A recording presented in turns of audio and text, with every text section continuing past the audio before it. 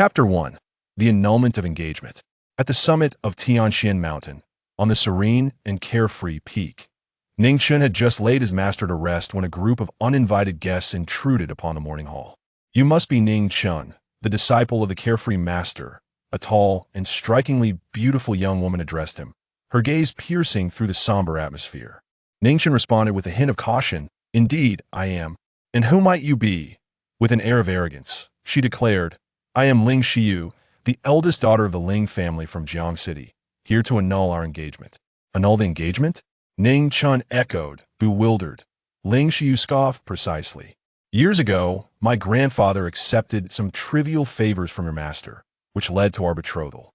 However, the Ling family is now a prominent household in Jiang City, and I, Ling Xiyu, am the celebrated jewel of this city, a prodigy in commerce. I have no regard for the distinguished talents of Jiang City, let alone for a mere country bumpkin like you. You are unworthy of being my husband." At that moment, another middle-aged man stepped forward, introducing himself. "I am Lu Yunfeng, the head of the Lu family from Haicheng, here on behalf of my daughter, Lu Sueki, to annul the engagement. Years ago, when my daughter was gravely ill, your master, under the guise of saving her, forged a marriage pact with us. Such an act of leveraging kindness for gain is truly despicable. Now that your master has passed, this engagement must be rendered void. I am a maidservant of Miss Yun Haolan of the Yun family, sent here today to annul the engagement on her behalf. Be sensible and hand over the marriage contract, or do not blame me for being impolite." Another voice chimed in, followed by others who echoed similar sentiments. Ning Chen narrowed his eyes, acknowledging the audacity of these individuals. He understood that the engagement had been arranged by his master, intending for him to procreate and rejuvenate the carefree sect. He had perused each marriage contract and knew that these unions were sought after by others eager to win over his master, who had graciously consented. Yet now, after his master's passing, the facade of their gratitude had crumbled, revealing their true selves. Noticing Ning Chen's hesitation, Ling Xiyu pressed, "Will you annul the engagement or not?" Ning Chen's gaze fell upon her. "A decade ago, your Ling family faced financial ruin, nearly becoming prey for others. Why master provided the funds to save your family, and you deemed it a trivial favor?" Then he turned towards Lu Yunfeng. "5 years ago, your daughter Lu Sueki was afflicted by a severe illness, and no physician could offer hope. Were it not for my master's intervention, would she still be alive today? As for leveraging kindness for gain, I have heard it was you who willingly offered your daughter as a concubine to me." His attention shifted to the maidservant. "And you, from the Yun family, how dare you come to annul the engagement? Your family offended a powerful figure, and had it not been for my master's timely rescue, you would have perished, and by now, your lineage would be lost to time." Finally, his gaze swept across the assembly. "Which of your families has not benefited from my master's benevolence?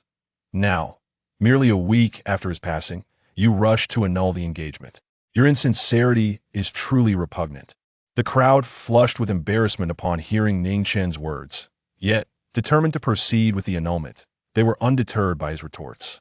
With the carefree master gone, they believed they could easily manipulate this young man who stood alone. Ling Xiyu coldly remarked, "Is it merely money? The Ling family can repay you. Over the years, my elders have frequently visited your master on this mountain, each time bringing lavish gifts that cumulatively suffice to repay the kindness shown in the past." Lu Yunfeng produced a bank card and handed it over, saying, "I possess 500,000 here. A consultation from a national physician typically costs only around 100,000. I am offering your master 500,000, which exceeds that amount. However, upon receiving this fee, the Lu family and you shall no longer have any debts to one another." A maid from the Yun family promptly presented a check, stating, "Our young lady has declared that as long as you agree to annul the engagement, you may fill in any amount you desire. The Yun family can afford it. However, should you refuse, we are capable of leveling this mountain." As these words reached Ning Chen's ears, he turned to the others, inquiring, "Are you all here to annul the engagement as well?" "Indeed. I am from the Yang family of Mountain City, here on behalf of our young lady to annul the engagement. This villa in Mountain City is yours accepted, and we shall owe each other nothing further. I am from the Ma family of Black City, here to annul the engagement. I shall not waste words. Hand over the marriage certificate promptly, or I will wreak havoc upon this place." "Precisely." If you do not produce the marriage certificate, I will scatter your master's ashes. Hurry and hand over the marriage certificate. The clamorous voices echoed in Ning Chen's ears, and a glimmer of murderous intent surged in his gaze. His master was his most cherished vulnerability. Those who insulted him would face dire consequences. Yet he refrained from acting as master. Had just passed the 7th day of mourning, and he wished to avoid bloodshed. The items you seek are here, he declared, lifting a wooden box containing the marriage certificates and tossing it into the air. Numerous marriage certificates flew out, cascading to the ground like fallen leaves. The sight prompted the crowd to rush forward like ravenous wolves, each seeking their respective marriage certificate. Upon finding theirs, they tore them up and joyfully reported back to their masters, their delight palpable. Ning Chen sighed, turning to the spirit tablet of his master. Old man, look at the kind of fiancés you have found for me. As for your wish for me to bear many children, I fear I may not fulfill it. However, the possessions of our sect are not to be taken lightly. He then addressed the assembled crowd. Since the engagement has been dissolved, I shall personally visit to collect what belongs to our Xiaoyao sect. I trust you will be prepared. Now, you may leave. The crowd paid little heed to Ning Chen's words, dismissing him as a mere mountain youth bereft of his master, believing him easily manipulable. With their objectives achieved, they quickly dispersed. That moment, Ning Chen glanced down, noticing a marriage certificate lying on the ground. Curious, he pondered, is there someone who has yet to annul? Just then, not far off, a young woman of extraordinary beauty, wearing sunglasses, stood elegantly. Though her eyes were obscured, one could only imagine the exquisite visage concealed beneath. Her striking figure made her the undeniable focal point amidst the crowd. She was Ning Chen's final fiancée, the esteemed young lady of the Qin family from the capital, Qin Yitian. Miss, since you are here, why not annul the engagement? If you prefer, I can assist you in this matter. Master Ning Chen has just ascended to the heavens, and today he faces the indignity of being rejected by so many. He must be feeling quite distressed. Our Qin family has benefited from his master's grace. While we may not be able to repay in full, we certainly must not act so aggressively. Miss, if a severance must occur, then it should be done. If the other party discovers your true identity, they may become inextricably bound to you. Qin Yitian did not respond. Instead, she spoke with an air of indifference. Let us descend a mountain. The maid said no more and followed closely behind. As Qin Yitian walked, she murmured, in this world, can matters truly be severed so easily? If it were possible, I would rather not bear the surname Qin. Chapter 2. He is not someone you or I can provoke at this moment. Ning Chen carefully examined the final marriage contract. The Qin family of Longdu. Represented by Qin Yitian? Such ordinary families are so self-serving, let alone those from the prestigious lineage of Longdu. The absence of the other party in annulling the marriage was likely due to the long journey yet to be undertaken. Nevertheless, it is best to take one step at a time and focus on his own affairs first. After securing the last marriage document, Ning Chen removed his mourning attire and, with his belongings in tow, made his way toward the entrance of the highway at the foot of the mountain. His master was the leader of the Xianyao sect, and as a successor, he must traverse the world. This descent from the mountain held numerous tasks for him. Foremost among them was his own well-being. Within him resided a Qilin heart that would go berserk at intervals. If he did not find a means to suppress it, he would ultimately perish in a violent explosion. While his master had been alive, he was able to assist in restraining it, but now Ning Chen was left to rely solely on himself. A brief suppression could be achieved through the consumption of high-grade ice attribute herbs, yet to cure it entirely. He needed to engage in dual cultivation with a woman of extreme Yin constitution. Thus, finding such a woman became his primary objective upon descending the mountain. Moreover, he had matters concerning the Xianyao sect to address. Although the sect appeared dilapidated, it wielded control over numerous forces across the land, referred to as door slaves. They had been obedient under his master's guidance, but with his passing, some unruly factions were bound to stir unrest. As the new leader of the Xianyao sect, it was imperative for Ning Chen to subdue them. Additionally, his master had taken in many disciples, some of whom had caused considerable trouble. Ning Chen's descent was also aimed at cleansing the sect of such influences. His master had also advised him to seek a wife, but having nearly annulled his marriage today, that task could be set aside. Beyond fulfilling his master's final wishes, Ning Chen harbored personal matters to attend to. In truth, he was not born into the Xianyao sect. At the age of 5, he had been stabbed in the chest by a mysterious figure and discarded into a ditch. It was Qin Yitian who discovered and rescued him, leading to his fortuitous arrival at the sect. Prior to that, he had been raised by his adoptive father, Wansen, with whom he shared a bond akin to that of biological father and son. This descent from the mountain was also an opportunity for Ning Chen to repay his adoptive father's nurturing kindness and to seek out the enigmatic figure who had once pursued him. He had arranged for Shen Wansen, a door slave from Jiaqing, to meet him. As he gazed ahead at the path, Ning Chen leaped into the air, moving as effortlessly as if walking upon solid ground. Were he to be seen by others, they might well think they had witnessed a celestial being. At the Jiaqing highway entrance, the entire stretch of road was blocked, with vehicles jammed for 7 or 8 kilometers, rendering movement nearly impossible. Initially, there were complaints, but upon realizing the license plate was 6666, everyone fell silent. That was indeed the vehicle of Shen Wansen, the wealthiest man in Jiaqing. Who would dare to offend him? When word spread that he was there to pick someone up, curiosity peaked among the crowd, each wondering what esteemed guest could warrant such personal attention from the tycoon. Ning Chen chose not to follow the congested route. Instead, he descended from the mountainside. This spectacle astounded onlookers, who were left in disbelief that someone could leap from such a height. Was he not afraid of death? A fall from such elevation would surely result in dire consequences. Yet, Ning Chen landed gracefully, coming to a halt beside a Maybach. The scene before them was so astonishing that it nearly caused the onlookers' eyes to pop out in disbelief. Remarkably, nothing seemed amiss. This individual appeared to be a person of great prowess. Could it be that he was a guest of the wealthiest man? Unfortunately, the distance was too great to discern the stranger's features, leaving only a shadowy silhouette visible. With the traffic ahead obstructing their view, they could not ascertain what was transpiring. At that moment, a middle-aged man of considerable stature beheld Ning Chen and immediately knelt before him, uttering in reverence, "I am Shen Wansen from Jiaqing, paying my respects to the master." "Dad, who is he? Why are you kneeling before him?" blurted out Shen Yitian, the son of the affluent magnate. Upon hearing his son's words, Shen Wansen rose and delivered a sharp slap, followed by a reprimand. "Silence. Kneel down." Just moments earlier, he too had been startled. But upon reflection, he realized that such a formidable individual could only be the master. The thought of his son disrespecting the master filled him with dread. Such insolence would lead to ruin. Shen Yitian had never encountered his father's demeanor directed at him before, which could only indicate that this young man was indeed formidable. He shrank back, not daring to shield his face, and hastily knelt, his forehead and hands pressed against the ground. Ning Chen nodded. "Rise." Shen Wansen stood, bending to open the car door, shielding the top with his hand to prevent Ning Chen from bumping his head. "Master, please." Ning Chen said nothing as he entered the vehicle. Shen Wansen, brimming with excitement, took the wheel. As the representative of the Shao sect, he was among the lowest ranks and had no right to be in such close proximity to the master. Opportunities like this were exceedingly rare. If he could win the master's favor, he might be rewarded greatly.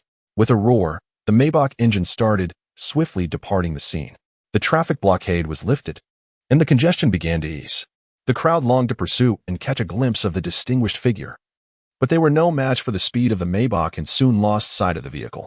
One by one, they lamented the missed opportunity to witness greatness. Meanwhile, Qin Yitian, who had been stuck in traffic, continued to gaze ahead. The shadow she had glimpsed felt oddly familiar, as if she had encountered it somewhere before. Yet she could not recall where. At that moment, her maid, Qi Yu, spoke up.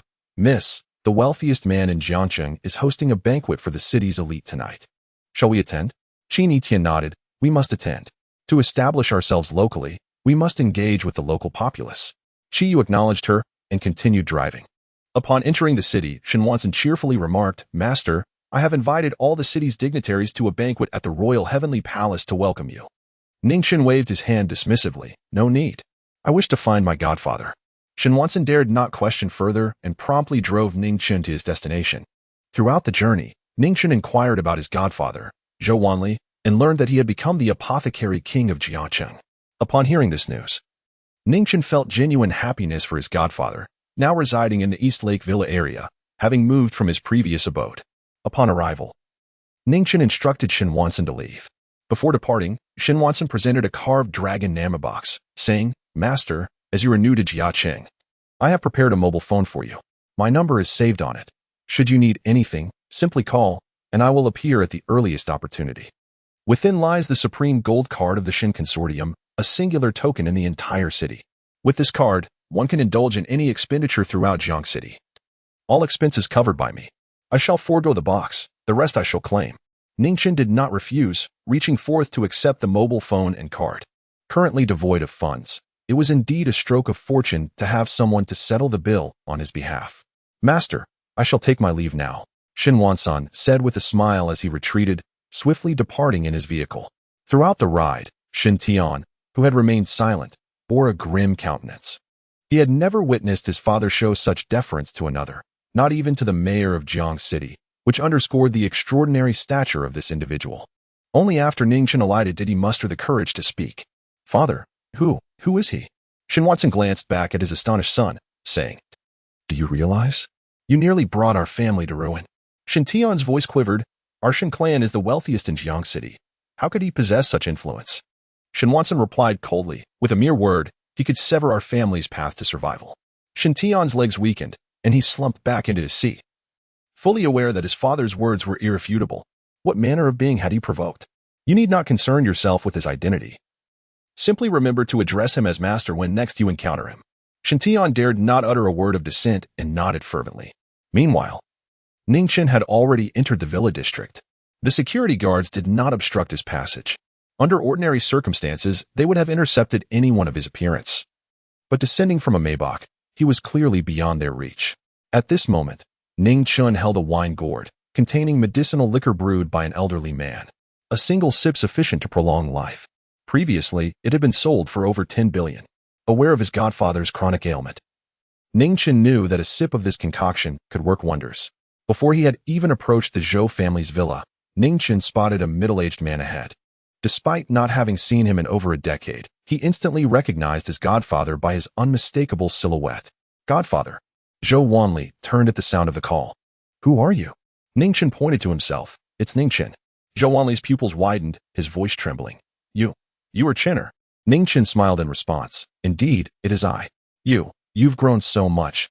This is wonderful, truly wonderful. Come, let your godfather have a good look at you. After scrutinizing Ning Chen, the two embraced, overwhelmed with joy and tears. Ning Chen had been missing for many years. And Zhou Wanli had carried a sense of guilt, believing he was responsible for losing him, feeling particularly remorseful in the presence of his god-sister.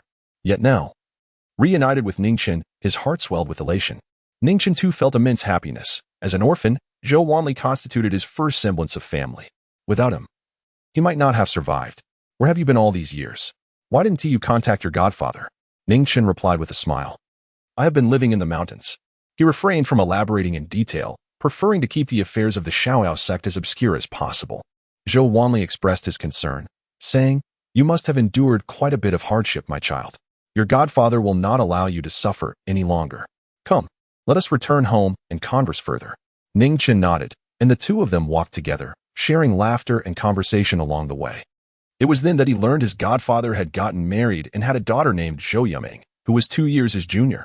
He even inquired if Ning Chen had a girlfriend, to which Ning Chen merely smiled. As they stepped into the villa, a girl's voice echoed, Dad. Oh, who is he? Why are you with a beggar? Chapter 3. I am the master of the carefree sect. A graceful figure emerged slowly, her face initially adorned with a smile. However, upon seeing Ning Chen, her exquisite features were overtaken by a hint of terror. Zhou Wanli hastily interjected, What beggar? He is Ning Chen, the one you are betrothed to. What? Dad, he is the Ning Chen I am engaged to? Zhou Yiming asked in disbelief. Previously, she had heard her father mention a marriage pact, claiming her fiancé was a dragon among men. This had instilled a sense of anticipation within her. Yet, the individual before her seemed no different from a beggar, save for the cleanliness of his Taoist robe. Could he truly be a dragon among men?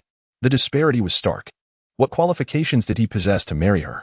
Even Ning Chen was bewildered, questioning, Godfather, what is this about? Zhou Wanli explained, This matter is rather lengthy. It was an agreement made between your mother and me. Ning Chen was taken aback. My mother? Having never seen his parents since birth, he had once inquired about them. But his godfather had remained silent. Now, with his godfather bringing it up, he needed clarity. Before Ning Chen could voice his thoughts, Zhou Yiming exclaimed, Dad, how can you expect me to marry a beggar? This is absolutely unacceptable. At that moment, a woman stepped forward. She was Ning Chen's godmother, Su Ranfang. Upon seeing her, Zhou Yiming rushed over. Mom, Dad wants me to marry a beggar. Su Ranfong responded, let me handle this. She was already aware of the unfolding situation. It was utterly preposterous for her husband to consider having their daughter marry this person. Her daughter's partner should at least be a top talent from Jiacheng, or even the elite of the capital cities. This man was simply not worthy. Before Su Ranfong could speak further, Ning Chen stepped forward, producing a transparent glass vial filled with numerous black elixirs. He smiled, Godmother, I came in such haste that I did not bring any extravagant gifts. This is a beauty elixir, effective for maintaining youthful skin, making it smooth and delicate with prolonged use. Acknowledging that she was his godfather's wife, he felt it necessary to present a gift upon their first meeting. Unbeknownst to him about his godfather's marriage, he would not have offered such a rudimentary gift otherwise. He resolved to bring something more suitable the next time. Su Ranfong glanced at the elixirs in Ning Chen's hand, her brow furrowing. The dark concoction looked as if it could be lethal. Did he truly dare to present this? Yet, she had to admit, the young man had a way with words and knew how to curry favor. Unfortunately, charm without strength amounted to little. However, one should not strike a smiling face. Although she looked down on Ning Chen, she would refrain from outright rejection. Instead, she aimed to make him recognize the chasm that lay between him and Yaman. With a slow, deliberate tone, Su Ranfong inquired, what is your educational background? Ning Chen shook his head, I have no formal education. He has lived on the mountain since childhood. Although he has never attended school, his master imparted a wealth of knowledge to him, encompassing astronomy, geography, martial arts, divination, and more, subjects that no formal institution could teach. As for his academic credentials, it can be said without reservation that should Ning Chen desire it, he could effortlessly secure a professorship at any university in the vast realm of Daxia. Upon hearing this, Zhou Yimeng was taken aback. He had never even received an education, rendering him illiterate. She, a graduate of a prestigious university and a campus belle, had never had the opportunity to associate with someone of his ilk, let alone be betrothed to him. This engagement must be annulled. Su Ranfong continued her inquiry. What is your current occupation? Ning Chen responded, I am the leader of the Shaoao sect. Following his master's death, Ning Chen inherited the Shaoao sect, and thus he now held the title of leader, which could indeed be considered a form of employment. Zhou Wanli felt somewhat embarrassed. He understood that Ning Chen's lack of employment was not surprising, given that he had lived in a desolate area where education was virtually non-existent. Merely surviving in such a place was no small feat. Leader of the sect? Why not say you were the chief of the beggars gang? Zhou Yimeng retorted. Ning Chen replied, the chief of the beggars gang lacks even the qualifications to be my subordinate. To suggest I take on such a role would be an affront to the Shaoao sect. His master had once remarked that several agents of the Shaoao sect were formidable figures from super sects, while the beggars gang was merely a first-rate faction, utterly unworthy of comparison. Zhou Yimeng looked at Ning Chen in disbelief. He understood her sarcasm, but seemed completely oblivious to it, as if her insult had landed on soft cotton. She could no longer contain herself. This man was not only uneducated but also devoid of emotional intelligence and utterly incapable of grasping human conversation. He was inferior to any boy she had ever encountered. No, that was unfair. One should not compare Ning Chen to others, for such comparisons would only serve to demean others. Su Ranfong could no longer restrain herself. She turned to Zhou Wanli and said, Zhou Wanli, is this truly your esteemed godson? You have truly opened my eyes. Noticing the disquiet of his wife and daughter, Zhou Wanli quickly intervened to divert the conversation. Ning Chen has just come down from the mountain and is unfamiliar with many things. Let us not dwell on him. The banquet hosted by the wealthy Shen is about to commence, and our family is on the guest list. We must hasten. Being late could displease the wealthy host, and that would be unfortunate. Su Ranfong replied, yes, I almost forgot this important matter. She shot Zhou Wanli a glare, implying that he should handle his godson. Zhou Wanli dared not speak further and merely nodded. He had hoped to see his daughter wed to Ning Chen, having once made a promise to Ning Chen's mother. However, it was clear that Ning Chen was currently unworthy of his daughter. Still, he believed he could cultivate Ning Chen. His mother was a remarkable talent, and Ning Chen's innate abilities were assuredly not lacking. If he were willing to learn, he would undoubtedly grow rapidly. In time, Ranfong would surely regard Ning Chen with newfound respect. Then, Zhou Wanli turned to Ning Chen with a smile. Ning Chen, your godmother may have a sharp tongue, but she has a heart of gold. Do not take it to heart. Find a place to sit. This evening, your godfather will introduce you to the world. Ning Chen nodded, placing the wine and beauty elixir he had brought on the table before finding a place to sit beside him. Zhou Yimeng felt extremely agitated by Ning Chen's arrival. She sank into the sofa and began fiddling with her phone. Suddenly, she jumped to her feet. Mom, Dad, something's wrong. It seems the banquet hosted by the tycoon has been cancelled. What? Zhou Wanli and Su Ranfang's eyes widened in disbelief. This banquet was of paramount importance to them. Although the Zhou family had established a reputation in Jiaqing, they remained outsiders in the local business circle, consistently ostracized by others. Gaining entry into this circle required recognition from those within it, and attending the tycoon's banquet tonight would have granted them that status. They had even purchased a new set of formal attire for the occasion, and just an hour ago. The banquet was confirmed to proceed as planned, yet now it was suddenly called off? Why was it cancelled? Su Ranfang asked anxiously. Zhou Yimeng replied. It seems it was cancelled due to the absence of the invited guests. I had hoped to make a good impression before my interview with the Shen group tomorrow. What a pity. Both Zhou Wanli and Su Ranfang sighed in unison, lamenting the lost opportunity. They were on the verge of gaining access to Jiaqing's elite circle. And now it had all slipped away, a rare chance that might not present itself again for a long time. Observing their flustered expressions, Ning Chen inquired, Godfather, is the banquet you mentioned the one being held by Shen Wansen at the royal palace tonight? Chapter 4. The matter of a phone call. Upon hearing this, Zhou Wanli nodded in agreement. Indeed, Chinner, how did you come to know? Zhou Yimeng retorted with irritation. How else would I know? It must have been through hearsay. This matter has long been circulating. Otherwise, how could someone from the mountains like him have the privilege to attend a banquet hosted by a tycoon? I advise you to refrain from speaking right now. My mood is quite foul, and your presence is bothersome. Moreover, it is crucial to remember that addressing the tycoon by his name is inappropriate. We refer to him respectfully as Mr. Shen. Ning Chen disregarded Zhou Yimeng's remarks and replied to his godfather, the banquet is being hosted by Shen Wansen for my sake. If I express my unwillingness to attend, he will cancel it. If this banquet holds great significance for you, I can simply make a call to ensure it proceeds as planned. Ning Chen recalled Shen Wansen's earlier proposition to host a welcoming banquet for him, which he had turned down. Now, understanding how vital this gathering was to his godfather, he regretted his previous refusal.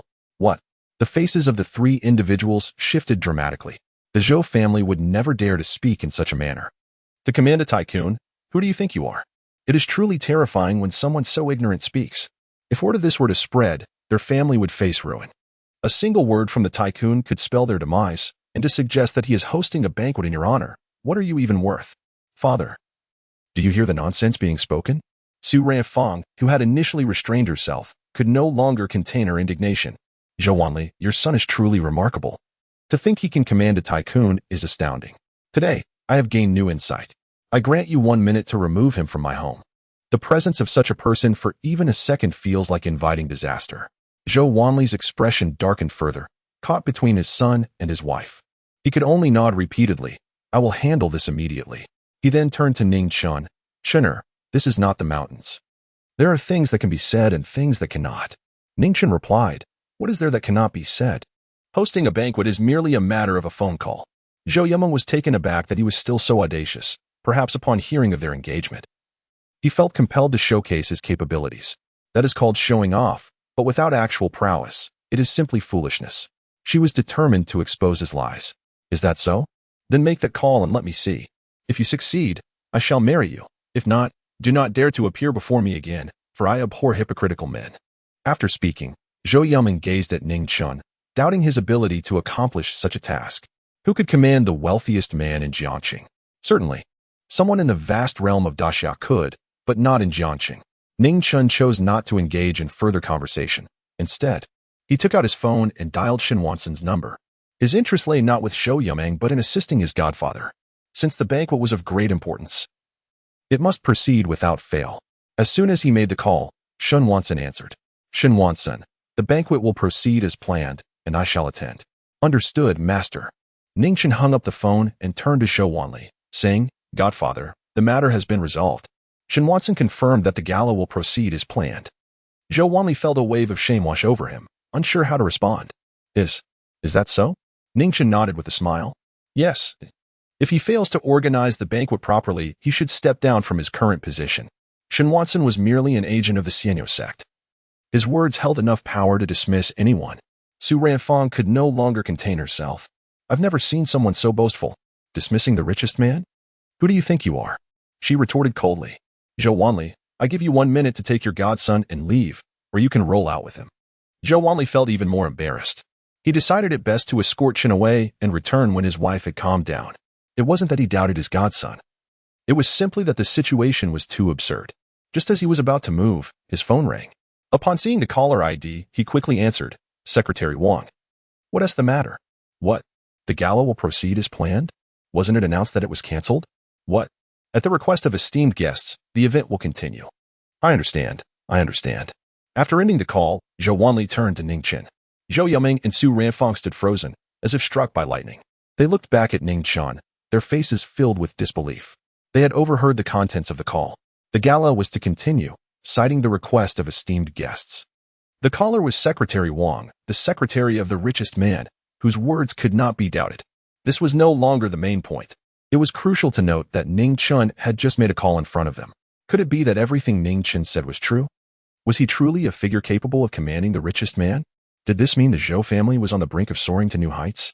With such a magnate by their side, there would be no need to ingratiate themselves with the Jiacheng circle. Rather, everyone within that circle would seek to please them.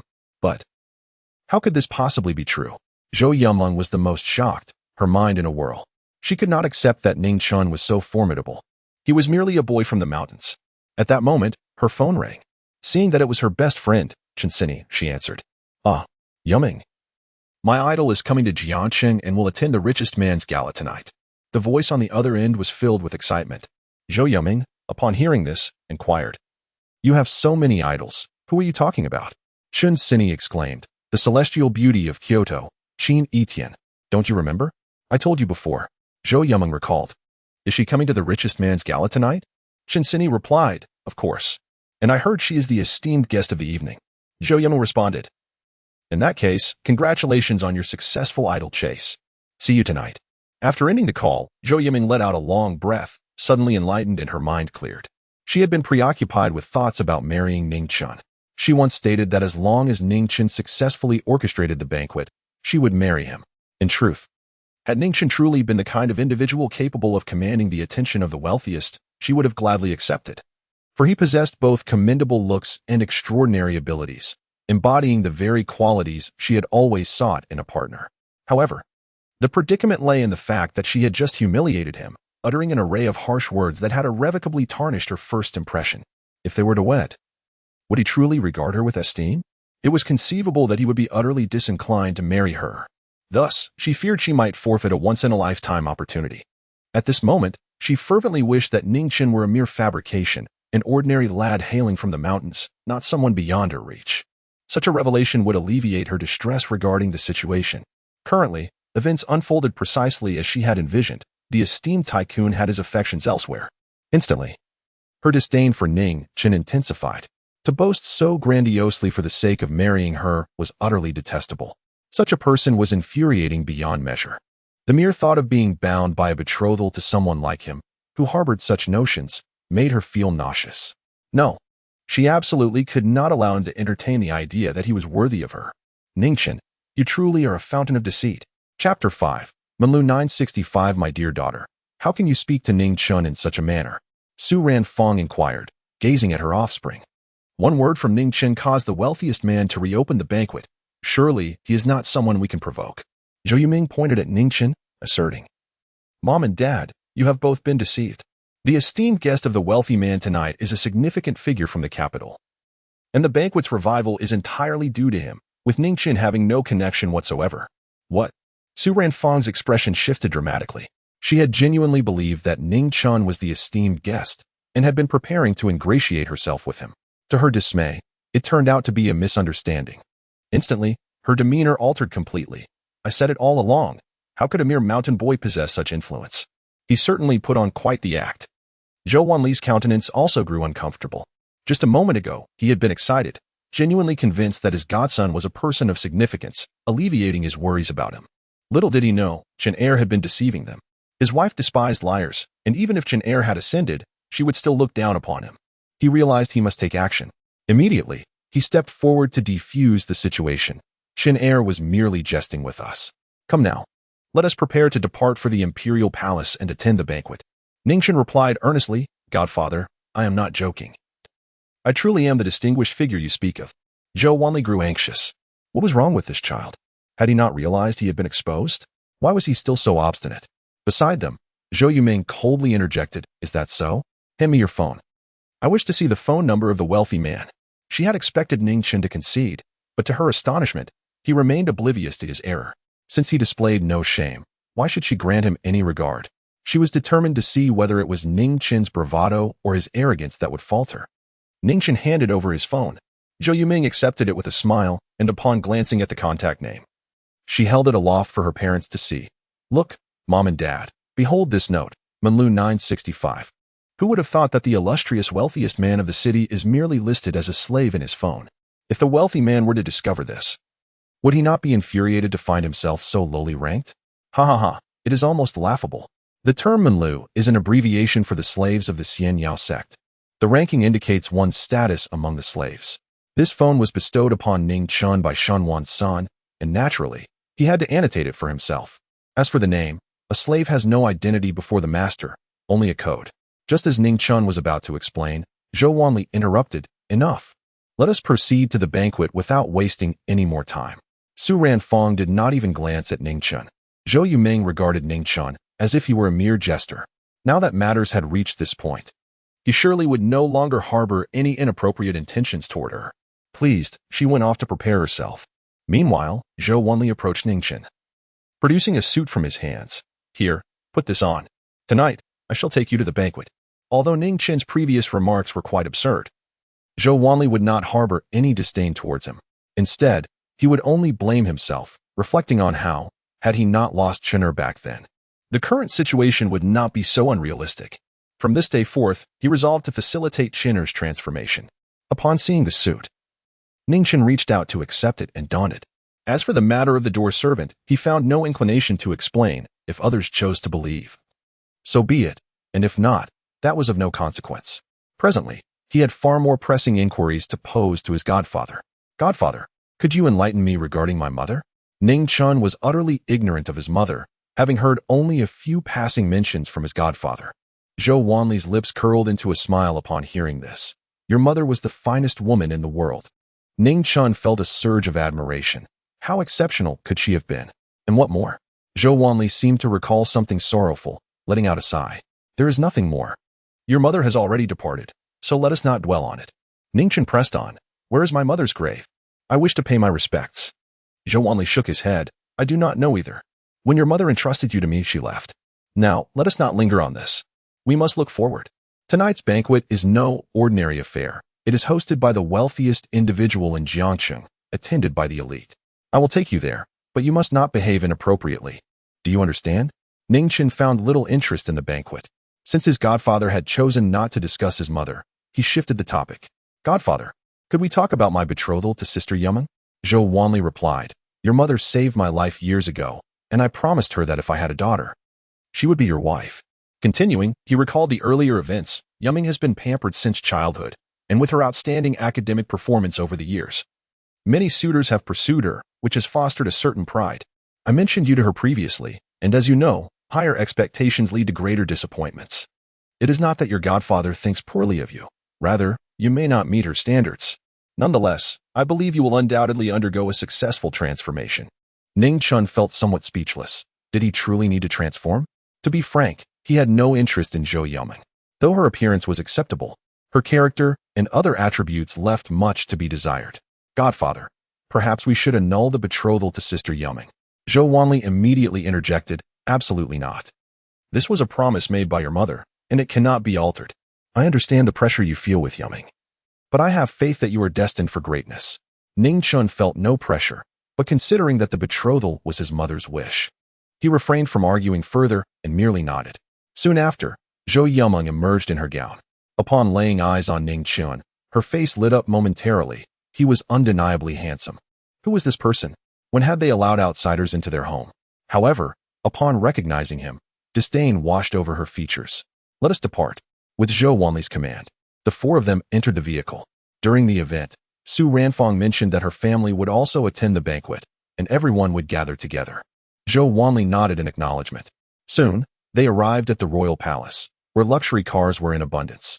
This evening, the elite circle of Jiangcheng had converged to partake in the banquet hosted by the wealthiest individual. Many of these attendees frequently graced the headlines. Zhou Yumao found herself dazzled. This was the high society she had longed for. Subsequently, she glanced at Ning Chen, who appeared utterly bewildered, akin to a country bumpkin entering a grand garden. Gazing around in astonishment, utterly lacking in experience. After all, if it weren't for her family, Ning Chen would never have encountered such formidable figures in his lifetime. This served to highlight the disparity between them, ensuring that Ning Chen would think twice before harboring any desires towards her. However, as she turned her head, she noticed Ning Chen, and her brows furrowed in discontent. Chapter 6. A severe beating for Su Yunfeng. Zhou Yumeng observed Ning Chen, who stood there as calm as still water, in stark contrast to her own demeanor, which resembled that of someone unaccustomed to the world. What is the matter with this person? It soon became evident to her that Ning Chen likely did not recognize the logos of the cars surrounding them, hence his unflappable composure. How pitiable it is to be so naive and unaware of the significance of such symbols, rendering him impervious to their shock. Before long, they arrived at the entrance, where someone was receiving guests. Zhou Wanli approached, announced his identity, and was promptly ushered into the banquet hall. Su Ranfeng and Zhou Yimeng were left astonished. Was there no need for identity verification? Typically, at other gatherings, which were far less grand, an invitation was essential. Those unable to present an invitation would simply be barred from entry. However, upon reflection, they realized that those attending this banquet were all prominent figures in Jiacheng society. Individuals who frequently graced the public eye and were thus easily recognizable, negating the necessity of an invitation to validate their identity. Conversely, those who were not invited would hesitate to intrude, aware that their demeanor would clash with the event's decorum. Any misstep could lead to a humiliating scenario, especially should the wealthiest individual discover their unauthorized presence. Unbeknownst to them, this banquet had originally required invitations, but with Ning Chen's attendance, Shen Wansen feared an embarrassing situation might arise if the reception staff did not recognize the host, potentially offending him. Thus, the decision was made to forego the invitation system altogether. Inside the banquet hall, the atmosphere was brimming with people, society elites, and individuals of power and influence. The attendees were the upper echelon of Jiangqing. There stood the chairman of the Honghai Group, and there was the president of the Yuanda Chamber of Commerce. Su Ranfeng, much like someone who had never beheld such grandeur, widened her eyes in astonishment, as these were individuals who had once seemed utterly unattainable to them. Now, they gathered together to dine, and it was imperative to extend greetings to foster familiarity for future business endeavors. Zhou Yumeng sought out her friend, Chen Sini, having previously bombarded her with messages to vent about Ning Chen. Now, she felt compelled to express her grievances in person. Meanwhile, Zhou Wanli remained by Ning Chen's side, saying, "Chener, do you see? These individuals are significant figures in Jiangqing, each one formidable in their own right. You should make an effort to network with them. The connections here are particularly valuable." Ning Chen inquired, "How do they compare to the wealthiest individual?" Zhou Wanli replied, "Naturally, they cannot hold a candle to him. In fact, the wealthiest does not even rank among them in your presence. What significance do these individuals hold? Engaging with them would be a mere waste of time." He continued, "In a while, you will be with me. Your godmother's family will also arrive, and we will all sit together. Should they utter any unpleasant remarks, do not take them to heart, as this family is known for their sharp and acerbic tongues." Ning Chen observed his godfather's resigned expression, realizing that he had likely suffered at the hands of this family on numerous occasions. If it were him, subjected to ridicule, he would undoubtedly retaliate with a couple of slaps. Yet, given that his godfather had uttered those words, he chose to endure the moment. Glancing around, he felt a burgeoning disdain for such gatherings, perceiving the attendees as inherently hypocritical. At that instant, thoughts of departure crept into his mind. Had it not been for his godfather, he would have left long ago.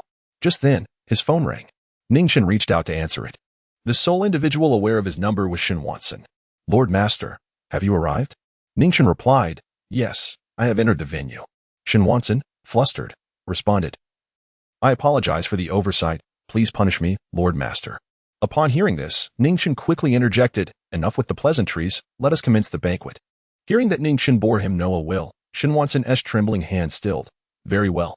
Lord Master, where shall I prepare a distinguished seat for you?" Ning Chen replied, "There is no need, just start the banquet. The sooner we begin, the sooner it will conclude." "Understood," Shen Wansen affirmed before hanging up. Immediately after, Shen Wansen stepped out, standing at the forefront of the banquet hall with a smile, announcing, "Ladies and gentlemen, Please take your seats. The moment the wealthiest individual made his entrance, he instantly became the focal point. Upon hearing the call to sit, everyone hurried to find their designated places. The arrangement of seats held great significance. The larger the family, the closer their position to the front. Zhou Wanli and Su Ranfeng's family, not quite part of the Jiancheng circle, found themselves seated at the back. A large table accommodating 20 people was set, with Su Ranfeng's father, Su Guohong, seated at the center. Beside him were Su Ranfeng's elder brother, Su Yufeng, and his wife, Qin Yitian. They had also brought along their 2 children, one aged 8 and the other not yet 2, occupying all the seats. By the time Zhou Wanli and Ning Chen arrived, there were no seats left. Su Ranfeng and Zhou Yimeng had come earlier and secured their places. As Ning Chen approached with his godfather, the gaze of the other members of the Su family fell upon the two. Earlier, Su Ranfeng had already divulged Ning Chen's circumstances to her family, inciting their anger and bewilderment at Zhou Wanli's decision to marry his daughter to such an incapable man. This was simply unacceptable. They were now prepared to chastise Zhou Wanli, intending to give the son-in-law a taste of the Su family's might. Zhou Wanli turned to Su Guohong. Father, why is there no seat for Ning Chen and me? Su Guohong remained silent, his eyes still closed. Su Yufeng chuckled. Brother-in-law, it seems we are a bit tight on seating. Perhaps you and your godson should stand. Zhou Wanli responded. Eldest brother, why not let the children rise? They're young. It would be more fitting for them to sit while we stand. Su Yunfeng coldly retorted. Why should that be inappropriate? They may be young, but they are members of the Su family, their veins coursing with Su blood, thus deserving of their seat. Do you understand? Zhou Wanli's expression darkened. Others are watching. It seems improper for us to stand. Su Yufeng replied. Let them watch. You, a son-in-law, expect to dine at the table? However, my elder brother can provide you with an opportunity. If you allow your son to depart from here, I shall relinquish a position. What do you think? Su Ranfeng chimed in. Wanli, let Ning Chen go. He has already experienced the world. Although Zhou Yimeng remained silent, her gaze remained fixed on Ning Chen. She could not believe that, after such humiliation, Ning Chen would still have the audacity to remain. Zhou Wanli, infuriated, clenched his fists and turned to Su Guohong. Father, please say something. Su Guohong remained silent. Su Yunfeng's eldest son turned around and made faces at Zhou Wanli and Ning Chen, even spitting in disdain before pointing mockingly. Scram, scram. The rest of the Su family joined in the laughter. But in the next moment, Ning Chen delivered a resounding slap across Su Yunfeng's eldest son's face. The child fell to the ground, a large handprint marking his cheek, and he burst into tears. The other members of the Su family were left dumbfounded, utterly unprepared for Ning Chen's retaliation. Su Yunfeng's eyes widened in disbelief, his teeth gritted in anger. You dare strike my son? Before he could finish, Ning Chen kicked Su Yufeng away. Not only did I strike your son, but I shall also strike you. Chapter 7. The wealthy patriarch's door. You have targeted me. Thus, you deserve punishment. To disregard my status as your benefactor is even more deserving of reprimand. The other members of the Su family were taken aback by this act. Once they regained their composure, their fury ignited. How dare this insolent youth lay hands on another? Utterly audacious and disrespectful. When an elder offers guidance, it is for your own good. If you were to listen closely, you might glean some wisdom about life. Yet, here you are, resorting to violence, a hopeless case beyond redemption. Should you not hasten to depart? At that moment, Su Guohong, who had been keeping his eyes closed, abruptly opened them and exclaimed, You reckless brat! Do you have a death wish? Do you even comprehend where you are? After Su Ranfeng and the others had finished their tirade, they realized the gravity of the situation. They were not in their own home but rather at the royal palace, attending a banquet hosted by the wealthiest individual around. This young man had dared to strike someone here, undoubtedly provoking the ire of the affluent patriarch. Should he choose to retaliate, the consequences could be dire. Forget about gaining entry into the upper echelons of Jiancheng society. The Su family might even face expulsion tonight. Panic gripped the members of the Su family as they contemplated their fate, their bodies slumping into their seats, barely daring to breathe. Ning Chen turned to Su Guohong and remarked coldly, Old man, you have finally decided to open your eyes? When others insulted my benefactor, you feigned ignorance. Yet now that I have acted, you awaken. You. Su Guohong trembled with rage, wishing he could have slammed his hand on the table had he been at home. But here, he dared not do so. All he could do was hope for the patriarch's restraint. Meanwhile, Shen Wansen sat uneasily, bewildered by the sudden turn of events. What had provoked the patriarch to act so? He had invested considerable effort into ensuring the success of this banquet. Who could have foreseen that someone would incite the patriarch's wrath? Now, he had to provide an explanation. Without delay, Shen Wansen stepped forward to the area where Ning Chen stood, unable to meet his gaze for fear of incurring the patriarch's displeasure. He turned his ire towards the Su family. A pack of ingrates, do you wish for my demise? Who do you think you are? Su Guhong hastily interjected, Patriarch. We are members of the Su family. Shen Wansen replied icily, did I extend an invitation to the Su family to attend this banquet? Well, no. But you did invite our son-in-law, Su Guhong stammered. He then gestured towards Zhou Wanli. Wanli, come forth and greet the patriarch.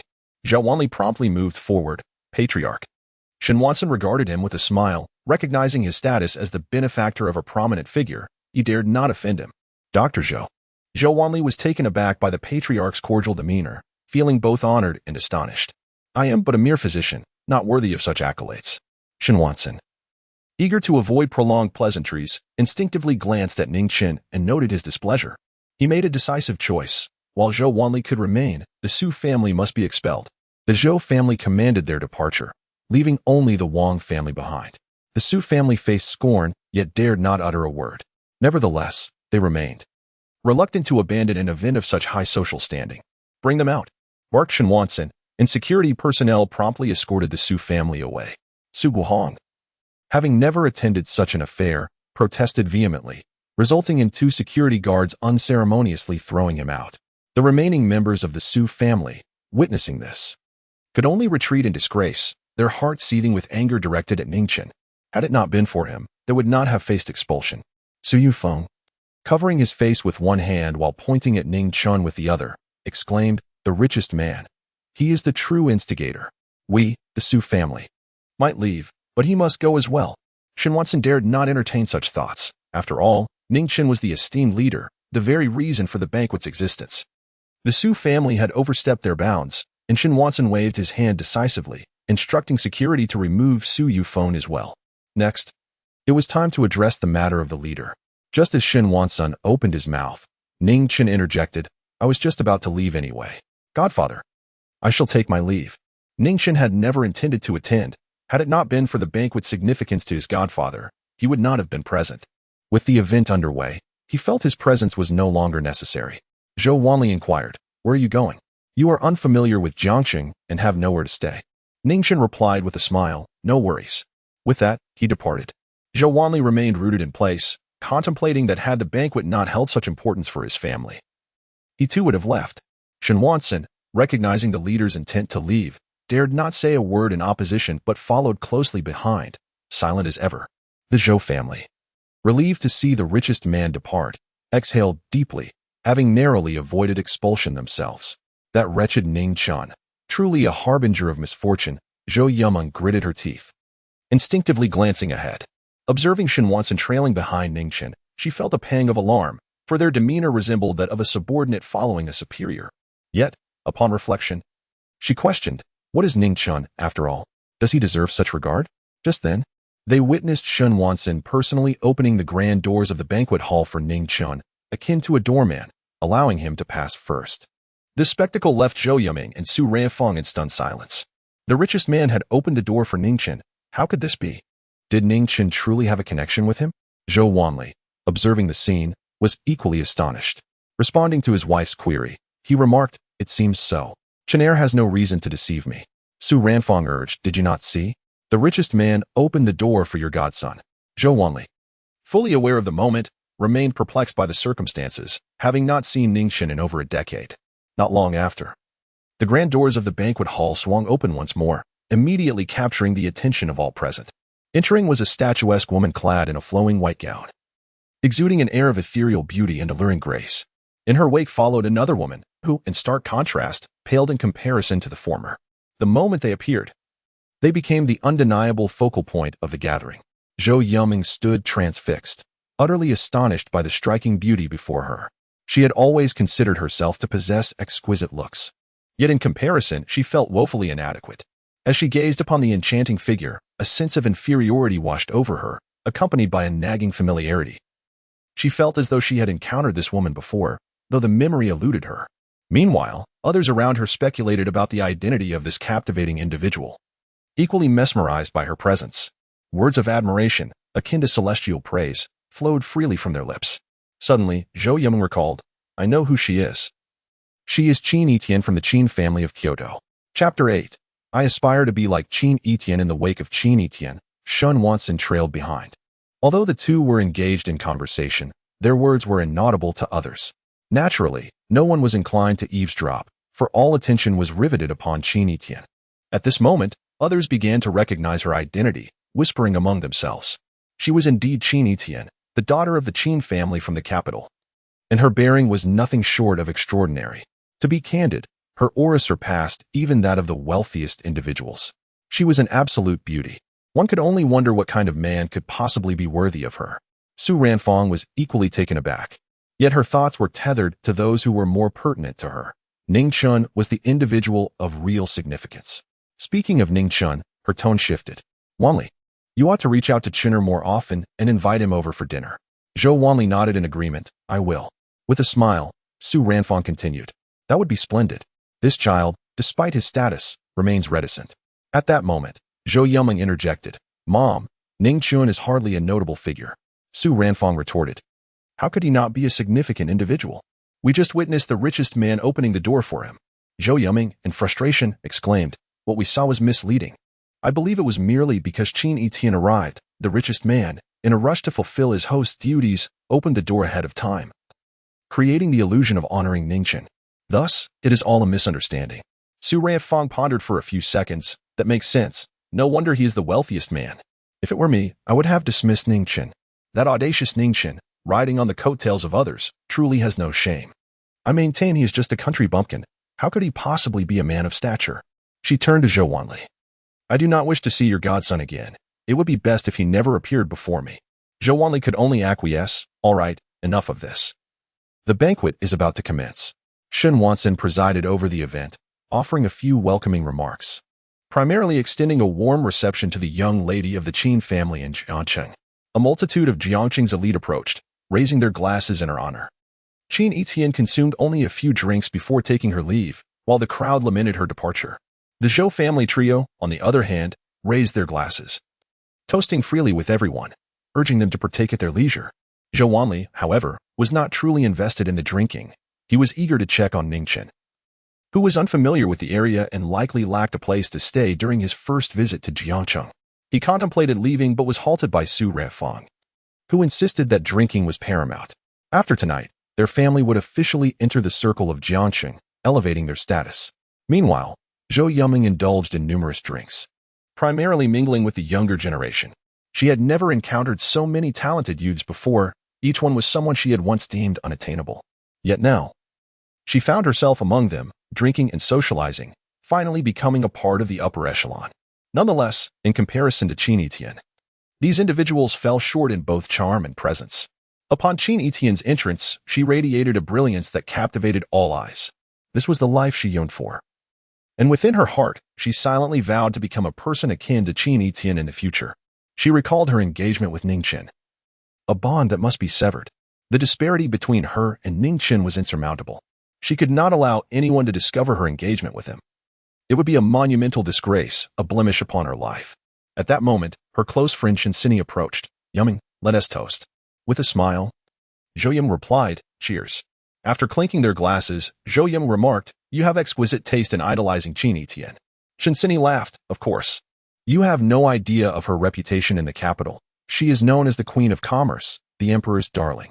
In the capital, she is someone whom all aspire to emulate. Zhou Yimeng felt a surge of excitement. From this day forth, Qin Yitian shall be my idol as well. Shen continued. By the way, didn't you mention your father found you a husband? Where is he? Bring him out. I want to meet him. Previously, Zhou Yimeng had confided in her friend about Ning Chen. You must have seen him just now. Zhou Yimeng was reluctant to discuss Ning Chen. Shen's eyes widened. You're not referring to the one who struck your grandfather, are you? Zhou Yimeng nodded. Indeed. Shen frowned. I saw him earlier too. He is decent looking, but his emotional intelligence and skills are truly lacking. If he were wealthy, one could overlook his shortcomings, as people would accommodate him. Yet, lacking both wealth and influence, he still acts so arrogantly, it's simply hopeless. Her words struck a chord with Zhou Yimeng. Yes, hopeless indeed.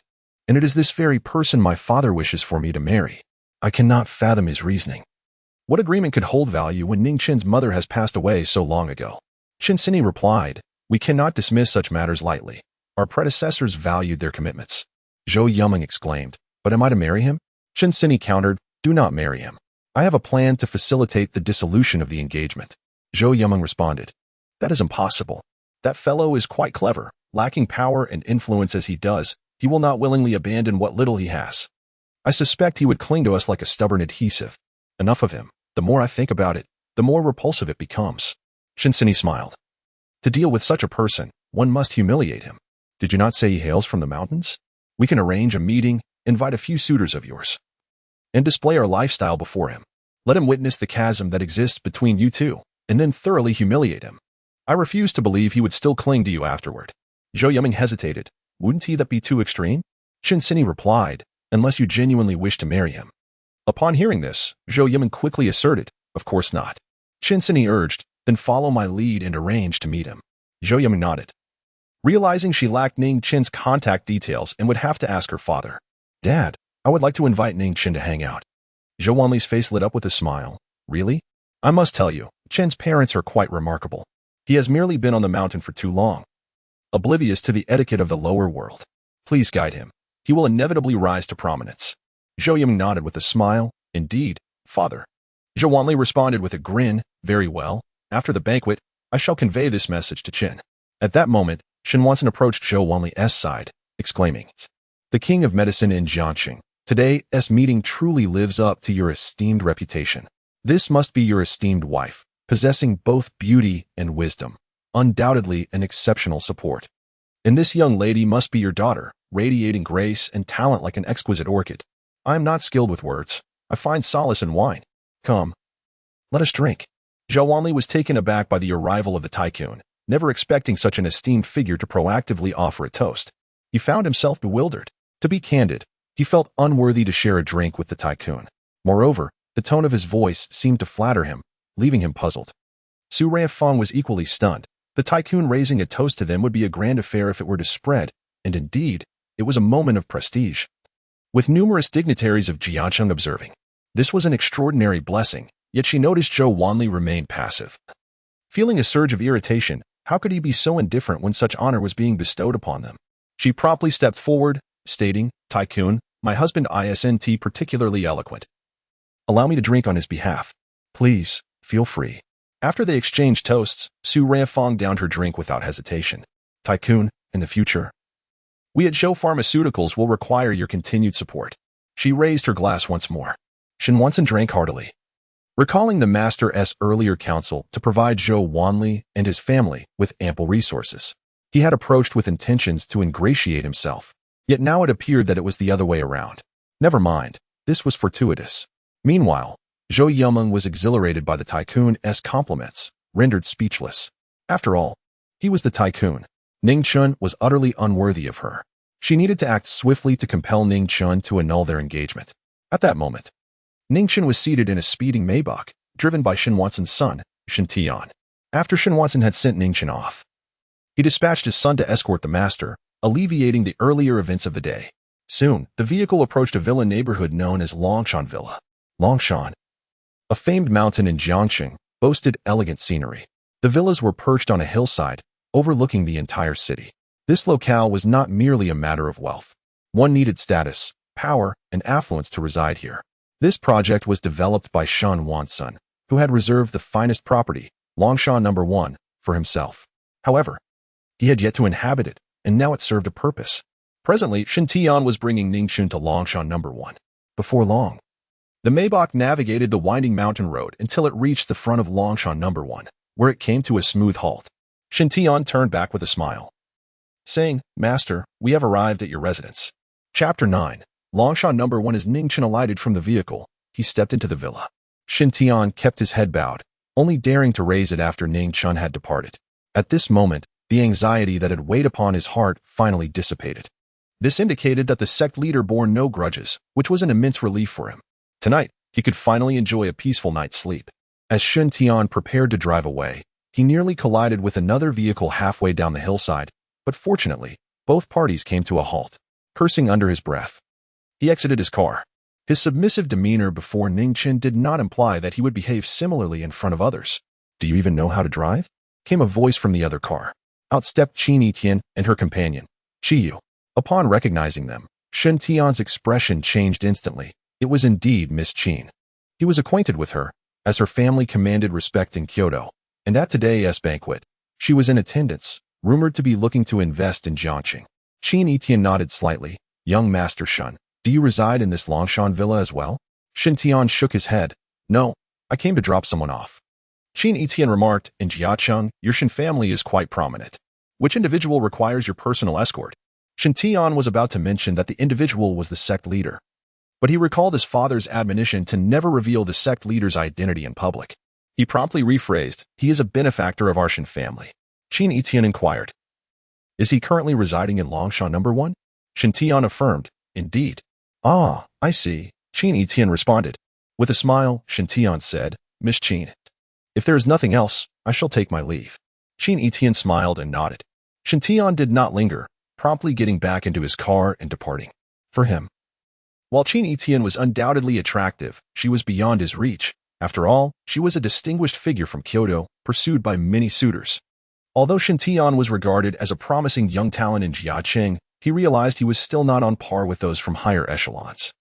And he certainly did not wish to make a fool of himself.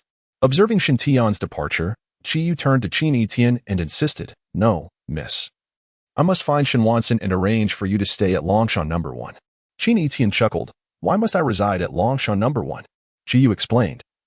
"You are a member of the Qin family from Kyoto, one of the prominent clans. In Jiangqing, you are of the elite. How can you stoop below others?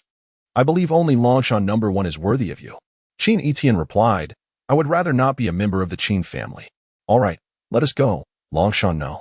2 is quite nice as well." Upon hearing this, Qiyu refrained from further argument, silently feeling sympathy for her mistress. Hoping that Qin Yitian could achieve something remarkable in Jiangqing, starting from scratch. Meanwhile, Ning Chen had already entered the villa. He produced a token, a Tianji order. The Tianji sect serves as the intelligence agency for the Xiaoyao sect, with its members spread across the globe. The moment any stirrings occur in the world, the Tianji sect is the first to know. It could be said that there are no secrets in this world for the Tianji sect. Ning Chen only became aware of this entity's existence after his master departed. The Tianji Gate is merely one of the subordinate factions of the Xiaoyao sect. The reason he has summoned the Tianji Order's token is to investigate matters concerning his mother. If his adoptive father remains silent, he shall seek the truth himself. The Tianji Gate's involvement should yield results swiftly. However, the challenge lies in how to establish contact with the members of the Tianji Gate. Suddenly, Ning Chen narrowed his eyes, sensing a presence nearby. He rose and approached the balcony, calling out, "Come forth, I can see you." At that moment, a figure emerged from the darkness. It was a woman clad in black, her hair tied in a ponytail, exuding an air of vigor and elegance. Ning Chen gazed at her and inquired, "Who are you?" The woman knelt before him and bowed. "Master, I am Lu Qingxuang from the Jiangqing branch of the Tianji Gate." Ning Chen, upon hearing this, squinted. "What brings you here?" Lu Qingxuang explained, "I have come to offer clandestine protection to the master." Ning Chen responded, "So, the Tianji Gate is monitoring my movements?" Lu Qingxuang shook her head. "No, I am here solely to protect you." A frigid intensity surged in Ning Chen's gaze. "Is that truly the case?" Lu Qingxuang, sensing the pressure mounting around her, began to panic. The weight bore down on her, making it difficult to breathe. She had been kneeling, but now found herself prostrate on the ground, utterly immobilized. Summoning her last reserves of strength, she replied, "It is true. I am indeed here to protect you. If the master does not believe me, I can call upon the branch leader of Jiangqing to vouch for my integrity." Ning Chen waved his hand, and the oppressive force that restrained Lu Qingxuang dissipated. Instantly, she lay on the ground, gasping for breath, her chest heaving, drenched in sweat. In that moment, she felt as if she were on the brink of death. The master's strength was truly formidable, surpassing anyone she had encountered before. Ning Chen stood with his hands clasped behind his back, gazing at Lu Qingxuang. "Since you are here to protect me, I have a matter for you to investigate." Lu Qingxuang respectfully inquired, "Please, master, command me, and I shall exert every effort to uncover the truth." Ning Chen stated, "Assist me in discovering the identity of my mother." Lu Qingxuang was taken aback. Was it necessary to investigate such a fundamental matter? Surely, no one could be unaware of their own mother's identity. Ning Chen felt a twinge of embarrassment. He wished to delve into his mother's history, yet he had not seen her since he could remember. He did not even know her name or what she looked like. Lu Qingxuang asked, "Could the master provide any information?" Ning Chen replied, "I possess no information." Lu Qingxuang continued, "Master, without any leads, the investigation may prove quite challenging." After a moment's contemplation, Ning Chen suggested, "Then begin your inquiries with Zhou Wanli. And also investigate the surveillance from 12 years ago on Beiyun Road in Jiangqing." Unraveling the mystery of his mother was of paramount importance. But equally critical was the matter of the brutal murder he suffered at the age of 8. He needed to find his enemies. Lu Qingxuang promptly affirmed, "Understood, master." Ning Chen waved his hand dismissively, "You may depart." Lu Qingxuang spoke no further, turning on her heel to depart. It was not until she reached the foot of the mountain that she relaxed her tense nerves. The sect leader was truly formidable, surpassing anyone she had ever encountered. Fortunately, she had refrained from any indiscreet actions, otherwise, she would have surely met her demise just moments ago. Now, she needed to hasten to attend to the sect leader's matters. Meanwhile, Ning Chen returned to the living room, narrowing his eyes as a glint of cold light flickered within. He was deep in contemplation regarding the events that had just transpired. After descending from the mountain, he had visited only 3 places: his godfather's home, the Imperial Heavenly Palace, and finally, Longshan No. 1. Soon after, the members of the Heavenly Mechanism sect had sought him out. This indicated that they had been monitoring him from the moment he descended. This realization irked Ning Chen. His master had once warned him that certain forces might retaliate after his demise, and it appeared that the Heavenly Mechanism sect harbored ill intentions. It seemed prudent for him to pay a visit to the headquarters of the Heavenly Mechanism sect. At that moment, his phone rang. Upon checking, he saw it was a call from his godfather, so he answered promptly. They had exchanged numbers previously. His godfather was likely at a banquet. Yet he had decided to call, suggesting there was something of importance to discuss. "Chen, where are you?" came the voice of Zhou Wanli from the other end of the line. Ning Chen replied candidly, "I heard from others that I am at Longshan No. 1. Chapter 10. This object is undoubtedly a treasure." On the other end of the line, the Zhou family had returned home, and during tonight's banquet, they had certainly made quite an impression. The toast from the wealthiest individual had thrust their family into the spotlight. This only intensified Zhou Yuming's belief that Ning Chen was unworthy of her, and she felt compelled to annul their engagement. Hence, she urged her father to call Ning Chen. Zhou Wanli, eager to discern Ning Chen's whereabouts, made the call. As a family, they gathered around, listening intently. Longshan No. 1. The trio found the name vaguely familiar, yet struggled to pinpoint its significance. Suddenly, Zhou Yiming recalled, Longshan No. 1, the pinnacle of the Longshan Villa district. Zhou Wanli and Su Ranfang, reminded, also had their memories jogged. No wonder it sounded so familiar. When the villa district was first constructed, they had visited and learned that the residents were the elite. They had contemplated purchasing a unit but soon realized that wealth alone would not suffice. One also needed power and influence. Rumor had it that an individual with assets in the billions had only managed to secure a ground floor unit at Longshan No. 100. They were nowhere near that echelon. However, a question lingered. What was Chun'er doing at Longshan No. 1? Zhou Wanli was puzzled. Zhou Yuming remarked coldly, "This person is truly hard to fathom, so fond of boasting. I estimate he wouldn't even be able to set foot at the foot of Longshan, let alone at Longshan No. 1. It's absurd." Naturally, Zhou Wanli found it implausible that Ning Chen would be at Longshan No. 1. He felt quite embarrassed and seized the opportunity to shift the topic. Addressing Ning Chen, he said, "Chen'er, having spent such an extended period in the mountains, you must find it challenging to adapt to the rhythm down here. I initially intended to take you out for some fun, but then I thought you were a young man, and we may not share many common interests. Instead, I thought it would be nice for you to go out with Yuming and experience the life of modern youth. How about you two explore tomorrow?" Upon hearing this, Ning Chen replied, "No need. I think everything is just fine as it is." Zhou Wanli assumed Ning Chen was simply shy about accepting the invitation. "Come on. Just consider it an opportunity to see a bit of the world." This time, Ning Chen felt genuinely hesitant to refuse and thus acquiesced. "All right, godfather." Zhou Wanli's face lit up with a smile. "Then I'll pass your number to Yuming." Ning Chen acknowledged with a sound before the call ended. Zhou Wanli set down his phone, only to turn and see Su Ranfang preparing to discard the wine and beauty elixir that Ning Chen had previously brought. "What are you doing? Why are you throwing away the gifts from Chun'er? This is the wine he gifted me." Zhou Wanli stepped forward and snatched the wine gourd. Su Ranfang retorted irritably, "Why would you keep such a shabby gourd of wine? We have plenty of Maodai at home." Are you not afraid of drinking this swill? Zhou Wanli countered. Why shouldn't I drink it? Do you think Qin would harm me? Even if I don't drink it, I must keep it. This is a gift from my godson. How could I possibly discard it? Su Ranfang, in exasperation, scolded. Fine, you can cherish this worthless trinket. But I will certainly throw away this foul-smelling brew. Zhou Wanli responded. Isn't that a bit unkind? This is a gift from your godson. Can you really just toss it aside? Su Ranfang remarked. With this elixir, I would be better off using our Zhou family's miraculous facial mask. Zhou Wanli found himself at a loss for words. Su Ranfang opened the window and unceremoniously discarded the beauty elixir that Ning Chen had sent her. Initially intending to toss it into the trash bin, upon closer inspection, its appearance resembled that of chicken droppings. She could not bear to keep such a thing in her home for even a moment. In the garden outside, a woman strolled alongside an elderly gentleman clad in traditional Tang attire. The woman was Ling Xiyu, who had previously annulled her engagement with Ning Chen. The elderly gentleman, Yu Qiuhai, was a renowned traditional Chinese medicine practitioner in Jiangcheng. Ling Xiyu was discussing a new project with Yu Qiuhai. Recently, Zhou's pharmaceutical company had launched a new type of facial mask, the miraculous mask, and Ling's pharmaceutical company had yet to produce a competing product.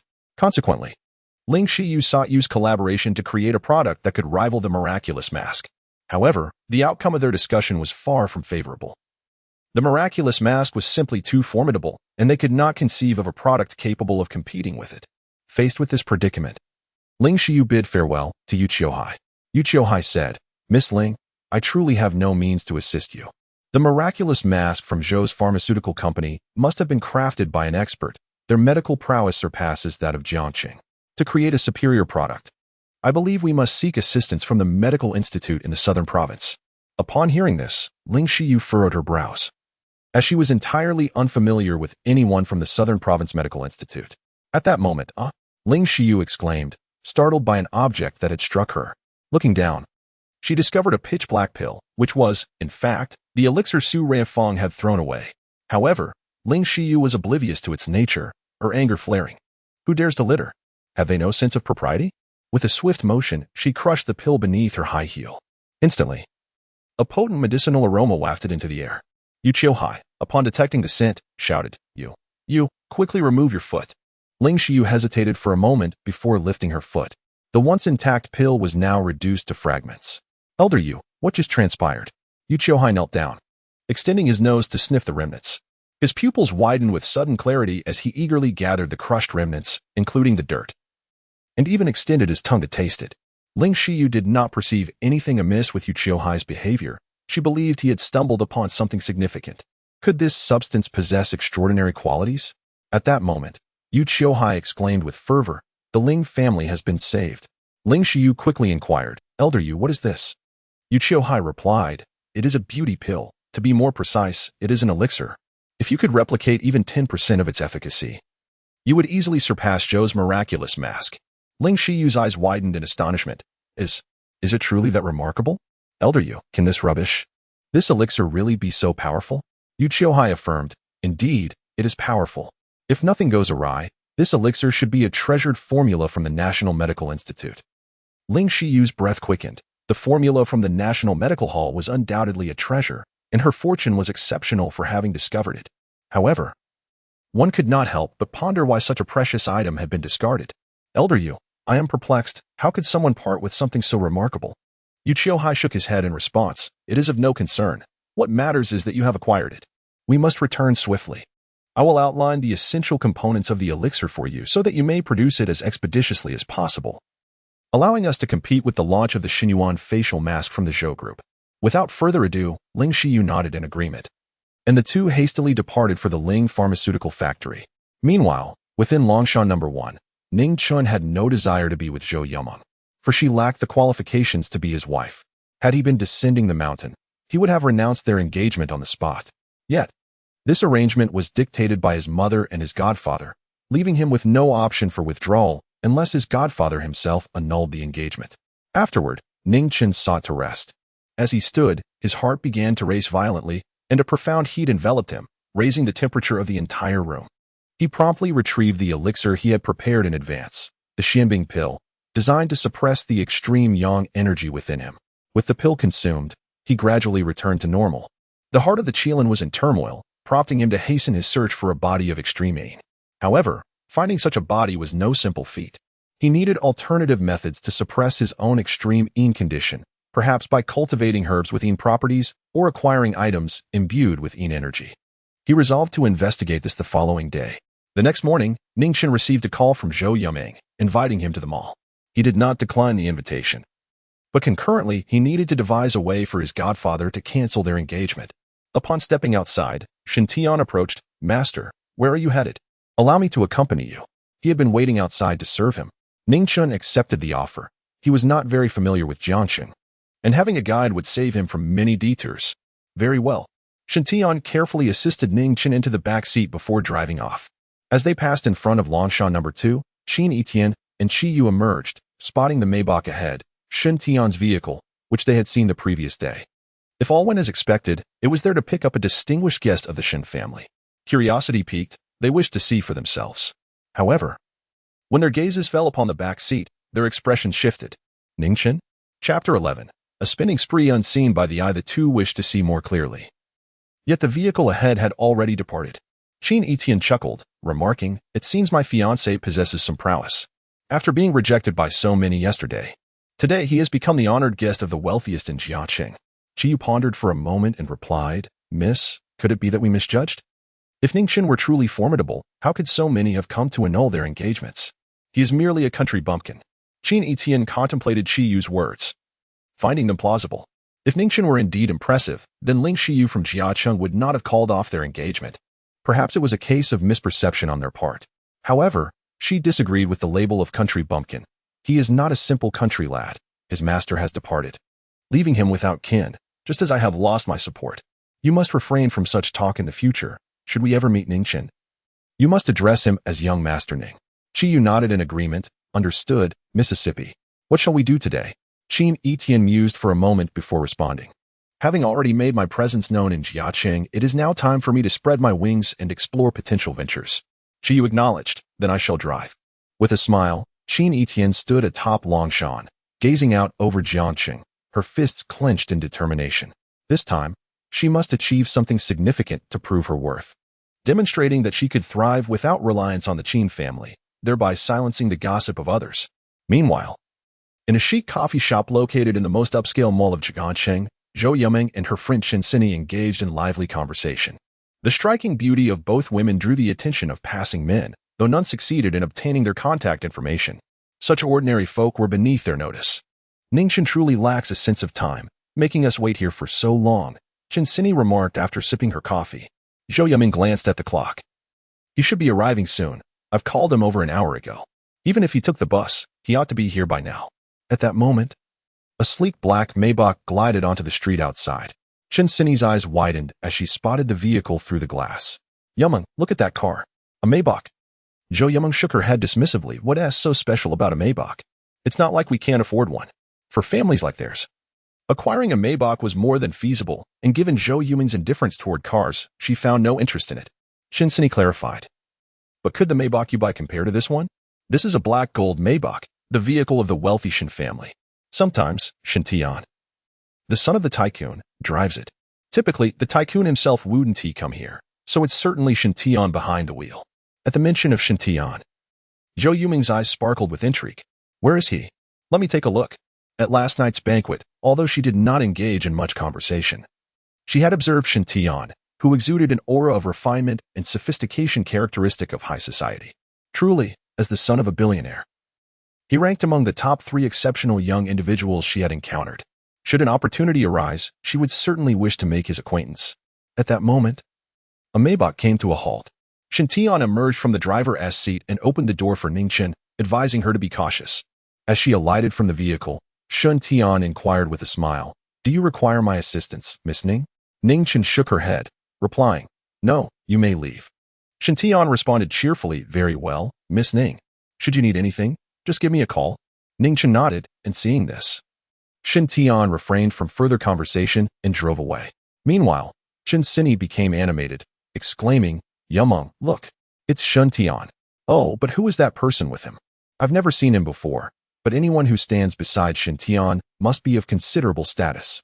Zhou Yuming, naturally aware of such circles, felt genuine curiosity about Qin Yitian's acquaintances, wondering who they might be. However, she felt that they were individuals to whom she could only aspire. Yet, as she caught sight of the person disembarking from the black and gold Maybach, she felt a strange sense of familiarity, though the distance only allowed her to discern a general outline. Why does he resemble Ning Chen so much? Ning Chen? Qin, hearing this, looked around and asked, "Where? I don't see him." Yuming. Zhou Yuming pointed toward the individual next to Qin Yitian's car and said, "The one beside Qin Yitian looks remarkably like Ning Chen." Qin paused for a moment before bursting into laughter. "Yuming, have you been so vexed by this Ning Chen that you now see him in everyone?" "No. I cannot allow my dear friend to suffer this way. When that boy arrives, I will make sure he recognizes his place and exits your life."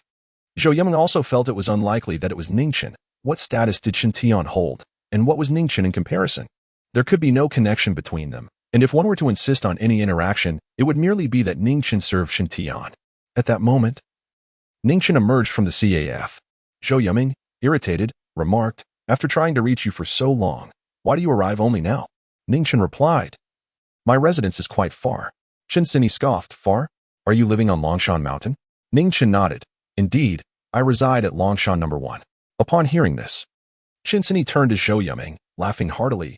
"Yuming, you previously said Ning Chen was unreliable, and I was curious just how unreliable one could be. Now I understand." Zhou Yuming felt embarrassed. She knew she must annul her engagement with Ning Chen. "Let us go shopping first," she suggested. Qin nodded in agreement. The trio began to explore the shopping mall, deliberately choosing luxury brands, with each garment costing several thousands. Had it been in the past, Zhou Yuming would undoubtedly have hesitated for a moment. After all, she had yet to embark on her career, and her financial resources were limited, primarily drawn from her family's modest means. Her parents had ascended from poverty to prosperity, maintaining a lifestyle characterized by frugality. If they were to discover Zhou Yuming's extravagant spending, they would certainly reprimand her. However, today was different. Zhou Yuming resolved to spend boldly, purchasing anything that caught her fancy without a hint of hesitation. She aimed to showcase her everyday life to Ning Chen, buying garments worth tens of thousands without batting an eyelash, while knowing that it would take Ning Chen considerable time and effort to earn such sums. This was her usual way of life. Did Ning Chen truly believe he was worthy of marrying her? She occasionally glanced at Ning Chen, only to find him completely avoiding her gaze. Does he lack the courage even to meet my eyes? It seems he is indeed intimidated. This reaction is not surprising. Anyone witnessing such lavish spending would be unable to suppress their astonishment. Little did she know, Ning Chen was contemplating his own wardrobe. He had descended the mountain clad in his current attire and felt the need to acquire something new. He possessed a gold card given to him by Shen Wansen, which was perfectly suited for this occasion. You all continue shopping. I shall find myself a few outfits. Chapter 12. Is this card fake? Qin and Zhou Yuming were both taken aback upon hearing those words. Buying clothes for oneself? Could he afford it? The cheapest attire here costs at least 10,000. Zhou Yuming did not believe that Ning Chen possessed such financial capability. It seemed that her tactics had indeed borne fruit. Ning Chen was acutely aware of his shortcomings and wished to depart. Zhou Yuming then smiled and said, "Then you may go." Ning Chen remained silent and proceeded to browse the garments. Qin chuckled. It appears this lad has recognized his limitations and seeks an excuse to leave. Zhou Yuming laughed. Precisely. I had prepared other means to drive Ning Chen away, but it seems that will not be necessary now. I suspect he will soon return empty-handed. Qin smiled as she spoke. Zhou Yuming inquired, "Why do you say that?" Qin replied, "The clothing here is beyond his means." His remark was merely an attempt to preserve his dignity as a man. Moreover, being with us while we continuously shop must exert considerable pressure on him, prompting him to seek a breath of fresh air. I predict that upon his return, he will claim he found nothing appealing. Zhou Yuming appeared skeptical. That seems unlikely. Qin chuckled. Yuming, your limited romantic experience renders you unaware of men's tendencies. I have encountered many. They often resort to lies to conceal their inadequacies. If you doubt my words, you will soon see for yourself. Before long, Ning Chen returned. He had scoured the entire mall, yet found no fitting garments. He preferred comfortable clothing, but the selections here were tailored for formal occasions, none of which suited his taste. Zhou Yuming and Qin exchanged glances upon seeing Ning Chen return empty-handed. Zhou Yuming looked at him and asked, "Did you not go to buy clothes? Why have you returned empty-handed?" Ning Chen replied, "The clothes were not to my liking." Upon hearing this, Zhou Yuming regarded Ning Chen with disdain. Indeed, Qin was correct. Such men often cloak their inadequacies with falsehoods. Qin smiled and asked, Ning Chen, are you genuinely dismissive of the clothing here? Or is it that you cannot afford it? Ning Chen answered, I find them unappealing. Zhou Yumeng retorted coldly, Ning Chen, you are quite audacious. You find the clothing here beneath your standards? Your taste is certainly lofty. I suspect it is more a matter of affordability. At that moment, Qin stepped forward, pulling Zhou Yumeng behind her, saying, what do you mean by cannot afford? Ning Chen can purchase whatever he desires. She then turned to Ning Chen. I have heard that you and Yumeng are betrothed. Today should be a day for the two of you to enjoy together. Why not buy her a piece of clothing? Ning Chen replied, I can do that. Although he was engaged to Zhou Yumeng, he did not regard her as a wife, but rather as a younger sister. On this trip, he had brought gifts for his godfather and godmother, yet had not prepared anything for Yumeng.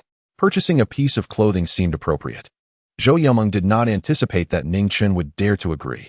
Did he not fear being embarrassed? It is likely that she felt unworthy, hence her remarks. Initially, she had no desire for it, but now she finds herself compelled to possess it. At that moment, Zhou Yumeng spotted a white dress shimmering in the glass window of a nearby boutique, its allure unmistakable, priced at an astounding 990,000. I want that dress. You shall purchase it for me. Ning Chen, without a glance, replied, very well. The trio entered the establishment. A sales representative approached them, inquiring, how may I assist you today? Zhou Yumeng pointed toward the dress, stating, I desire that dress. The sales representative, smiling, responded, your taste is impeccable, miss. This dress is indeed the crown jewel of our collection, adorned with diamonds. You will look stunning in it. However, we require payment up front before handing over any merchandise. Zhou Yumeng gestured toward Ning Chen, instructing the sales representative, he will pay. The sales representative smiled and turned to Ning Chen, asking, sir, will you be paying by card or scanning? By card. Ning Chen produced the supreme gold card bestowed upon him by Shen Wansen. Nearby, Zhou Yumeng and Qin were taken aback upon seeing the card. They had assumed Ning Chen lacked funds, yet his display of the card raised their suspicions. Could it be that he truly possessed wealth? Had they misjudged him? At that moment, the sales representative took the supreme gold card, but frowned, saying, sir, could you provide a different card? Ning Chen furrowed his brow. Why, is it not valid? The sales representative nodded.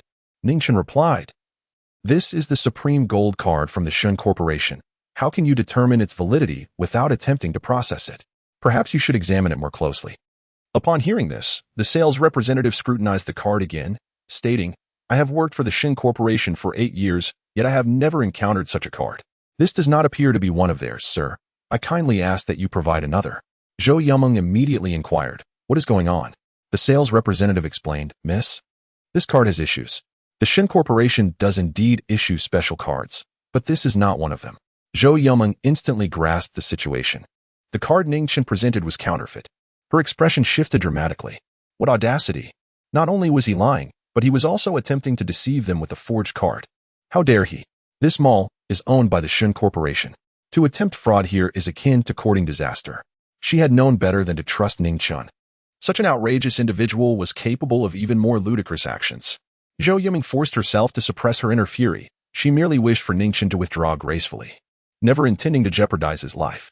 Now, she needed to escort him away swiftly. Turning to the sales representative, she said apologetically, I am sorry for the trouble. We will not be purchasing the dress. She then prepared to leave with Ning Chen. However, he remained rooted to the spot. Zhou Yumeng, in a state of urgency, exclaimed, Ning Chen, what are you doing? Come with me. This is the Shen Corporation, a power we cannot afford to offend. Do not create a scene. Presenting a counterfeit card is already a slap in their face. They are not pursuing this matter with you, so why linger here as if awaiting your demise? My card is genuine. Upon hearing Ning Chen's words, he turned his gaze towards the sales representative and stated, I shall not make things difficult for you. Simply summon Shen Tian or Shen Wansen to elucidate the matter regarding this card. Zhou Yumeng and Qin were left in a state of utter bewilderment. Had this individual lost his senses? How audacious to directly invoke the name of the wealthiest man, to present a counterfeit card on another's territory and demand an explanation? What audacity! Yumeng, he is indeed a madman. We must leave at once. Your father has established a rapport with the tycoon, and we cannot afford to be entangled in his madness, Qin exclaimed. Initially, Zhou Yumeng was uncertain of how to proceed, but upon hearing Qin words, she recognized the necessity to depart. She could not allow a mere Ning Chen to cast a shadow of prejudice over her family in the eyes of the affluent. If Ning Chen chose madness, then let him revel in it. Just as they were about to exit, a voice thundered. I'm most curious to see which esteemed individual dares to wield a counterfeit card to deceive the Shen Corporation. Chapter 13. Why can't you recognize yourself? As the words fell, a man clad in a suit stepped forward. The other salespeople, upon seeing him, promptly greeted him with deference. Supervisor Ding. Both Zhou Yumeng and Chen Xinyi's expressions shifted dramatically. It was over. The mall supervisor had arrived, and this incident would surely reach the ears of the Shen family. It was all Ning Chen's fault. Had he not insisted on staying, they wouldn't be in this predicament. Zhou Yumeng resolved to plead with the supervisor first. Approaching him, she said, I apologize. This is all a misunderstanding. My friend is somewhat troubled, and we shall leave at once. Zhou Yumeng? The man before her exclaimed, hearing her name. Zhou Yumeng scrutinized him from head to toe. He recognized her, but she could not place him, though he appeared somewhat familiar. Who are you? She inquired. The man adjusted his suit and smiled. Ding Haowen. Zhou Yumeng, have you forgotten me? Upon hearing the name, memories flooded back. Ding Haowen had pursued her back during high school. However, she had never regarded him with interest, and thus, their interactions had ceased. Are you now the supervisor of this mall? Zhou Yumeng asked. Ding Haowen replied with a grin. Indeed, I distinguished myself among 1,000 applicants, earning the recognition of the consortium and securing my position. Zhou Yumeng was taken aback. She had not anticipated that he would triumph over 1,000 job seekers to join the Shen consortium and rise to the role of supervisor. She had never perceived his potential during their school days. Ding Haowen continued, I have heard of someone using a counterfeit card to deceive. Surely, that individual cannot be you? Zhou Yumeng hastily retorted, how could it possibly be me? My father is the renowned medicine king of Jiangcheng. If I need to purchase something, why would I resort to deceit? However, the fraudster has a slight connection to me. He is my father's godson, new to the city and unaware of the ways of the world. We are merely old classmates. And this is all a misunderstanding. Perhaps you could overlook it? Ding Haowen grasped the situation. The man in question was utterly inept and prone to causing trouble. Looking at Zhou Yumeng before him, he felt a sense of satisfaction. Years ago, he had pursued her only to be rejected and humiliated. Yet today, she was pleading with him. With a smile, he remarked, since you have said so, there is no need for further investigation. It has been many years. Shall we exchange contact information? Zhou Yumeng was reluctant. Despite his position as supervisor, he had no right to covet her. However, given the current situation, and his ability to resolve it with ease, she did not wish to offend him. Very well. Just as Ding Haowen took out his phone, Ning Chen interjected forcefully. You are in charge here, aren't you? Call Shen Wansen immediately. Zhou Yumeng's face paled at this proclamation. What was Ning Chen attempting to do? She had finally managed to defuse the situation, and now this troublemaker had re-emerged. Ning Chen, what are you doing? Old classmate, misunderstandings, all misunderstandings. He has a few screws loose. Do not hold it against him. Ding Haowen chuckled. I see no issues with his mind. With that, he approached Ning Chen, scrutinizing him from head to toe. What brings you to our boss? I'll assist you in addressing it. Ning Chen coldly replied. Call them over and explain what this card is all about. Ding Haowen reached for the supreme gold card that Ning Chen had handed him, glanced at it, then snapped it in half with a swift motion, tossing the remnants onto the ground. This is the explanation you sought. I have provided it. Are you satisfied now? Ning Chen narrowed his eyes. I am satisfied, but I hope Shen Wansen feels the same. Ding Haowen laughed, thinking to himself how foolish this person was for so brazenly uttering his boss's name. Truly, a lunatic. What are you even worth? Were it not for my acquaintance with Zhou Yumeng, your actions today could have landed you in prison for a lifetime. Now be gone. Zhou Yumeng could only continuously apologize to Ding Haowen, leading Ning Chen away. After the three exited the shopping mall, they breathed heavily. Zhou Yumeng fixed her gaze on Ning Chen and coldly remarked, Ning Chen, can you not behave normally? You may think you're charming, but I must tell you, your actions come across as exceedingly childish in my eyes. I understand you wish to attract my attention with such base tactics. But let me be blunt. I could never develop feelings for you. Even with our engagement, I will not marry you. You should give up that thought. Upon hearing this, Ning Chen replied, are you overthinking this? I never intended to marry you. Zhou Yumeng looked at him in shock, rendered momentarily speechless. You don't wish to marry me? Then why do you go to such lengths to present yourself? Displaying a fake card to assert your identity. This clumsy act has thoroughly revealed your inner thoughts. Yet, you refuse to admit it. It's quite amusing. How can someone be so stubborn? If Ning Chen had boldly confessed his pursuit of her, She might have regarded him with a measure of respect.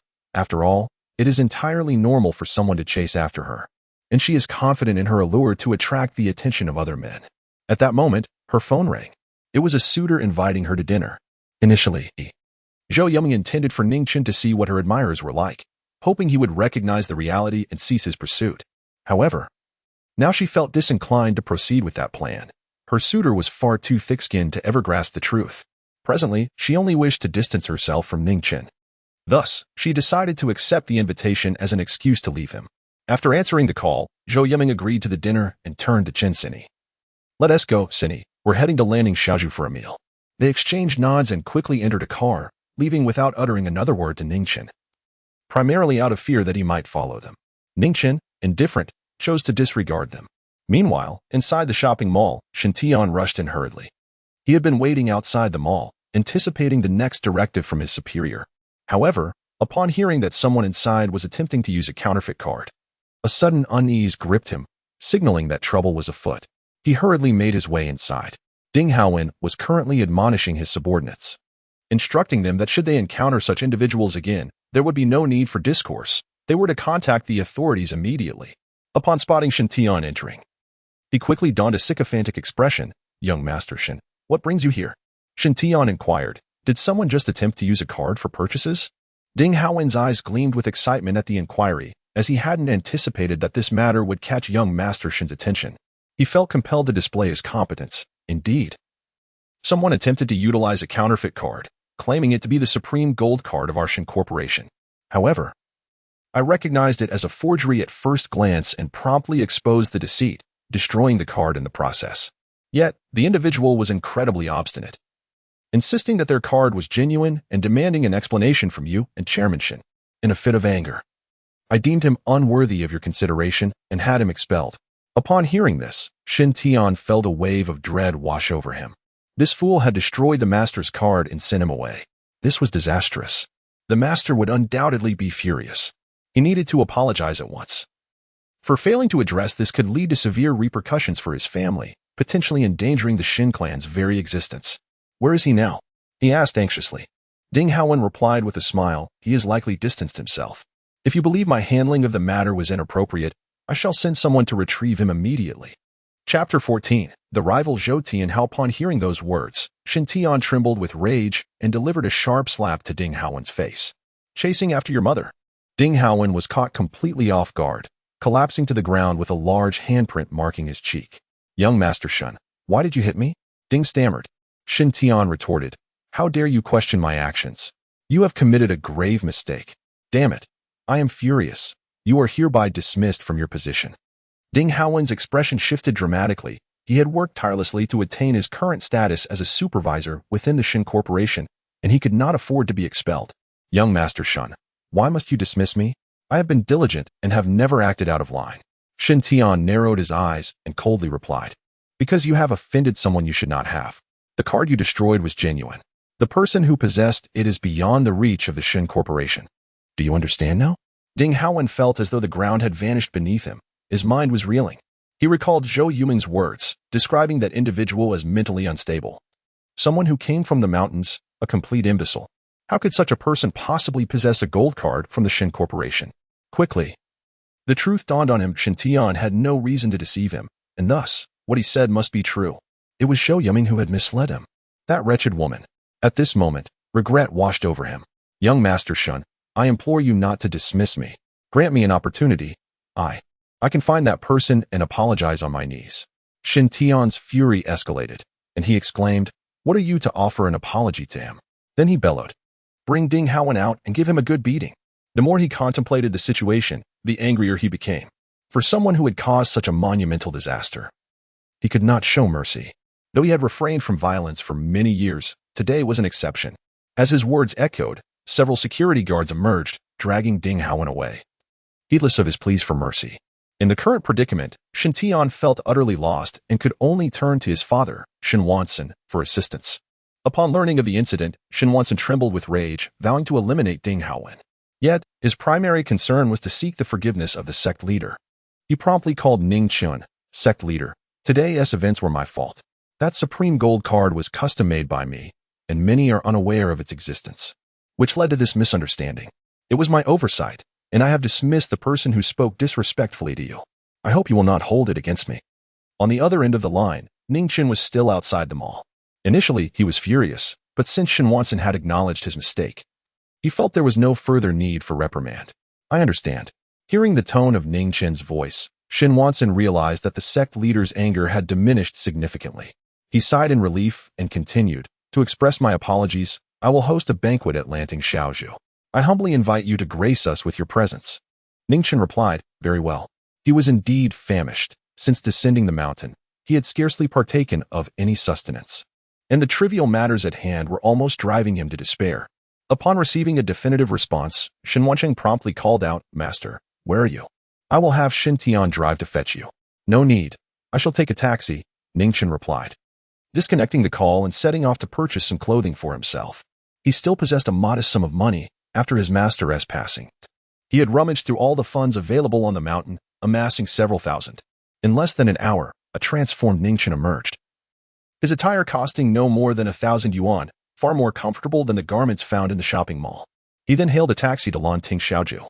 Just as he alighted from the vehicle, a figure appeared before him, none other than Lu Qingshuang, whom he had encountered earlier. "I pay my respects to the master."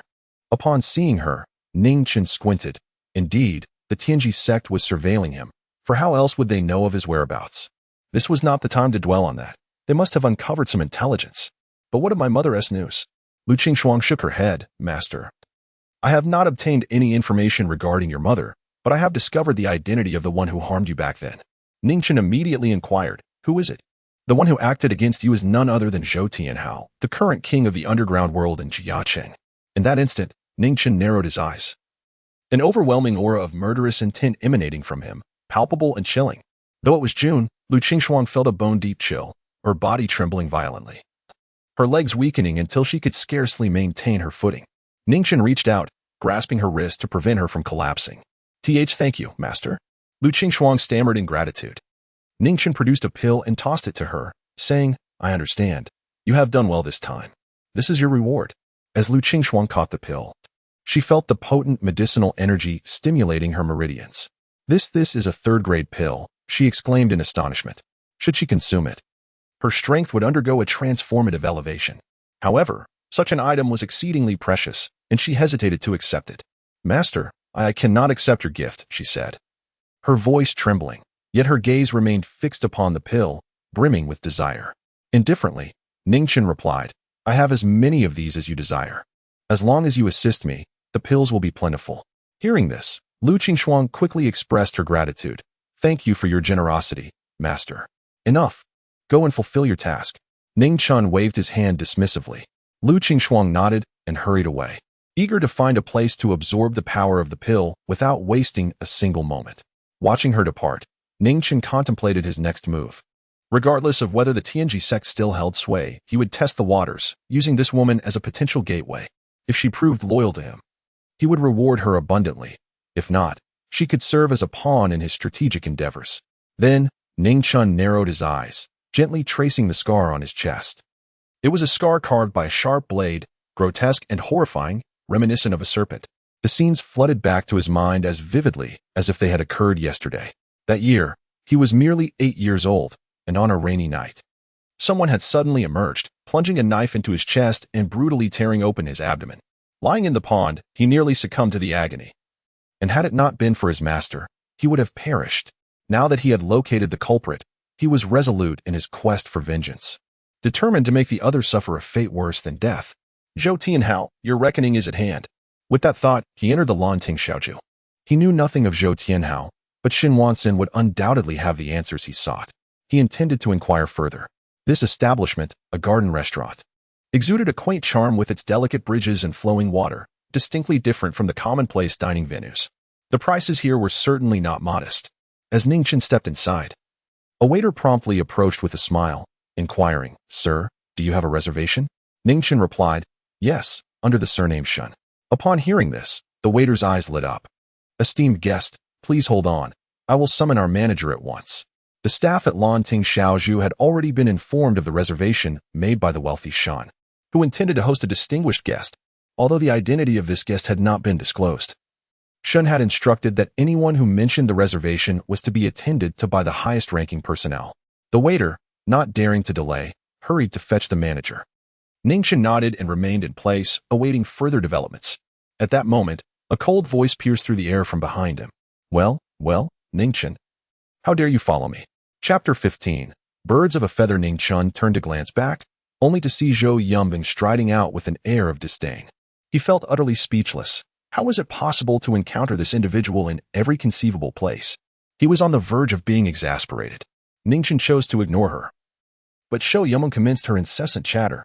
Previously, when Ning Chen expressed his lack of interest in her, she had been particularly incensed. Throughout their journey, she had restrained her fury, but upon noticing Ning Chen following her after a brief restroom visit, she felt compelled to unleash her pent-up feelings. You are merely putting on a brave front. Huh? Do not harbor any delusions. I would never marry you, so stow away your pathetic tactics. Ning Chen, initially disinterested, could not refrain from responding upon hearing her words. I am here at the invitation of someone for a meal, which has nothing to do with you. So do not flatter yourself. Zhou Yuming's chest heaved with indignation. Even at this juncture, Ning Chen remained obstinate. She coldly retorted, someone is inviting you to dinner? A person like you, capable of having friends? Even if you do, as the saying goes, birds of a feather flock together. Your companions are likely to be just like you. Do you think your friends could possibly bring you to a place like Lanting Shaoju for a meal? Do you have any idea what the average cost is here? Ning Chen replied indifferently, what does this have to do with you? Zhou Yuming, incensed by his tone, could hardly believe Ning Chen dared to speak to her in such a manner. Fine, if it has nothing to do with me. I shall call someone to have you thrown out. Had Ning Chen shown a modicum of regard, she might have persuaded him to leave amicably, but given his tone, she felt no obligation to extend him any courtesy. Just as she was about to summon a waiter, a man clad in a suit approached. Standing beside Ning Chen and gesturing for him to follow. This way, please. Zhou Yuming was momentarily taken aback by this man's actions. Clearly, he was no mere waiter. He was leading Ning Chen, leaving her to wonder whether he truly had a friend inviting him for a meal. Ning Chen followed the man without acknowledging Zhou Yuming.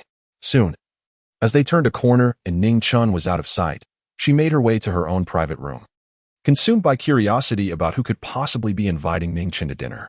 After all, those who dined at such a venue were invariably affluent or distinguished.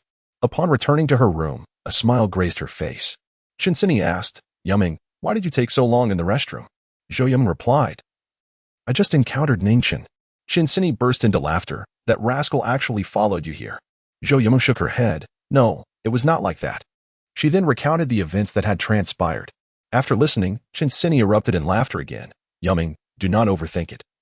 There is surely no one inviting Ning Chen to dinner.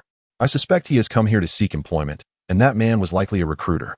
Zhou Yuming, struck by the revelation, realized that indeed, Ning Chen might have come to work. After his arrival, the staff member had come to escort him to the employee area. Yet Ning Chen, ever obstinate, had claimed he was invited to dine.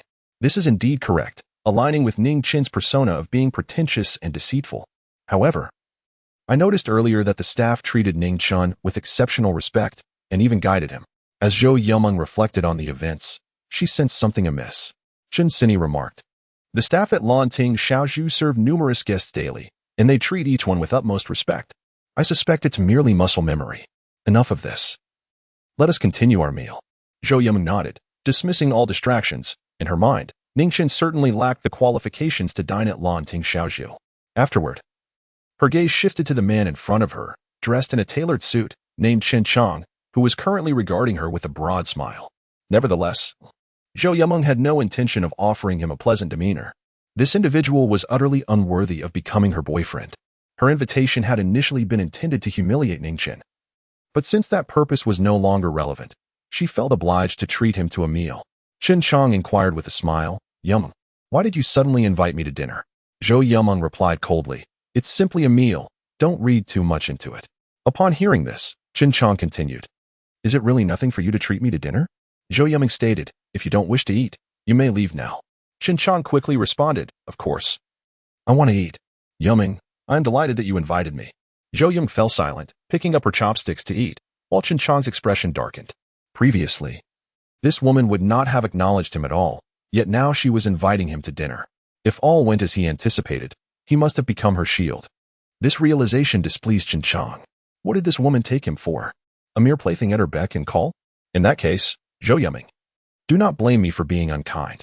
Silently, Chen Chong retrieved his phone and messaged someone saved as Brother Long. I have two lovely ladies here. Just your type.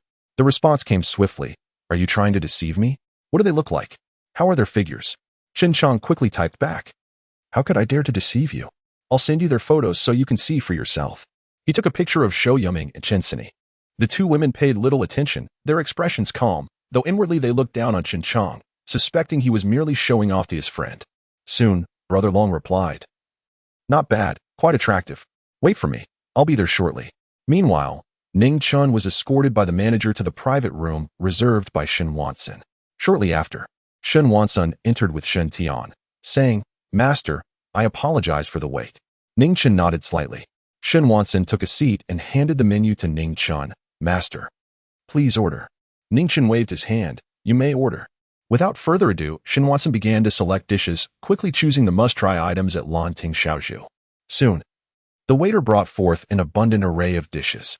Ning Chen picked up his chopsticks and began to eat.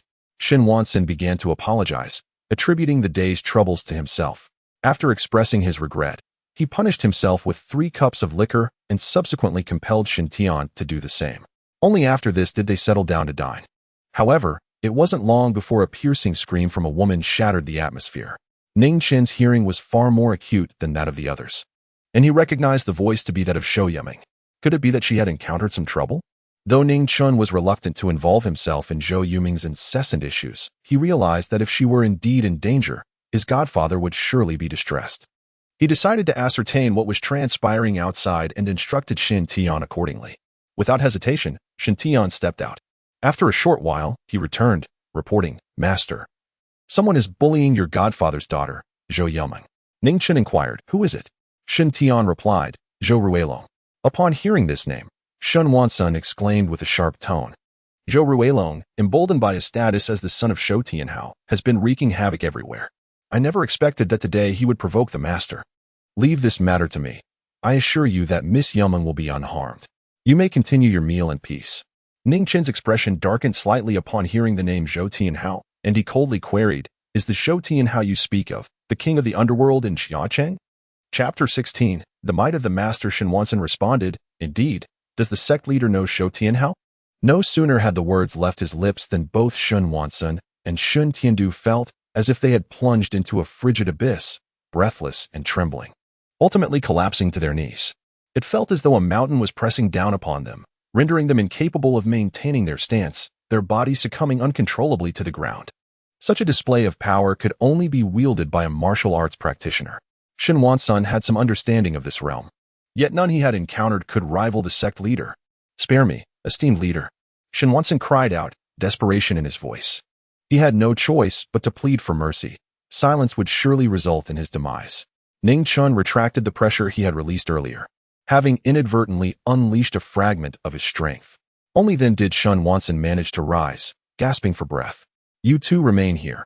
I shall venture out for a moment, Ning Chen declared, preparing to seek vengeance upon Zhou Tianhao. To his surprise, the man's son had appeared first, prompting him to commence his retribution with the offspring. Shen Wansen nodded. Yes, esteemed leader. Ning Chen stepped outside, and Shen Wansen exhaled in relief, recognizing the leader's formidable prowess. He glanced back at the wooden furniture, which, though intact for the moment, would soon be reduced to mere powder. His eyes widened in astonishment. A martial arts master.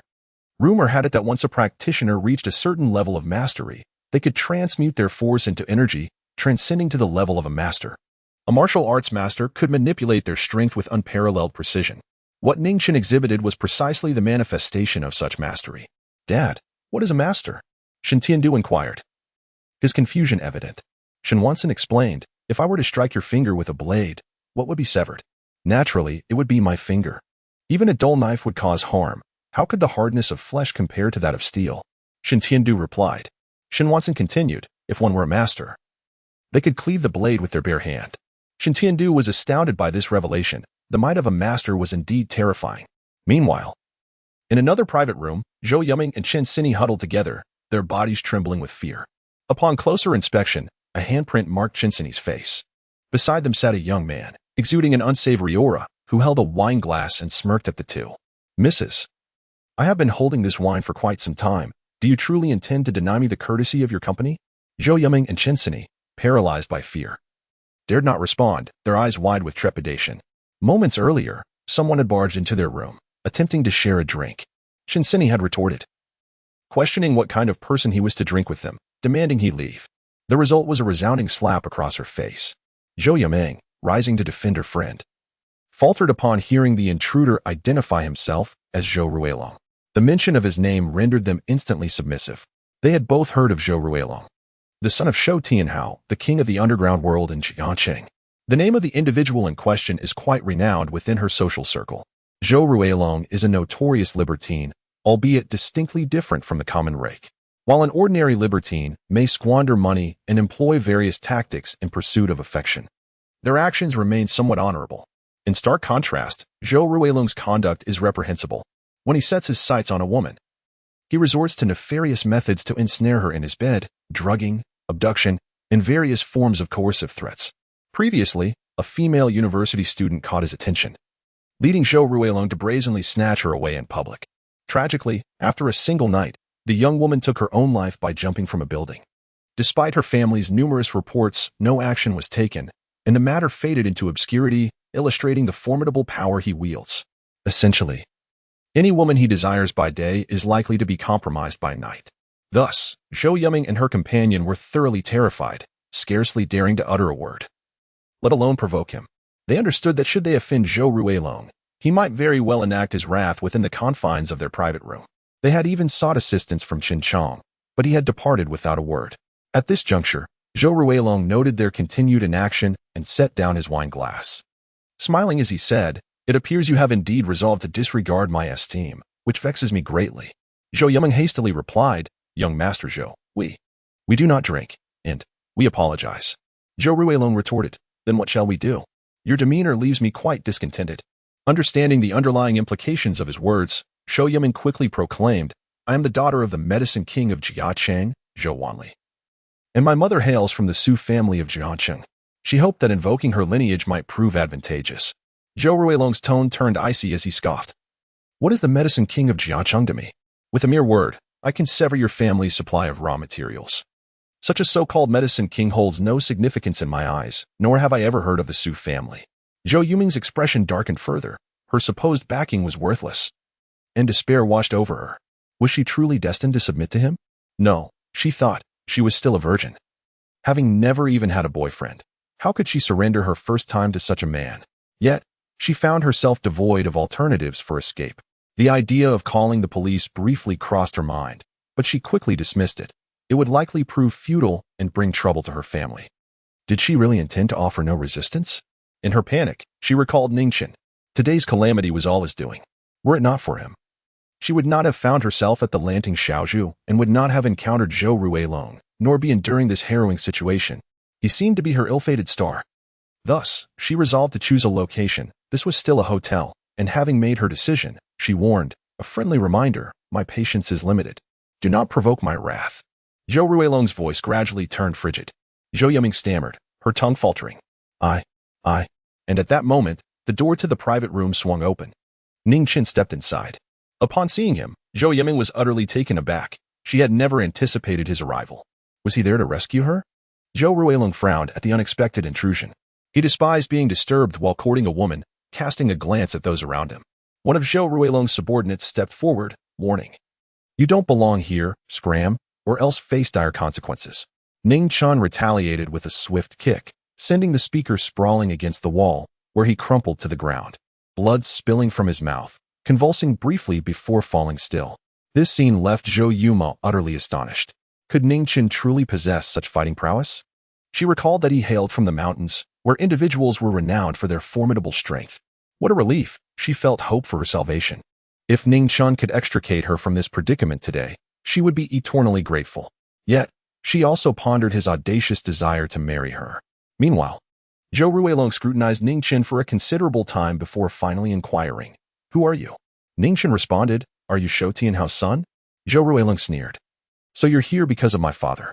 "Indeed, I am the son of Zhou Tianhao, the king of the underworld in Jiangcheng. Speak up, which faction do you belong to? Let me warn you, if you dare to lay a finger on me, my father will not show you any mercy." As soon as he finished speaking, Ning Chen advanced, delivering a powerful punch. Chapter 17. I shall annihilate your clan. Zhou Ruilong's visage caved in, his nasal bridge fracturing instantaneously, blood gushing forth. As this scene unfolded, the expressions of all present shifted dramatically, for none could have anticipated that someone would dare to lay hands on Zhou Ruilong. Such audacity was tantamount to disregarding Zhou Tianhao entirely. Zhou Yiming and Chen Sini were both taken aback, covering their mouths in shock. Once the gravity of the situation sank in, Zhou Yiming internally lamented the dire consequences. This was Zhou Ruilong after all. Ning Chen's assault was certain to invite fatal repercussions. Should Zhou Tianhao unleash his wrath, the entire Jiangshang would tremble in response. It was unfathomable how Ning Chen could be so reckless. Zhou Ruilong, in his astonishment, realized that in Jiangshang, no one dared to touch him. Even a mere hair on his body would invoke his father's vengeance. As he gingerly touched his nose and observed the blood staining his hands, he bellowed, You dare strike me?" Ning Chen offered no reply. Instead, he approached Zhou Ruilong from behind, grasped the back of his head, and with a sudden force, slammed it downward. Bang! Zhou Ruilong's head collided violently with the table. A sickening crack echoed as bones shattered, and his face transformed into a gruesome mask of blood and flesh. Ning Chen seized Zhou Ruilong's head once more, delivering a series of brutal blows. With a resounding crash, the dining table splintered apart, with shards embedding themselves into Zhou Ruilong's skin. His agonized screams filled the air, the intensity of his pain rendering him unconscious, collapsing to the ground like a lifeless heap. Blood splattered onto the faces of those nearby, inciting terrified screams and a frantic escape. No one had anticipated such merciless brutality, as if Ning Chen intended to extinguish Zhou Ruilong's life. While some cowered in fear, others relished the spectacle. Zhou Ruilong was no stranger to villainy, having tormented many. Now, those who had longed for retribution felt a sense of vindication. Yet, the question loomed, what would this young man do next? Offending Zhou Tianhao could very well spell doom for him in Jiangqing. This young man was likely to face death. And not just for himself. His entire family could be ensnared in the ensuing wrath. Zhou Yiming stood in stunned silence, unable to fathom the extent of Ning Chen's ferocity. His earlier gaze had been terrifying. Coupled with his actions, he resembled a living embodiment of death itself, instilling dread in all. Had Ning Chen targeted anyone else, she would have felt gratitude. A man capable of such feats for her sake was indeed moving. Yet the individual he had struck was none other than Zhou Ruilong, the son of the underground world's sovereign. Ning Chen was undoubtedly doomed, and their family could very well face the consequences of Zhou Tianhao's fury. Ning Chen, you have stirred up a great catastrophe. Leisurely, Ning Chen picked up a damp towel from the ground. Wiping the blood from his hands, he replied, What catastrophe have I stirred? Zhou Yiming, witnessing Ning Chen's nonchalance, felt an overwhelming surge of anger. This fool was entirely oblivious to the formidable entity he had provoked. The individual you struck is Zhou Ruilong, the son of Zhou Tianhao, the formidable king of the underground world in Jiangqing, entities not to be trifled with. Do you comprehend? Ning Chen inquired. And so what? My actions are my own. What concern is it of yours? You have no right to interject here. Upon hearing this, Zhou Yiming was incensed, stamping her feet in frustration.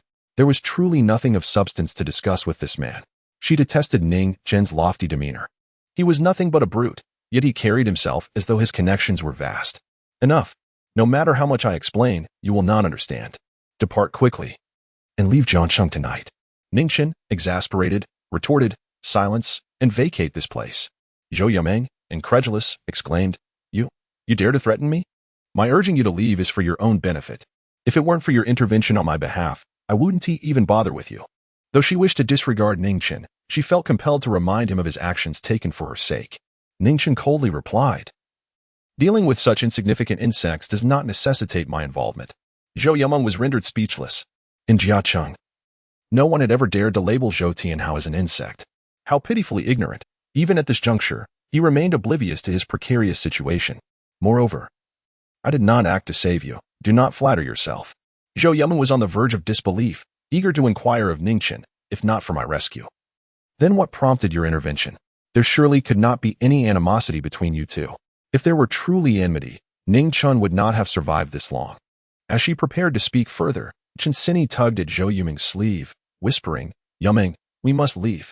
Zhou Yiming protested, Leave? We cannot abandon Ning Chen. Chen Sini's expression shifted dramatically. Abandon? How can we manage that? Zhou Ruilong is the sole heir of Shou Tianhao, with his son so brutally harmed. Can he possibly forgive Ning Chen? Remaining here guarantees only our demise. Zhou Yuming was acutely aware of the gravity of the situation. But Ning Chen acted for our sake. Chen Sini shot her a glare. Zhou Ruilong has yet to retaliate against us. Perhaps he is merely toying with us. And after a drink, will allow us to depart unscathed. This calamity was incited by Ning Chen. Furthermore, do you truly believe your family can withstand Zhou Tianhao's wrath? Zhou Yuming shook her head. No, we cannot. Chen Sini pressed on. If you understand we cannot withstand him, why do you hesitate to flee? Do you wish to accompany Ning Chen to his doom? He may be expendable, but we are not. Our lives are precious. We cannot simply perish in this manner. Additionally, consider your family's situation. They have only recently established connections with the wealthiest individual. We are in a period of ascendance, and we cannot afford a disaster. Moreover, it was he who instigated this turmoil. He should bear the burden alone. Zhou Yuming, upon hearing this, wavered. Fresh from university, with her family newly allied with the affluent, her life was sailing smoothly. If everything were to be ruined because of Ning Chen, it would be an insurmountable loss. You are right. Let us depart. Chen Sini beamed with joy. Exactly. Let us leave swiftly while he is distracted.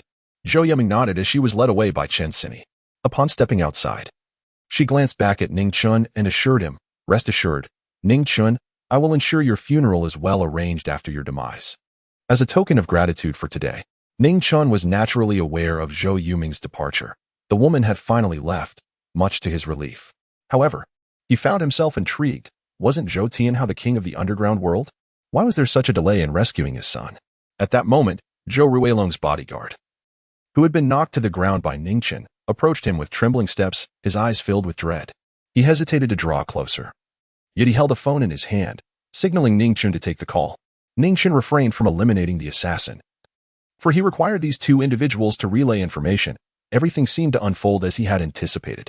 Subsequently, Ning Chen reached for the phone, and a thunderous voice erupted from the other end. I care not who you are, you have harmed my son, and I will annihilate your entire lineage. Chapter 18. Severing his limbs. The voice on the phone belonged to Shou Tianhao. Upon learning that his son had been assaulted, he was consumed by rage and abruptly slammed down the receiver. Ning Chen coldly replied, I await your arrival at landing Shaozhou for you to end my life. Zhou Tianhao bellowed through the phone, You insolent wretch. You have harmed my son, and I shall not let you escape unscathed. Ning Chen retorted, Then come and try.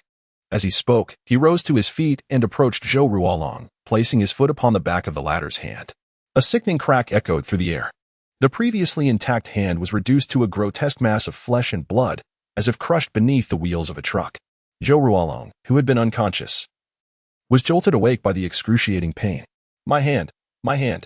Zhou Tianhao, clad in a bathrobe and seething with fury in a suite, could hardly fathom that someone would dare to touch his son in Jiancheng, let alone provoke him. This was an unbearable humiliation.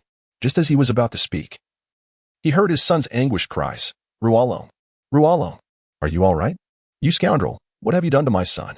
If you harm him in the slightest, I shall ensure you meet a fate worse than death. I, Zhou Tianhao, always keep my word. But in the next moment, another agonized scream erupted from Zhou Ruilong as his other hand was similarly mangled. Dad, help me, help me. Zhou Tianhao was frantic. You wretch. Dare to lay another hand on my son, and I shall make you pay. Yet, the horrific cries continued unabated. Zhou Ruilong's limbs were crushed into a pulp, rendering him a mere human stick. The intensity of the pain caused him to faint once more. Ning Chen coldly remarked, I have tested the limits and struck more than once. Zhou Tianhao gritted his teeth. Mark my words, in 2 days, I shall return from afar, and I will demand your head. Ning Chen replied coolly, Very well. With that, he crushed the phone in his hand. Initially, Ning Chen had hoped to exact his revenge that day, but with his adversary absent, he would have to wait. He was, in fact, unperturbed, for the circumstances surrounding this incident were perplexing. Upon discovering that Zhou Tianhao was the one who sought his life, Ning Chen was filled with bewilderment. Having never encountered Zhou Tianhao in his 8 years of existence, nor having any connection to him, he found the motives behind the attack suspect. It was highly plausible that Zhou Tianhao was acting on behalf of another party.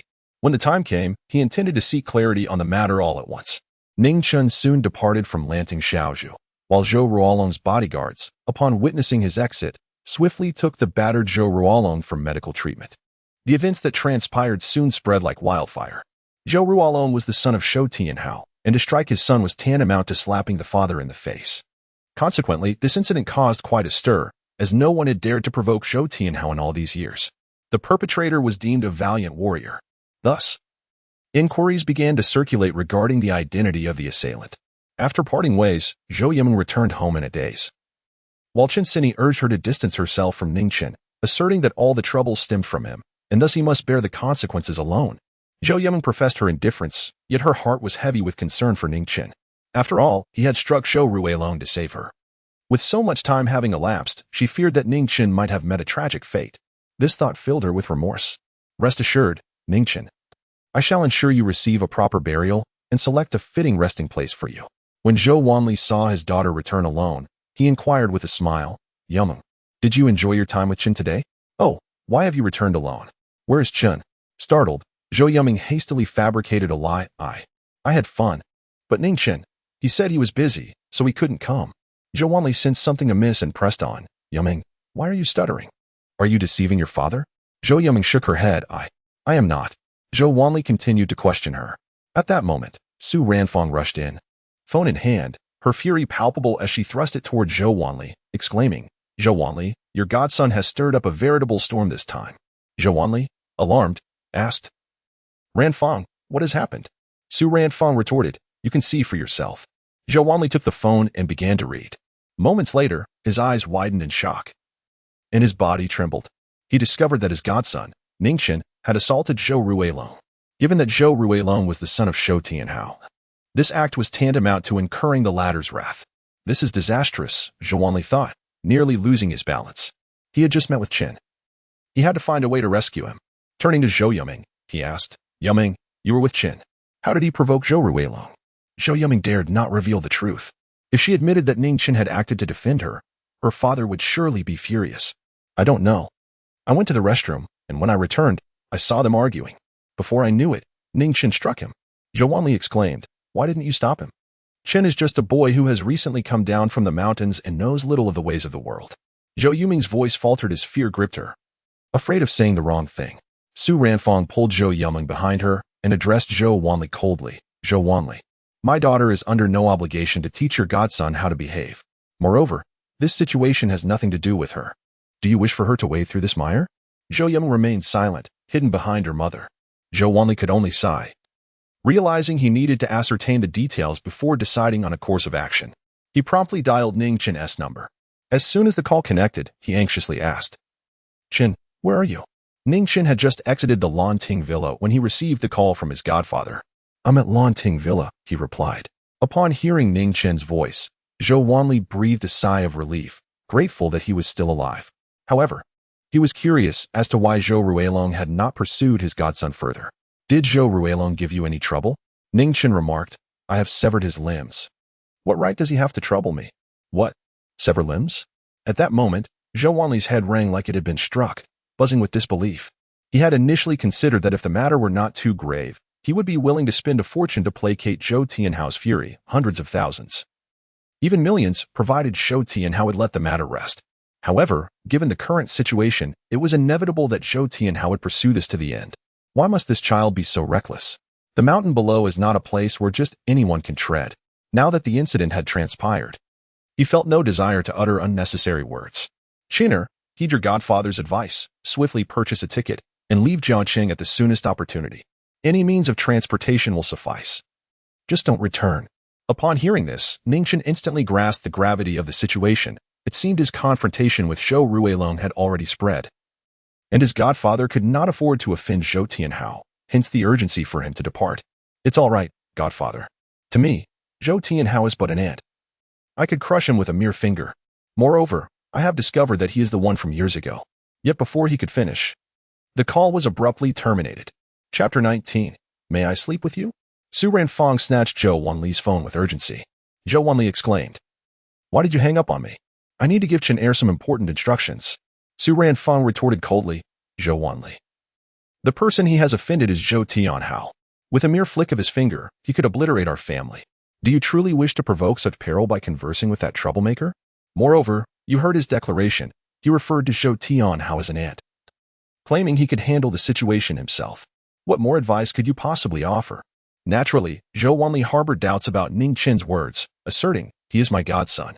Even if he has stirred up monumental trouble, it is my duty to look after him." Furious, Su Ranfeng retorted, "Zhou Wanli, for the sake of a mere outsider, you would place our entire family in jeopardy? Let me be clear, if you insist on meddling in Ning Chen's affairs, I will file for divorce." Zhou Wanli shouted in response, "I have stated countless times that I owe a debt of life to Chen Heir's mother. Before she departed, she entrusted me with his care. I have already lost him once. I cannot bear to lose him a second time." In a state of desperation, Su Renfeng turned to Zhou Yuming, imploring, "Yuming, you must intervene and stop your father." Zhou Yuming, feeling guilty, remained silent. Zhou Wanli disregarded his wife and daughter, instead retrieving his phone to contemplate a way out for Ning Chen. If only he could ensure Ning Chen's departure from Jiangcheng, all would be well. He attempted to purchase plane tickets to send his godson to the far side of Xia, as distant from Jiangcheng as possible. However, he was met with disappointment. The system indicated an unexpected situation had arisen, prohibiting all residents of Jiangcheng from leaving. He then checked train and bus tickets, only to discover the same grim news. Consequently, he resorted to seeking private transportation, only to be further astonished to learn that Jiangcheng was currently under a strict entry-only status. Zhou Wanli was utterly taken aback by Zhou Tianhao's formidable influence, capable of sealing off the entire city's transportation network in such a short span of time. It seemed there was no feasible way to facilitate Ning Chen's escape. Thus, he resolved to pursue an alternative course of action, seeking a mediator. He was willing to offer half of his company's assets to quell Zhou Tianhao's wrath, but he lacked the necessary connections to approach him directly. Zhou Wanli began dialing numbers, reaching out to various influential figures within Jiangcheng. "Old Zhang, I have a favor to ask. My godson has struck Zhou Rui Long. Your influence is considerable. Could you possibly intercede on my behalf?" "Oldly, I hope I'm not interrupting. I have an urgent matter to discuss." The situation unfolded thusly. "Yes, if Zhou Tianhao agrees to a private resolution, I am prepared to relinquish half of Zhou Pharmaceuticals' shares valued at 5 billion. If that is insufficient, I can augment the offer. I merely seek his mercy for my godson." The individuals Zhou Wanli contacted were all prominent figures in Jiangcheng. Surely, their assistance in conveying his message to Zhou Tianhao would carry weight. Now, all that remained was to await the outcome. He fervently hoped for a favorable resolution. Money was not the issue. Everything could be negotiated, as long as Chen Heir remained unharmed. At this moment, aboard a private jet, Zhou Tianhao gazed coldly out the window, his phone resting on the table before him, displaying a haunting image. His son, Zhou Ruilong, lay in a hospital bed. His face and limbs lost, reduced to a mere shell of a man. Anger coursed through him, not because of his son's tragic state after all. He had fathered over 20 illegitimate children throughout the years, and the death of one would not incite his ire. What enraged him was the audacity of those who dared to harm his son, fully aware of his identity as Zhou Tianhao's progeny. This blatant disrespect felt like an immense humiliation. At that moment, the phone rang. Zhou Tianhao answered, "Oh, I see. The one who attacked my son is the godson of the renowned Dr. Zhou. You intend to grant me half of the Zhou Pharmaceutical shares?" "Dr. Zhou truly plays a grand game." "Very well. In light of your old friend Li's standing, I shall acquiesce."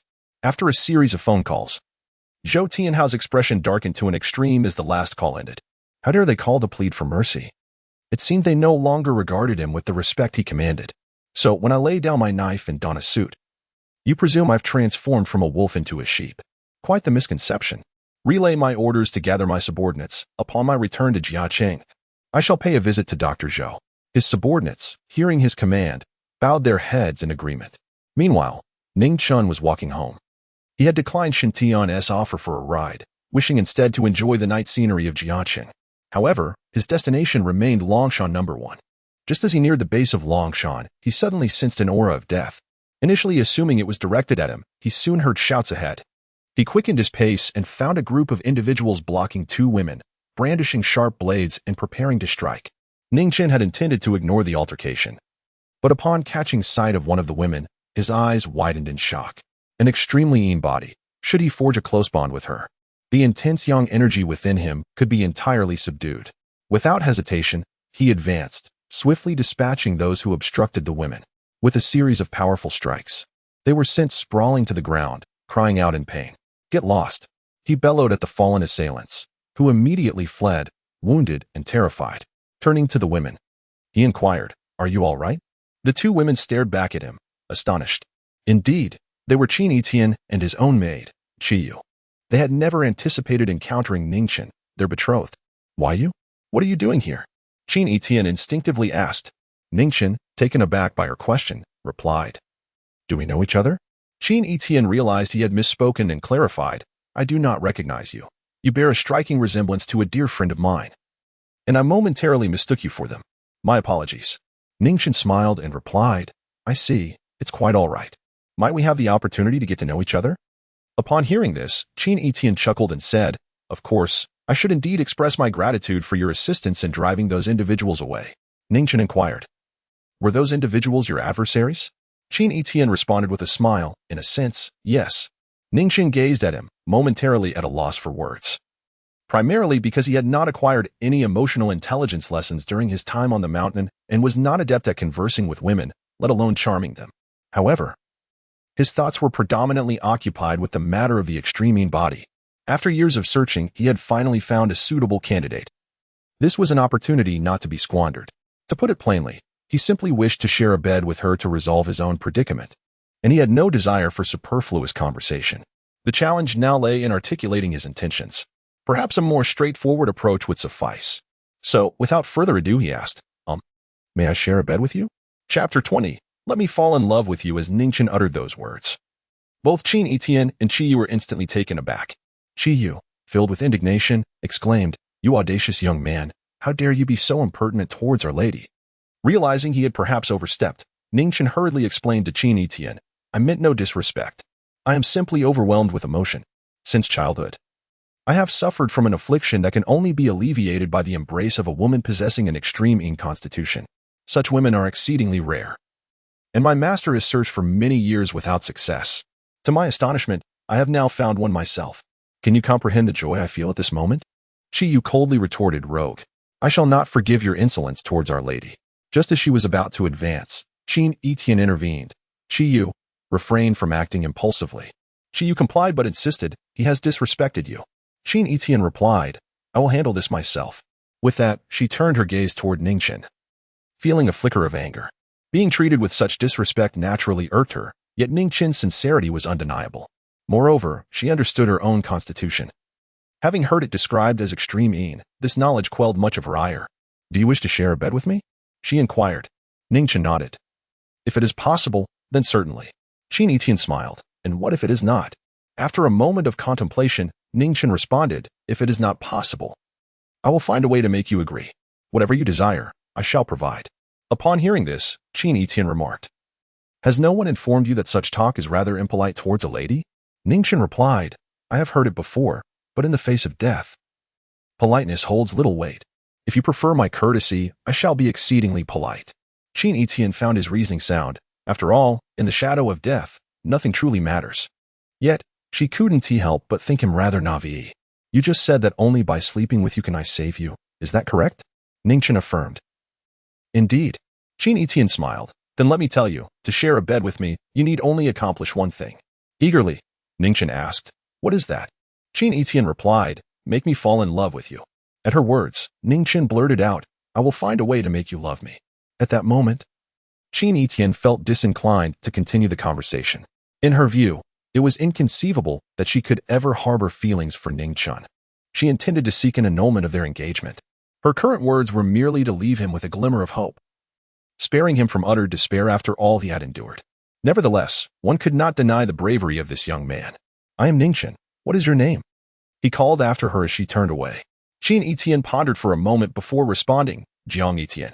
She refrained from disclosing her true name. Aware that he had seen the engagement contract and recognized the name Qin Yitian, she did not wish for Ning Chen to uncover her identity.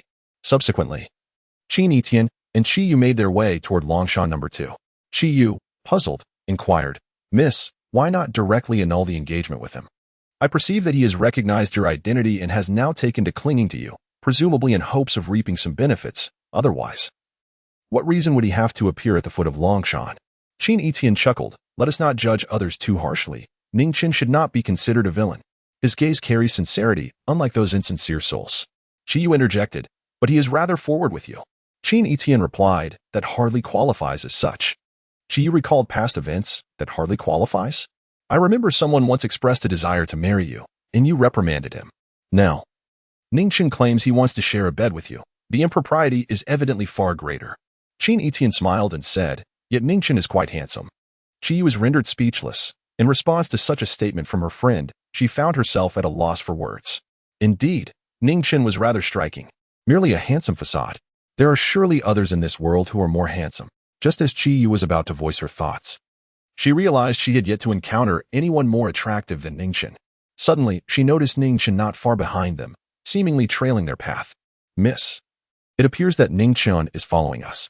Qin Yitian glanced back and spotted him as well, her brow furrowing slightly in confusion over his motives. Qiyu turned to Ning Chen and retorted, why are you following us? Ning Chen, contemplating how to win their affection, shook his head and responded, I am not following you. Qiyu found this amusing. If you are not following us, then what are you doing behind us? Ning Chen gestured upwards. I am heading home. My house is in that direction. Qiyu and Qin Yitian paused, bewildered. This was the Longshan Villa area. How could Ning Chen's home possibly be located here? Although they were skeptical of his claims, they could not refute him. He was merely returning home and had not truly stalked them. They continued their journey, traversing from Longshan number 100 to Longshan number 11. Qiyu could no longer contain herself. Why do you still follow us? Ning Chen replied, did I not already mention that I am going home? Qiyu scoffed. This is Longshan number 11. Further along lies Longshan number 10. I trust you understand what the top 10 villas signify? Ning Chen replied, I do not know. Is it not just a house? He genuinely lacked understanding of the significance of these villas. Qiyu coldly remarked, since you are unaware. Allow me to enlighten you. The Longshan villas represent social status. The closer to the front, the higher the status of the residents. Those beyond know. 50 are merely merchants of Jiangcheng, while those before number 50 lack even the qualification to purchase. The range from number 50 to no. 20 is reserved for the prominent families of Jiangcheng, and from number 20 to number 10, only the elite families may reside there. We have passed through without stopping. Now tell me, where is your home? Ning Chen replied, my home is further up. Further up? Qiyu was taken aback. The area above comprised the top 10 villas, each owned by the pinnacle of Jiangcheng society. The first 5 villas remain without owners. This is of little significance. What truly matters is how formidable Ning Chen has become. Qiyu remarked, allow me to remind you, the villa above is one of the top 10 on Longshan. Ning Chen replied, indeed, I reside above. Qiyu chuckled, saying, it seems my previous words have gone unheard. Those residing in villas numbered 20 to 10 are already members of the elite. As for the top 10, the individuals dwelling there possess strengths beyond your imagination. Do you truly consider yourself among them? Ning Chen responded, if that is the case. Does it mean that residing in villa number 1 on Longshan elevates me to the ranks of the esteemed in Jiangcheng? Chapter 21. Is someone inside? Both Qin Yitian and Qiyu's expressions shifted dramatically. How could Ning Chen possibly reside in Longshan number 1? She had attempted to use the Qin family's name to rent the prestigious residence as her abode in Jiangcheng, yet her efforts were in vain. How could Ning Chen be more formidable than her? However, Qin Yitian recalled the individual she had seen this morning in the vehicle of Shen. The son of Jiangcheng's wealthiest man. The resemblance to Ning Chen was uncanny, and at first glance, she had mistaken him for Ning Chen. Yet, upon hearing Shen refer to him as the benefactor of the affluent, she dismissed her thoughts. Could it be that they were, in fact, the same person? Xiaoyu, do you remember the person we encountered this morning? Qin Yitian inquired. Qiyu also recalled the event, but she was unwilling to believe that Ning Chen was the individual she had seen. Miss, if Ning Chen were truly that person, how could he have faced so many broken engagements? Surely he must be deceiving us, Qiyu asserted. What if he is not lying? Qin Yitian countered. That is impossible. He must be fabricating the truth. Of course, there is a way to verify it. Just watch me, Qiyu replied, then turned to Ning Chen. So, you reside in Longshan number 1? Ning Chen nodded affirmatively. Feigning astonishment, Qiyu exclaimed, Longshan number 1? That is the finest villa in the Longshan estate. Many are unworthy of residing there. You must be quite an important figure. Ning Chen thought to himself, is a villa really that impressive? Qiyu continued. We live in Longshan number 2 and have always wanted to see if the interior of Longshan number 1 is as luxurious as the rumors suggest. Would you be willing to show us around? Ning Chen responded, sure, but honestly, Longshan number 1 is rather ordinary. It's just a larger house. I can take you, provided you don't mind wasting time. Of course, I don't mind wasting time. Please, lead the way, Qiyu insisted. She scoffed at Ning Chen's words, dismissing his claims of it being merely a larger house. She had visited the mountains where Ning Chen previously resided, which were merely brick houses and thatched cottages. Utterly incomparable to Longshan number 1. Qiyu found it unfathomable how Ning Chen could brazenly make such statements. Ning Chen did not refuse, since you wish to go. Let us proceed. Thank you, Qiyu replied. Thus, Ning Chen led the way, with Qin Yitian and Qiyu following closely behind. Qin Yitian observed Ning Chen's silhouette and spoke to Qiyu. Do you think he could be telling the truth? Miss, you are usually so astute. Why are you suddenly having a mental lapse today? Consider Ning Chen's identity and the prestige of Longshan number 1. Can you truly link the two together? Qiyu replied. Qin Yitian remained silent, indeed unable to make the connection, yet deep down, she felt that there might be some truth to Ning Chen's words, which she was reluctant to acknowledge. Even if Ning Chen was not truthful, would visiting Longshan number 1 intrude upon its genuine inhabitants? Qiyu smiled and said, rest assured. My lady, soon we shall arrive. First, we will check if the lights are on. If they are not illuminated, there will be no question of any disturbance. However, if the lights are on, it will unequivocally prove that Ning Chen is a fraud. Of course, if he dares to contest this, we shall summon the occupants inside to confront him directly. Qin Yitian remained silent, for their arrival was imminent. Yet, there was another pressing matter, her curiosity about the residents of Longshan number 1. Who were they, and what was their status? Noticing her mistress's silence, Qiyu assumed that Qin Yitian concurred with her perspective. She then turned her gaze toward Ning Chen, secretly contemplating the moment when she would expose his deceit and urge her lady to call off the engagement. It was an affront to have such a remarkable woman bound by a promise to someone like him. Ning Chen was undeserving even of her little toe, let alone her affections. Before long, the trio passed by Longshan number 2 en route to Longshan number 1. Qiyu's eyes sparkled with delight. The road to Longshan no. 1 was infinitely superior to that of Longshan number 2. The vistas were expansive, and the air felt remarkably fresh. From a distance, it was a breathtaking panorama of the entire Jiang city, with the city's scenery laid bare before them. Even Qin Yitian was taken aback. She had been content residing in Longshan number 2, but now she yearned to speak with the wealthy Mr. Shen about a potential move to Longshan number 1. The beauty of the surroundings was simply irresistible. After walking a few hundred steps, the villa of Longshan number 1 came into view. It appeared significantly larger than Longshan no. 2, representing an entirely different echelon of luxury. The two women were thoroughly enchanted by the villa. Qin Yitian glanced at the villa's windows and noticed the lights were on, indicating someone was inside. Her heart surged with excitement. Curiosity piqued about the identity of the occupant. Qiyu, observing the illuminated lights, turned to Ning Chen and remarked, did you not claim to be a resident of Longshan number 1? Why is it that the lights are on when you have yet to return home? Ning Chen shook his head. I am as bewildered as you are. Let us enter and find out. He too was puzzled, for he distinctly remembered that the lights had been off when he left. Qiyu had not anticipated such stubbornness from him, still refusing to admit to his falsehood. Standing there, he appeared utterly undisturbed, showing no signs of anxiety.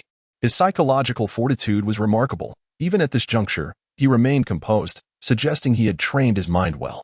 However, it mattered not, for the truth would soon be unveiled. With a smile, Qiyu declared, very well. Following this, Ning Chen stepped forward and produced a key. Qin Yitian, witnessing this, whispered, it seems he truly possesses a key. Qiyu, undeterred, replied, my lady, anyone can have a key. You and I possess keys too. But are they keys to Longshan number 1? Qin Yitian countered, are you not concerned that he might actually unlock the door? Qiyu Dao remarked, if he truly manages to open the door, I shall offer my apologies. However, I firmly believe that such a feat is utterly impossible. He will likely fumble for a while, only to return with some excuse about forgetting his key or something of the sort. At that moment, with a creak, the grand entrance of Longshan Villa number 1 swung open. The conversation between Qiyu and Qin Yitian was abruptly interrupted, their voices shattering the stillness. And as they turned their gazes towards the open door, they were left utterly speechless. It truly opened. How could this be? The resident of Longshan Villa no. 1 was indeed Ning Chen. Yet, if it was Ning Chen, why were there others inside? Just then, they glimpsed a shadow flitting past within. Qiyu realized that it must have been the moment Ning Chen was about to open the door when someone inside coincidentally did so, creating the illusion that Ning Chen had opened it. She pondered, how could Ning Chen possibly reside in Longshan Villa number 1? At that instant, a figure emerged from within, and both women immediately focused their attention, eager to discern the true identity of the other. Chapter 22. The Dragon Mountain group Qi Yu had meticulously prepared numerous remarks aimed at Ning Chen, ready to deliver them should the individuals present bear no affiliation with him. Qin Yitian's eyes widened in anticipation as she sought to discern the identity of the other party. At that moment, Qin Yitian emerged. Upon spotting Ning Chen, he promptly exclaimed, "Master." Ning Chen inquired, "What brings you here?" Qin Yitian replied with a smile, "I have procured some servants for you, master. They are all exquisite beauties, well-versed in various skills. Would you like to see them, or perhaps prefer them all?" Ning Chen responded, "I desire none. I favor solitude." Qin Yitian remarked, "Then I shall not bring them." Turning to Qi Yu and Qin Yitian, Ning Chen added, "Weren't you too interested in visiting Dragon Mountain Villa No. 1? You may enter now." At this juncture, both Qi Yu and Qin Yitian felt an acute sense of embarrassment. Although they had not overheard the conversation between Qin Yitian and Ning Chen, it was evident that the two were acquainted, indicating that Ning Chen was indeed the resident of Dragon Mountain Villa No. 1. Qi Yu found herself at a loss for words, while Qin Yitian's perspective shifted, realizing her fiancé possessed a certain depth. "Thank you for your kindness, but we shall refrain from entering," she said with a smile. Upon hearing this, Ning Chen replied, "Very well, I shall take my leave." With that, he pushed the door open and stepped inside. Qin Yitian, having taken his leave as well, prepared to depart. His unsolicited decision to present women to the master, each hailing from prominent families in Jiangqing, had been met with rejection. These young ladies were well-educated, skilled in the arts, and possessed stunning beauty, ranking among the top 100 in Jiangqing.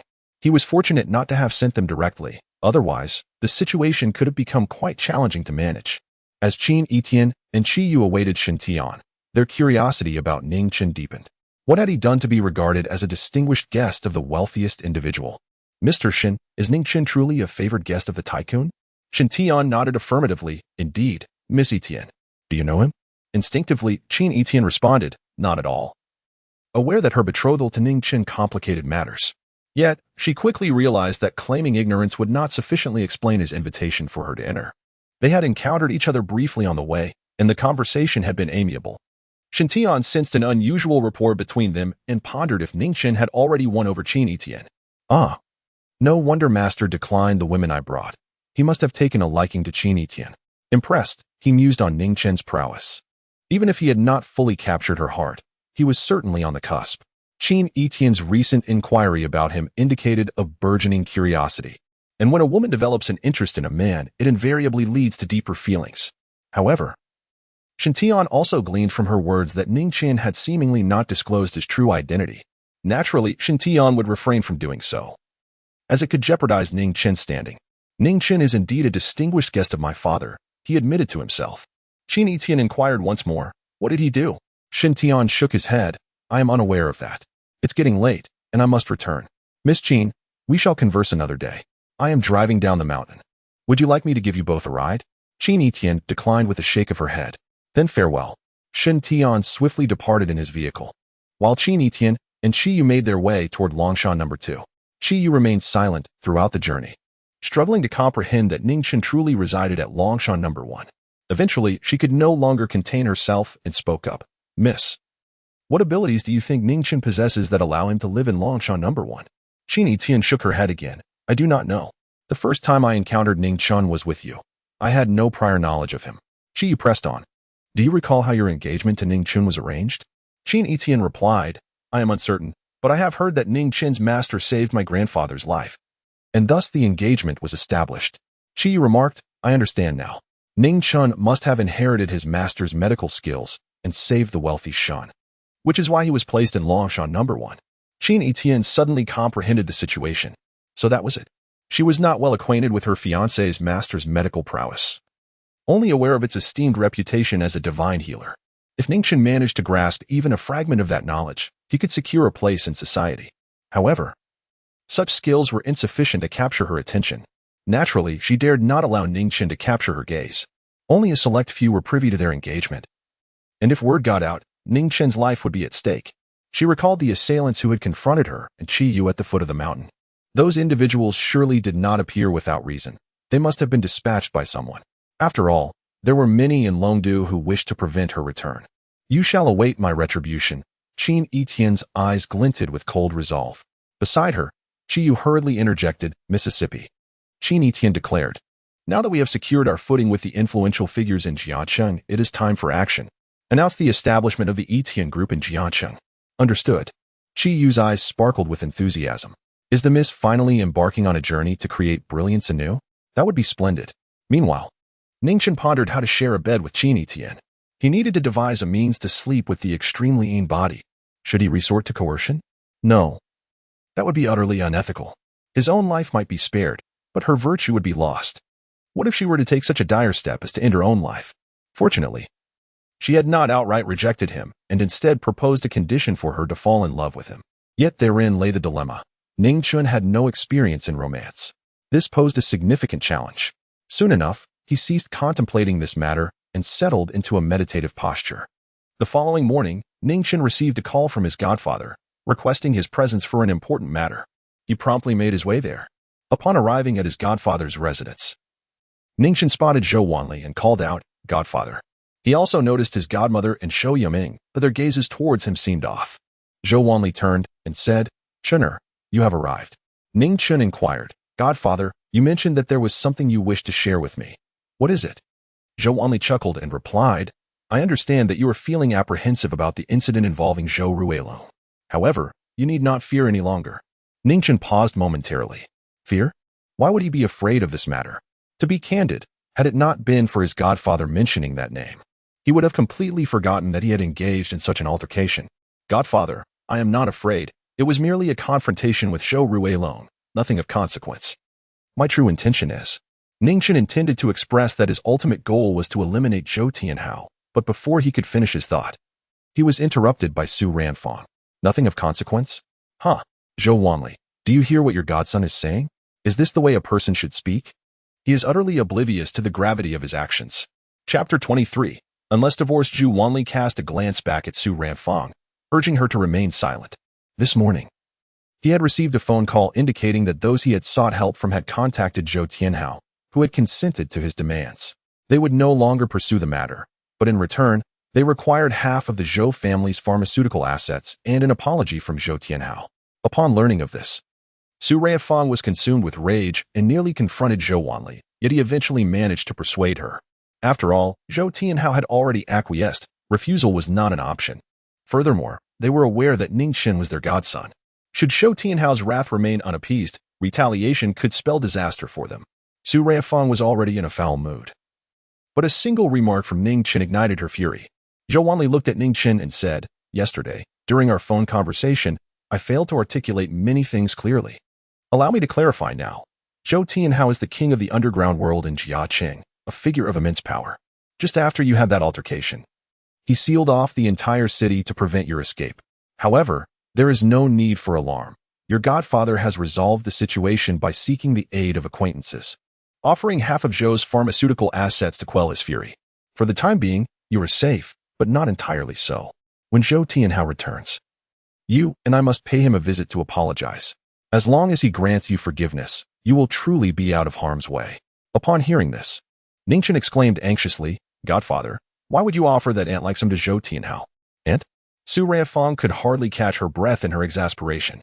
How dare he refer to the king of the underground world as an ant? Even the wealthiest tycoon, Shen, would not dare utter such words. Initially hesitant to speak, Zhou Yiming was concerned that Ning Chen's remarks might implicate her in offending Zhou Ruelong. However, upon learning that her father had already intervened on Ning Chen's behalf, she felt emboldened. Since Ning Chen had saved her once, she felt compelled to return the favor. Their debts were now settled. "Ning Chen, I truly cannot fathom how you could utter such words. Were it not for my father, you would undoubtedly meet a gruesome fate, torn to pieces and tossed into the sea to feed the fish. He commands the entire transportation system of Jiangxing. Do you truly believe he is an ant?" Ning Chen retorted, "I could swat Zhou Tianhao dead with a single slap. How could he be anything other than an ant?" Zhou Yiming could only laugh in disbelief. "You must be joking. You wouldn't even get close enough to Zhou Tianhao before meeting your end, let alone swat him. Do you think you are some kind of master?" Zhou Wanli, growing increasingly anxious, interjected, "Chener, given the gravity of the situation, it would be wise to refrain from speaking further." Just then, a commanding voice rang out. "Zhou Wanli, I will not permit you to use money to rescue that little bastard." A group of individuals entered from outside, members of the Su family. summoned by Su Ranfang to apply pressure on Zhou Wanli, determined to prevent him from spending any funds to protect Ning Chen. At the forefront was Su Guohong, Su Ranfang's father, who approached with a dragon-headed cane. Following him were other members of the Su family, including Su Yunfeng, who had been struck by Ning Chen. Zhou Wanli's expression changed upon seeing Su Guohong. "Father, what brings you here?" Su Guohong rolled his eyes. "If I hadn't come, you would have likely lost everything." Zhou Wanli replied, "Father, how could that be?" Su Guohong retorted coldly, "I won't waste time on you. I cannot permit you to use the funds of Zhou's pharmaceuticals to rescue that little scoundrel." Zhou Wanli, in a rush, exclaimed, "Father, Ning Chen is my godson. How can I stand by and watch him perish?" Su Guohong raised his head and coldly stated, "Zhou Wanli, you arrived at our Su family with nothing but a few prescriptions to your name. Frankly, you were a mere impoverished young man. It was my belief in your potential that led me to allow my daughter to marry you, and I even invested in your entrepreneurial endeavors, which resulted in the establishment of Zhou's pharmaceuticals and your current reputation as the king of medicine in Jiangxing. However, in truth, the entirety of Zhou's pharmaceuticals belongs to our Su family." Zhou Wanli fell silent, unable to refute this, as the truth was undeniable. Yet, Su Guohong interrupted. "There are no buts. If you use the money to save someone, then you must leave everything behind. Zhou's pharmaceuticals will belong to my daughter. If you behave yourself, you may still retain your title as the king of medicine in Jiangxing." Su Ranfang interjected, "Father, but the king of the underground world, Shou Tianhao, has already agreed to our compensation. If we fail to pay, could he not retaliate against our Su family?" Su Guohong waved his hand dismissively. "Rest assured, nothing will happen. Giving money is merely to protect that scoundrel. If we choose not to safeguard him, let him do as he pleases. As long as Wanli severs ties with that wretched boy, neither Zhou Tianhao nor anyone else can harm us, for there are rules to follow in this world." A spark of realization lit up Su Ranfang's eyes as she turned to glare at Zhou Wanli. "Did you hear what father said? Hurry and cast out your useless godson." Zhou Wanli firmly stated, "I will not cast Chen out. Do not even think about it." He then addressed Su Guohong, "Father, I acknowledge your words. Without you, there would be no Zhou's pharmaceuticals. However, without my contributions of the prescriptions, there would also be no Zhou's pharmaceuticals. Therefore, I believe it is reasonable for me to use half of my assets to save my godson." Su Guohong replied coldly, "I have made it clear. If you use the money to save someone, you must leave everything behind. The choice is yours." Su Ranfang had no intention of pursuing a divorce, but she felt anxious as her father pressured Zhou Wanli. What if he truly decided to divorce? That would be disastrous. She whispered, "Father, I do not wish to divorce." Su Guohong quietly reassured her, "Do not worry. He wouldn't dare to divorce. At his age, he wouldn't easily relinquish his status and position, especially for someone irrelevant." With that, Su Ranfang felt a sense of relief. Meanwhile, Zhou Wanli coldly declared, "Very well. I shall take the prescriptions from Zhou's pharmaceuticals and sell them to save someone." Su Ranfang was taken aback, unable to fathom that Zhou Wanli would make such a choice. "Zhou Wanli, despite our marriage, you would choose an outsider over your family? Your heart is truly ruthless. So you wish for a divorce? Fine, I shall grant you that." Upon hearing these words, Zhou Wanli found himself at a loss. He had no desire for divorce. He cherished his wife and daughter, and his life was quite fulfilling. Yet, he could not bear to witness Heiress' demise. Moreover, Heiress' background was extraordinary. Her mother was formidable, and her father equally so. Though this remained a secret he could not divulge to his family. Zhou Yimeng felt a surge of urgency. If her parents were to divorce, she would be left as a child of a single parent, which was untenable. All of this was the fault of Ning Chen. Their family of three had once been harmonious, but ever since Ning Chen's arrival, her parents had been embroiled in constant disputes. This person was truly a harbinger of misfortune. Not only was she unhappy, but she also sought to spread that unhappiness to others. A person of sound mind would have departed long ago, yet Ning Chen remained, exhibiting an astonishing audacity. Determined to expel Ning Chen, Zhou Yimeng turned to her and coldly remarked, "Ning Chen, can't you leave my home? If you are unhappy, must you also ensure that others share in your misery? Please, depart, and do not reappear before me." Chapter 24. The warrior. The other members of the Su family turned their gazes towards Ning Chen, asserting, "Do you intend to drive others away? If I were in your position, I would have left long ago." Indeed, the Su family members collectively reproached Ning Chen. They were certainly reluctant to force Zhou Wanli out, for he was currently the most formidable individual within the Su family. To expel him would be detrimental to their interests. Ning Chen, however, could only muster two words, speechless. Is it truly so serious? Is it merely Zhou Tianhao? How has he instilled such fear in you all? I have already declared that Zhou Tianhao is but an insect. He is indeed insignificant. What are you all attempting to prove here? He then turned to Zhou Wanli, saying, Godfather, I shall handle this matter myself. So you need not concern yourself. He wished to shield his godfather from this affair, as his godfather's family life was currently harmonious. And he did not want to jeopardize that. Zhou Wanli, alarmed, exclaimed, Child, what nonsense are you speaking? How will you address this? Alone? Zhou Yiming interjected, Father. They have expressly stated they do not require your assistance. Why do you persist in offering it? Moreover, your godson is quite capable. I doubt Zhou Tianhao's men can pose a threat to him. Zhou Wanli retorted, Capability matters little. Zhou Tianhao's subordinates are not merely skilled fighters. They are warriors. Zhou Tianhao pays them over 10 million annually to employ their services. Zhou Yiming, perplexed, inquired, Father, what exactly is a warrior?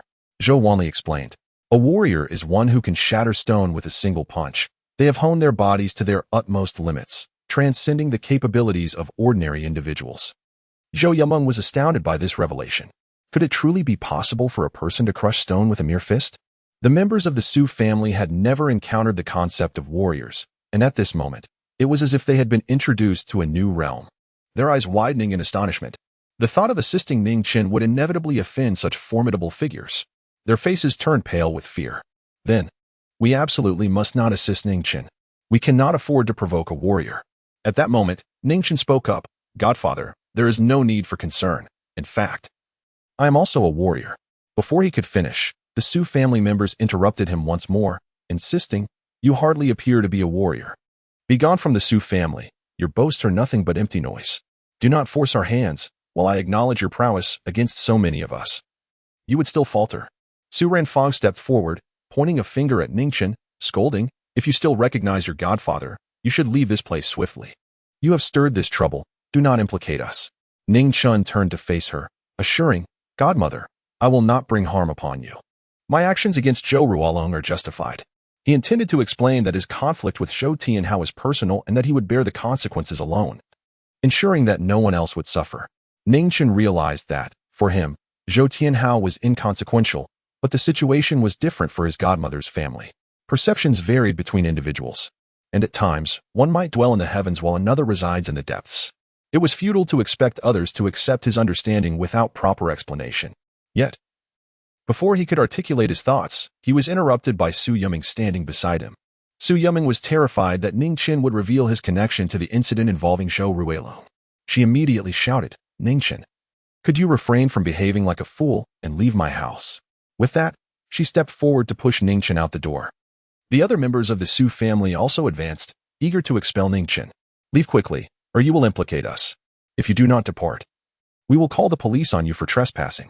Ning Chen took a few steps back, realizing that any further conversation was futile. He had initially contemplated assisting the Su family in establishing a foothold in Jiacheng, but it seemed that such intentions were now unnecessary. Just then, a group entered the Zhou family villa. The newcomers appeared menacing, their voices booming. Is this the residence of Zhou Wanli? The members of the Zhou family looked at the intruders, perplexed by their presence. Su Guhong retorted coldly, regardless of whose home this is, you have entered without an invitation. Is that not rather impolite? Upon hearing this, one of the intruders laughed derisively. Impolite? What do you intend to do about it? Su Guhong replied icily. I will count to 3. If you leave, I shall consider this incident forgotten. The intruder chuckled. I will not leave now. I am curious to see what you can do. With that, he delivered a powerful punch to the nearby iron gate, causing it to collapse with a resounding crash. The faces of the Su family turned pale at this display of strength. This individual had dented the iron door with a single blow, clearly not an ordinary person. They had just heard talk of martial artists. Could this man be one? However, they had not wronged him, so why was he here? Furthermore, allow me to introduce myself. My name is Ing Fei Hong. At the mention of this name, the hearts of the Su family raced wildly. They were all too familiar with Ing Fei Hong, a formidable figure associated with Zhou Tianhao. They realized that this was no ordinary encounter. The intruders had come for Ning Chen. This damned rascal was about to endanger their entire family. Su Guhong, now too frightened to speak, quickly retreated behind the others and urged Zhou Wanli, they seek you. Go and respond. Zhou Wanli stepped forward and addressed Ing Fei Hong. Why have you suddenly come to my home? Is it possible that Boss Zhou has returned? Ing Feihong replied coldly, "Indeed, the boss has returned and sent me to request your presence, along with your godson." Zhou Wanli hastily responded, "Very well. I shall accompany him immediately to offer half of the Zhou family's pharmaceutical assets as an apology."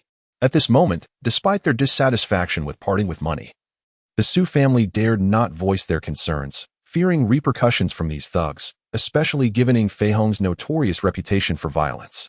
Ing Feihong smiled and said, "No need for that. Your meager wealth is of no interest to my boss. He primarily wishes to meet you." Zhou Wanli was taken aback.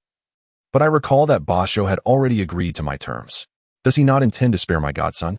Ing Feihong's gaze twisted with a sinister smile as he replied, "Spare your godson? He struck the son of the leader, which is tantamount to disregarding the leader entirely. He must perish. Yet you foolishly believe that merely gathering a few individuals can persuade the leader to refrain from retribution. Do you truly consider yourself of significance? For all these years, the leader has chosen not to act, leading others to mistakenly perceive him as a sickly feline. To be candid, in my eyes, the so-called pharmaceutical king of Jiangqing is akin to a mere ant, and in the eyes of my leader, you do not even merit that status. I advise you to cease your futile struggles. Today, all of you shall meet your demise." Zhou Wanli felt a chill run through him upon hearing these words. Indeed, in Zhou Tianhao's view, he was nothing more than a trifling nuisance. It would be exceedingly easy for the other party to extinguish his life. He now comprehended that Zhou Tianhao had never entertained the notion of sparing Chen Heir. The previous assurances were mere pretense. Not only did he intend to eliminate Chen Heir, but he also sought to annihilate their entire family, using this incident to establish his authority in Jiangqing. The members of the Su family, upon hearing this, became increasingly agitated, attempting to plead their case. "This matter has nothing to do with us. It was Ning Chen who instigated the violence. The guilty must be held accountable. If you wish to kill Ning Chen, do so. Spare us," they exclaimed. "Indeed, we have never wronged leader Zhou. This entire affair bears no relation to us." Su Guohong's mind buzzed, but he knew he could not remain passive. He had to take action. Since explanations were futile, he resorted to begging for mercy. He knelt and bowed his head, pleading, "I implore you to spare the Su family. I am willing to offer all of our wealth to purchase the lives of my family. Although we may not rival the prestigious clans, we can still produce over 1 billion. Seeing this, the other members of the Su family also knelt in supplication.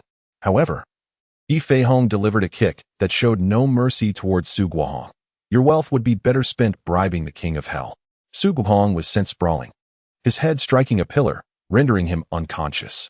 The others from the Su family trembled in fear. The younger ones cried out in terror, having never witnessed such a scene. Su Yinfeng was so frightened that he wet himself, saturating his pants, the stench permeating the room. Su Ranfeng collapsed in fright, while Su Yumbing felt her heart leap to her throat, tears streaming down her face as her body went into disarray. The atmosphere in the room was thick with dread and terror. At that moment, Ning Chen, who had remained silent until now, finally spoke. "Has Zhou Tianhao returned?" Chapter 25. Why did you kill me 12 years ago? Upon hearing Ning Chen's words, Ing Feihong turned around, scrutinizing him from head to toe. "Is our leader's name something you can so casually utter?" Ning Chen replied, "Take me to meet Zhou Tianhao." Hearing this, Ing Feihong retorted coldly, "Did you not hear what I just said? I am asking you how you dare to speak my leader's name." In the next moment, Ning Chen made his move. He swung his hand, unleashing a surge of energy that followed his motion. Just as his palm was about to connect with Ing Feihong's face, it abruptly halted, mere inches from his ear. It would have been a simple matter for Ning Chen to end Ing Feihong's life if he had continued to strike. It would have been enough to reduce his opponent to a mere puddle of blood. However, he refrained from killing in front of his godfather, for it would have presented him as a stranger. Although Ning Chen's hand did not make contact, the formidable force still sent Ing Feihong crashing against the wall, where he came to an abrupt stop. The scene left everyone present in shock, particularly the Zhou family members, who stared wide-eyed. This was inconceivable. Ing Feihong was a martial artist. How could he be sent flying by Ning Chen? Could it be that Ning Chen was also a martial artist? That seemed unlikely. It was presumed that Ing Feihong had been caught off guard, falling victim to a surprise attack from Ning Chen. Otherwise, how could one explain such an occurrence? Instantly, the Su family harbored even greater disdain for Ning Chen. What a lunatic! How dare he strike Zhou Tianhao's trusted subordinate? He must be seeking his own demise. They failed to comprehend the situation. However, those who accompanied Ing Feihong were well aware of what had transpired. Ing Feihong had been struck down, and anyone capable of doing so was undoubtedly a martial artist. and one who surpassed Ning Fei Hong in strength. The few of them trembled in fear, realizing they were no match for Ning Chen. Ning Chen regarded them coolly. "Take me to Zhou Tianhao." The group, now devoid of any courage to argue, nodded vigorously.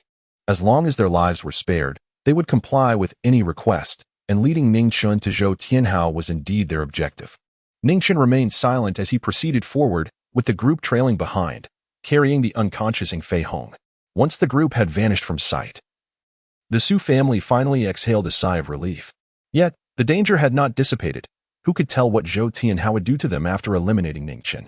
Damn it, this little brat is going to bring ruin upon the Su family. What should we do? What should we do? Forget about useless chatter. Hurry and take Dad to the hospital. At that moment, Su Ranfong approached Zhou Wanli, delivering a sharp slap. Zhou Wanli, you certainly have a remarkable godson. Zhou Wanli covered his face. Dear, I will handle this. Su Ranfong, gritting her teeth in frustration, retorted, how will you handle it? The person he has offended is Zhou Tianhao. Zhou Yuming cried out in distress, Dad, it's all your fault. I am still young. I do not want to die. Why did you allow Ning Chen to come to our home? Why? Zhou Wanli stamped his foot resolutely, declaring, I will find a solution.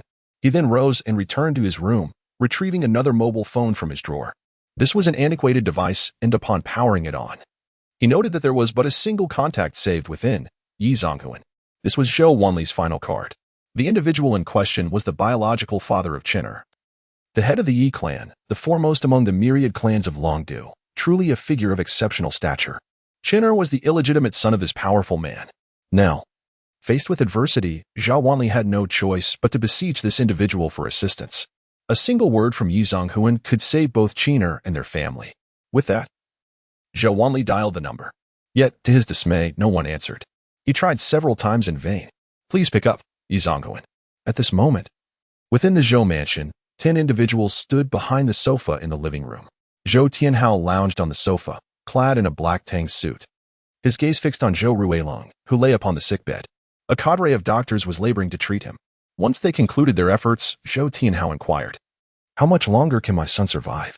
The leading physician sighed heavily, responding, Zhou Laoda, your esteemed son likely has no more than a month left. Upon hearing this, Zhou Tianhao lifted his head, closing his eyes in frustration. You are all highly skilled in your craft. I have expended considerable wealth to support you. Yet, in the end, you cannot even save my son. This infuriates me. The chief physician, upon hearing these words, felt his legs weaken, collapsing to the ground in supplication, Zhou Laoda. We have done our utmost. Your esteemed son's injuries are exceedingly grave. Zhou Tianhao retorted, I shall not sustain the incompetent. Take them away and dispose of them as one would feed a dog. The doctors, upon hearing this, were paralyzed with fear, kneeling and begging for mercy. However, their pleas were in vain, as the individuals behind the sofa advanced, seizing and dragging the doctors towards the courtyard. Before long, anguished cries echoed throughout the mansion. Yet Zhou Tianhao remained unfazed, turning his attention to those beside him. Who did we send to summon Dr. Zhou? The individual beside him promptly replied, Ning Fei Hong has been dispatched for some time now. Barring any mishap, he should return shortly. Zhou Tianhao nodded, excellent. This time, we shall make an example of him.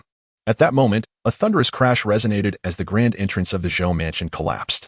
Moments later, several figures tumbled through the entrance, collapsing to the ground, each spitting blood and appearing utterly disheveled. Then, Ning Chen stepped forward, advancing with deliberate strides. At that moment, he emanated an aura of lethal intent. His gaze settled upon Zhou Tianhao's face, and memories of his own near-fatal stabbing flashed before him. It had been a stormy night, although darkness enveloped the surroundings. A bolt of lightning had illuminated the scene, allowing Ning Chen a fleeting glimpse of his assailant's eyes. Indeed, it was those very eyes.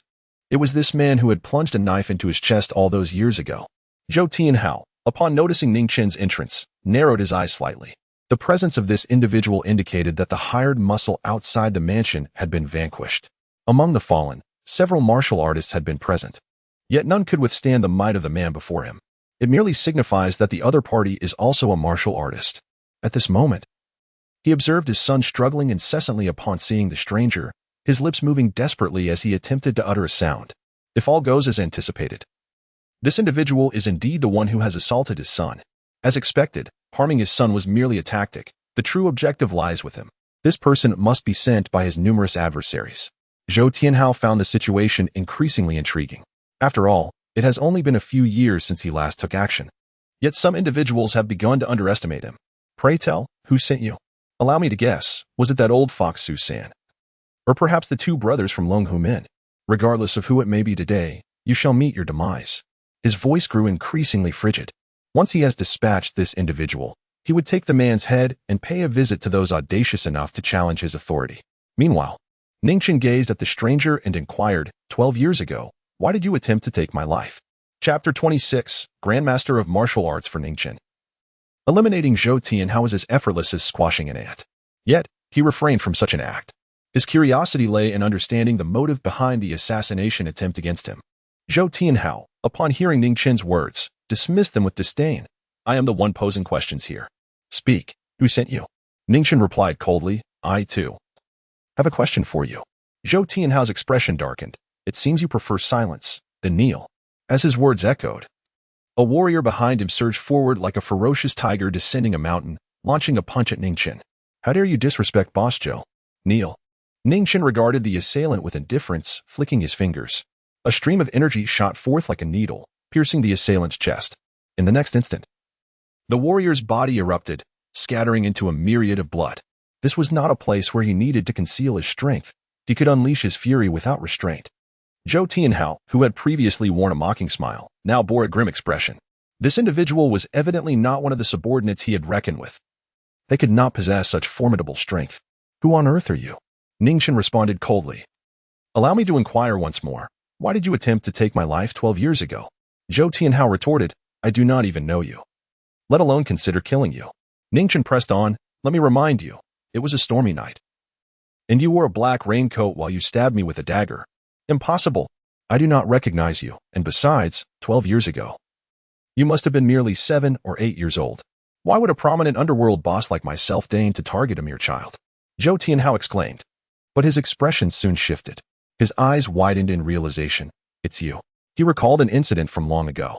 12 years prior, he had been an ordinary enforcer, approached by someone who had tasked him with eliminating a child, promising that success would grant him the title of underground overlord in Jiangqing.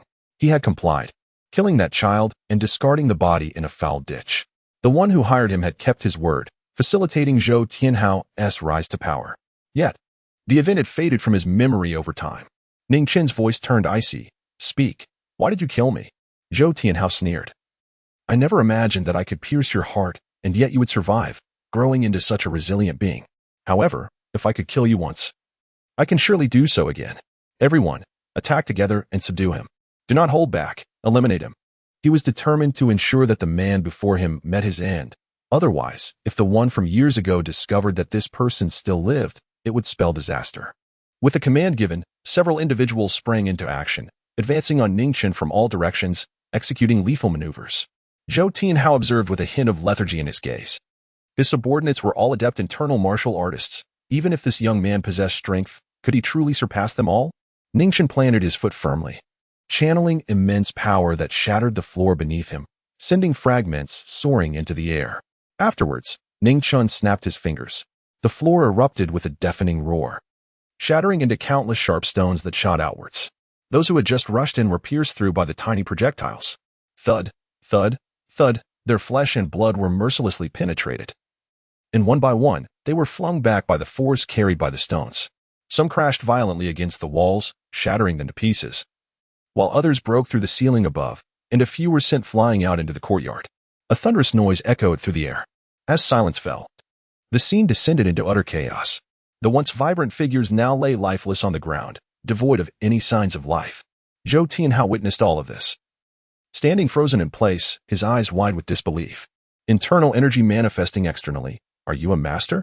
He could hardly fathom that the child he once sought to kill had now blossomed into a martial arts master. At that moment, a sense of trepidation washed over him. The might of a master was beyond what someone like him could withstand. Were it not for his remaining trump card, he would have already lost his composure. He needed to stabilize the situation before summoning his backup. Why do you want to kill me? Ning Chen's voice turned frigid. Zhou Tianhao's tone grew frantic, losing the calm demeanor he had maintained earlier. Young man, don't think that just because you are a martial arts master, you can act recklessly. Without a word, Ning Chen appeared before Zhou Tianhao in an instant, delivering a swift kick. Zhou Tianhao was sent flying, crashing violently against the wall. Before he could regain his bearings, a foot came down heavily on his chest. The sound of cracking bones echoed painfully. Scalding blood surged from Zhou Tianhao's mouth. Even with his trump card, he felt fear. This adversary was far too ruthless. I'll tell you, just don't kill me. I will answer now. Speak. Ning Chen's command rang out with authority, followed by another foot pressing down. However, this kick lacked the ferocity of the previous one. Yet it was painful enough to nearly make Zhou Tianhao's eyes pop. Someone hired me to kill you. Ning Chen had anticipated this. Who is it? Why do they want me dead? Just as Zhou Tianhao was about to respond, a voice interjected from the side. Young man, as a martial arts master, is it not excessive to strike against an ordinary person? Upon hearing the voice, Zhou Tianhao immediately turned to look. A middle-aged man was slowly approaching. Upon seeing him, Zhou Tianhao felt a surge of hope. Master Tang, you have finally arrived. The newcomer was named Tang Feihu, Zhou Tianhao's final trump card. Zhou Tianhao had met him by chance. Years ago, Tang Feihu had sustained an injury for unknown reasons, and Zhou Tianhao had intervened to save his life. Since then, Tang Feihu had worked for Zhou Tianhao, assisting him with many complex issues over the years, which allowed Zhou Tianhao to rise as the underground overlord of Jiangqing. The reason others dare not provoke Zhou Tianhao lies in the formidable presence of Tang Feihu, a genuine master of martial arts. They could never hope to rival him. Now that the adversary has arrived, there is hope for salvation. Ning Chen cast a glance back at Tang Feihu and coldly declared, this is none of your concern. Be gone. Tang Feihu furrowed his brow, remarking, at such a tender age, you have already stepped into the realm of a half-step master, a remarkable talent indeed. You may feel entitled to your arrogance, but allow me to remind you, young man, that one should not be excessively proud. Ning Chen retorted, if you don't leave, I shall strike you down with a single blow. Tang Feihu's gaze turned frigid. He acknowledged the opponent's formidable talent, yet he remained a true master of martial arts. Even with potential allies lurking behind, he felt no fear. Here, he could eliminate the threat and erase all traces, leaving him untouchable. Very well. If our words do not align, I shall send you to the depths of hell, where you may seek repentance from the king of hell. With that, Tang Feihu launched an attack, his fist hurtling forth with a force akin to a great serpent, barreling towards Ning Chen. At that moment, Ning Chen was seething with rage. Consumed with the desire to uncover the identity of his assailant, he wished to disregard all else. This fool sought death, and death he would receive. He struck out with an open palm. A phantom-like imprint materialized visibly in the air. Just as Tang Feihu was about to retaliate, his face twisted in ferocity. He froze in terror upon witnessing the colossal handprint advancing towards him.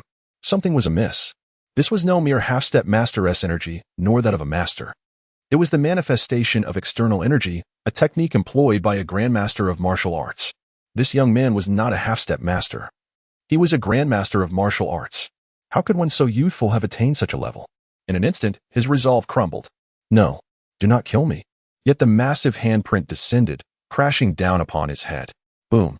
Before Tang Feihu could utter another word, his body disintegrated into a mist of crimson.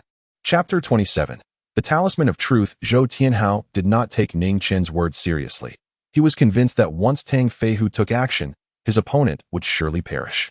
However, at this moment, witnessing a living being instantly transformed into a pool of blood left him utterly dumbfounded. How could this be possible? In his eyes, Tang Feihu was an invincible entity, and it was inconceivable that anyone could rival him. Over the years, anyone who dared to confront him had met their demise at Tang Feihu's hands. Yet today, his opponent lay dead, and by the hands of such a young man. How could this be? At this moment, Zhou Tianhao was gripped by an overwhelming fear.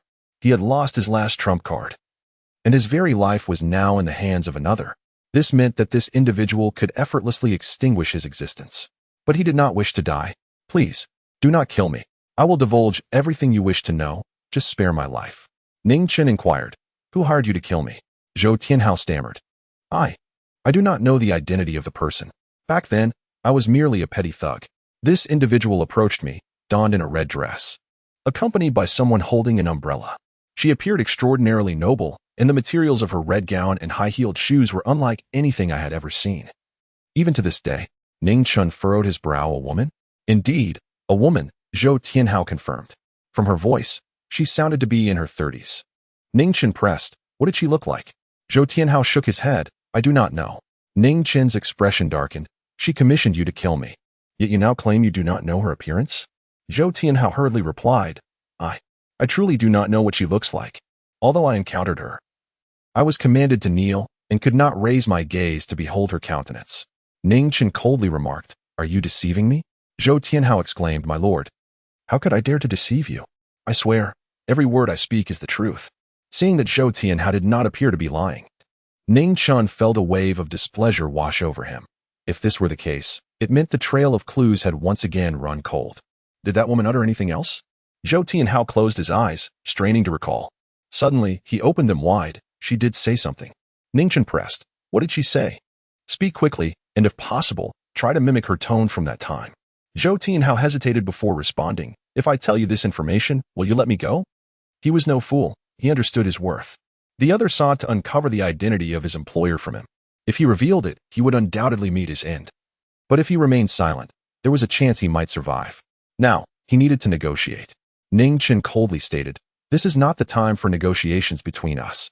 Zhou Tianhao gritted his teeth and threatened, If you do not release me, I shall reveal nothing. Upon witnessing this, Ning Chen released his grip. Zhou Tianhao took a deep breath, realizing that the other had evidently yielded. Ignoring the excruciating pain from his broken ribs, he struggled to rise from the ground. Once I am safely away from here, I shall convey the news to you. I, Zhou Tianhao, shall not go back on my word. Ning Chen replied coldly. Did I ever instruct you to leave? Zhou Tianhao gazed fearfully at Ning Chen, exclaiming, Let me tell you, if you prevent my departure, I shall remain silent. Ning Chen retorted, There is no need for you to speak. As the words fell, Ning Chen produced a thin, gossamer-like hidden weapon, a Jinyan talisman.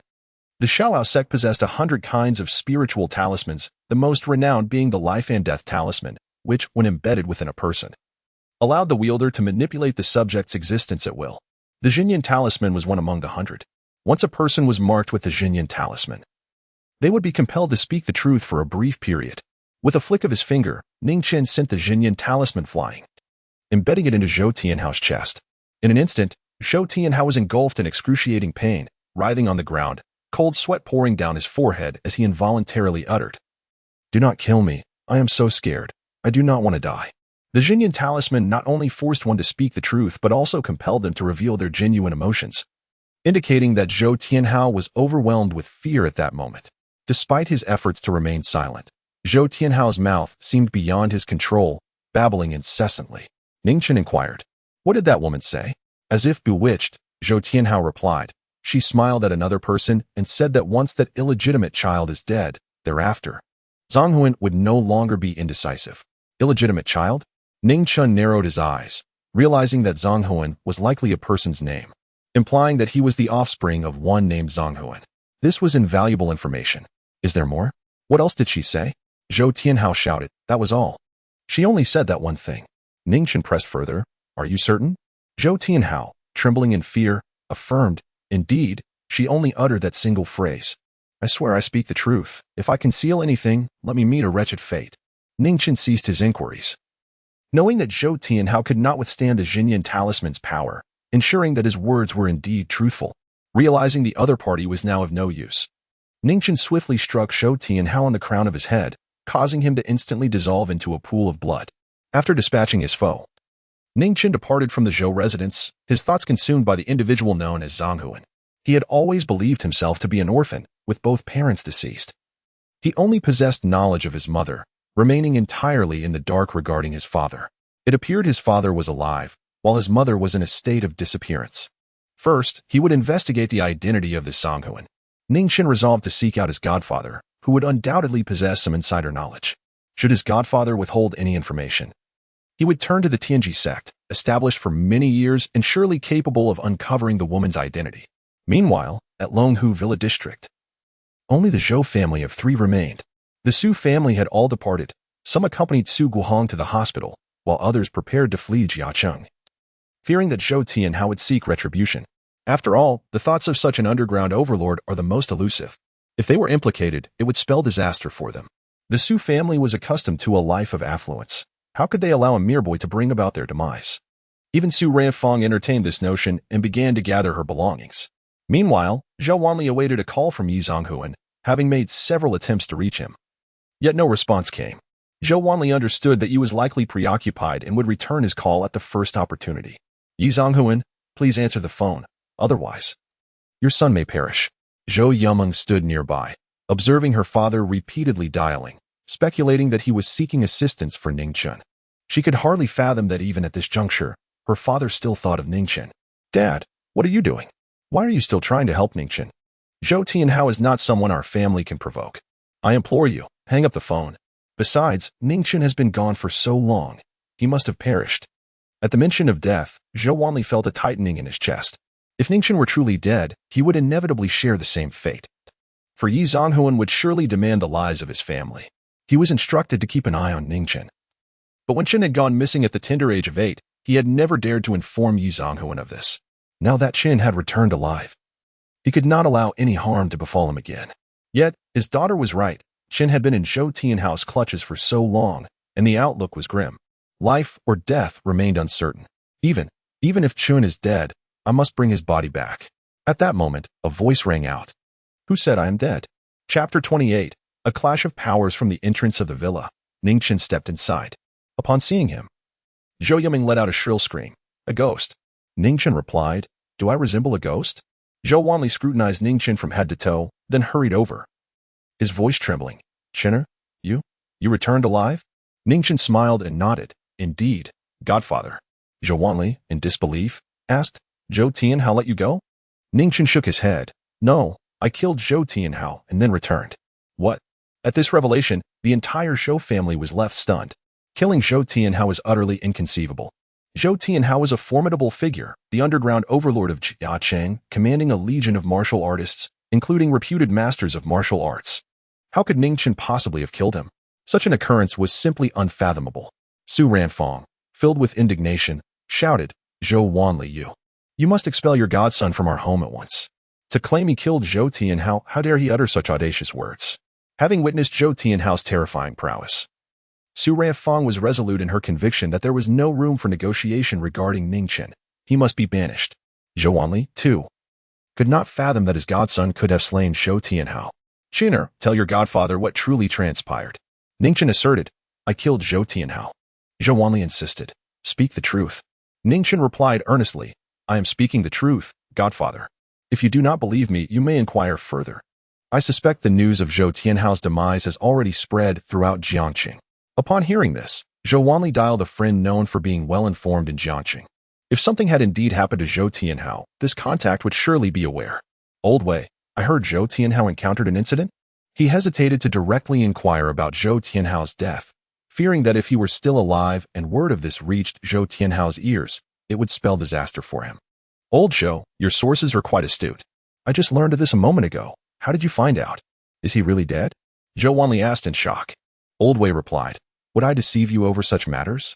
This involves Zhou Tianhao.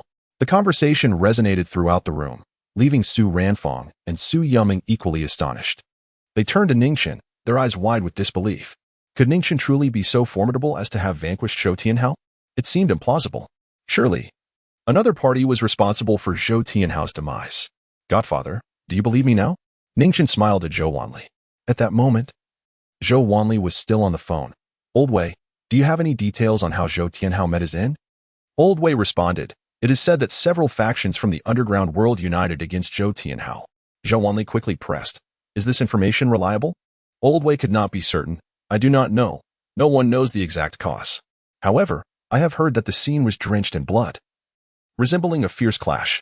Zhou Tianhao has ruled this Jiang city for quite some time, and others are certainly dissatisfied. As long as Zhou Tianhao lives, others will have no chance to ascend. Thus, the likelihood of several factions uniting against him is quite high. Anyway, the news is being verified, and results will soon emerge. Wait, the results are in. Su San and the people from the Longhu Gate both claim responsibility for this incident. Well then, there is nothing more to discuss. I shall hang up now. Zhou Tianhao responded affirmatively, terminating the call with a sigh of relief. He turned to Ning Chen. Chenner, you are completely safe now. This is truly wonderful. These factions are embroiled in conflict. You ought to express your gratitude to them. Ning Chen frowned. Godfather, this has nothing to do with anyone else. I was the one who killed Zhou Tianhao. Zhou Yim retorted, What nonsense. Did you not hear what my father's friend just said? They all stated that Zhou Tianhao's death is related to the faction clashes, and it has nothing to do with you. Stop boasting. I really don't understand why you enjoy showing off so much. Su Ranfang chimed in sarcastically. Yes, you killed Zhou Tianhao. You are quite impressive. Anyone can kill. Even the guardian of the nation and the king of the realm, you can take them down too. You are truly remarkable. The two were now free from any pressure. With Zhou Tianhao's demise, no one would trouble them anymore. They felt completely secure. Upon hearing Ning Chen's words, they were genuinely displeased. Unable to comprehend how he could state such things with a straight face when the truth lay bare before them, Zhou Wanli interrupted them, turning to Ning Chen. Chenner, come with me. Ning Chen had questions for his godfather as well. Su Ranfang dismissed Ning Chen, eager to inform her family of Zhou Tianhao's death so they could all breathe easy. Zhou Yumeng, meanwhile, sought out her friends for a chat. Zhou Wanli and Ning Chen arrived at the balcony. Zhou Wanli began. Chenner, there are certain matters I initially wished to avoid discussing, but I must speak now, lest you attract further trouble. Ning Chen wanted to explain, but the words caught in his throat. He and his godfather were not on the same wavelength. Their perspectives differed vastly. Sharing his experiences would likely lead to disbelief from his godfather. Thus, he chose to remain silent and listen attentively. You previously mentioned living in the mountains. Indeed, that environment can sustain itself through sheer martial prowess. However, things are different down here. It is not merely about strength. There is power and influence. Those with authority must not be provoked. I know you wish to assert your combat abilities, but strength alone is insufficient. You may be able to take on 2 or 3 individuals, but can you contend with 10? Or even 100? Consider the situation with Zhou Tianhao. With a mere word, he could summon dozens to apprehend you. In truth, he has many subordinates. Do not think that offending the other party would lead to your demise. Even I, your godfather, would face dire consequences for such an affront. This time, fortune has favored you, allowing you to escape this calamity, but who can say what the next encounter will bring? Therefore, from this moment forth, you must learn to maintain composure and exercise patience. When confronted by the strong, bow your head in humility, and when faced with the weak, refrain from bullying them. For none can guarantee that a person will remain perpetually at the pinnacle of success, nor eternally languish at the bottom. Do you comprehend all of this? Ning Chen nodded. I understand, godfather. He had no desire to argue with his godfather. He merely wished to wait for him to finish speaking before inquiring about the individual known as Zhang Han. Zhou Wanli smiled and said, the young one is indeed teachable. From today onward, I shall mentor you. Later, I will leverage my connections to help you secure employment. Focus on your job and absorb the experience. In the future, I shall provide you with the funds to embark on your entrepreneurial journey. I believe that in the near future, you shall undoubtedly rise. Ning Chen nodded. Thank you, godfather. Zhou Wanli was immensely satisfied. His godson was genuinely obedient. Of course, obedience and action are 2 different matters, yet this marks a promising beginning. With proper guidance, his godson would surely improve. Now, let us return to our quarters. Ning Chen said, Godfather, I have a question I wish to pose to you. Zhou Wanli replied with a smile. Ask away. Ning Chen inquired, do you know someone named Zhang Han? Chapter 29. You must have a job at the utterance of this phrase. Zhou Wanli's expression shifted significantly. Zhanghuan, was that not referring to Yi Zhanghuan? How could Chenner possibly know about this matter? He had never disclosed his background to Chenner, as it was Yi Zhanghuan's wish that Chenner live as an ordinary person. He attempted to maintain an air of nonchalance, claiming ignorance. Ning Chen was convinced that his godfather was familiar with the name Zhanghuan. He had distinctly noted the change in his expression moments ago. However, since his godfather chose not to speak, he refrained from probing further. Very well. Meanwhile, Zhou Wanli was engulfed in unease, striving to ascertain how Ning Chen had come by this name. Chenner, is this person a friend of yours? This inquiry only reinforced Ning Chen's suspicion that his godfather recognized Zhanghuan. Just as he was about to fabricate a casual excuse, a sudden ring of a phone interrupted him. Upon seeing the phone he had tightly gripped start to ring, Zhou Wanli's expression altered once more. It was a call from Yi Zhanghuan. He hesitated before answering.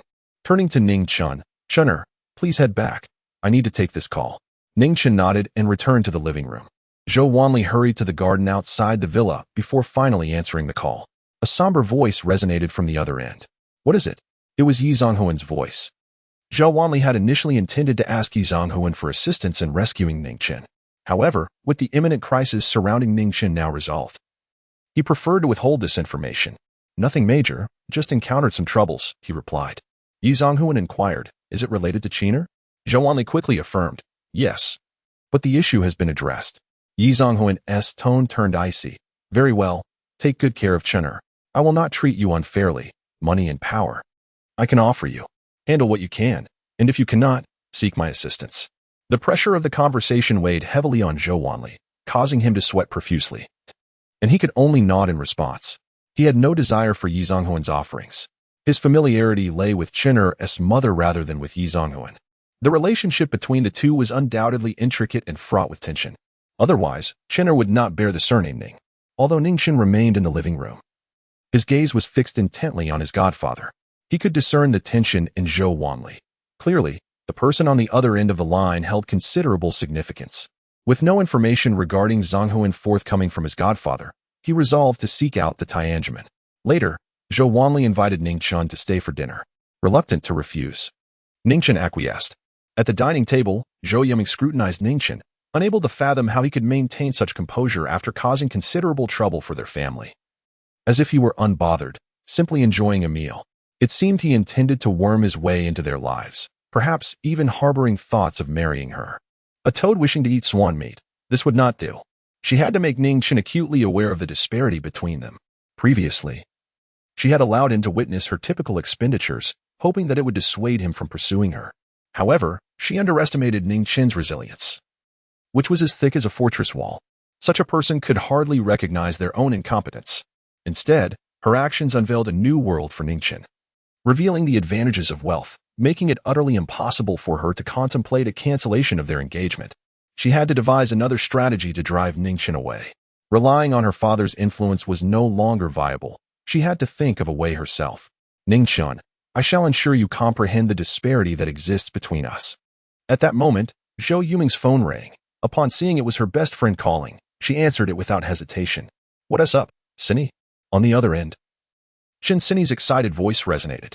Yiming, I have monumental news. My idol is opening a company in Jiangcheng. Zhou Yiming instantly recognized who her friend's idol was. It had to be Qin Yitian. She was astonished that the individual was indeed establishing a company in Jiangcheng. You must have called for more than just that, she remarked. Shen Cindy exclaimed with enthusiasm, I want to go for the interview. Are you coming? Zhou Yiming perked up at this, absolutely. Qin Yitian is the queen of commerce in Longdu. The Yitian group she founded in Longdu ranks among the top 500 in Daxia. If I could join the Yitian group, I would undoubtedly gain invaluable experience and have boundless prospects.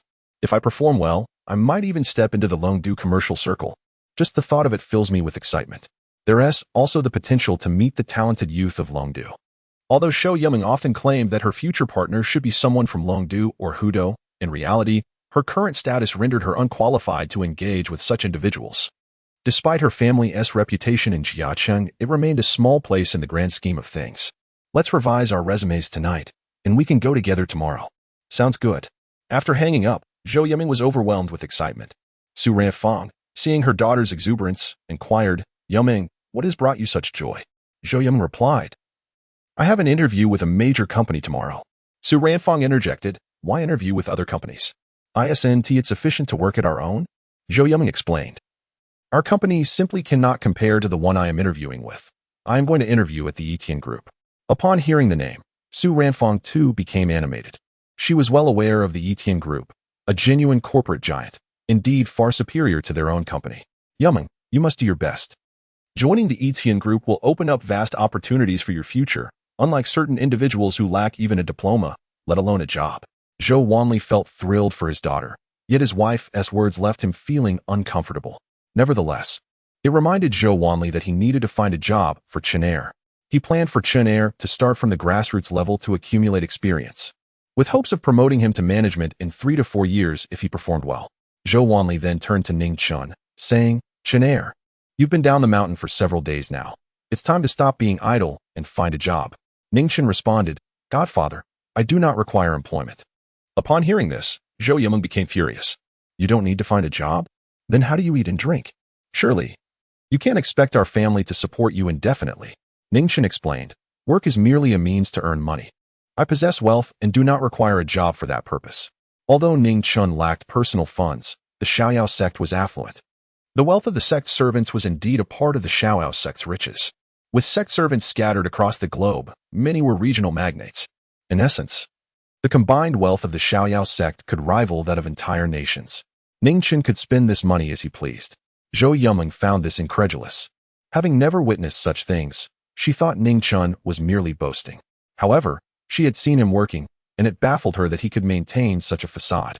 She refrained from directly confronting him, fearing he might reveal what had transpired at landing Xiaozhu. Yet, she recalled that Ning Chen had mentioned living at Longshan No. Once some time ago. Indeed, with such a residence, one must possess substantial wealth, for that place is not meant for just anyone. And those who reside there certainly do not need to work. Chapter 30. The first intimate encounter indeed, Ning Chen replied. Zhou Yumeng did not expect Ning Chen to be so spirited and continued. When will you invite us to visit Longshan No. 1? Ning Chen smiled. Any time is fine. I'll head back after I finish my meal. If you want to go, just follow me. Zhou Yumeng was speechless. His audacity knew no bounds. She had never encountered someone so shameless. No longer wishing to engage with Ning Chen, she thought about her upcoming interview and hurried to prepare her resume. Gaining entry into Yitian Group was no simple feat. The number of candidates could easily reach hundreds or even thousands. She needed to devise a strategy to outshine the competition and capture the interviewer's attention. Mom, Dad, I won't eat anymore. I have to get busy, Zhou Yumeng said as she rose and returned to her room to open her computer and craft her resume. Fresh out of college and lacking any work experience, her chances of success in the interview were indeed slim. However, she was determined to seize this opportunity. Zhou Yumeng, you must persevere, she encouraged herself. Seeing her daughter leave, Su Ranfong felt a sense of unease upon glancing at Ning Chen and decided to exit as well. Zhou Wanli awkwardly observed his wife and daughter, sighing in resignation. It seemed that his words had not resonated with Qin at all. He did not believe that Ning Chen resided in Longshan No. 1 either. He did not expect his godson to transform overnight. That was unrealistic, but he hoped for gradual improvement. Qin, what type of work do you enjoy? Zhou Wanli inquired. Ning Chen replied. I'm indifferent. He had no desire to argue with his godfather. It felt futile. The more he spoke, the less they would believe him. And what could he do about it? All right, I'll keep an eye out for you. If any of my friends have suitable positions, I will recommend you, Zhou Wanli assured him. Ning Chen nodded. Thank you, godfather. Zhou Wanli smiled. Eat your meal quickly. From now on, you can stay here. No, I have a place to stay, and besides, both godmother and Yumeng dislike me. I wouldn't want to trouble you. Ning Chen promptly refused. Living under his godfather's roof would surely invite disdain daily. Zhou Wanli could only sigh at this remark. It was evident that Qin had made a poor first impression on his wife and daughter, and it was unlikely they would change their opinions anytime soon. He felt a pang of guilt, blaming himself for being a son-in-law. Otherwise, his godson would not have to endure such disdain. His word alone was enough to silence his wife. Where are you staying now? Zhou Wanli asked. Ning Chen opted not to mention Longshan No. 1. Knowing his godfather would not believe it and would likely probe further, it was better to fabricate a lie. A good friend of mine arranged a place for me, he replied. That's good, Zhou Wanli said discreetly, pulling out a card and handing it to Ning Chen. Take this. It contains some money, my private funds. The password is your birthday. Use it as you need, and come to me if you require more. Ning Chen accepted the card and tucked it away. The gratitude he felt towards his godfather was immeasurable. Thank you, dear benefactor. I shall take my leave now. Zhou Wanli smiled and nodded, saying, Go ahead. As Ning Chen departed from the Longhu villa, darkness enveloped the sky. His foremost objective was to investigate the woman who had assaulted him and the individual known as Zhang Huan. Once he ascertained the identities of these two, all mysteries would be unraveled. This task would need to be entrusted to the Tianjin. However, he lacked any means of contacting Lu Qingshuang and would have to await the next opportunity for her appearance to make inquiries. Subsequently, Ning Chen returned to Longshan No. 1, changed into his sleepwear, and settled onto the sofa to meditate. This was a daily ritual for him, a means to suppress the overwhelming yang energy within him. At that moment, the doorbell rang, interrupting his tranquility. Ning Chen opened his eyes, pondering the identity of the visitor. It was unlikely that a malevolent individual would ring the bell. However, who could possibly be seeking him at such a late hour? Could it be Shen Tian once more delivering a girl? Aside from this possibility, he could think of no other reason. Approaching the door, Ning Chen remarked, Did I not mention that I do not require your deliveries? At that moment, standing at the threshold was Qin Yitian, looking somewhat flustered. She had come to seek Ning Chen's assistance. The power had abruptly gone out at Longshan No. 2, plunging the entire room into darkness. She had instructed Qi Yu to return to Longdu on some errands, leaving her alone in the villa. Having harbored a fear of darkness since childhood, the vast, empty room felt particularly eerie to her. Terrified and unwilling to remain there, she contemplated visiting a friend's house, but in Jiangcheng, she had no friends. Thus, she had no choice but to seek out Ning Chen, her last resort. Ning Chen was momentarily taken aback upon seeing Qin Yitian. He had not anticipated her visit. "What brings you here?" he inquired. Qin Yitian appeared pale. She had hurried over from Longshan No. 2 through the enveloping darkness. My power went out. Can you fix it?" Ning Chen replied with a smile. "Of course. Back in the mountains, I managed everything myself to improve my living conditions. Fixing a tripped circuit is quite simple." Qin Yitian's eyes brightened. "Please, help me." Ning Chen nodded affirmatively. As they walked together, they deliberately maintained a distance. Due to the power outage, the streetlights were unlit, rendering the path obscured in darkness. Qin Yitian, feeling uneasy, discreetly inched closer to Ning Chen. Suddenly, a rustling sound emanated from the bushes. Something was concealed within the grass. Terrified, Qin Yitian pressed even closer to Ning Chen, their arms brushing against one another.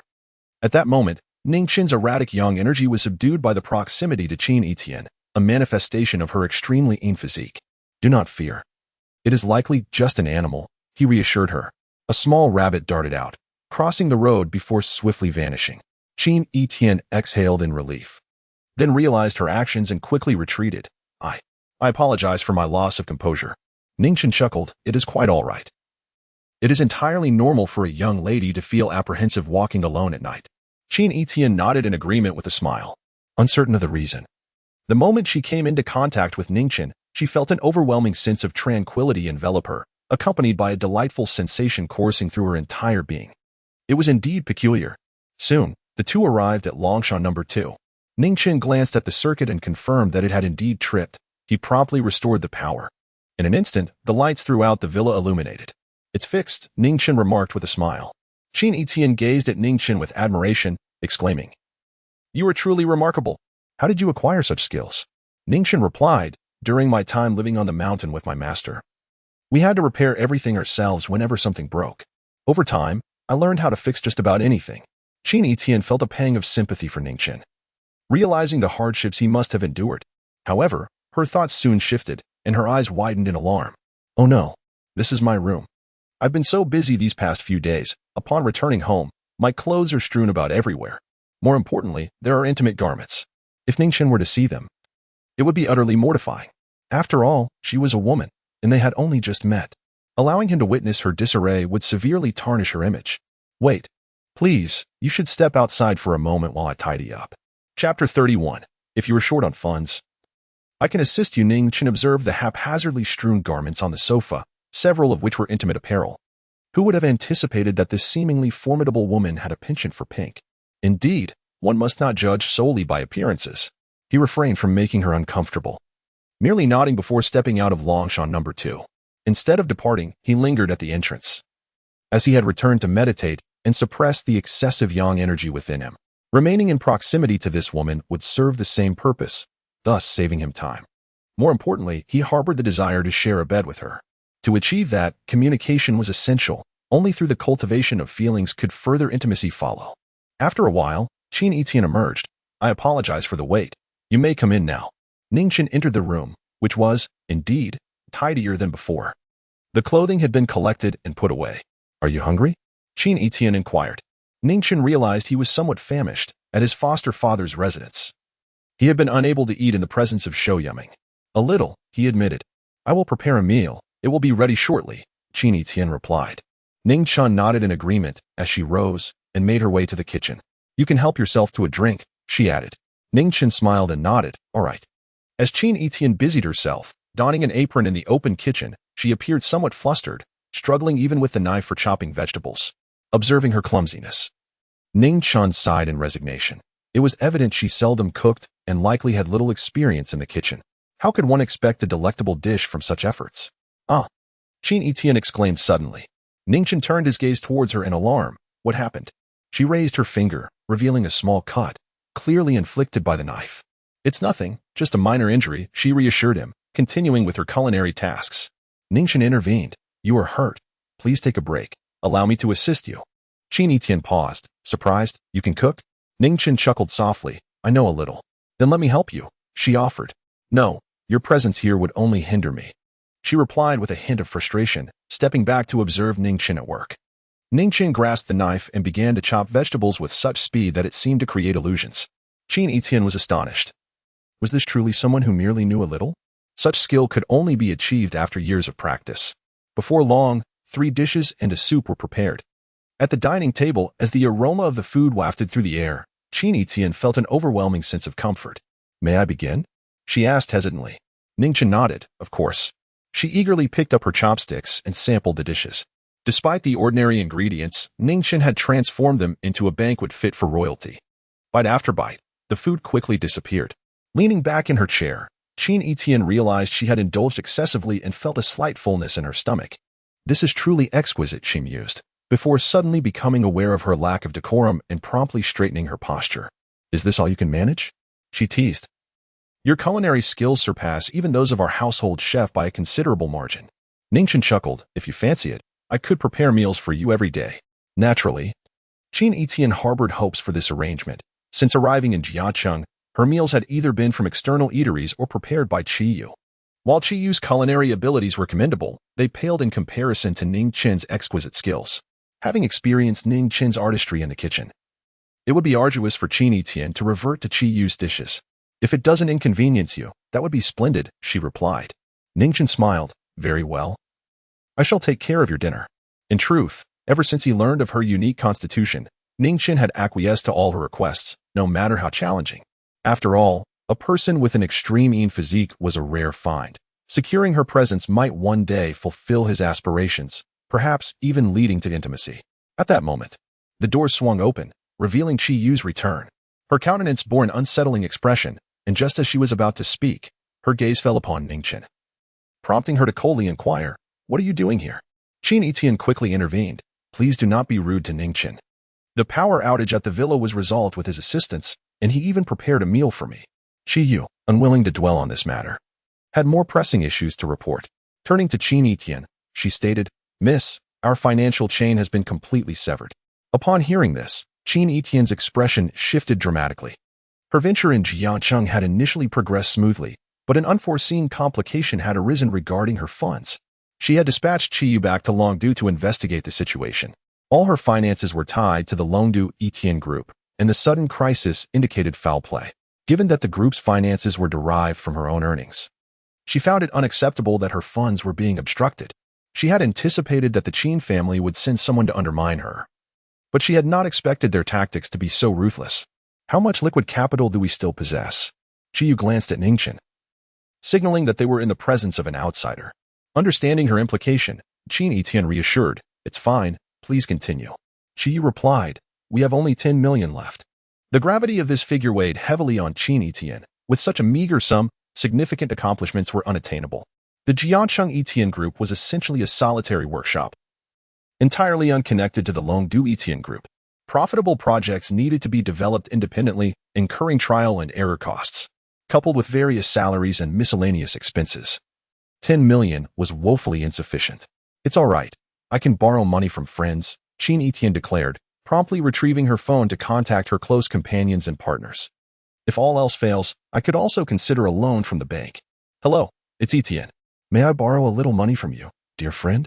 Not much. Just 100 million. Oh, if you're in need of funds, then forget it. Mr. Zhang, if your resources are ample, could you lend me some money? There are new projects requiring capital? Very well, then I'll pass. Manager Wang, may I secure a loan from you? No? Why not? Can I borrow from you at all? Very well, you cannot contravene company regulations for my assistance, so be it. Qin Yitian, once brimming with confidence, was now engulfed in despair.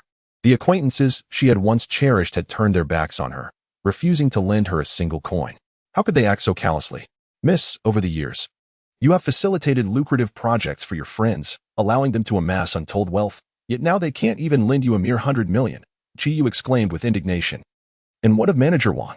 You have also enriched him considerably, yet he is unwilling to assist you through legitimate channels. It infuriates me. Such ungrateful wretches. In contrast, Qin Yitian maintained a serene composure. She understood her predicament all too well. Those who declined to lend a hand were likely under pressure from the Qin family. Ah, The Qin family, the more you target me, the more determined I become to achieve success and prove you wrong, she thought, acknowledging that some simply wish to remain uninvolved. With a faint smile, she remarked, such is the nature of this world. When one is in the throes of success, myriad companions surround them, yet in times of misfortune, they vanish in haste. I had anticipated such a scenario. Qiyu, anxious, implored, Miss, without funds, we are rendered immobile. Qin Yitian replied with a smile. Do you truly underestimate your mistress? I have prepared a contingency plan. I have reached out to major financial consortiums worldwide, soliciting their investment. If they find me intriguing, they will contact me for funding. I firmly believe that with my name, Qin Yitian, I shall rise again. Qin Yitian nearly divulged her true name. Casting a glance at Ning Chen, Qiyu encouraged her, Miss, I have faith in you. At that moment, although Ning Chen was unaware of the intricacies at play, he grasped the essence of the matter. The individual was in need of financial assistance. If you are in want of funds, I believe I can be of service. Chapter 32. The Immortal Wealth Consortium. Upon hearing these words, Qin Yitian and Qiyu turned their gazes towards Ning Chen. Qiyu, who had always harbored a disdain for Ning Chen, suspected that his presence here was anything but benevolent. She surmised that he must have already discerned the young lady's true identity and was now deliberately drawing closer. As for the notion of him offering them money, that was utterly preposterous. Qiyu was acutely aware of Ning Chen's background. He was merely a rustic individual from the mountains, devoid of wealth. His current bravado in speaking was merely a testament to his certainty that the young lady would not accept his monetary offer. Conversely, Qin Yitian held a different perspective. She gazed at Ning Chen with gratitude, recalling how she had made numerous calls, yet none were willing to lend her money. Now, with Ning Chen's unsolicited offer to assist financially, he had already surpassed many others in her eyes. However, she had no intention of accepting his funds, for she assumed he possessed little to begin with. The sum I require is far beyond a trifling amount. I appreciate your goodwill, she stated. Ning Chen responded, whatever amount you require, I can provide. Upon witnessing Ning Chen's unwavering confidence, Qin Yitian found herself at a loss for words. Had she not been privy to his background, she might have believed that he was indeed capable of delivering such a sum. Qiyu, standing before Qin Yitian, looked at Ning Chen and declared, I need 10 billion. Can you provide that? Initially, she had no intention of engaging with Ning Chen, but his audacity in approaching her warranted a lesson. She anticipated that upon stating such a staggering figure, he would be rendered speechless. 10 billion was no trivial sum. Ning Chen, upon hearing the figure of 10 billion, acknowledged its magnitude but remained unfazed. Of course I can. With a single phone call, the funds will be transferred, he asserted. Qiyu was taken aback by Ning Chen's audacity to respond, and moreover, to do so without a hint of trepidation. 10 billion? With a phone call? Surely you jest. She scoffed. Such occurrences might transpire with others, but they were categorically implausible for Ning Chen. Is that so? Why not make a call and see for yourself? Qin Yitian quickly intervened, grasping Qiyu's arm. What are you doing? To be honest, I am already quite grateful for Ning Chen's willingness to help. As for the money, I am aware he likely does not possess it. His current assertions are merely an attempt to uphold his dignity as a man. I do not wish to expose him. Then, turning to Ning Chen, Qin Yitian said, Ning Chen, I appreciate your goodwill. However, regarding the money, let us forego that. We are not closely acquainted, having only recently met, and I cannot accept your generosity. Ning Chen replied, 10 billion is a mere trifle for me. Allow me to make a phone call. Just as Qin Yitian was about to speak again, Qiyu interrupted, Miss, if he wishes to help, let him. We are in dire need of funds. And should he be able to assist, we can repay him manifold in the future. Qiyu was perceptive enough to discern the unspoken implications in the young lady's words, hoping to provide Ning Chen with a graceful exit. Yet, Ning Chen seemed oblivious, continuing his bravado without a shred of intelligence, prompting her to forego any semblance of courtesy. Ning Chen insisted, just a moment, I shall make a call. He returned to Longshan number 1, seeking the door slave token. The door slave token served as a medium between the Shaoao sect and its door slaves, as long as one is a servant of the Shaoao sect. Upon seeing the sect's servant token, regardless of who bears it, they must kneel as if the sect master were present. Simultaneously, the token contains the contact details of the servant, which can only be utilized unilaterally by the sect master to reach out to the servant. He recalled that servant No. 23 seemed to be the head of a world-class consortium. Seeking financial support from him would undoubtedly be a wise choice. He located the contact information and dialed it. The call connected immediately, and an aged voice trembled on the other end. Master, Master. Ning Chen replied, It is I, Master. Why does your voice sound different? The voice on the other end inquired with confusion. Ning Chen explained, The master you refer to is my teacher, who has passed on. I am now the newly appointed sect master of Xiaoyao. Upon hearing this, the other party hastily responded, Servant Rong Yaozu pays his respects to the master. Though it was merely a phone call, one could sense the other party kneeling. Ning Chen quickly said, There is no need for such formalities. Rise. Thank you, master. May I inquire what you need from me? Rong Yaozu asked respectfully. I recall you are the head of the Everlasting Consortium? Ning Chen continued. Indeed. I would like to request an investment in a company named Yitian Group. A modest sum of 10 billion would suffice. This should not pose a difficulty for you. I trust.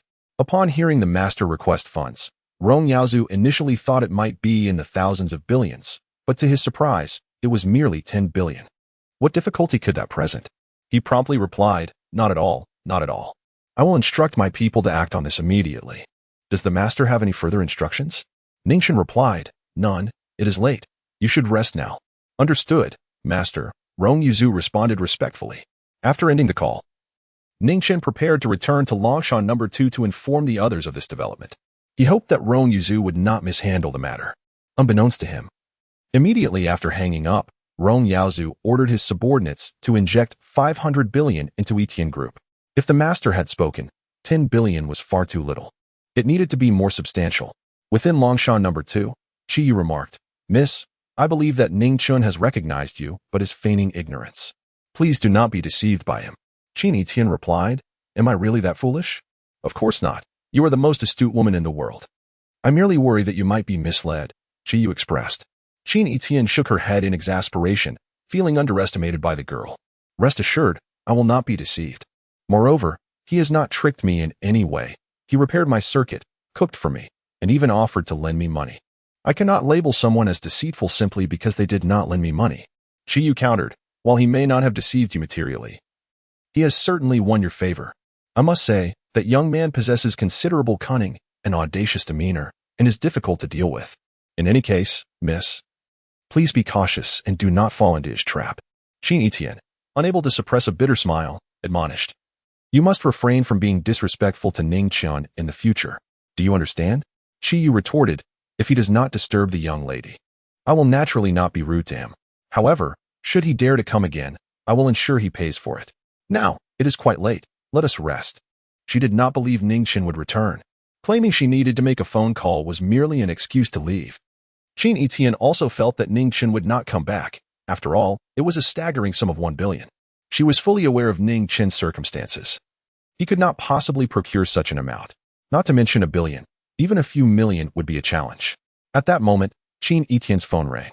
Noticing it was an unfamiliar number, she initially hesitated to answer, but realizing it might be an international call, she picked up. Hello. A woman's voice came through the line. Hello. May I ask if you are the manager of Yitian Group? Qin Yitian nodded and replied, I am the manager, Qin Yitian. Who am I speaking with? The other party chuckled, I am Yang Lingsu, the president of the Eternal Life Consortium for the Daxia region.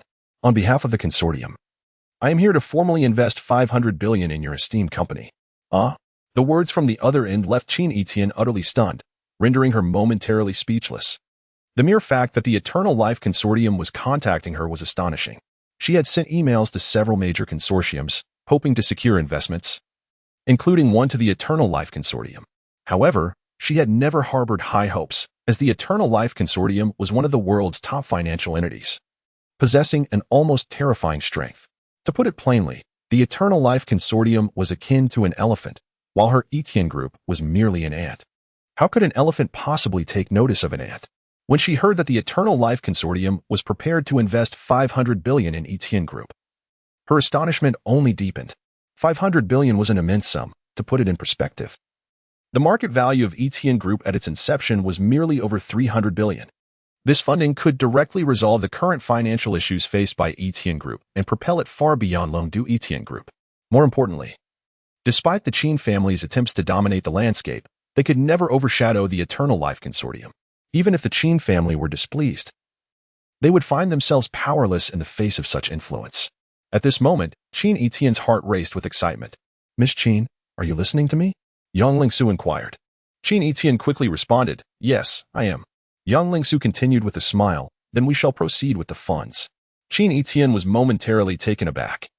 Would they really transfer the money without any assessment?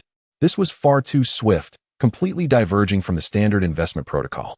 Typically, the Eternal Life Consortium would send representatives to evaluate the venture, review financial reports, and only then disperse funds. The fact that they were bypassing all of this was astonishing. Was it customary for such large consortia to act so unregulated? Indeed, Yang Lingsu confirmed. "I will send you the company account details." Yang Lingsu replied. "Let us disconnect for now. Please monitor the account for the incoming funds." After hanging up, Qin Yitian trembled as she sent the company account information. Within a minute, she glanced at the company finances and found a staggering 500 billion quietly deposited. She was in a daze, as if everything unfolding before her was merely a dream. She was equally astonished, having witnessed the entire process, from nothing to 5 billion. At this moment, she was so shocked that words escaped her. The might of a large corporation was truly astonishing, offering funds at a whim. "Qiyu, pinch me, let me know this is not a dream." Qin Yitian had yet to regain her composure. Qiyu, filled with excitement, exclaimed, "Miss, this is no dream, it is indeed real. The Everlasting Consortium has truly invested in us, and from now on, we are destined to rise." Qin Yitian understood it was no illusion, her voice trembling with joy. "That is truly magnificent. Indeed, we are about to make our comeback. With this sum of money." She was certain she could elevate the company and bring disgrace to the Qin family. Just then, Ning Chen entered, looking at the two and inquiring, "Has the money arrived?" Chapter 33. Do not underestimate the young and poor. "Has the money arrived?" Ning Chen inquired. Qiyu and Qin Yitian were still immersed in their joy. At the moment they saw Ning Chen's appearance, they were somewhat taken aback. However, they were puzzled about how he knew that the Eternal Life Consortium had injected capital into them. "It has arrived," Qin Yitian replied. Ning Chen felt satisfied. It seemed that Honor Ancestor was quite meticulous in his dealings, as the funds had arrived in such a short time. "That's excellent. If you ever need assistance, do not hesitate to reach out. I will do my utmost to help where I can." Qin Yitian was rendered speechless. What did Ning Chen mean by this? Was he suggesting that the investment from the Eternal Life Consortium in the Yitian group was due to his influence? Upon reflection, there seemed to be a possibility of that. The president of the Eternal Life Consortium in the Daxia region was surprisingly approachable, almost excessively so. This was rather unusual. It was improbable for someone in that position to lack competence. It appeared that someone had indeed given him a heads-up. Could it be that Ning Chen wielded such considerable influence? Meanwhile, Qiyu scoffed. "Ning Chen, how can you be so thick-skinned?" Qin Yitian interjected, "Xiaoyu, do not be rude to young Master Ning." Qiyu turned to Qin Yitian, saying, "Miss, we cannot be deceived by him. He could not possibly possess such power." Qin Yitian fell silent, not uttering a word. She too believed that this matter should not be overly connected to Ning Chen. No matter how one looked at it, there was no conceivable link between him and the Eternal Life Consortium. Ning Chen looked at Qiyu with curiosity. "Why do you think I lack such power?" Qiyu chuckled derisively. "Just based on you? Do you even know which consortium is funding us?" Ning Chen replied nonchalantly. "The Eternal Life Consortium." Upon hearing this, Qiyu and Qin Yitian grew tense. It seemed they had not disclosed to Ning Chen who the investor was. How did he know? However, Qiyu still doubted that Ning Chen could achieve such a feat if he were truly capable. How could he have been rejected by so many? Being rejected was indeed a humiliating affair. If Ning Chen were genuinely formidable, he would have surely retaliated on the spot instead of remaining passive. She suspected he had merely eavesdropped on her conversation with the Mississippi. She decided to test him further. "Then tell me, how much did you persuade the Eternal Life Consortium to invest in us?" Ning Chen replied without hesitation, "Was it not 10 billion? Qiyu's heart, which had been in suspense, finally settled. She retorted coldly, "Nonsense. The Eternal Life Consortium has invested 500 billion. How dare you claim a connection to this without knowing the amount? I fail to comprehend how you can state this matter relates to you with such a straight face." Ning Chen was taken aback. 500 billion? Had he not only requested 10 billion from Honor Ancestor? It seemed the other party had taken liberties. It must be his own decision. I merely called to ask him to invest 10 billion. Qiyu was left speechless and burst into laughter, exclaiming, "You truly have a talent for making me laugh to the point of tears. You claim others should invest 1 billion. Then when they invest 50 billion, why not declare yourself the captain of the Eternal Life Consortium? I am genuinely curious about how you manage to lie with such a straight face." Ning Chen replied, "The captain of the Eternal Life Consortium is my subordinate. He had no desire to engage in further banter with her and opted to lay his cards on the table. In truth, he was intrigued by one matter. Ever since he laid eyes on this woman, she had been targeting him. Ning Chen could not fathom where he had provoked her, considering they had never crossed paths before. Qiyu, amused yet infuriated, retorted, "Do you even comprehend what the Eternal Life Consortium represents? Your subordinate? Are you trying to make me laugh myself to death? You should leave before you further embarrass yourself." "Enough, Xiaoyu," interjected Qin Yitian. She had been so tense that her hands were clenched, but if it were indeed Ning Chen behind this, she had misjudged him. Her fiancé was an extraordinary figure. However, upon hearing this outcome, she felt a wave of relief wash over her. Strangely, discovering that Ning Chen was not a prominent figure granted her a sense of ease. It was not that she could not accept the possibility of him being a big shot, but rather the pressure of that reality would be suffocating. Regardless of any connection between Ning Chen and the Eternal Life Consortium, she felt grateful to him. "Ning Chen, thank you for your assistance." Hearing this, Ning Chen smiled and said, "No need for thanks, it was merely a trivial matter. It's quite late, you should rest." Qin Yitian nodded in agreement.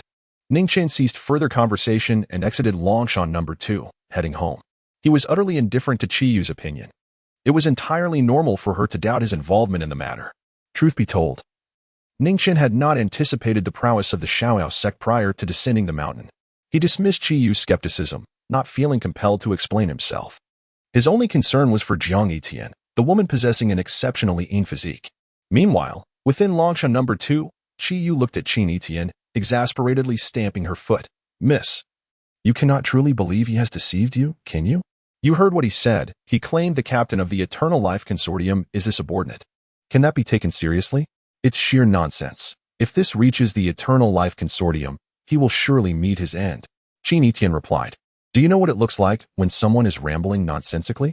Qiyu immediately responded, "Of course, I recognize it. Disjointed, illogical. I've seen it before." With a subtle smile, Qin Yitian continued, "Then do you believe Ning Chen appears to be speaking nonsense?" Upon reflection, Qiyu realized he did not seem to. At a loss for words, she fell silent. Qin Yitian pressed on, "To be frank, I do not believe that the 500 billion investment from the Eternal Life Consortium came from Ning Chen." Qiyu hastily interjected, "Then why did you not expose him just now?" Qin Yitian chuckled, "Why should I?" Qiyu was perplexed. "He has deceived you." Qin Yitian spoke calmly. "There are certain matters where he deceived me. However, I can sense that he genuinely wishes to assist me. He simply lacks the capability at present. Resorting to lies to uphold his dignity as a man. This is entirely normal. Haven't you, throughout your life, ever employed falsehoods to defend your own dignity?" She remained silent, for she indeed had. Yet Qin Yitian interrupted her, "Do not utter any buts. Regardless of your perspective on Ning Chen, I believe he is truly a talented individual, surpassing many I have encountered. Of course, those individuals came from far more affluent backgrounds, but when stripped of their lineage, you will find they are utterly unworthy of comparison to Ning Chen. Miss, I have never witnessed you hold any man in such high regard. What virtues does Ning Chen possess that warrant such esteem from you?" Qiyu genuinely could not comprehend.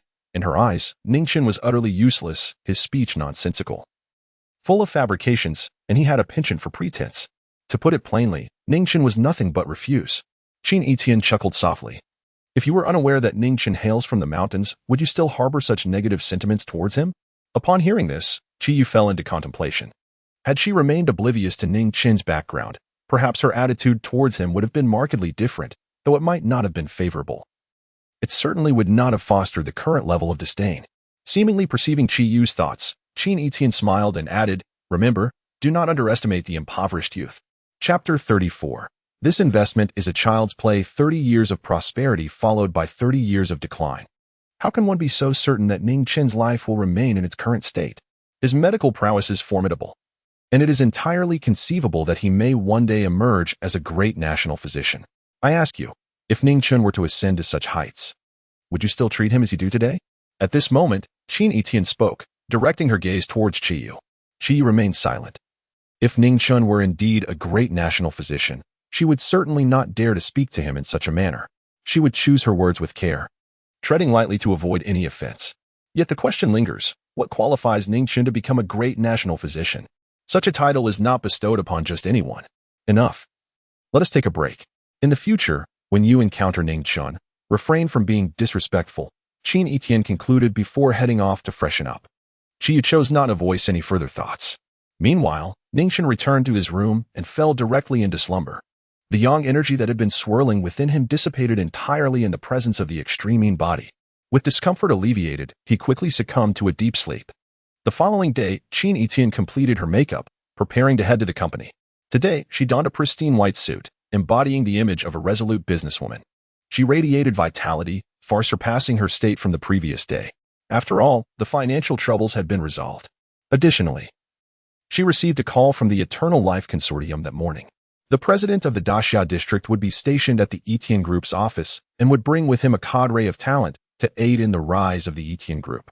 Typically, a large company would reject such a request from an investor, as it raises concerns about whether the investor intends to replace the original founders with their own appointees, a common business maneuver. However, Qin Yitian was not inclined to refuse. The Yitian Group was in dire straits, and the funding was entirely provided by the Eternal Life Consortium, leaving no incentive for them to employ such tactics. In summary, Qin Yitian found herself perplexed. No matter how she reasoned, the situation seemed most advantageous for her. Choosing not to dwell on it further, she resolved to take one step at a time. As she stepped outside, she received a call from Yang Lingsu, the president of the Eternal Life Group in the Daxia district. Miss Qin. Qin Yitian replied with a smile, President Yang. Is there something I can assist you with? Yang Lingsu responded, We have arrived at Jiangqing Airport. Could you send us the company address? Qin Yitian was taken aback. They had just notified her that morning, and in less than 2 hours, they had already arrived. What remarkable efficiency! President Yang, please wait for me at the airport. I will come to pick you up. Yang Lingsu replied, No need. I can find transportation on my own. Qin Yitian insisted, Absolutely not. Please wait for me. I will be there momentarily. Reluctantly, Yang Lingsu acquiesced. After hanging up, Qin Yitian busied herself. The company was in disarray and required management. And she also needed to retrieve the president of the Eternal Life Consortium. It was clear that she could not ask Qiyu to drive her. Turning to Qiyu, she said, You head to the company first. I will arrange for someone to pick up President Yang. Qiyu suggested, Miss. How about I go to retrieve President Yang while you proceed to the company? Qin Yitian shook her head in refusal, asserting, That is absolutely out of the question. President Yang is affiliated with the Everlasting Consortium, and it is imperative that I personally greet them. If they perceive any slight, it could lead to undesirable consequences. Qiyu nodded in agreement, stating, Very well, I shall head to the company first. Qin Yitian replied, Hurry along. The company will be particularly busy today. Please take care to ensure the interviews are conducted smoothly, and also prepare everyone to welcome the staff from the Everlasting Consortium. Qiyu smiled, Miss, rest assured. Though my abilities may not be exceptional, being in your presence has nearly transformed me into a business prodigy. This minor task is certainly within my capabilities. Soon after, Qiyu departed in her vehicle, while Qin Yitian sought someone to take her to the motorcycle. Taking a taxi was out of the question. She required a luxury car. At that moment, Ning Chen stepped out of his home, intending to take a stroll down the mountain, hoping to encounter Lu Qingxuang to request her assistance in uncovering certain matters. Why was it so challenging? In fact, he could easily locate someone from the Tianji sect by presenting the door slave order for contact information. However, he was uncertain whether the members of the Tianji sect remained loyal to the Shaoao sect, and thus wished to avoid alarming them and revealing his intentions. The Tianji sect had the capability to uncover numerous pieces of information, yet they certainly could not divulge secrets pertaining to the Shaoao sect. Ning Chen, do you drive? A voice called from a distance. Upon hearing this, Ning Chen turned to see Qin Yitian ahead, who was in a quandary and hoped he could drive her to pick someone up. I can manage a bit, Ning Chen replied. While he had never driven a car, he had experience with tractors. During his time on Shaoao Mountain, his daily fare consisted solely of vegetarian dishes, prompting him to descend occasionally to assist local farmers with their tasks. In return, they would treat him to freshly slaughtered poultry and fish. Consequently, he became quite adept at operating a tractor. If a tractor could be considered a vehicle, then his proficiency with it implied he could drive. Just a little is sufficient. Take me to the airport to pick someone up, Qin Yitian urged, not wishing to be picky given the pressing time constraints. The representatives from the Everlasting Consortium had already arrived, and she needed to hurry. At the villa, several luxury cars awaited. Ning Chen drove a Mercedes-Benz, escorting Qin Yitian to the airport. At the airport terminal, Yang Lingsu, dressed in formal attire, awaited Qin Yitian's arrival alongside several members of the Everlasting Consortium. While Yang Lingsu appeared stern, the others bore expressions of discontent. In the past, when they visited companies receiving funding from the consortium, they were greeted upon arrival. Yet today, they had been waiting for an extended period without seeing anyone from the Yitian group. This Yitian group is utterly lacking in credibility. Why should we invest in such a company? Is it not a waste of our resources? One remarked. Indeed, Yang Lingsu replied, turning to the individuals who had spoken. Her tone icy. Silence, all of you. The group fell silent, for the president's word was final. Yet, there were still those who expressed their confusion. One man spoke up, inquiring, President, I have reviewed the Jiangxing Yitian group, and it appears to be merely a newly established company, entirely unrelated to the Longdu Yitian group. I fail to comprehend why our consortium would choose to invest in it. This sentiment resonated with others present. Yang Lingsu regarded him thoughtfully. She recognized this individual as Wang Buqing, a young and promising member of their Yongshan consortium. Ordinarily, she would prefer not to address such matters. But understanding that it was a shared concern, she replied, in truth, I am also unaware of the rationale behind the consortium's investment. A collective gasp arose from the crowd. The president herself is uncertain about the investment? Surely not. Is it not the president who authorizes these funds? We are talking about a sum of 500 billion. Wang Buqing pressed further, You truly do not know. Does this not seem rather frivolous? Yang Lingsu continued, This investment was personally orchestrated by Elder Rong. Do you believe it could possibly be taken lightly? Chapter 35. You were fired what? Upon hearing these words, the expressions of the crowd shifted dramatically. They were all too familiar with the identity of Elder Rong. A figure of immense stature, he was the architect behind the Eternal Life Consortium. Thus, this investment was undoubtedly of grave significance. No one dared to question the legitimacy of this project any longer. In the eyes of those engaged in investments, Elder Rong was akin to a deity. He had never faltered in substantial investments throughout his lifetime, boasting an unblemished record. Now that the Yitian group had garnered his attention, it was evident that it possessed extraordinary qualities. Yang Lingsu observed the silence enveloping the others, and she too fell into contemplation. In truth, there were further details she had yet to disclose. Elder Rong had personally called to inform her that upon joining the Yitian group, he would extend his utmost support. This implied that should the Yitian group encounter challenges, they could leverage any resources from the Eternal Life Consortium to resolve their issues. Such a scenario had never occurred before, indicating that the Yitian group held a unique significance for Elder Rong, the specifics of which remained unknown to her. She was determined to heed his words and provide the Yitian group with maximum assistance. At that moment, Yang Lingsu's phone rang. Noticing it was a call from Elder Rong, she hastily answered, Elder Rong, is there something you need? From the other end, the voice of Honor Zhou resonated. Have you arrived at the Yitian group? Yang Lingsu replied, We have already made contact. They said they would come to pick us up shortly. Honor Zhou responded with a smile. That is good. Little Yang, once you arrive, do your utmost to assist. Give it your all. Understood? Yang Lingsu affirmed, Elder Rong, I will certainly act according to your instructions. At that moment, she felt compelled to inquire why Elder Rong held the Yitian group in such high regard. It was truly unprecedented for him to call twice to ensure she managed this affair well, which underscored its importance. Elder Rong, does the Yitian group have some significant background? Is there a powerful figure backing them? Or is their owner not an ordinary person? Hearing this, Honor Zhou hesitated to divulge information about the sect leader, but reconsidering, he thought it prudent to caution her. After all, if they inadvertently offended the sect leader, it could lead to dire consequences. He decided to convey that there was indeed a powerful figure supporting them, someone beyond his own capacity to confront. What?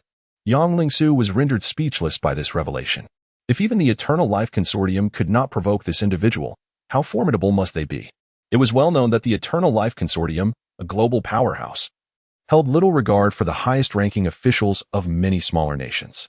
Now, with Elder Rong indicating that they should not provoke this individual, it was clear that this person was indeed of great consequence.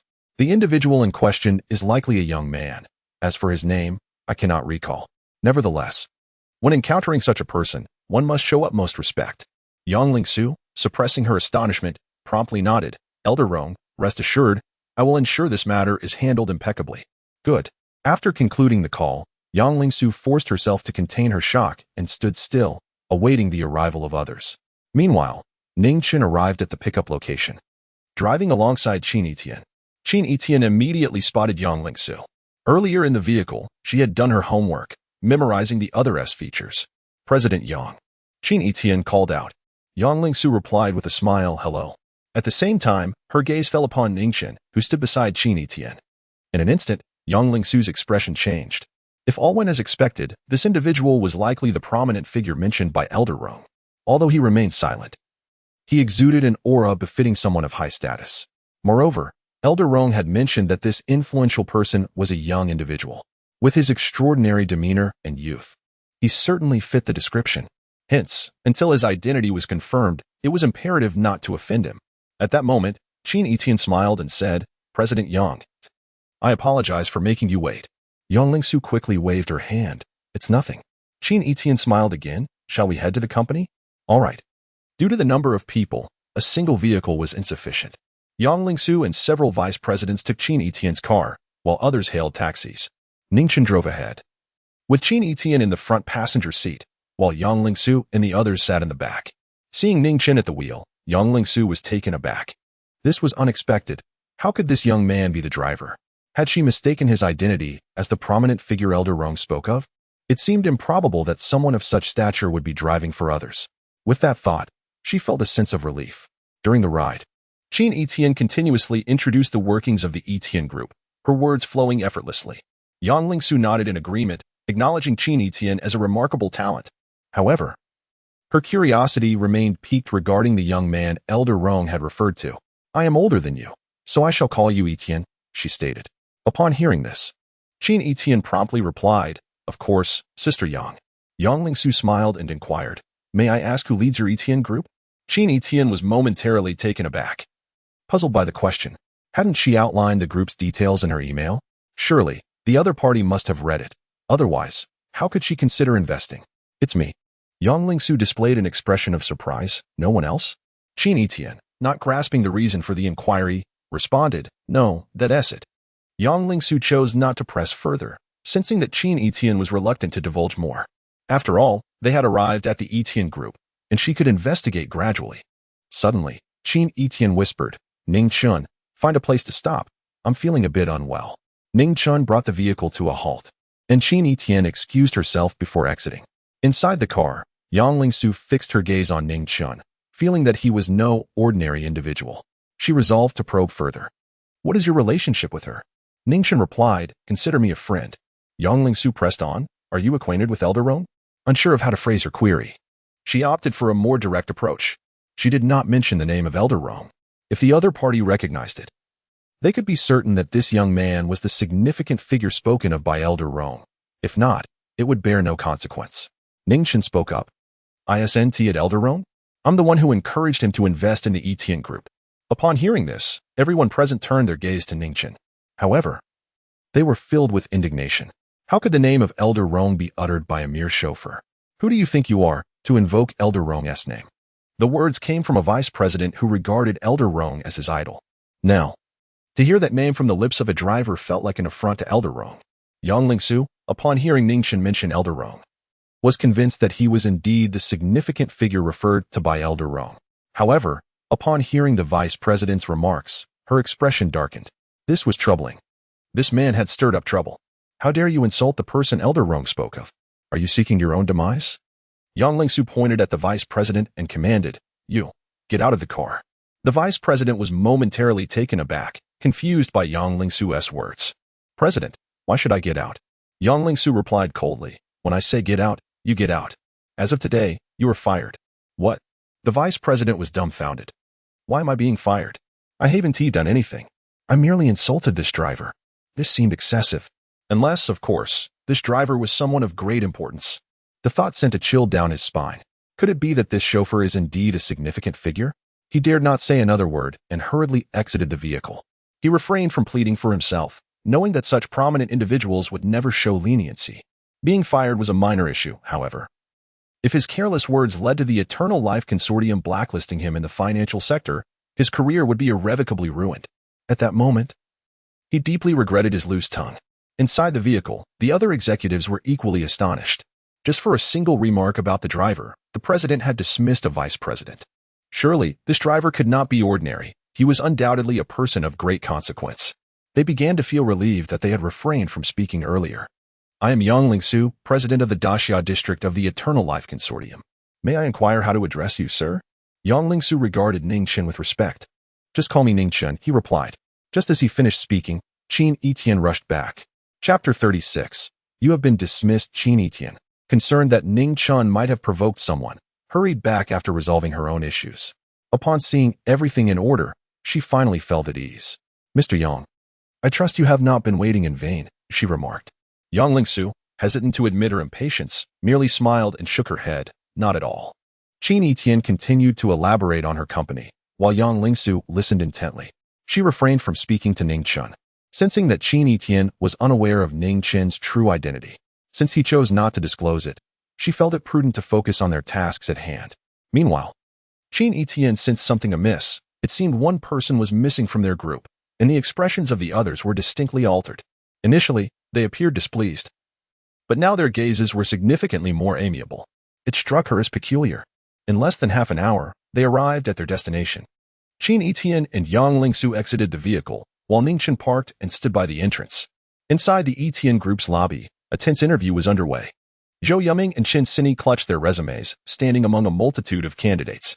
They were exceedingly anxious, as the number of applicants was overwhelming. They had initially underestimated the turnout, expecting only a few hundred. Upon closer inspection, it seemed there could be over 1,000. Prior to this, they learned that the Everlasting Consortium had invested 500 billion into the Yitian group, further fueling their excitement. Joining the Yitian group equated to being part of the Everlasting Consortium, and they felt they must succeed. Initially brimming with confidence, their self-assurance had now diminished completely.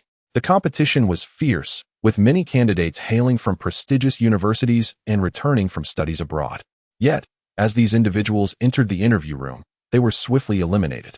The odds of success seemed insurmountable. Sini, we might face rejection, Zhou Yuming confessed. I only started preparing my resume yesterday. I can't compete with those who are well prepared. Chen Sini managed a wry smile. It appears we are destined for failure. What a wasted trip. Not entirely wasted, Zhou Yuming replied. Participating in such an interview is a valuable experience for us. Chen Sini nodded in agreement. Indeed. At that moment, a commotion erupted. Someone shouted, Look, Qin Yitian is here. Who is that woman beside her? Wow, that's Yang Lingsu. Who is she? Is she famous? The president of the Everlasting Consortium for the Daxia region. Need I say more? How could such a prominent figure be here? She clearly has high expectations for the Yitian group's future. I must join the Yitian group. Working alongside such a luminary would be a blessing of a lifetime. Zhou Yuming and Chen Sini were equally astounded. Is this person truly so influential? They were already taken aback by Qin Yitian's presence, and now Yang Lingsu had arrived. They never imagined they would encounter such distinguished figures in their lifetime. They felt incredibly fortunate. The individual before them was someone they might never encounter again in their lifetime. Even if this interview were to end in failure, it would still be worthwhile. At that moment, Chen Sini glanced over and spotted Ning Chen standing outside. She quickly turned to Zhou Yuming and exclaimed, Yuming, is that Ning Chen? What Ning Chen? Zhou Yuming retorted. Chen Sini pointed discreetly, look over there. Upon following her gaze, Zhou Yuming's face contorted with disdain. Why can't I escape this person no matter where I go? It's infuriating. Chen Sini remarked, do you think it's possible he is following you? Zhou Yuming's eyes widened in realization. There is indeed that possibility. I mentioned yesterday that I would be interviewing at Yitian Group. I must confront him. With that, Zhou Yuming stormed outside to confront Ning Chen, coldly stating, Ning Chen, in your quest to marry me, you've truly become like a dog, trailing after me relentlessly. Are you not the least bit annoyed? Ning Chen furrowed his brow, equally exasperated by this incessant nuisance. I have expressed my disinterest in you, and my lack of desire to marry you. Can you comprehend what I am saying? Zhou Yuming scoffed. Is that so? If you don't wish to marry me, then why are you here at Yitian Group? Ning Chen replied coolly. What? Are you allowed to come here while I am not? Zhou Yuming asserted. Of course you cannot come. This is Yitian Group, a place not meant for you. Ning Chen found her assertion amusing. After all, was this not merely a mediocre company? What prevented him from entering? If truth be told, he had financed its establishment. He deemed it pointless to engage further with this irrational woman, opting instead for silence. Speaking too much would only waste breath, for no matter what he said, she would never believe him. However, Zhou Yuming interpreted his silence as an inability to refute her claims. Just as she prepared to continue her tirade, a voice called out, Yuming, Jr. Turning around, Zhou Yuming saw a man in a suit who was able to call her name with familiarity, yet she did not recognize him. Who are you? Wang Buqing, your senior. I wonder if you remember me? He replied. Upon hearing the name, Zhou Yuming recalled who he was. her university senior who had pursued her, though she had not reciprocated. She had not anticipated encountering him here. Suddenly, she noticed his attire, reminiscent of the President Yang Lingsu from earlier. Senior, are you with the Yongshan Consortium? Wang Buqing adjusted his uniform with a smile. Indeed, I have been working there for 6 months. This time, I was selected to assist at Yitian Group. Zhou Yuming's eyes sparkled with admiration. She genuinely envied him. The Yongshan Consortium was a company she aspired to join, but felt unqualified for. Securing a position at Yitian Group was already a challenge, let alone at Yongshan Consortium. Senior, you are truly impressive. Wang Buqing, flattered by her compliment, replied, It's nothing extraordinary. There are many capable individuals at Yongshan Consortium. By the way, Junior, are you part of the staff at Yitian Group? Zhou Yuming shook her head. Not yet. I'm here for an interview, and success is not guaranteed. Wang Buqing remarked, with a senior present, you are assured of being selected. The Yitian Group has just received a substantial investment of 500 billion from the Yongshan Consortium, and our voices carry significant weight. He has no authority to interfere with the interview. His remarks are merely an attempt to impress. Should the interviewee succeed, he would reap the rewards without effort. If not, he could simply claim he tried his best, still garnering goodwill.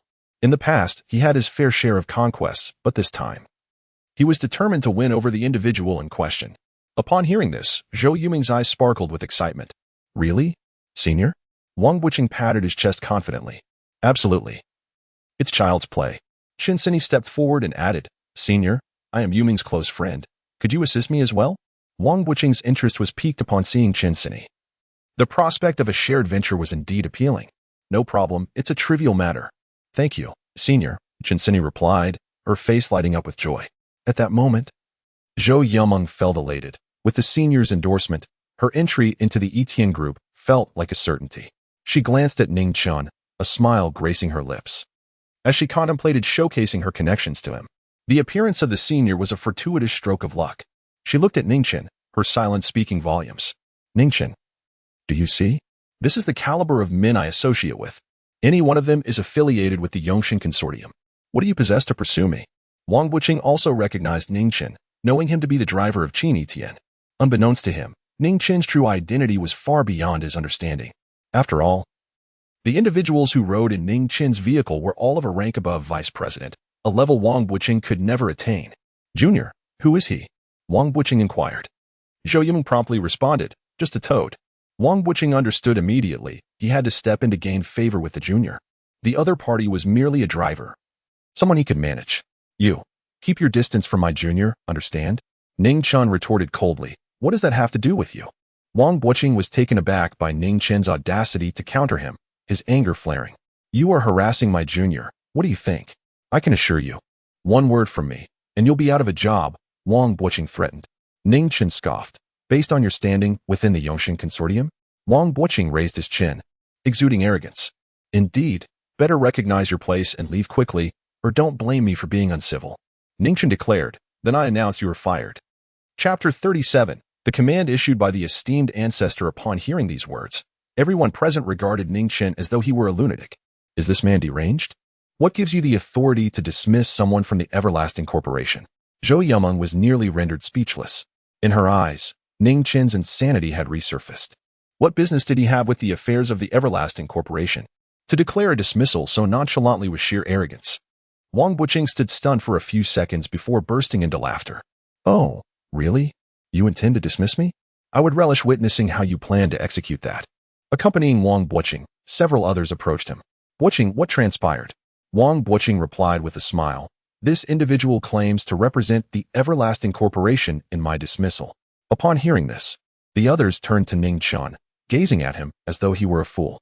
They had never encountered someone like him. A mere driver audacious enough to utter such insolent words. Not even Qin Yitian could dismiss him, let alone a lowly chauffeur. What right do you have to expel a member of the Everlasting Corporation? One scoffed. Indeed, who do you think you are? We could easily have you dismissed with a single word, and you would be unable to find any employment in Jiancheng, not even as a scrap collector. They derided Ning Chen with their condescending tones. Yet, he stood there, calm and unperturbed, stating with unwavering composure, you are all dismissed as well. The crowd erupted into raucous laughter. Having gained a fresh perspective on Ning Chen, not only was he seemingly unhinged, but he also appeared incapable of comprehending their words. Let us leave, Wang Buqing. Engaging with such an individual is beneath us. Wang Buqing, disinterested in further discourse, departed with his friends. Before leaving, he turned to Zhou Yuming and remarked, "Junior, I look forward to your joining us." Zhou Yuming's eyes sparkled with admiration. Her senior was simply too captivating. And she nodded in agreement. "Yuming, let us hurry. Our interview is likely approaching." "Yes." The two women disregarded Ning Chen entirely and hastened to the hall. Ning Chen retrieved his phone and contacted Glory Ancestor. "Master, is there something amiss?" Ning Chen replied coldly. "There is an individual named Wang Buqing. Dismiss him." Upon hearing this, Glory Ancestor immediately grasped the situation. It was evident that someone had offended the master. "Is this person out of his mind?" he muttered, astonished. "Damn it." The elderly man, in his 60s, spontaneously uttered a curse. "Rest assured, master, I shall address this matter promptly." As he hung up the phone, Glory Ancestor slammed his hand on the table, producing a thunderous sound that startled those nearby. Accompanying him were other members of the Rong family, who were taken aback by the ancestor's unusual display of emotion. They knew him to be consistently calm and collected, never displaying such agitation. What could have transpired to incite such fury? "Ancestor, what has happened?" inquired Glory Ancestor's son. Gritting his teeth, Glory Ancestor replied, "Contact Yang Lingsu and instruct her to expel a person named Wang Buqing from the Everlasting Corporation, then blacklist him. The individual who brought Wang Buqing in. You can leave as well. Allowing such a calamity to join us will only lead to further entanglement."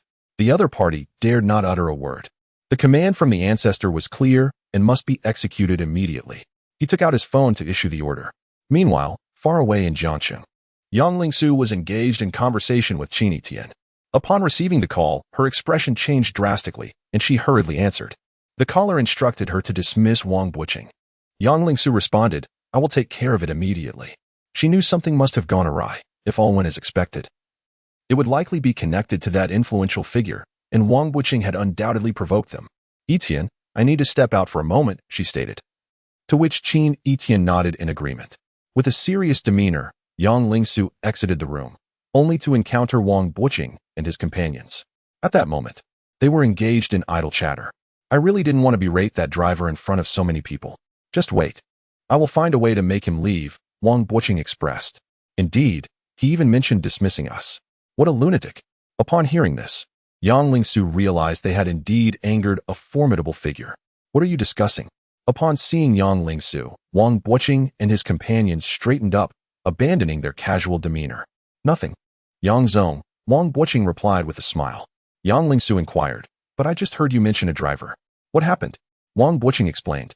"That driver threatened to dismiss me and even mentioned dismissing others. This is a blatant disregard for the authority of our Eternal Life Consortium. Yang Zong, we must teach that driver a lesson." The others chimed in. "Indeed, Yang Zong, we must respond to the Yitian group regarding this matter. That driver's audacity to disregard our consortium is simply outrageous." Yang Lingsu surveyed the group and coldly declared, "Very well, you are all dismissed." Wang Buqing immediately replied, "Yang Zong, you are absolutely right." However, as the words left his mouth, he sensed something was amiss. "Yang Zong, who are you dismissing?" Yang Lingsu coolly responded, "You." She then pointed at the individuals beside Wang Buqing, "And you all."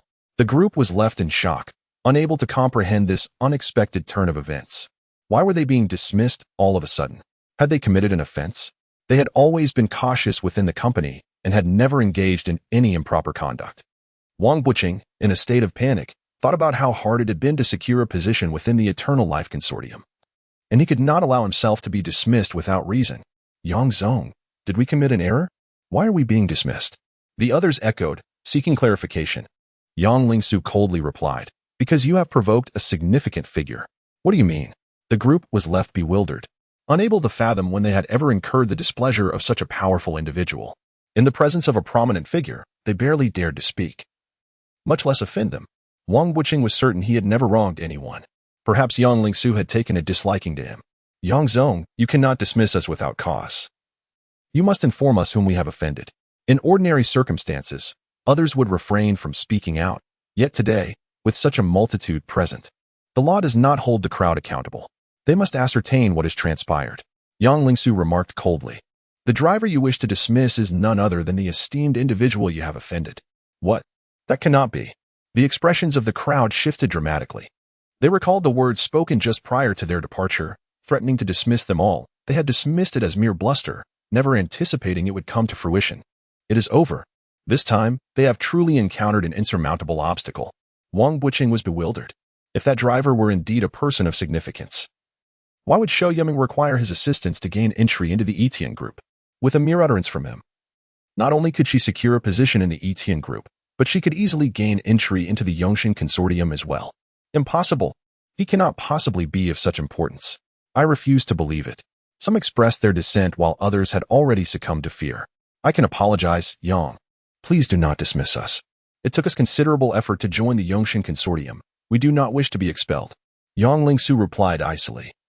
I cannot take responsibility for that decision. The order for your dismissal was issued directly by Elder Rong, who instructed you to provoke individuals beyond your station. Chapter 38.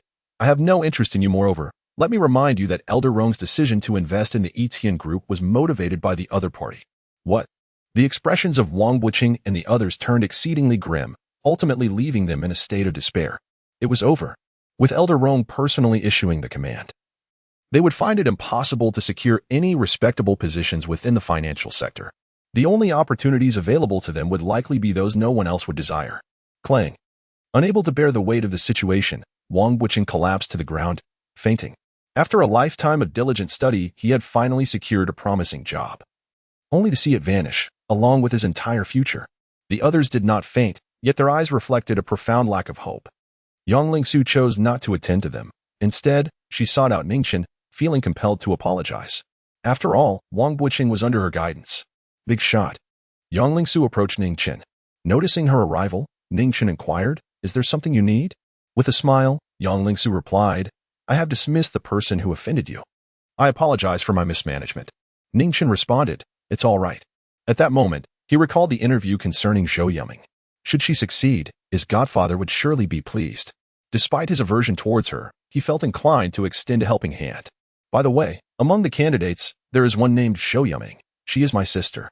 Upon hearing this, Yang Lingsu instantly grasped the big shot's intention. Rest assured, Shou Yiming will undoubtedly succeed in her interview and will receive significant recognition within the Yitian group.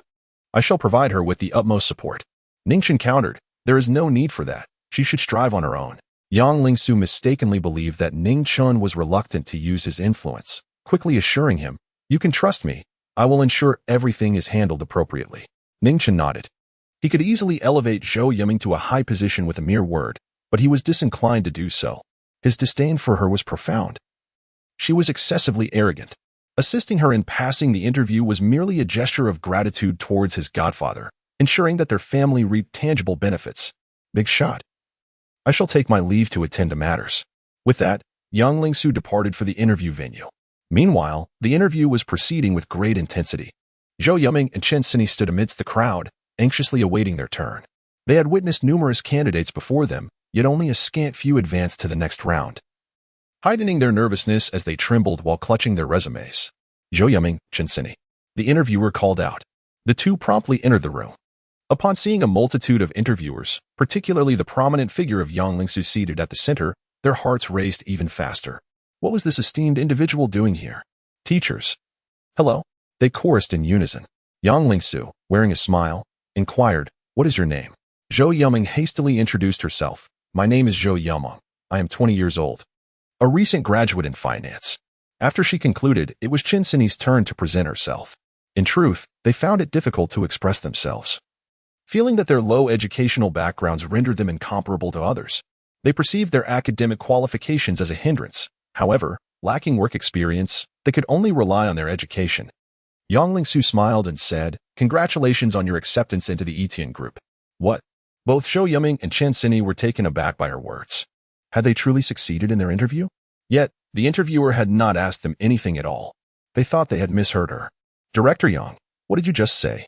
Yang Lingsu looked at Shou Yiming and reiterated with a smile, "I said congratulations on joining the Yitian group." At that moment, the realization dawned on them, and their eyes widened in disbelief. They had indeed succeeded. "Thank you, Director Yang." They both bowed in gratitude. Yang Lingsu replied with a smile. "Prepare yourselves and come to work tomorrow." Shou Yiming and Chen Sini nodded and exited the interview room with their heads held high, brimming with pride. Among so many candidates, They had earned the favor of Director Yang and secured positions at the Yitian group, which signified their superiority over the others. The envy of their peers was palpable as they watched them leave. Once out of sight, Chen excitedly exclaimed, "Yuming, your senior is truly remarkable. He actually helped us join the Yitian group." Zhou Yuming nodded in agreement. Indeed, the person I once overlooked now wields such considerable influence. They believed their acceptance was orchestrated by Wang Buqing. Chen eyes sparkled with mischief. "Yuming, if you're not interested in your senior, why not let him be with me? I'm in need of a boyfriend." Zhou Yuming quickly cautioned her friend. "Chen, I warn you. Do not set your sights on my senior. He is mine, and I have feelings for him. An employee of a prestigious consortium. If he could endure a few years at the company, the connections he would amass could be formidable, particularly among individuals from major cities. Should he ascend to a management position, it would indeed be a transformative opportunity. In short, Wang Buqing was a potential gem, with a future that held boundless possibilities. Such a person was not someone she could relinquish to her friend." Chen sighed. "Very well, what a pity. If he weren't acquainted with you, I would certainly pursue him fervently." Upon saying this, her gaze fell upon Ning Chen in the distance. "Yuming, Ning Chen is remarkably persistent. He is still here. His patience is truly astonishing." Zhou Yuming also spotted Ning Chen, and her smile faded instantly. Earlier, in Wang Buqing's presence, she refrained from uttering any unkind words. But she felt compelled to convey the disparity between them to Ning Chen. "Ning Chen." He turned around, seeing Zhou Yuming, and thought, "What on earth is she doing here again?" Frustrated, he turned on his heel, unwilling to waste another moment on her. However, Zhou Yuming, noticing his intent to leave, blocked his path. "Ning Chen, there are some things we need to discuss," Ning Chen remarked, "yet I have no desire to converse with you." Upon hearing these words, Zhou Yuming's disdain for Ning Chen intensified. This individual sought to court her, yet lacked the courage to admit it. The signs were exceedingly clear. What harm would it bring to acknowledge it? She pondered whether he was oblivious to the traits women find appealing in men. Wealth, power, and good looks aside, one should at least exhibit a sense of confidence. How could he expect to be favored while behaving so timidly? "Allow me to be frank. A relationship between us is utterly implausible. Do not entertain such notions. I have recently joined the Yitian group, and my prospects are boundless. You simply do not measure up. Only someone of Wang Xuechang's caliber is worthy. Therefore, resign yourself to this reality." Ning Chen retorted coolly. "Your acceptance into the Yitian group was facilitated by my recommendation. I do not seek your gratitude. But I do implore you to refrain from appearing before me in the future. Furthermore, spare me the talk of worthiness. I hold no interest in you whatsoever. Now, if you will excuse me, I must take my leave." Chapter 39. The Crisis of Zhou's Pharmaceuticals. Ning Chen turned and departed. Zhou Yuming gazed at him, her body trembling with anger, as her previously buoyant mood dissipated entirely. Chen, incensed, exclaimed, "How can this person be so pretentious? Does he have no shame? It was clearly your senior who leveraged his connections to secure our entry into the Yitian group. What does that have to do with him?" Zhou Yuming shrugged her shoulders and replied, Don't be upset. That's just the way he is. The more incompetent a person is, the more they wish to showcase themselves. Did you not notice how he spoke and then immediately left? He fears being exposed. Anyway, let us not dwell on him. To celebrate our joining the Yitian group, let us go out for a meal." Chen nodded in agreement. "Indeed, let us not think about that unfortunate individual. We ought to invite your senior to dinner as a gesture of thanks, and it would also provide an opportunity for further engagement." Zhou Yuming quickly added, "Yes." "Oh no, I forgot to save my senior's contact information." Chen replied, "Well, let us postpone it for tonight. We have plenty of time. After we start our jobs, we will frequently see Senior Wang, and we can arrange to meet him then." Zhou Yuming nodded in affirmation. Upon returning home, Zhou Yuming promptly informed her parents of her successful interview. Su Ranfang's eyes sparkled with pride. "Yuming, you truly are my daughter. You are exceptional. Joining the Yitian group heralds a boundless future for you." With that, she cast a sidelong glance at Zhou Wanli and added in a derisive tone, "At that point, not just anyone will dare to harbor intentions towards you." Zhou Wanli was acutely aware that his wife was referring to Ning Chen. He realized he must expedite finding a job for Ning Chen, or the disparity between them would only widen. Alas, his daughter was indeed remarkable. At that moment, Zhou Wanli received a phone call, and his expression shifted. "What did you say? Ling's Pharmaceuticals has launched a new product? What is going on?" "It's a beauty-enhancing pill. Based on a formula from the National Medical Pavilion? Is this information accurate?" "All right, I understand. Please send me the sample video for review." After hanging up, Su Ranfang and Zhou Yiming approached. Wanli, what has transpired? Your complexion appears quite grim. Zhou Wanli replied.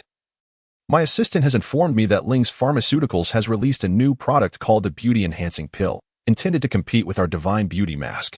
I've heard that the efficacy of the Beauty Enhancing Pill is particularly impressive, surpassing that of our new product. Su Ranfang grew anxious.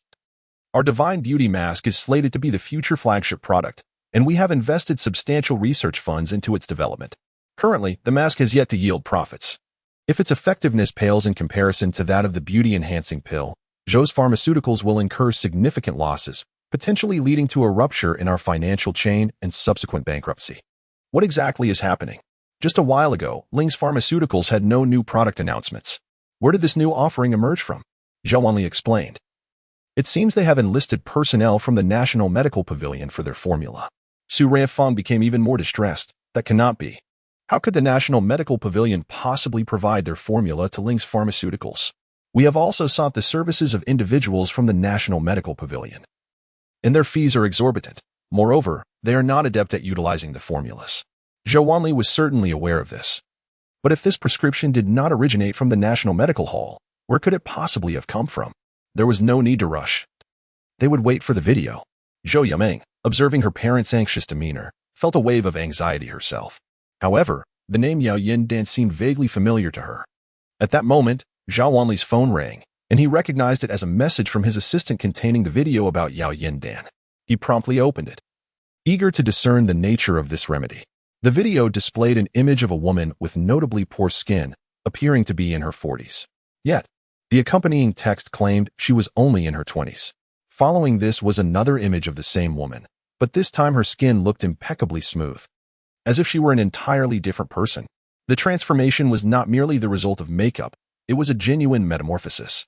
Subtitles revealed that the two photographs were taken 10 days apart, during which the woman had been consuming Yao Yindan.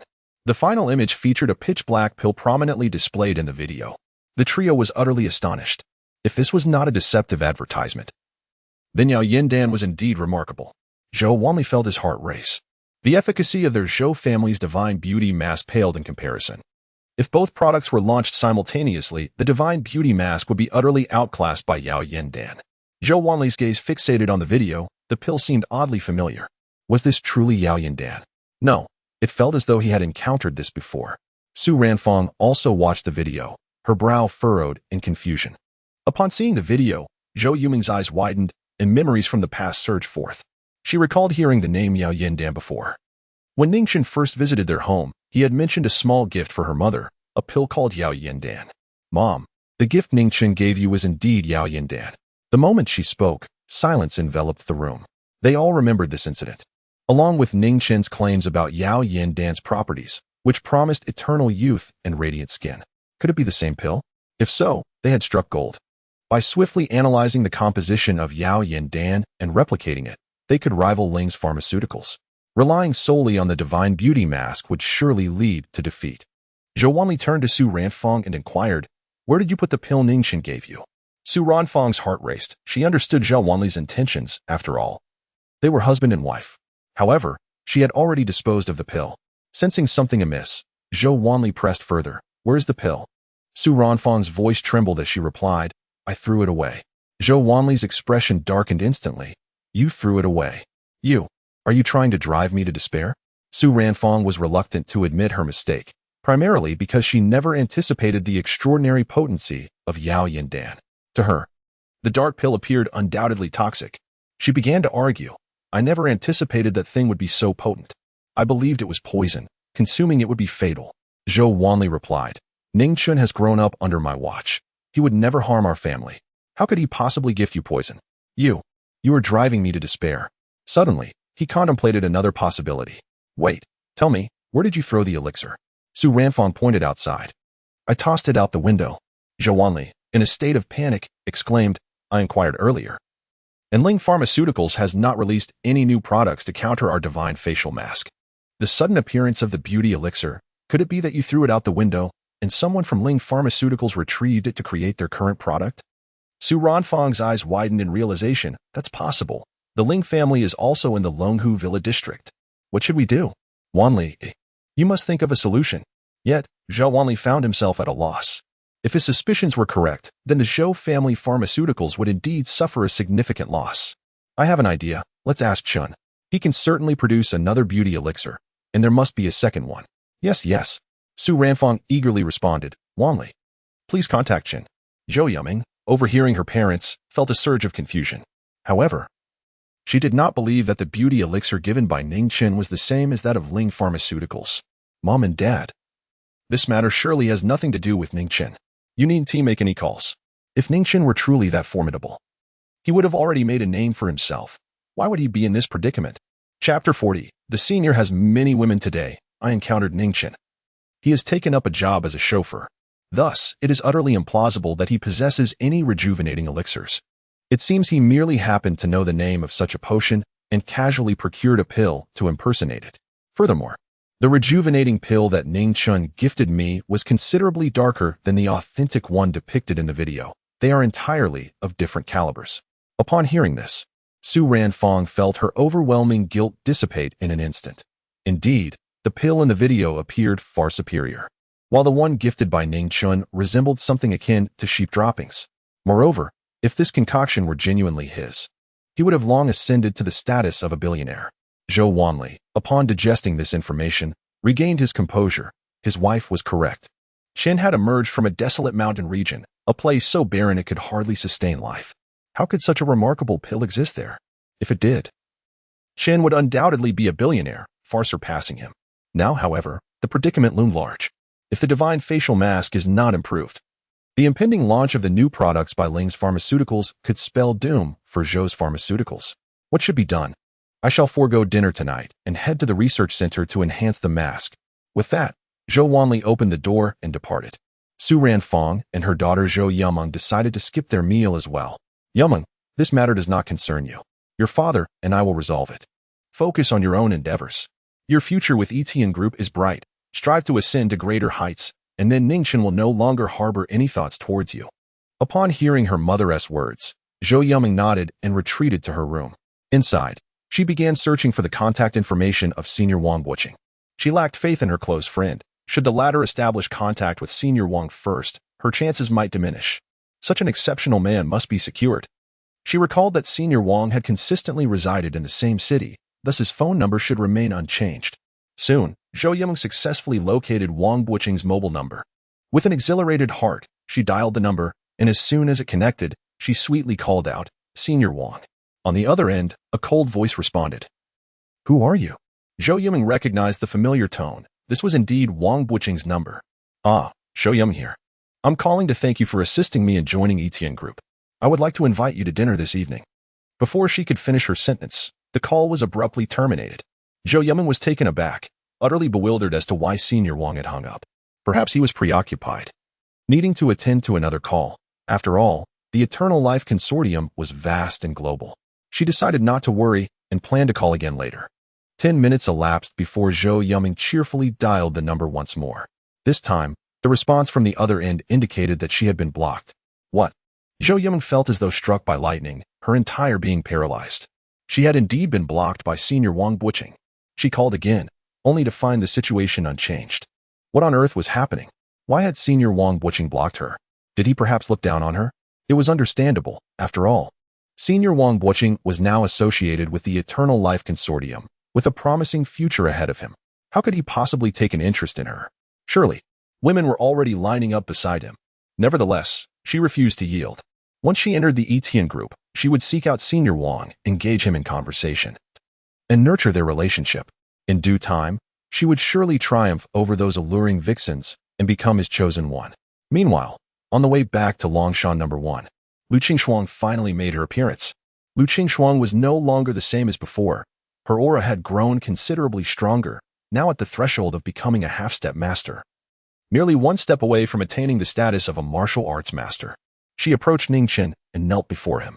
Master, I have investigated for quite some time. Yet I still have not discovered any news regarding your mother.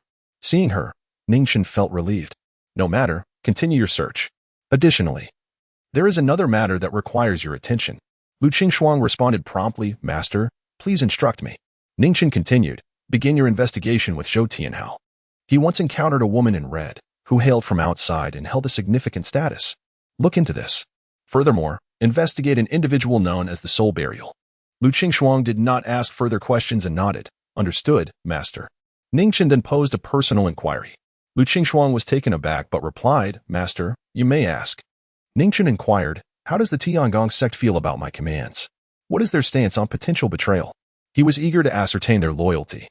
Direct inquiry often yielded the clearest responses. Any signs of deception would be evident in their expressions. Lu Qingshuang assured him, the Tiangong sect is fully cooperating. Ning Chen pressed, is that so? No one has raised objections? Lu Qingshuang immediately knelt again. Of course not, master. I can guarantee that all the information I have received is entirely truthful. Ning Chen scrutinized her for several seconds, searching for any signs of deceit. It was evident that she was sincere. Thus, she was worth trusting. However, the Tiangong sect remained under scrutiny. Despite the passage of time, no one else had come to see him, the sect master. Perhaps the Tiangong sect was vast. And he was not in Jiacheng, but surely there must be someone responsible here. The lack of any appearance thus far raised suspicions of potential disloyalty. Rise. I trust your words, he finally declared. Lu Qingshuang stood up immediately. Thank you, master, for sparing my life. Ning Chen waved his hand dismissively. There is no need for such formality. Go forth and investigate. Yes, master, she affirmed. However, she did not leave immediately. Noticing her hesitation, Ning Chen asked, why are you still here? Lu Qingshuang produced a small box, master. I have brought you a gift to express my gratitude for the elixir you bestowed upon me last time. Of course, I acknowledge that this gift pales in comparison to the precious elixir you provided. Ning Chen did not decline, saying, let me take a look. Lu Qingshuang handed over the box. Upon opening it, Ning Chen beheld a brown elixir. His brows furrowed immediately. The beauty pill? Isn't this what I gifted to my godmother? Upon hearing this, Lu Qingshuang remarked, the sect master is indeed well informed, knowing this is the beauty pill. You must also be aware of its effects. According to the pharmaceutical company, long-term consumption of this elixir can render the skin smooth. Where did you acquire this? Ning Chen inquired. Lu Qingshuang replied, it was purchased from Ling's pharmaceutical company. Ling's pharmaceutical company? That doesn't seem right. Wasn't my godfather's company Zhou's pharmaceutical company? Ning Chen initially thought that his godfather had utilized the elixir he gifted to create this version. Although it might not be as effective as the one he presented, it could still achieve a beautifying effect. To his surprise, this was not the case. Sect master, is there an issue? Lu Qingshuang asked. Ning Chen replied, it's nothing. You may go investigate further. By the way, please leave your contact information for future correspondence. Lu Qingshuang promptly took out her phone to note down Ning Chen's number. After she finished, she departed. Ning Chen then dialed his godfather's number, eager to clarify the matter regarding the beauty pill. Godfather. Has my godmother consumed the beauty pill I gifted her? Chapter 41. Temptation of the Flesh. Upon hearing Ning Chen's inquiry, Zhou Wanli felt a surge of anxiety. Should his godson discover that his gift had been discarded, it would undoubtedly sadden him. Thus, he fabricated a response, saying, your godmother consumed it. Truly, I must say, the effects of the elixir you sent are remarkable. Your godmother mentioned that her skin has improved significantly of late. Ning Chen chuckled in reply, if godmother requires more, I can certainly concoct some. Zhou Wanli awkwardly smiled. No need, your godmother isn't accustomed to that. With his godfather's dismissal, Ning Chen could only acquiesce. If there is nothing else, I shall let you be busy, Zhou Wanli concluded, abruptly ending the call. As he lied to his godson, a sense of unease settled in his heart. Meanwhile, upon learning that his godmother had taken the beauty-enhancing elixir, Ning Chen realized that the elixir from Ling's pharmaceutical had no connection to his own. Where, then, had it originated? Naturally, it was of no concern to him. Subsequently, with a snap of his fingers, the beauty elixir sent by Lu Qingshuang shattered into a fine powder. He then made his way toward the mountain peak. Passing by Longshan No. 2, he encountered Qin Yitian. What a coincidence. I didn't expect to run into you right after stepping out, Qin Yitian exclaimed, her excitement palpable. Ning Chen paused momentarily. Was this truly a chance encounter? The joy radiating from her face seemed less about serendipity and more as if she had been waiting for him. Indeed. Quite a coincidence, he replied. Qin Yitian continued with a smile. Today, I would like you to drive me to pick someone up. I am genuinely grateful and would like to treat you to a meal. However, when I finished my tasks, I discovered you had vanished. It's just a trivial matter. Ning Chen said modestly. Have you eaten yet? She inquired with a smile. Ning Chen shook his head. Then do not return home. Come directly to my place. I have purchased a plethora of ingredients. Instantly, Ning Chen comprehended her intentions. Previously, he had promised to cook for her, and it appeared she was merely awaiting his culinary skills. All right, he agreed, heading to Longshan No. 2 to commence cooking. Qi was also present. Upon seeing Ning Chen, she appeared quite displeased yet chose to remain silent.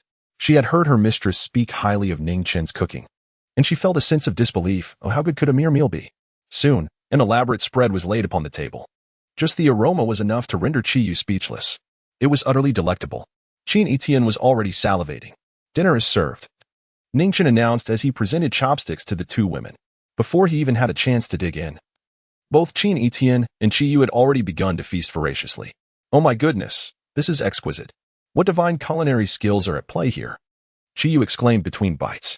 Qin Yitian, abandoning her refined demeanor, resembled a famished soul who hadn't eaten in ages. I was lying. Was I? Isn't it extraordinarily delicious?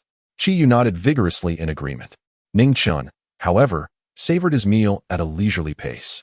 After they had finished, both Qin Yitian and Qi leaned back, their bellies round and satisfied. I finished eating. It's time for me to take my leave, Ning Chen stated. Upon hearing this, Qin Yitian quickly interjected, wait a moment. As Ning Chen was about to depart, he heard the question and inquired, what is the matter? Is there something you need? Qin Yitian longed for the delightful meals prepared by Ning Chen, yet she pondered the improbability of him visiting every day. While today may have seemed like a serendipitous encounter, what of tomorrow? It was unreasonable to perpetuate the pretense of chance meetings. Furthermore, she was perplexed by the comfort she felt in Ning Chen's presence, a comfort that resonated deeply within her being. Thus, she sought to retain him. Do you have any work? Ning Chen shook his head. No. Qin Yitian's face brightened. Then would you be my personal bodyguard? Ning Chen furrowed his brow. How personal? His thoughts were solely consumed with the desire to share a bed with Qin Yitian and ensure his survival, nothing more. If this role as a personal bodyguard permitted such intimacy, he would certainly be amenable. Just act as my driver and prepare meals for me. Naturally, I shall offer you a generous salary, 100,000 a month. What do you think? If that's insufficient, we can negotiate further, Qin Yitian proposed after a brief moment of contemplation. Ning Chen replied, actually, I wouldn't mind being your personal bodyguard, but I have no need for money. Upon hearing this, Qin Yitian, intrigued, pressed, then what is it that you desire? Without hesitation, Ning Chen responded, I only wish for you to share a bed with me to cure my affliction. Qin Yitian fell silent. Qi, on the other hand, was infuriated, deeming such words a blatant insult to her mistress. Although she wished for Ning Chen to remain for the exquisite meals, his shamelessness was beyond comprehension. The goodwill she had carefully nurtured evaporated instantly. She chastised him inwardly, thinking he ought to be met with disdain. Ning Chen, this is a profound disrespect towards the young lady. Leave at once. Ning Chen retorted, this is my sole desire. I want nothing else. Qi, exasperated, withheld her myriad critiques, fully aware of Ning Chen's current predicament. Were it not for rescuing Shen Wansen, he might not even have a place to stay. Ning Chen, lacking employment, had no income. In truth, should Shen Wansen cast him out, Ning Chen would find himself homeless, despite his claims of not needing money. What a fade. Please, depart from here and keep your distance. Ning Chen looked at Qin Yitian and apologized. I merely expressed my desires. If it has caused you distress, I am truly sorry. With that, he turned to leave. Wait, Qin Yitian called out. Qi felt a surge of anxiety, recognizing that her mistress's empathic nature was once again taking charge. This was unacceptable. They must not engage with Ning Chen any further. Mississippi. Qin Yitian gestured for Qi to remain silent, then turned to Ning Chen. Her voice steady. Did I not state that if you allow me to fall in love with you, I would acquiesce to your request? Ning Chen responded, understood. I can be your personal bodyguard, but I shall take my leave for now. Very well, Qin Yitian smiled. After Ning Chen departed, Qi scrutinized Qin Yitian, bewildered. Miss, why do you not express your anger at his words? Qin Yitian smiled softly. Perhaps he truly seeks to heal. Qi remarked, if you wish to seek treatment, you should go to the hospital. Why come to you? Moreover, to suggest such a thing as needing to sleep with you is nothing short of harassment. Qin Yitian shook her head and replied, no, I looked into his eyes. He does not seem to be deceiving. Qi grew increasingly anxious, struggling to comprehend why her lady would harbor such thoughts. My lady, you have changed. You were not like this before. You cannot possibly have feelings for Ning Chen. Can you? Qin Yitian chuckled softly. Regardless, I believe he speaks the truth. Alarmed, Qi grasped Qin Yitian's shoulders and exclaimed, my lady, you cannot possibly have developed feelings for Ning Chen. Qin Yitian shook her head. Of course not. It is merely a faint sense of affection. To be frank, I am not intrigued by his desire for my body. Throughout Longdu, many have desired me. I have encountered numerous individuals who have sought to please me through various means. Yet they are all so insincere that it repulses me, especially their gazes, which I find quite unsettling. However, Ning Chen is different. Though he looks at me as others do, his eyes are filled with sincerity, which I do not find offensive and can actually accept. Chapter 42. As my assistant, when Shiyu found herself at a loss for words, she couldn't help but feel that her mistress had been enchanted by Ning Chen, and it left her utterly unfazed. Nonetheless, she was resolute in her duty to protect her mistress, ensuring that Ning Chen would not approach her. The audacity of a toad aspiring to feast upon a swan was nothing short of a daydream. Qin Yitian chuckled and said, "All right, let us take a moment to rest." Shiyu nodded in agreement. Upon returning home, Ning Chen soon succumbed to slumber. The following day, Zhou Yuma adorned herself beautifully for work, intent on seeking out her senior. After receiving a disheartening call from him the previous night, she felt utterly desolate, her heart nearly shattering, and she spent the night in restless turmoil. She pondered whether her senior despised her and what kind of woman he truly preferred. Unable to reach a conclusion, she resolved to take the initiative during the day. After all, they worked at the same company, and even if he had a girlfriend, she was determined to win his affection. "Yuma, you look absolutely stunning today," Shen exclaimed upon seeing Zhou Yuma. However, she quickly noticed her friend's pallor and the pronounced dark circles beneath her eyes. "Yuma, what is wrong? Did you not rest well last night?" Zhou Yuma recounted the events of the previous evening. Shen eyes widened in shock. "Ah, you must act quickly. You cannot let such a remarkable man slip away." Zhou Yuma nodded fervently. After attending a newcomer training session, they set out to find Wang Buqing. Yet, they scoured the entire company without a trace of him. "What is going on? Where is Senior Wang?"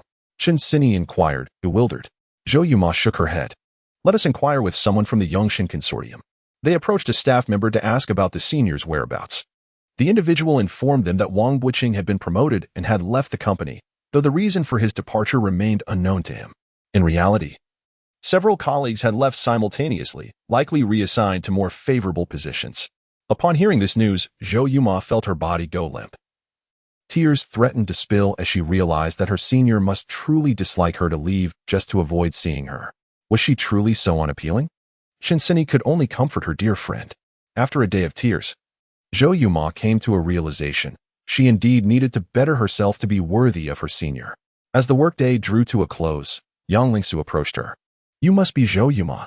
Zhou Yuma was taken aback upon seeing her and quickly smiled, exclaiming, "President Yang." Yang Lingsu responded with a smile, "No need for such formality. If you do not mind, you can simply call me sister." Zhou Yuma was momentarily stunned. What merit did she possess to address such a prominent figure as sister? Yet, she found herself eager to oblige, as this form of address drew their relationship closer. "Sister," Yang Lingsu chuckled and continued, "I have reviewed your resume, and it is quite impressive. I have recently joined the Yitian group and am in need of an assistant. Would you be interested in the position?" Zhou Yuma felt as though she were in a dream. Such an esteemed individual as Yang Lingsu considered her worthy, offering her the role of assistant. How could she possibly deserve such an opportunity? Am I truly capable of this? Yang Lingsu nodded affirmatively. "Of course you can." Zhou Yumeng, receiving this encouraging response, smiled and said, "Thank you, Sister Yang. I will certainly work diligently to alleviate your burdens." Yang Lingsu replied with a smile, "Very well, report to my office tomorrow." Zhou Yumeng nodded in agreement. As Yang Lingsu walked away, Zhou Yumeng turned to her close friend, Qin and exclaimed, "Am I dreaming?" Qin, filled with excitement, responded, "Of course not, Yumeng. This time, you are set to soar, becoming President Yang's assistant. Surely, you will rise to a prominent position within Yitian Group, and perhaps even hold a position in Yongshin Consortium." Zhou Yumeng felt her heart flutter. Indeed, her future appeared boundless.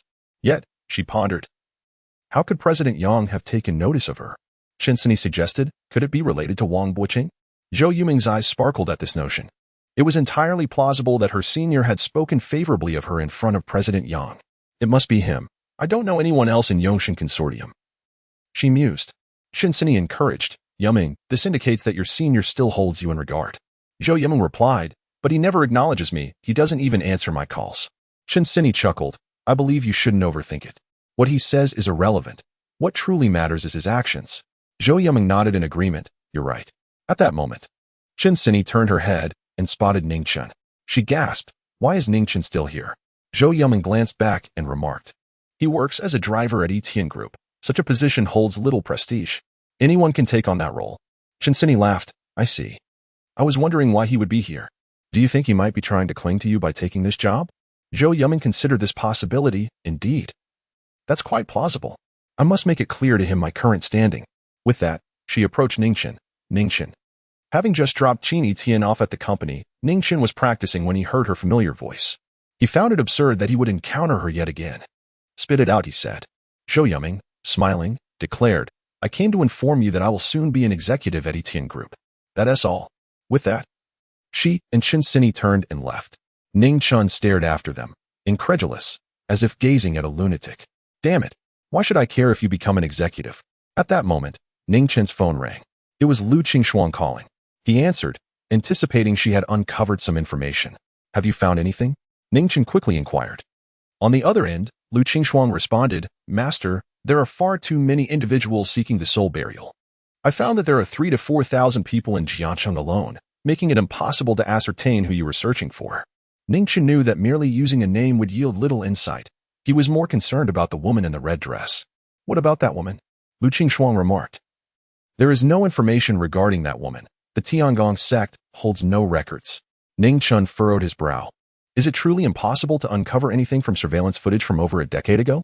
If all else fails, investigate Zhou Tianhao and see whom he encountered during that period. I refuse to believe we cannot find anything. Lu Qingshuang replied. I have already searched, but to no avail. There is no trace of a woman in a red dress. Strangely enough, I managed to locate all of Zhou Tianhao's surveillance footage from that time, except for one day. More specifically, only half a day's worth of footage is missing. 3 or 4 hours of video cannot be found. Upon hearing this, Ning Chen squinted his eyes, sensing something amiss with the Tiangong sect. If all goes as anticipated, that missing footage must have been deliberately edited out, suggesting that the woman's status is rather significant. The Tiangong sect's actions imply two possibilities. Either they dare not offend her and thus refrain from documenting her activities, or someone within the sect seeks to obstruct any further investigation into this matter by erasing her actions. I understand now. Continue to monitor this situation, he instructed. However, Lu Qingshuang interjected, Sect leader, while I have not located that woman, I did discover that your godfather has been searching for a certain family over the years, always bringing lavish gifts. Chapter 43, The Place of Your Birth. Ning Chen, intrigued by the conversation, inquired whether he knew the address of the other party. Lu Qingshuang replied affirmatively, stating she would send it to the sect leader immediately. After hanging up, Ning Chen received a text message containing an address. He resolved to investigate, believing it would yield some valuable information. Before long, following the address, Ning Chen arrived at an antiquated residential complex. He approached the entrance and rapped on the door. Shortly thereafter, a couple emerged. They were dressed modestly, appearing to be in their 50s, their expressions kind and welcoming. Ning Chen observed them closely. They seemed to be entirely ordinary individuals, devoid of any martial prowess. Moreover, he did not recognize them from his memories. Why then? Did his adoptive father always bring gifts to this place? Young man, who are you looking for? The gentleman inquired, a hint of concern in his voice. Is my son in debt to you again? Ning Chen quickly responded, No, uncle. The elderly couple exchanged glances. Then the lady asked, Then who might you be? Ning Chen pressed on, Uncle, do you know someone named Zhou Wanli? Upon hearing the name, the man's expression shifted dramatically. He promptly shook his head, saying, I do not know him. Yet, Ning Chen noticed the subtle change in his demeanor. It was evident that he recognized his adoptive father but chose to deny it. Ning Chen decided to clarify his identity. I am Zhou Wanli's godson. My name is Ning Chen. The man's eyes widened in surprise as he processed this revelation. You are Ning Chen? He began to scrutinize Ning Chen from head to toe, his pupils sparkling with recognition. Ning Chen affirmed, Indeed, it is I? The man's reaction unmistakably indicated that he was familiar with him. I never expected you to have grown so much, he remarked. Ning Chen, puzzled, queried, Uncle, have we met before? The uncle chuckled, Of course we have. You were born in our home many years ago. What? Ning Chen was taken aback, realizing that he had been born here, which implied that they must have known his mother. Uncle, could you tell me what transpired? The uncle nodded, while the aunt interjected. Come inside. Let us not linger outside. After a lengthy conversation, Ning Chen gleaned the couple's general background. The uncle was named Xiao Dehai, and the aunt was Yifang. They were husband and wife. The uncle recounted that Ning Chen had been born in this very room, with Yifang assisting in the delivery. Ning Chen had never heard such details before. Uncle Xiao, you must have met my mother. What did she look like?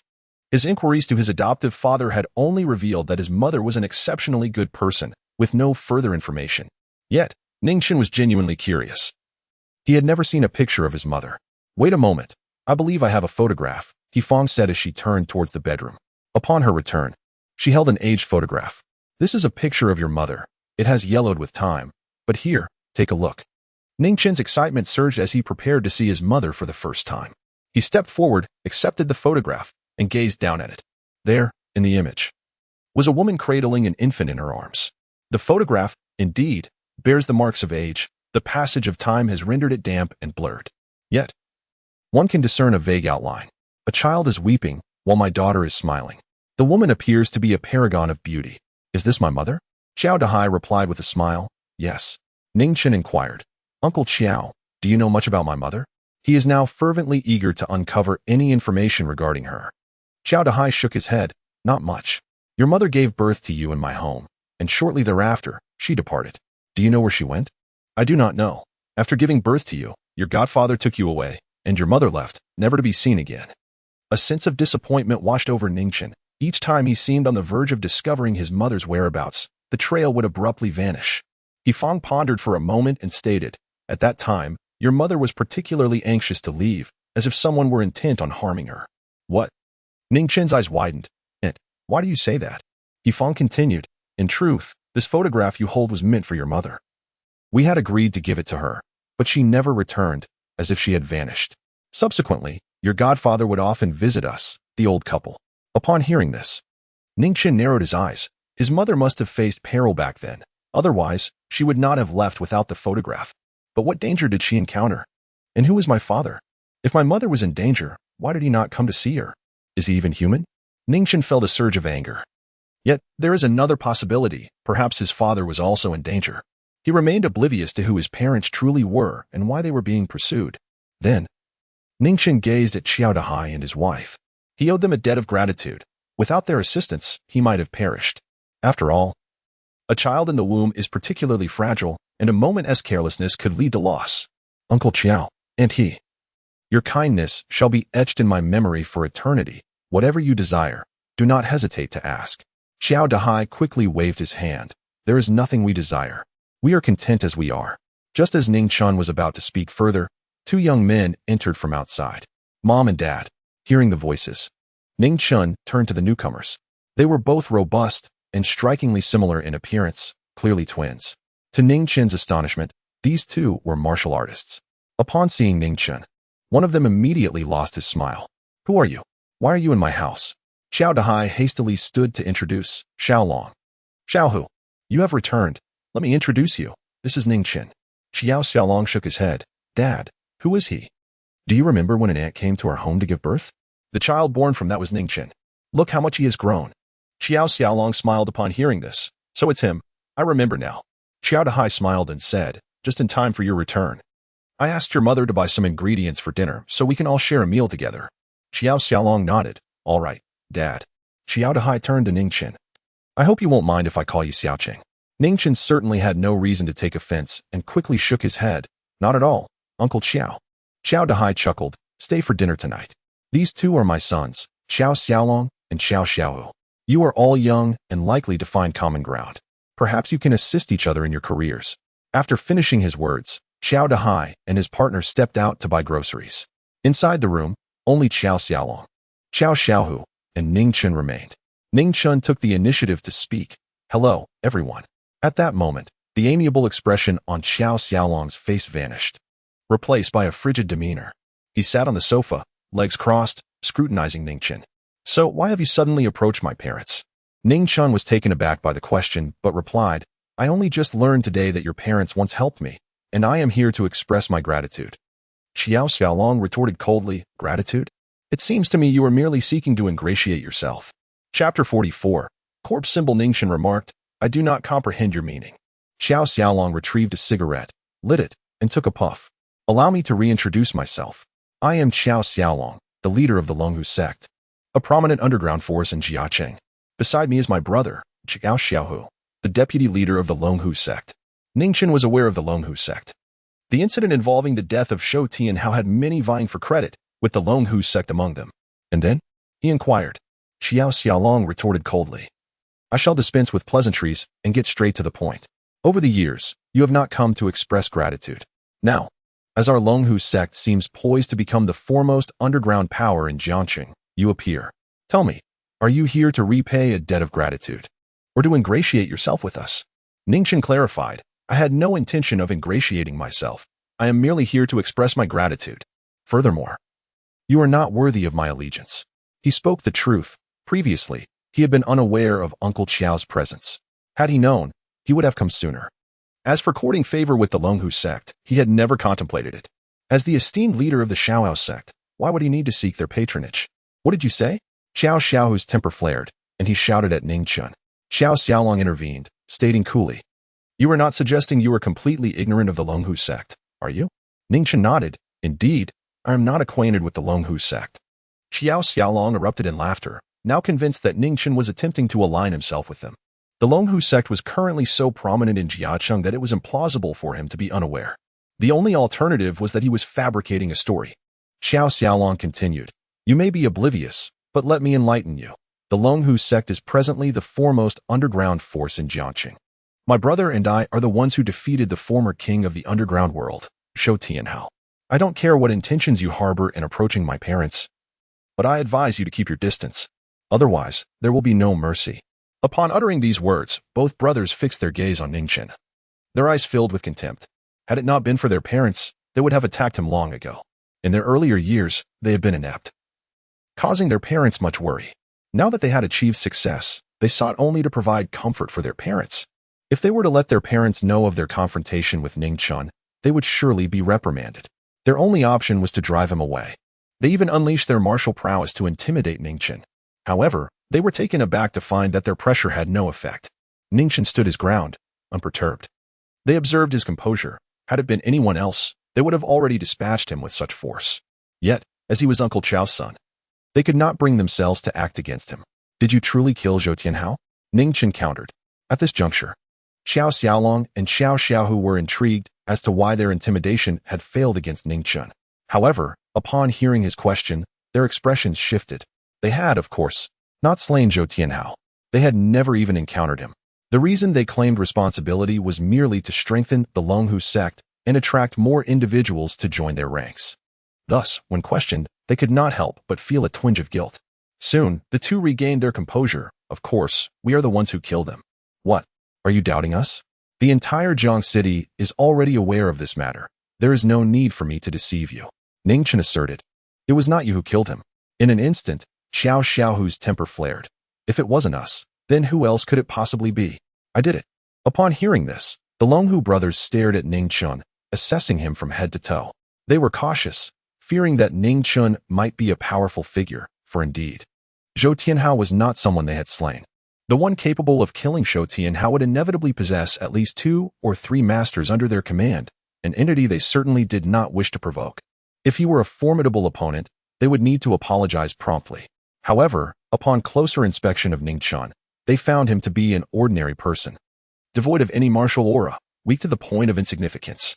This was largely because the two brothers were themselves rather feeble, incapable of sensing Ning Chen's presence. Furthermore, there is something amiss with both of your bodies, Ning Chen continued. He had long since discerned that these two harbored issues, but could not pinpoint them precisely. The moment the two released their auras, he understood instantly. Their martial talent was quite mediocre, yet they had somehow entered the realm of internal energy practitioners, aided by an external force. This force was unsettling, a malicious means, corpse talismans. Corpse talismans activate the body's consumption. To put it simply, it accelerates your life tenfold. This explains how the Longhu brothers managed to become internal energy practitioners. Under normal cultivation, it would take them decades to reach their current level. However, the energy of the human body is finite, and eventually it will be exhausted, leading to death. Yet, due to the existence of the corpse talismans, they would become mere shells, controlled by whoever had inscribed the talisman upon them. Upon hearing this, Xiao Xiaolong and Xiao Xiaohu burst into laughter. Ha ha! Are you trying to make us die of laughter? You claim to have killed him. What are you even? Do you understand what a master is? No, I should ask. Do you even know what a martial artist is? Do you believe that I could shatter your body with a single punch? Initially, the brothers had no intention of making things difficult for him, but Ning Chen's last words displeased them greatly. If you kneel and apologize now, I might spare your life. Otherwise, do not blame us for being ungracious. Ning Chen pressed on. Have you two been experiencing nightmares lately? And feeling unsteady in your vitality? You might want to observe how you have changed over these past days. Have you aged somewhat? To be frank, you only have about a month left to live. Just as the Longhu brothers were about to respond, their expressions changed drastically upon hearing this. Indeed, they had been plagued by nightmares lately, each one distinct from the last, leading to their unstable conditions. But how did he know this? As for aging, they had not noticed, for amidst their usual violence. Who had the time to gaze into a mirror? Xiao Xiaolong glanced at the mirror and was instantly struck with pallor. As if the weight of years had suddenly beset him, several strands of his beard had turned white. Could it be that this fellow was indeed speaking the truth? Narrowing his eyes, Xiao Xiaolong began to scrutinize Ning Chen, sensing an unusual depth to this character. Brother, do not panic. This lad is merely attempting to frighten us. Xiao Xiaohu retorted with irritation. Why do you assert this? Xiao Xiaolong inquired. Our prolonged sleeplessness has certainly taken its toll on our appearances. It is evident to the naked eye that our vitality is unstable, and the lack of sleep inevitably leads to frequent nightmares. Aside from this explanation, I cannot fathom another. As for appearing aged, it is only natural. Can one truly evade the passage of time without proper rest? Upon hearing his brother's words, Xiao Xiaolong experienced a moment of clarity. This reasoning provided a plausible explanation, and he realized he had nearly fallen victim to this trickster. It seemed evident that this individual was scheming. You dare to toy with us? You are courting death. Chapter 45. He is a shameless man. Just as Xiao Xiaolong was about to take action, the door to the living room swung open. Xiao Dehai and his wife entered, carrying groceries. How was your conversation? Xiao Dehai inquired. Xiaolong, Xiaohu, you should associate more with people like Xiao Qing in the future and steer clear of those rascally friends of yours. Understood? The brothers nodded obediently like lambs, responding, of course. Dad. Xiao Dehai smiled at Ning Chen, saying, Xiao Qing, I'm off to prepare dinner. You all continue your discussion. Naturally. The three did not resume their conversation and instead sat in tacit silence until dinner was served. When it was time for Ning Chen to leave, he said, Uncle Qiao, this is for you. He held out a medicinal pill, a qi and blood pill known for its longevity benefits. Given Uncle Qiao's age and leg ailment, this pill could facilitate a complete recovery. What is this? Xiao Dehai asked curiously as he accepted the pill, having never seen such a thing before. Ning Chen explained. It's a remedy that can treat your leg condition. Xiao Dehai chuckled. That sounds wonderful. Thank you, Xiao Qing. Ning Chen continued. This house is quite old. I'm gifting you both a villa. Just pack your things and move in. I have already prepared everything. Xiao Dehai quickly waved his hands. No? We don't want anything. A villa is far too extravagant. Just your visit is more than enough. We absolutely cannot accept your gifts. Ning Chen remained silent, believing that actions speak louder than words. Xiao Xiaolong interrupted their dialogue. Dad, with your leg condition, it's inconvenient for you to walk for long. Let me see Xiao Qing off. Xiao Dehai, feeling a twinge of pain in his leg, agreed. All right, Xiao Qing, Uncle Qiao wants to see you off. Ning Chen reassured him. Take the pill I gave you. Your leg will gradually improve. Xiao Dehai acknowledged with a good. Ning Chen left with the brothers. Once they reached a secluded area, Xiao Xiaohu coldly remarked, You little brat. I advise you to keep your distance from my family. Otherwise, don't blame me for being rude. Ning Chen, uninterested in the confrontation, continued walking. Xiao Xiaohu, frustrated, shouted, I'm talking to you. Are you deaf? He stepped forward, but Xiao Xiaolong intervened. Let him go. If you lay a finger on him, he'll report to Dad. And that would be counterproductive. So, we either refrain from any aggression or deal with him decisively. As long as he keeps his distance from our parents. We want to make things difficult for him. Now, let us go. Xiao Xiaohu nodded in agreement. Ning Chen departed, focusing solely on Uncle Qiao and his wife. As for Xiao Xiaolong and Xiao Xiaohu, he would assist them if needed, but he would not humiliate himself to offer help when it was requested.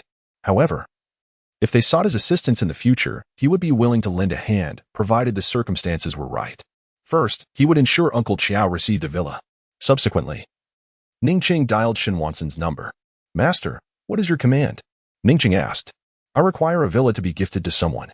Can you arrange that? Certainly. It's merely a villa, Shen Wansen promptly replied. Aside from this, do you have any further instructions? Ning Chen shook his head. No, proceed with your tasks, I assure you. You shall not be treated unjustly.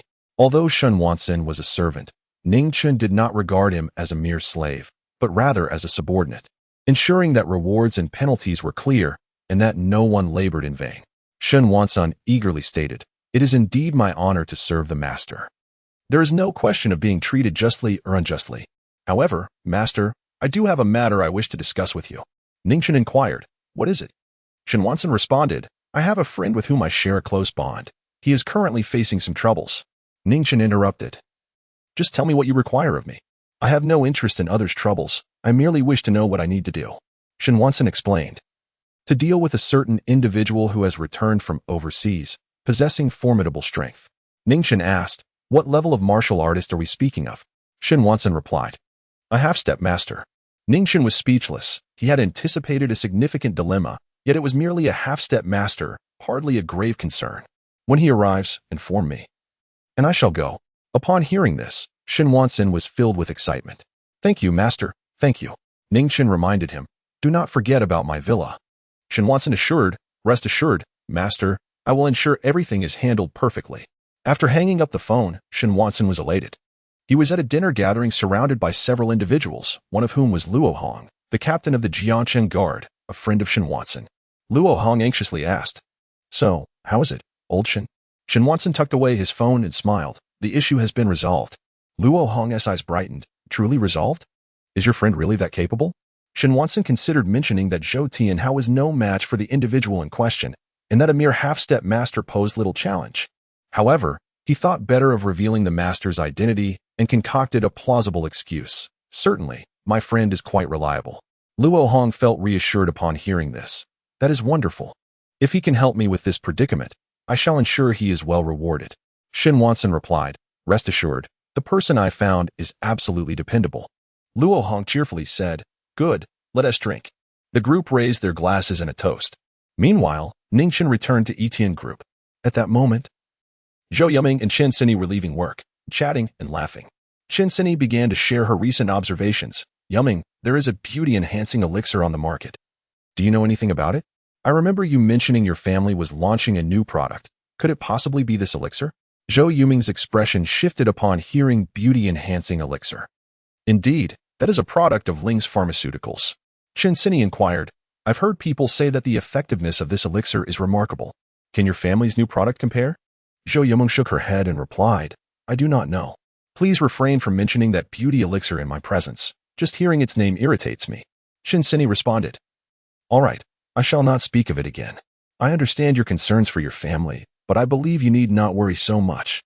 Your father is now the king of medicine in Jiangchen, and the new products he develops are undoubtedly formidable, far surpassing that beauty elixir. Zhou Yuming quickly clarified. My objection to your mention of the elixir is not based on that, but rather because it is connected to Ning Chen. Chen Sini inquired with confusion. How is it related to Ning Chen? Zhou Yuming explained, You are unaware of the circumstances. When Ning Chen first visited my home, he presented my mother with a pill, claiming it was a beauty elixir. It was dark and unappealing, and he insisted that she consume it. Had she ingested that concoction, it would have surely been detrimental. She discarded it. I suspect that now that Ling's pharmaceutical has introduced a beauty elixir, Ning Chen will undoubtedly come to her home, asserting that the one from Ling's is identical to the one he gifted, attempting to gain favor with my family. Just the thought of it is repulsive. Chen Sini chuckled. Could he truly engage in such antics? Zhou Yum retorted, You are well aware of Ning Chen. He is capable of following through with any scheme, however dubious. Chen Sini conceded, You make a valid point. Given his character, he might very well resort to such behavior. The beauty elixir he gifted Andy surely cannot compare to that of Ling's pharmaceutical. I have devised a plan. We could present both elixirs for comparison, and the differences would be immediately apparent. Zhou Yumeng shook her head. There is no comparison to be made. My mother discarded the beauty elixir. At that moment, Ning Chen emerged from the side, fixing his gaze on Zhou Yumeng. Did you say that your godmother threw away the beauty elixir? Chapter 46. Can your abilities match theirs? Ning Chen had arrived long ago. He initially intended to remain inconspicuous. However, upon hearing Zhou Yumeng mention that her godmother had discarded the rejuvenating pills, he felt perplexed. Hadn't he, his godfather, claimed that his godmother had already consumed them? What was truly happening? Upon hearing Ning Chen's inquiry, Zhou Yimeng realized she had divulged too much information. The fact that her godmother had discarded the pills was now known to him. Yet, since the secret was out, she felt no need to conceal it any longer. Indeed. I threw them away. The item you sent, do you truly believe it was edible? I am uncertain of your intentions. Ning Chen replied, that was a rejuvenating pill. Consuming it would enable your godmother to maintain her youth. Zhou Yimeng turned to look at Qin Yitian. Did you hear that? I told you he would seek to take credit for it. Qin Yitian remarked, I am truly astonished. There really are such individuals in this world. How can he not reflect on his own worth? Zhou Yimeng shrugged. Some people are simply oblivious. She then fixed her gaze on Ning Chen. Let us discuss the matter concerning you and me. As I mentioned, I am now assistant to Mr. Yang, a position beyond your reach. Oh, why are you leaving? Ning Chen, wishing to avoid further trivial discourse, hurried off to find his godfather and inquire about the specifics. Qin Yitian commented, he likely feels too ashamed to remain in your presence. There is no need to pay attention to such a fool. Zhou Yimeng interjected, no, he must have gone home. Upon hearing that I mentioned my mother had discarded the rejuvenating pills, he would undoubtedly seek to hold me accountable and might even suggest that my mother threw them away only for them to be retrieved by the people from Ling's pharmaceutical. Really? Qin Yitian expressed disbelief. Is there truly someone so absurd in this world? Come, let us head to my house. However, before we go, we must procure another rejuvenating pill. Agreed. The two immediately followed behind. Ning Chen had already arrived at the Zhou residence. Zhou Wanli, upon seeing him, smiled and said, Chener, what brings you here today? Ning Chen, focused on the pressing matter, responded, Godfather, please tell me. Did my godmother consume the rejuvenating pill I sent her? Zhou Wanli displayed an awkward expression. Of course she did. Why do you ask? But Yimeng said that she discarded it, Ning Chen countered. Zhou Wanli was at a loss for words, surprised that Chino had learned about this situation. Chener, this is a misunderstanding. Allow me to explain. What misunderstanding? Just tell him she threw it away, and that would suffice. At that moment, Su Ranfong emerged, casting an annoyed glance at Ning Chen. Your voice can be heard from upstairs. Why are you so agitated? Ning Chen looked at Su Ranfong. Godmother, why did you throw away the gift I presented? If you dislike it, you could have simply told me. I could have offered something else. Su Ranfong dropped the pretense. Why would I keep it? Have you even considered whether what you send is fit for consumption? Please, do not send me any other gifts. I have no desire for your offerings. Ning Chen felt a twinge of displeasure at her words. Her tone suggested that his gifts were akin to refuse. Each item he possessed could fetch an exorbitant price on the market. However, he would not lose his temper with his godmother. There was no need for it. She was an elder, after all, and the wife of his godfather, deserving of respect. If she did not want it, then he would not bestow it upon her. The things one discards may very well be picked up by others. I suspect that Ling Pharmaceuticals' ability to produce the beauty elixir stems from discovering the one you cast aside, analyzing its composition, and thus creating the current product. Upon hearing this, Su Ranfong was nearly driven to laughter by her anger. This matter had been discussed within their family before. There was no conceivable connection. For such coincidences do not exist in the world. She relayed her daughter's words verbatim to Ning Chen. Why don't you take a moment to look in the mirror and assess your own worth? She continued. Do you understand what the beauty elixir represents? It is an absolute treasure. To speak frankly, a single product can elevate an entire pharmaceutical company. Our Zhou Pharmaceutical thrived on the strength of our injury powder. By your logic, it should be quite simple for your assets to surpass ours, she added. Just as Ning Chen was about to respond, he was interrupted. Zhou Wanli detected the tension between his godson and his wife and quickly intervened to defuse the situation. How can you speak to your godson in such a manner? Su Ranfong retorted. Why don't you inquire how your godson came to utter such brazen claims? Zhou Wanli too believed that Ning Chen's assertion was improbable, as such coincidences were simply not feasible. Discarded items could not be swiftly recovered, and even if they were, something so small would likely be damaged beyond recognition, trampled underfoot. Of course, while such occurrences were not impossible, they were exceedingly rare. Thus, it was certain that the beauty elixir from Ling Pharmaceutical bore no relation to Qin Heiress. Let us not dwell on this matter any longer. Let us discuss something else. At that moment, Zhou Yimeng and Qin Yitian entered. Why have you stopped discussing this? She asked. Father, do you truly indulge this godson of yours? Upon saying this, she held up a beauty elixir. This is the beauty elixir from Ling Pharmaceutical. I purchased a trial version. Ning Chen, did you not claim that the elixir my mother discarded was taken by the Ling family? Now, take a look and see how different their elixir is from yours. She had anticipated Ning Chen's response and was not disappointed. Fortunately, she had purchased a trial version from Ling Pharmaceutical to silence him. The onlookers cast their eyes upon the elixir in Zhou Yuming's hand. It appeared crystal clear, resembling exquisite crystal. Su Ranfang felt invigorated. Ning Chen, did you not assert that the beauty elixir Ling Pharmaceutical may have found was yours? Now open your eyes and observe. Can yours possibly compare? It cannot compare. Ning Chen blurted out. The comparison he referred to was that this elixir could not measure up to his own. The beauty elixir he concocted utilized only the finest herbs of grade 2 and above. In contrast, this elixir was composed of the most inferior materials and was laden with additives. While it might achieve some cosmetic effects, it could not begin to rival Ning Chen's, and long-term use would undoubtedly inflict irreparable harm on one's health. It can be said that the two are fundamentally not on the same level. However, what others heard was Ning Chen admitting that her beauty elixir cannot be compared to Ling's pharmaceuticals. Zhou Yuming, observing Ning Chen's concession, opted not to engage further. Yuming, let your father have a look, Zhou Wanli instructed. Zhou Yuming promptly handed over the elixir. Zhou Wanli scrutinized the beauty elixir closely, even taking a whiff. This elixir truly is a remarkable potion. My sense of urgency is escalating. If we do not discover a new product to counter this, Zhou Pharmaceuticals will find itself in dire straits, soon to be replaced.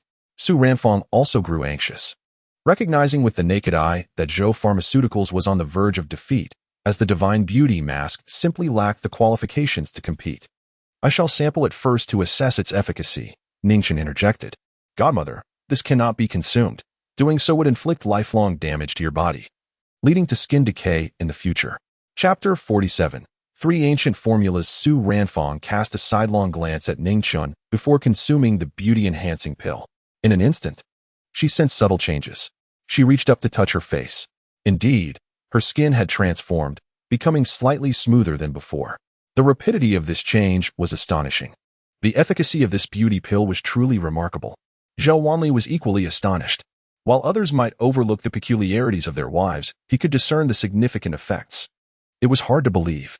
At this rate, the Zhou family's pharmaceutical enterprise would inevitably face obsolescence. Something must be done to develop new products. Otherwise, the Zhou family's business would be doomed. Meanwhile, Zhou Yuming turned to Su Ranfang and inquired, Mom, how do you feel? Su Ranfang patted her face and replied, It's wonderful. Zhou Yuming then fixed her gaze on Ning Chen, saying, Didn't you claim that my mother's face would rot? Yet, I see her face looks fine now. How do you explain that? Ning Chen responded, In a month, her face will surely decay. To Zhou Yuming, this sounded like alarmist nonsense. Nonsense, she retorted sharply. I think you're just talking nonsense. Ning Chen replied, Whether I'm speaking nonsense or not will be evident in a month. Of course, if my godmother stops taking it, the issue may not be significant. However, if she continues, her face will undoubtedly rot. Su Ranfang's anger flared up immediately as she turned to Zhou Wanli. Zhou Wanli, did you hear that? Your godson has cursed my face to decay. Are you really going to ignore this? He contributes nothing of value and only spouts nonsense day after day. Zhou Wanli was at a loss for words. His godson truly had a way with words. He was confident that the beauty pill was indeed effective. He had scrutinized it closely, confirming its superior quality. Most of the ingredients were also beneficial for health, so consuming it was undoubtedly safe. Chener, please refrain from further comments. Ning Chen chose to remain silent. Whether his godmother believed him was of no consequence. However, Su Ranfang was displeased and glared at Zhou Wanli. Is that all you will say? You are just going to dismiss him with one sentence? Zhou Wanli replied, Enough. Let this matter pass for now. We should focus on how to counter the impact of Ling's pharmaceuticals. This beauty pill poses a significant challenge to us, and if we do not handle it well, we may face a severe debt crisis. Therefore, we must not squander time on trivial matters. Su Ranfang urged, Wanli, you must find a way to manage this situation. We cannot allow a debt crisis to arise. Having grown accustomed to a life of affluence, she could not bear the thought of poverty. Zhou Wanli nodded in agreement. At that moment, Ning Chen interjected, Godfather, I have a solution to this predicament. Zhou Wanli turned to his godson. What solution do you propose? Ning Chen replied, I possess numerous ancient formulas akin to the beauty pill, including those for beautification. I can provide you with one that will surely surpass the beauty pill. Within the confines of the Xiaoyao sect, countless formulas existed. While the beauty pill might be regarded as a premium formula elsewhere, within the Xiaoyao sect, it was merely the lowest tier. Thus, Ning Chen felt that the beauty pill was not worth presenting. Zhou Wanli had yet to respond when Zhou Yiming stepped forward, addressing Ning Chen with irritation. Must you continue to boast here? I have tolerated your bragging in the past, but given the current dire circumstances of the Zhou Pharmaceutical Company, your empty words are intolerable. Do you not understand the gravity of the situation? Leave my home at once. Your presence is a nuisance. I increasingly perceive you as a harbinger of disaster. Since your arrival, our family has seen nothing but misfortune. In her view, Ning Chen was merely a talker, and the idea of him possessing any genuine prescriptions was ludicrous. Under different circumstances, she would have confronted him directly, demanding he produce the remedies he claimed to have. However, today, her disinterest prevailed. If their family's assets were indeed lost, who among her former friends would still wish to associate with her? The mere thought was unbearable. Leave. Did you not hear Yuming? Shinsini chimed in with indignation. Yuming is a gentle girl. I have never witnessed her utter a curse until you forced her to raise her voice. This is utterly absurd. Zhou Wanli felt helpless. He did not believe his godson could offer any real assistance. All he hoped for was that his godson would refrain from causing further trouble. Chener, do not concern yourself with this matter. Just heed your godfather's advice and avoid creating any more chaos. Ning Chen could discern that his godfather was truly in deep trouble. Since he had come to repay a kindness, he resolved not to let his godfather suffer. Without hesitation, he took up a pen and inscribed 3 ancient formulas on paper, presenting them to his godfather. Godfather, here are 3 ancient prescriptions. The first is the heavenly immortal formula, which surpasses the beautifying pill in its effects and will adequately address Zhou Pharmaceuticals' forthcoming challenges. The second is the revitalizing blood pill, primarily for replenishing vital energy and blood. Long-term use can extend one's lifespan. I firmly believe no other medicine in the entirety of the Great Xia can rival it. The third is the heavenly fragrance ointment, which, when applied consistently to scars, can eliminate any blemish. With these 3 ancient formulas, Zhou Pharmaceutical would be poised to dominate the entire Jiangxing and perhaps even establish a foothold in Zhongzhou. Zhou Wanli was momentarily stunned. At first glance, he thought Chener was jesting. However, upon gazing into Ning Chen's earnest eyes, doubt crept in. Could it be that Chener spoke the truth? To ascertain the veracity of his claims, a glance at the materials would suffice.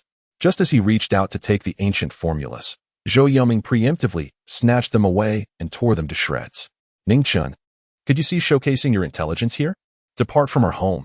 Your presence is bothersome. Seeing this, Zhou Wanli hastened to lead Ning Chen away. Chener, let us leave with your godfather.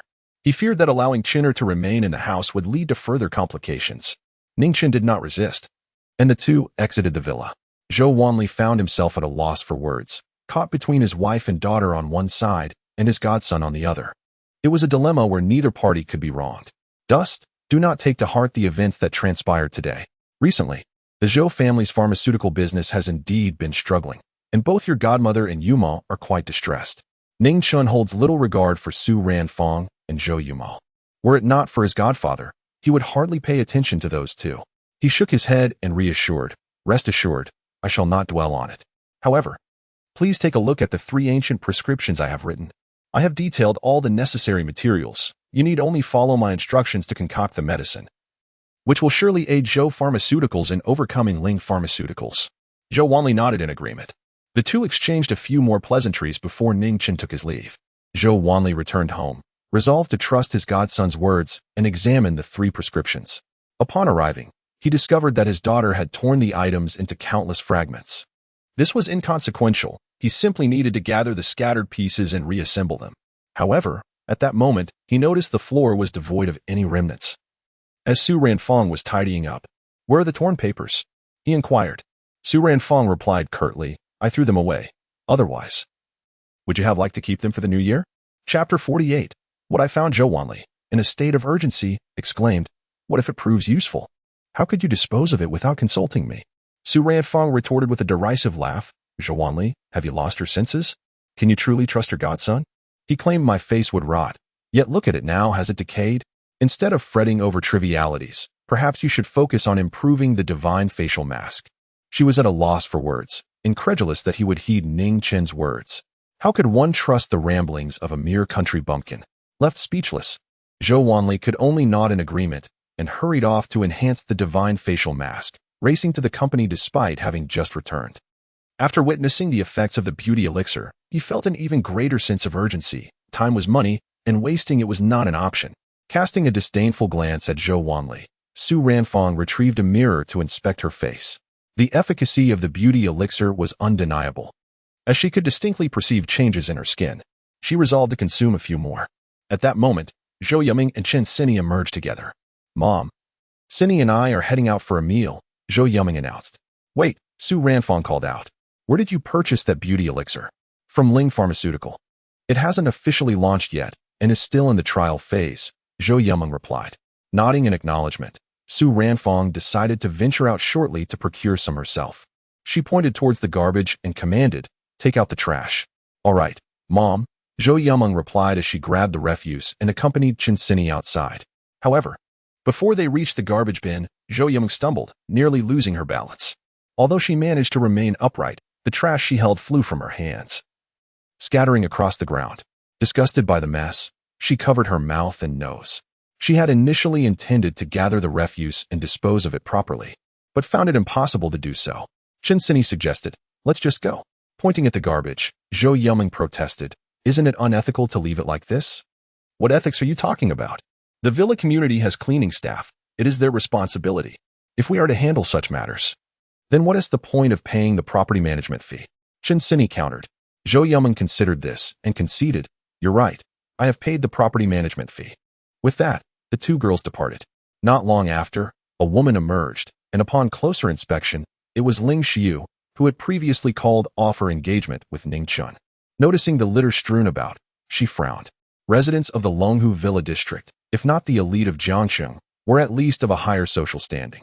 It was shocking to encounter such a lack of decency, with someone carelessly discarding trash in the community, covering her mouth and nose. She was about to circumvent the mess when suddenly, a piece of torn paper was blown at her feet by the wind. She glanced down and noticed it bore the name of a medicinal herb. Scattered fragments of paper caught her attention, revealing more names of herbs. Being knowledgeable in pharmaceuticals, Ling Xiu squinted her eyes, recalling the beauty elixir she had previously found on the ground, and her interest in the scattered papers was piqued. She immediately crouched down, disregarding the foul odor, and picked up several pieces of torn paper. As she pieced them together, she discerned a prescription, although incomplete. It was evident that this prescription was far from ordinary. She was uncertain of the complete details. Taking out her bag, she collected the debris and carried it home. Once there, she spread all the refuse on the table, beginning her meticulous search for the fragments of paper. Eventually, she succeeded in reconstructing it, though a few sections remained missing. However, the names of the prescriptions were clearly visible: Tianxian formula, Huayang blood supplement pill, and Tianxiang divine ointment. Instantly, Ling Xiu's eyes widened in astonishment. Although she was unaware of the significance of these three prescriptions, she knew they were certainly not of mundane origin. She hastily contacted Yu Qiuhai, informing him of the names of the prescriptions. Upon hearing this, Yu Qiuhai rushed over. At that moment, in the room, beside the tea table, several individuals gathered around. Yu Qiuhai stared at the carefully reassembled pieces of paper, his pupils widening, ultimately filled with excitement, as if he had stumbled upon something extraordinary. Observing Yu Lao's changing expression, Ling Xiu's heart raced. "Is this prescription genuine, Yu Lao?" Yu Qiuhai replied with fervor. "The initial assessment of the prescription shows no issues, though it is incomplete. However, I can assure you that you are on the brink of a significant fortune." Confused, Ling Xiu inquired, "What do you mean, Yu Lao?" Yu Qiuhai explained, "In my years of practice, I have never encountered a prescription like this. If a medicine can be produced from it, it will undoubtedly yield more profit than a beauty pill." Ling Xiu was taken aback. Yu Lao had retired from the Zhongzhou Medical Institute and had never seen this formula before. Could it truly be? It was worth noting that he had instantly recognized the previous beauty pill. Moreover, he claimed that these three prescriptions were superior. The previous beauty pill had already propelled the Ling family's pharmaceutical business to great heights. It was unimaginable what kind of sensation these three prescriptions would create if they were to be released to the market. "Are you certain, Yu Lao?" Yu Qiuhai nodded affirmatively. Ling Xiu, puzzled, asked, "You are from the Zhongzhou Medical Institute and have been exposed to the prescriptions of the National Medical Institute. Could it be that you have never encountered these three formulas?" Yu Qiuhai chuckled bitterly. "How could the prescriptions from the National Medical Institute be shown to just anyone? The only ones I have access to are the lower-tier prescriptions. As for the higher-tier ones, I lack the qualifications to view them, Many I only know by name. For instance, I recognize the previous beauty pill by its shape and color. As for others, I do not even know their names, let alone have seen them. The only individuals knowledgeable about such prescriptions are the upper echelons of the National Medical Institute. As for these 3 prescriptions, I have never seen them. But judging by the medicinal ingredients, they are certainly not lower tier. If there are no surprises, they should be high tier or even exceptional prescriptions. By the way, where did you acquire this prescription? Was it given to you by some medical magnate? Let me guess, is the person from the upper echelons of the National Medical Institute? Or perhaps a reclusive divine physician. Such individuals are exceedingly rare in this world. Alas, I cannot fathom who it might be. Please take me to meet this person, for I wish to pay my respects. Ling Xiyu was momentarily taken aback. She certainly did not know any prominent figures. And this prescription was merely something she had stumbled upon. In truth, she held no expectations regarding this prescription. Who could have anticipated its remarkable efficacy? Completely beyond her expectations. Yu Qiuhai, noticing her silence and lack of response, pressed on. What's the matter? Is it forbidden to mention the esteemed name? I understand. How about this? Could you at least provide a surname? Ling Xiyu shook her head. Old Yu. In fact, this prescription was not given to me by anyone. Yu Qiuhai was taken aback and quickly inquired. Then how did you come by it? Is it your own creation? Ling Xiyu refuted. It is neither mine. I merely found it. Chapter 49. He must be a significant figure in that fleeting moment. Yu Qiuhai's expression shifted dramatically. Disbelief etched across his face. Are you certain it was merely found? I find it hard to accept. Ling Xiyu gestured towards the refuse nearby. Elder Yu, given our rapport, how could I possibly deceive you? It was indeed discovered, torn to shreds by someone. Yu Qiuhai cast a glance at the litter and found himself convinced by her words. It was truly a discarded item. Yet, the situation posed further perplexities. How could this be? Such a prescription is a treasure beyond price. Who would dare to cast it away? Ling Xiyu, unaware of the gravity of the matter, pondered, could it be that there is something amiss with this prescription? Yu Qiuhai shook his head resolutely. It cannot be flawed. Observe this Tianxiang divine ointment. Although we cannot see all the ingredients, the remaining components exhibit remarkable compatibility in their pharmacological properties, leaving no room for doubt. Ling Xiyu remarked. Then I truly cannot fathom why someone would dispose of such a thing. At that moment, Yu Qiuhai calmly analyzed. Ultimately, this detail is inconsequential. The fact that it was discarded indicates that, to the individual in question, it held little value. What matters is that this person resides in close proximity, within this very villa district.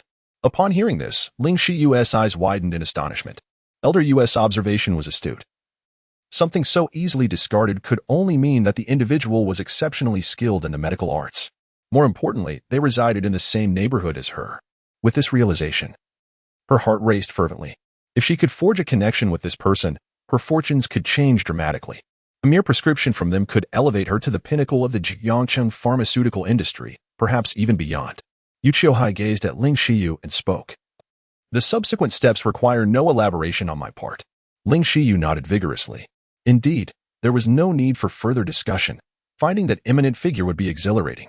Elder Yu, can you confirm that these 3 prescriptions are without fault? If so, I shall arrange for their production immediately. Yu Qiuhai's gaze returned to the prescriptions. While the list of ingredients was incomplete, the remaining components posed no issues. Ling Xiyu suggested, Elder Yu, perhaps you could attempt to amend the prescription. If Yu Qiuhai had the capability to rectify it, he would have done so long ago. Such a level of prescription was beyond his reach, let alone the prospect of restoration. Yet, he could not admit his limitations. I shall give it a try. Currently, the prescription is merely lacking a few ingredients, which isn't a significant impediment. With diligent research, I am confident I can identify suitable substitutes to complete it. Thank you, Elder Yu. Ling Xiyu replied gratefully. Yu Qiuhai cautioned. You must also remain vigilant regarding the true owner of the prescription. Once you locate and befriend that individual, your Ling pharmaceutical will truly soar. These words stirred Ling Xiyu deeply. Thank you, Elder Yu. No matter where the Ling family pharmaceuticals may develop in the future, you shall always be our esteemed physician. Over the years, had it not been for your counsel, our Ling family pharmaceuticals would have long been swallowed by the Zhou family pharmaceuticals. And we certainly would not have reached this point. Her words also conveyed to Elder Yu that she would never abandon him in his time of need. Elder Yu, understanding her sentiment, chuckled heartily while stroking his beard. Provide me with these 3 prescriptions, and I shall procure the missing herbs. Ling Shiyu promptly clasped her hands in gratitude, expressing her thanks to Elder Yu. He left, smiling, with the incomplete prescriptions in hand, while Ling Shiyu clenched her fist in excitement. Elder Yu was right. Finding that individual was of utmost importance at present. She wondered what kind of person could have pinned these 3 prescriptions, regardless of who it was. She was determined to invite them to join Ling Family Pharmaceuticals. Meanwhile, Ning Chen remained blissfully unaware that he had already captured someone's attention. The day passed swiftly. Early the next morning, Ning Chen received a call from Shen Wansen, informing him that the villa was ready. Ning Chen requested that the keys and address be sent to him. Within half an hour, Shen Tian arrived at his door, presenting the keys and the address inscribed on a formal red letter. Ning Chen asked to be taken to Uncle Chao's residence, and Shen Tian promptly obliged. Upon arrival, Shen Tian took his leave. Ning Chen straightened his attire and ascended the stairs, knocking on the door. Knock, knock, knock. Coming. The door swung open to reveal Xiao Xiaolong, whose smile faded instantly upon seeing Ning Chen. What are you doing here? Xiao Xiaolong muttered under his breath. Ning Chen waved the keys in his hand. I came to deliver the keys to the villa for Uncle Xiao. Xiao Xiaolong retorted coldly, I told you before, you're not to appear before my parents. Are you trying to get yourself in trouble? Ning Chen chose to ignore him. Were he not Uncle Xiao's son, he would have sent him flying with a single slap. Xiaolong, who is it outside? Came Uncle Qiao's voice. Before Xiao Xiaolong could respond, Ning Chen called out, Uncle Qiao. It's me. Hearing the voice, Qiao Dehai emerged, his face lighting up with joy. Xiao Chen, what brings you here? Ning Chen smiled. I bought a villa for you both. No more squeezing into this small house. Here are the keys.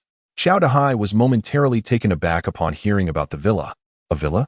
That is far too extravagant. How could I possibly accept such a gift? No, I cannot accept this. It is too precious, he insisted. Xiao Chen, truly. You need not go to such lengths. Just visiting us more often would be wonderful. Years ago, we merely took your mother in to give birth. We have done nothing more. Your godfather has visited us frequently over the years, bringing enough gifts already. Ning Chen smiled and said, Uncle Qiao. The villa was a gift from my adoptive father. It has nothing to do with me. If it weren't for your kindness in taking care of my mother, I might not be here today. Offering you a villa is truly insignificant. Whatever you desire, I can provide. Seeing this scene, the brothers Xiao Xiaolong and Xiao Xiaohu remained silent, their gazes fixed on Ning Chen as if he were a mere specter. The youth appeared far from affluent. His claim of gifting a villa seemed hollow, likely aimed at them. Over the years, the Longhu brothers had amassed numerous enemies, many of whom harbored intentions to eliminate them. However, their cleverness had kept them safe thus far. Of course, others had also contemplated targeting their parents, but they were astute enough never to disclose their family address. Even now, having gained some notoriety, they dared not expose their parents to the public eye. This individual's persistent desire to whisk his parents away raised suspicions. He must surely harbor ill intentions. Even in the absence of threats, he must be eliminated. Better to strike wrong than to let a potential danger slip away. Ning Chen sensed the malice emanating from the two brothers, yet he brushed it aside, focused solely on delivering his gift. Xiao Dehan declined, saying, It's quite all right, child. We're very comfortable here, truly no need for it. Ning Chen placed the keys and the letter down, turning to leave, satisfied that the gesture had been made. Observing this, Xiao Dehan hurried after him, exclaiming, Good child, you're putting your uncle in a difficult position. However, Ning Chen moved swiftly, leaving Xiao Dehan struggling to keep up. Seeing this, Xiao Xiaolong and Xiao Xiaohu swiftly took the keys from their father's hand. Dad, let us chase after Ning Chen and return the villa. Upon hearing this, Xiao Dehan nodded, urging them, Hurry, Xiaolong, Xiaohu. You must catch up to him, express our gratitude, and convey that while we appreciate his good intentions, the gift is unnecessary. The two brothers immediately set off in pursuit, soon positioning themselves in front of Ning Chen. The three of them locked eyes, and the atmosphere shifted palpably. Chapter 50. The next step will be on your head, Xiao Xiaolong coldly remarked. Have I not made it clear that I do not wish to see you again? What brings you out now? Ning Chen replied calmly. Let me reiterate. I have come solely to repay a debt of gratitude to Uncle Qiao. You two have no bearing on this matter, so please refrain from bothering me. I do not wish to engage in any conflict with you. Xiao Xiaolong retorted, I do not believe you. I have already warned you once. Since you have chosen to ignore it, do not blame us for being inhospitable. Xiao Xiaohu stepped forward, cracking his knuckles with a series of sharp sounds. Brother, there is no need for idle chatter. Let us teach him a lesson directly. If we incapacitate him, he will no longer trouble our parents. Xiao Xiaolong nodded in agreement. You are right. Upon hearing this, Ning Chen narrowed his eyes and coldly stated, I do not wish to resort to violence. I will give you 1 minute to leave. Otherwise, you shall face death. Had the adversaries not been the sons of Uncle Qiao, he would have already struck them down for their insolence. Xiao Xiaohu's eyes widened in disbelief. You dare to threaten us? Do you truly think we are afraid to act? Were it not for your connection to my father, we would have severed your head from your shoulders by now. How dare you underestimate me? He was about to make a move when Xiao Xiaolong intervened, stopping him. Brother, do not act rashly. Xiao Xiaohu turned to his brother, puzzled. What's wrong? Why the hesitation? Xiao Xiaolong replied, I said to hold your horses, just listen to me. Though reluctant, Xiao Xiaohu complied and refrained from attacking. Meanwhile, Xiao Xiaolong scrutinized Ning Chen, taking the time to assess him thoroughly. In that fleeting moment, he had sensed a formidable aura emanating from Ning Chen that instilled fear within him, as if he were facing a ferocious beast rather than an ordinary person. This realization prompted him to halt his brother's aggression and examine Ning Chen closely. However, he soon discerned that Ning Chen bore no extraordinary traits. Could it be that he had misjudged the situation? Xiao Xiaolong felt a wave of suspicion wash over him, concluding that his recent lack of sleep had left him on edge, leading to an illusion. At that moment, his phone rang, prompting him to answer. A voice on the line inquired, Xiao Xiaolong, where are you? Our enemies are approaching. Hurry and assist me. Xiao Xiaolong responded promptly, Captain Luo, your enemies are indeed coming? Precisely, hurry. Understood. He ended the call and turned his gaze back to Ning Chen. You are fortunate, little brat. We must attend to other matters. So today we shall spare you. However, do not dare to trouble my parents again, or you will meet a grim fate. I advise you not to underestimate the strength of my brother and me. To eliminate you would be as effortless as crushing a chick. With that, he stamped his foot, causing a fissure to appear in the once solid ground beneath him. Behold, this is the extent of my prowess, a strength that you shall never comprehend. This time, I tread upon the ground. Next, I shall trample upon your head. With that, the brothers Xiao Xiaolong and Xiao Xiaohu turned and departed. Ning Chen chose not to engage with them and likewise turned to leave. At that moment, his phone rang. It was a call from Shen Wansen. Master, do you have a moment? Ning Chen nodded. I am available. Shen Wansen hurriedly continued. My friend's adversary has arrived. Could you lend your assistance? Ning Chen replied. Please send me the address. Shen Wansen said, I will arrange for someone to pick you up. Ning Chen declined. No need. I cannot afford to wait. I am pressed for time. Shen Wansen hesitated for a moment. Very well, I will send you the address. Soon, Shen Wansen sent an address. Ning Chen hailed a taxi and promptly made his way there. He soon arrived at a tea house on the outskirts. Upon alighting, he sensed the presence of numerous hidden individuals surrounding him. Just then, someone obstructed his path, asking, Who are you? What brings you here? Ning Chen replied, I was sent by Shen Wansen to deal with someone. The individual immediately stepped aside, allowing him to enter. From the front, a middle-aged man emerged. He was Luo Hong. Having heard that a skilled practitioner found by Shen Wansen had arrived, he hurried out to greet him. However, upon seeing Ning Chen, he was momentarily taken aback. Do you know Shen Wansen? Ning Chen nodded. Luo Hong was left in astonishment. You are the one Shen Wansen found for me? Ning Chen nodded again. Enough with the pleasantries. Where is the person I am to confront? Bring him out. I have matters to attend to. Luo Hong was at a loss for words. Having anticipated a master of great repute, yet here stood merely a young man. What prowess could such a person possibly possess? He seemed inferior to the few individuals he had previously sought. It appeared his hopes were misplaced. Young man, what is your level of cultivation? Luo Hong inquired with a smile. Ning Chen remained silent. Frowning, Luo Hong pressed on. From whom did you learn your skills? As the inquiry about his cultivation yielded no response, he sought to ascertain the identity of Ning Chen's teacher, hoping to glean some understanding. Yet, Ning Chen continued to remain unresponsive, which irked Luo Hong greatly. However, with Ning Chen present, he felt reluctant to dismiss him. Moreover, the silence of the young man suggested an air of expertise. Since he was already here, he might as well be allowed in. Follow me.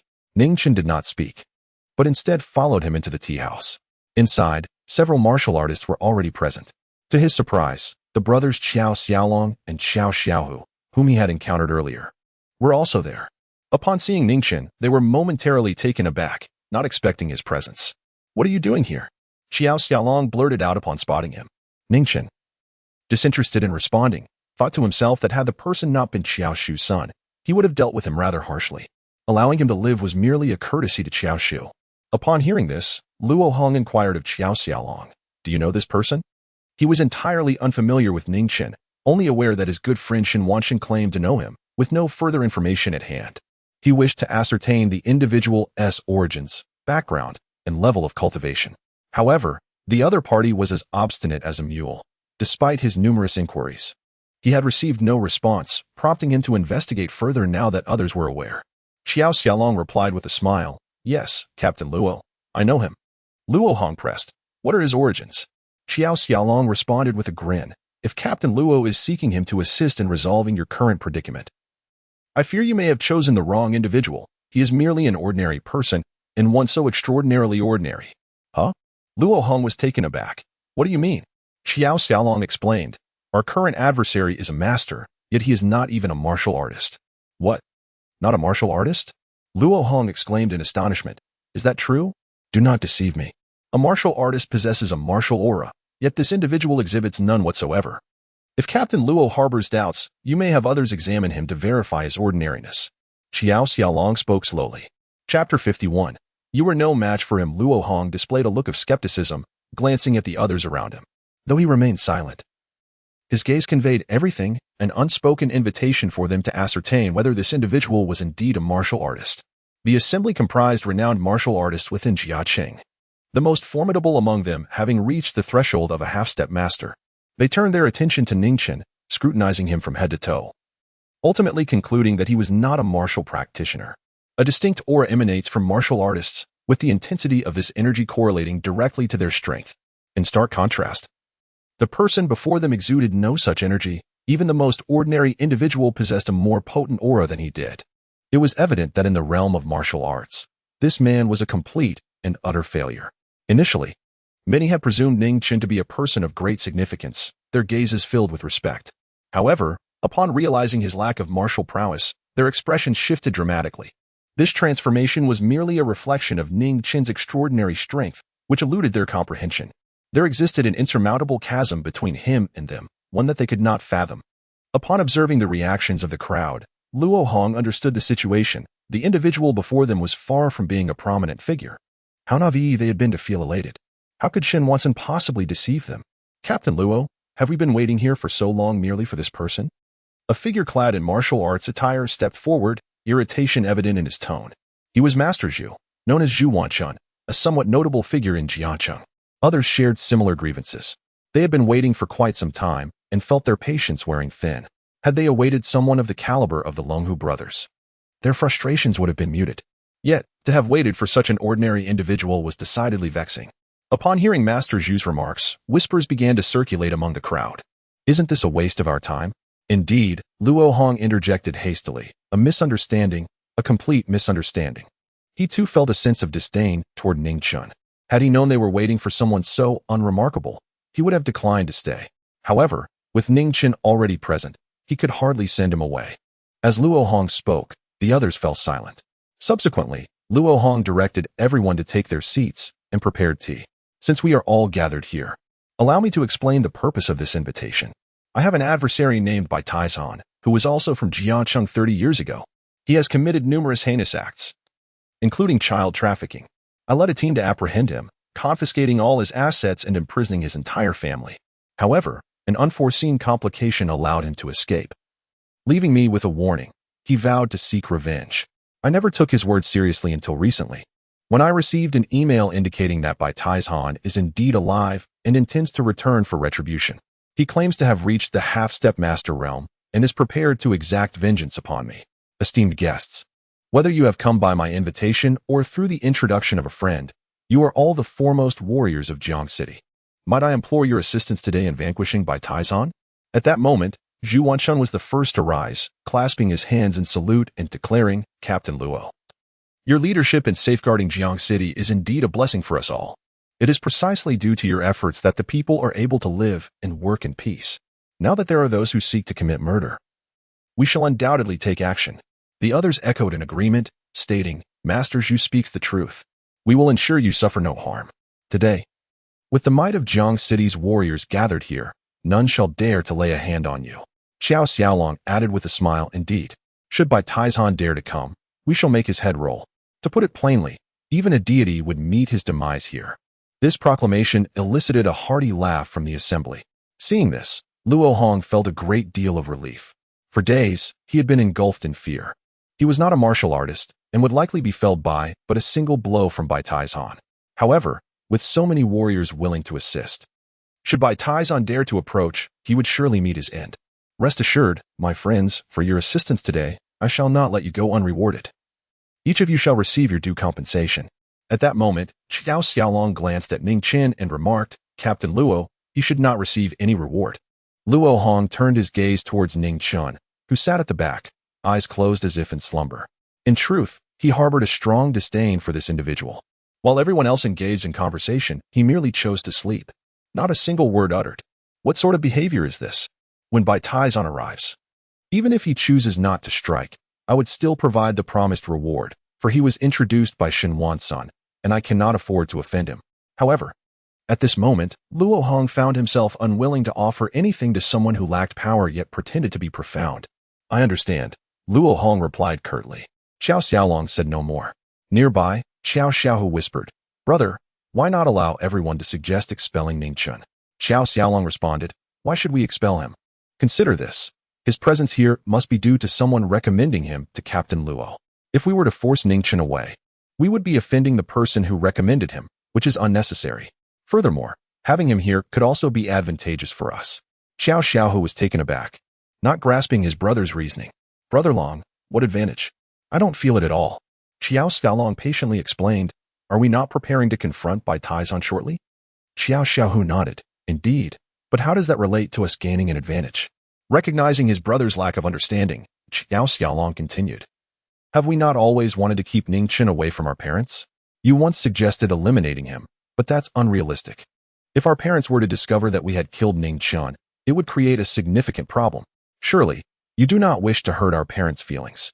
Xiao Xiaohu quickly shook his head in disagreement. As we take action today, we shall undoubtedly unveil our true capabilities. The means of a martial artist are beyond the imagination of Ning Chen. A mere glance would likely instill fear within him, and he would certainly refrain from troubling our parents thereafter.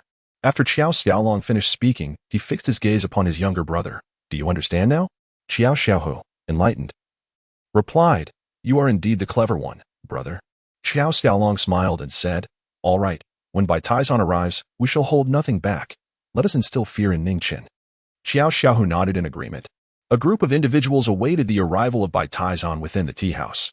An hour passed, yet he did not appear. 2 hours elapsed, and still, there was no sign of him. By evening, he remained absent, causing the crowd to grow anxious. Where on earth is he? Someone inquired of Captain Luo. Luo Hong, equally uncertain of the man's arrival, replied, He claimed he would come, but I cannot guarantee it. If Bai Taizhan does not arrive, I shall treat everyone to a meal as an apology for this prolonged wait. Many present were visibly relieved upon hearing this. It's no trouble, Captain Luo. Dining is a trivial matter. Moreover, it is not you who has wasted our time, but rather Bai Tieshan's absence that has delayed us. Once he arrives, I shall ensure he understands the consequences of his tardiness. Do you think Bai Taizhan may have already come, only to be frightened away upon seeing our formidable assembly? This suggestion elicited a wave of laughter. Indeed, it is quite conceivable, a grand ambition for revenge thwarted by mere intimidation. Luo Hong joined in the laughter. Just then, Ning Chen spoke up. He is here, and you are all no match for him. Chapter 52. The Master's Tactics. As Ning Chen's words resonated, all eyes turned towards him, brows furrowed in confusion. What did he mean? Were they not a match for Bai Taizhan? Who did he think he was to make such a claim? What business was it of his? Zhu Wanchun stepped forward, hands clasped behind his back, and coldly remarked, Are you implying that I am also no match for Bai Taizhan? Ning Chen's expression remained impassive. It's not just you. It includes everyone present. When he arrives, you all should step back, and I shall take the first strike. It was not that Ning Chen yearned to take the lead. Rather, he was vexed by the protracted delay at this location. After waiting an entire day, his frustration had reached its peak. Yet, having promised Shen Wansen, he could not simply depart. Now that Bai Taizhan had finally arrived, he did not wish for others to squander his time. He preferred to deal with the matter swiftly himself. His words, however, darkened the expressions of those around him. In truth, they had never regarded Ning Chen with any seriousness.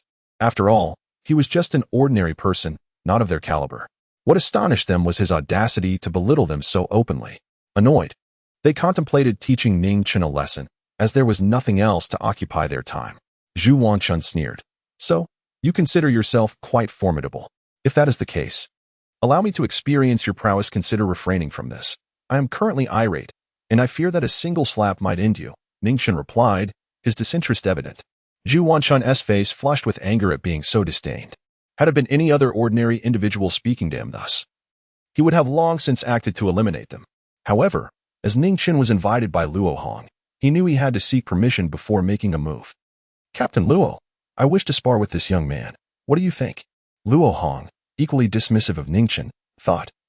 Why is he making such a scene in the realm of martial artists? If he remained silent, no one would take him for a mute. Yet, he insists on drawing attention to himself as if he were unwell. Do as you wish. Upon hearing this, Zhu Wanchun turned to Ning Chen. Did you not claim superiority over me? Come, let us engage in a spar. Before he could finish his sentence or make a move, a sudden commotion erupted. Boom, boom, boom. The glass of the tea house shattered into countless shards. Moments later, several corpses flew in, crashing to the ground, blood gushing forth. Instantly, the air within the tea house was thick with the pungent scent of blood. He has arrived. Luo Hong, witnessing the chaos, felt his heart race as he exclaimed in panic. Everyone knew whom he referred to by Taizan. Despite their previous indifference towards him, the reality of his presence sent a wave of tension through the crowd. Luo Hong, I have come to kill you. Ah-ha-ha. A booming laughter filled the air. Then, with a resounding crash, the tea house doors splintered into fragments, revealing a figure striding in with deliberate grace. As Luo Hong beheld the newcomer, he exclaimed in astonishment, Bai Taizan. Clad in a sleek black outfit, Bai Taizan exuded an air of competence that was undeniably disquieting. At that moment, he halted his steps, his gaze icy as it fixated on Luo Hong. A tempest of amusement dancing upon his features. Indeed, it is I.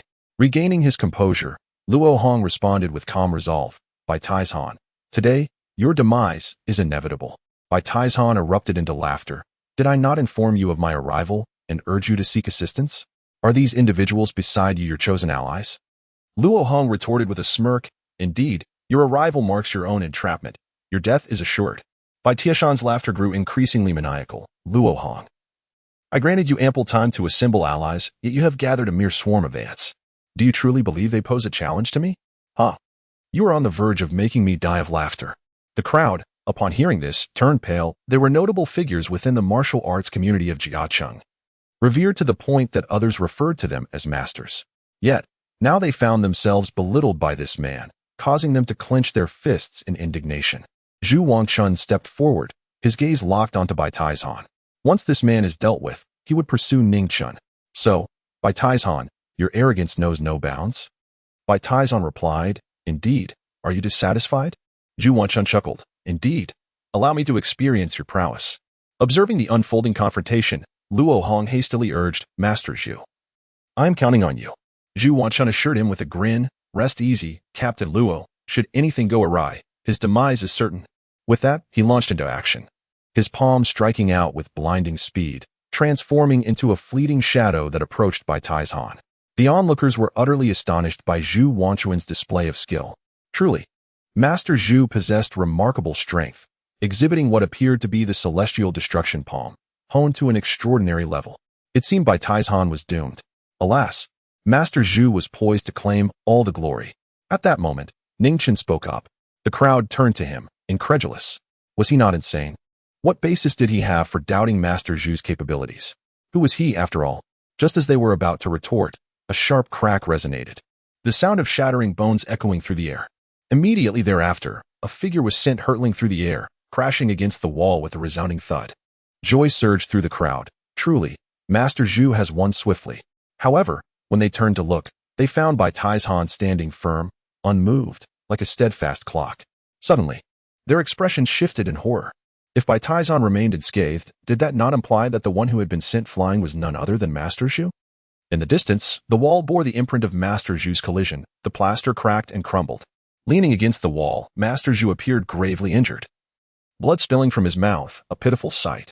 How could this be? Master Zhu had been so effortlessly defeated and sent flying with a single strike. What manner of strength did this man possess? Bai Taizan gazed at Luo Hong with a mocking smile. These are the allies you have chosen? Truly. A mere swarm of ants.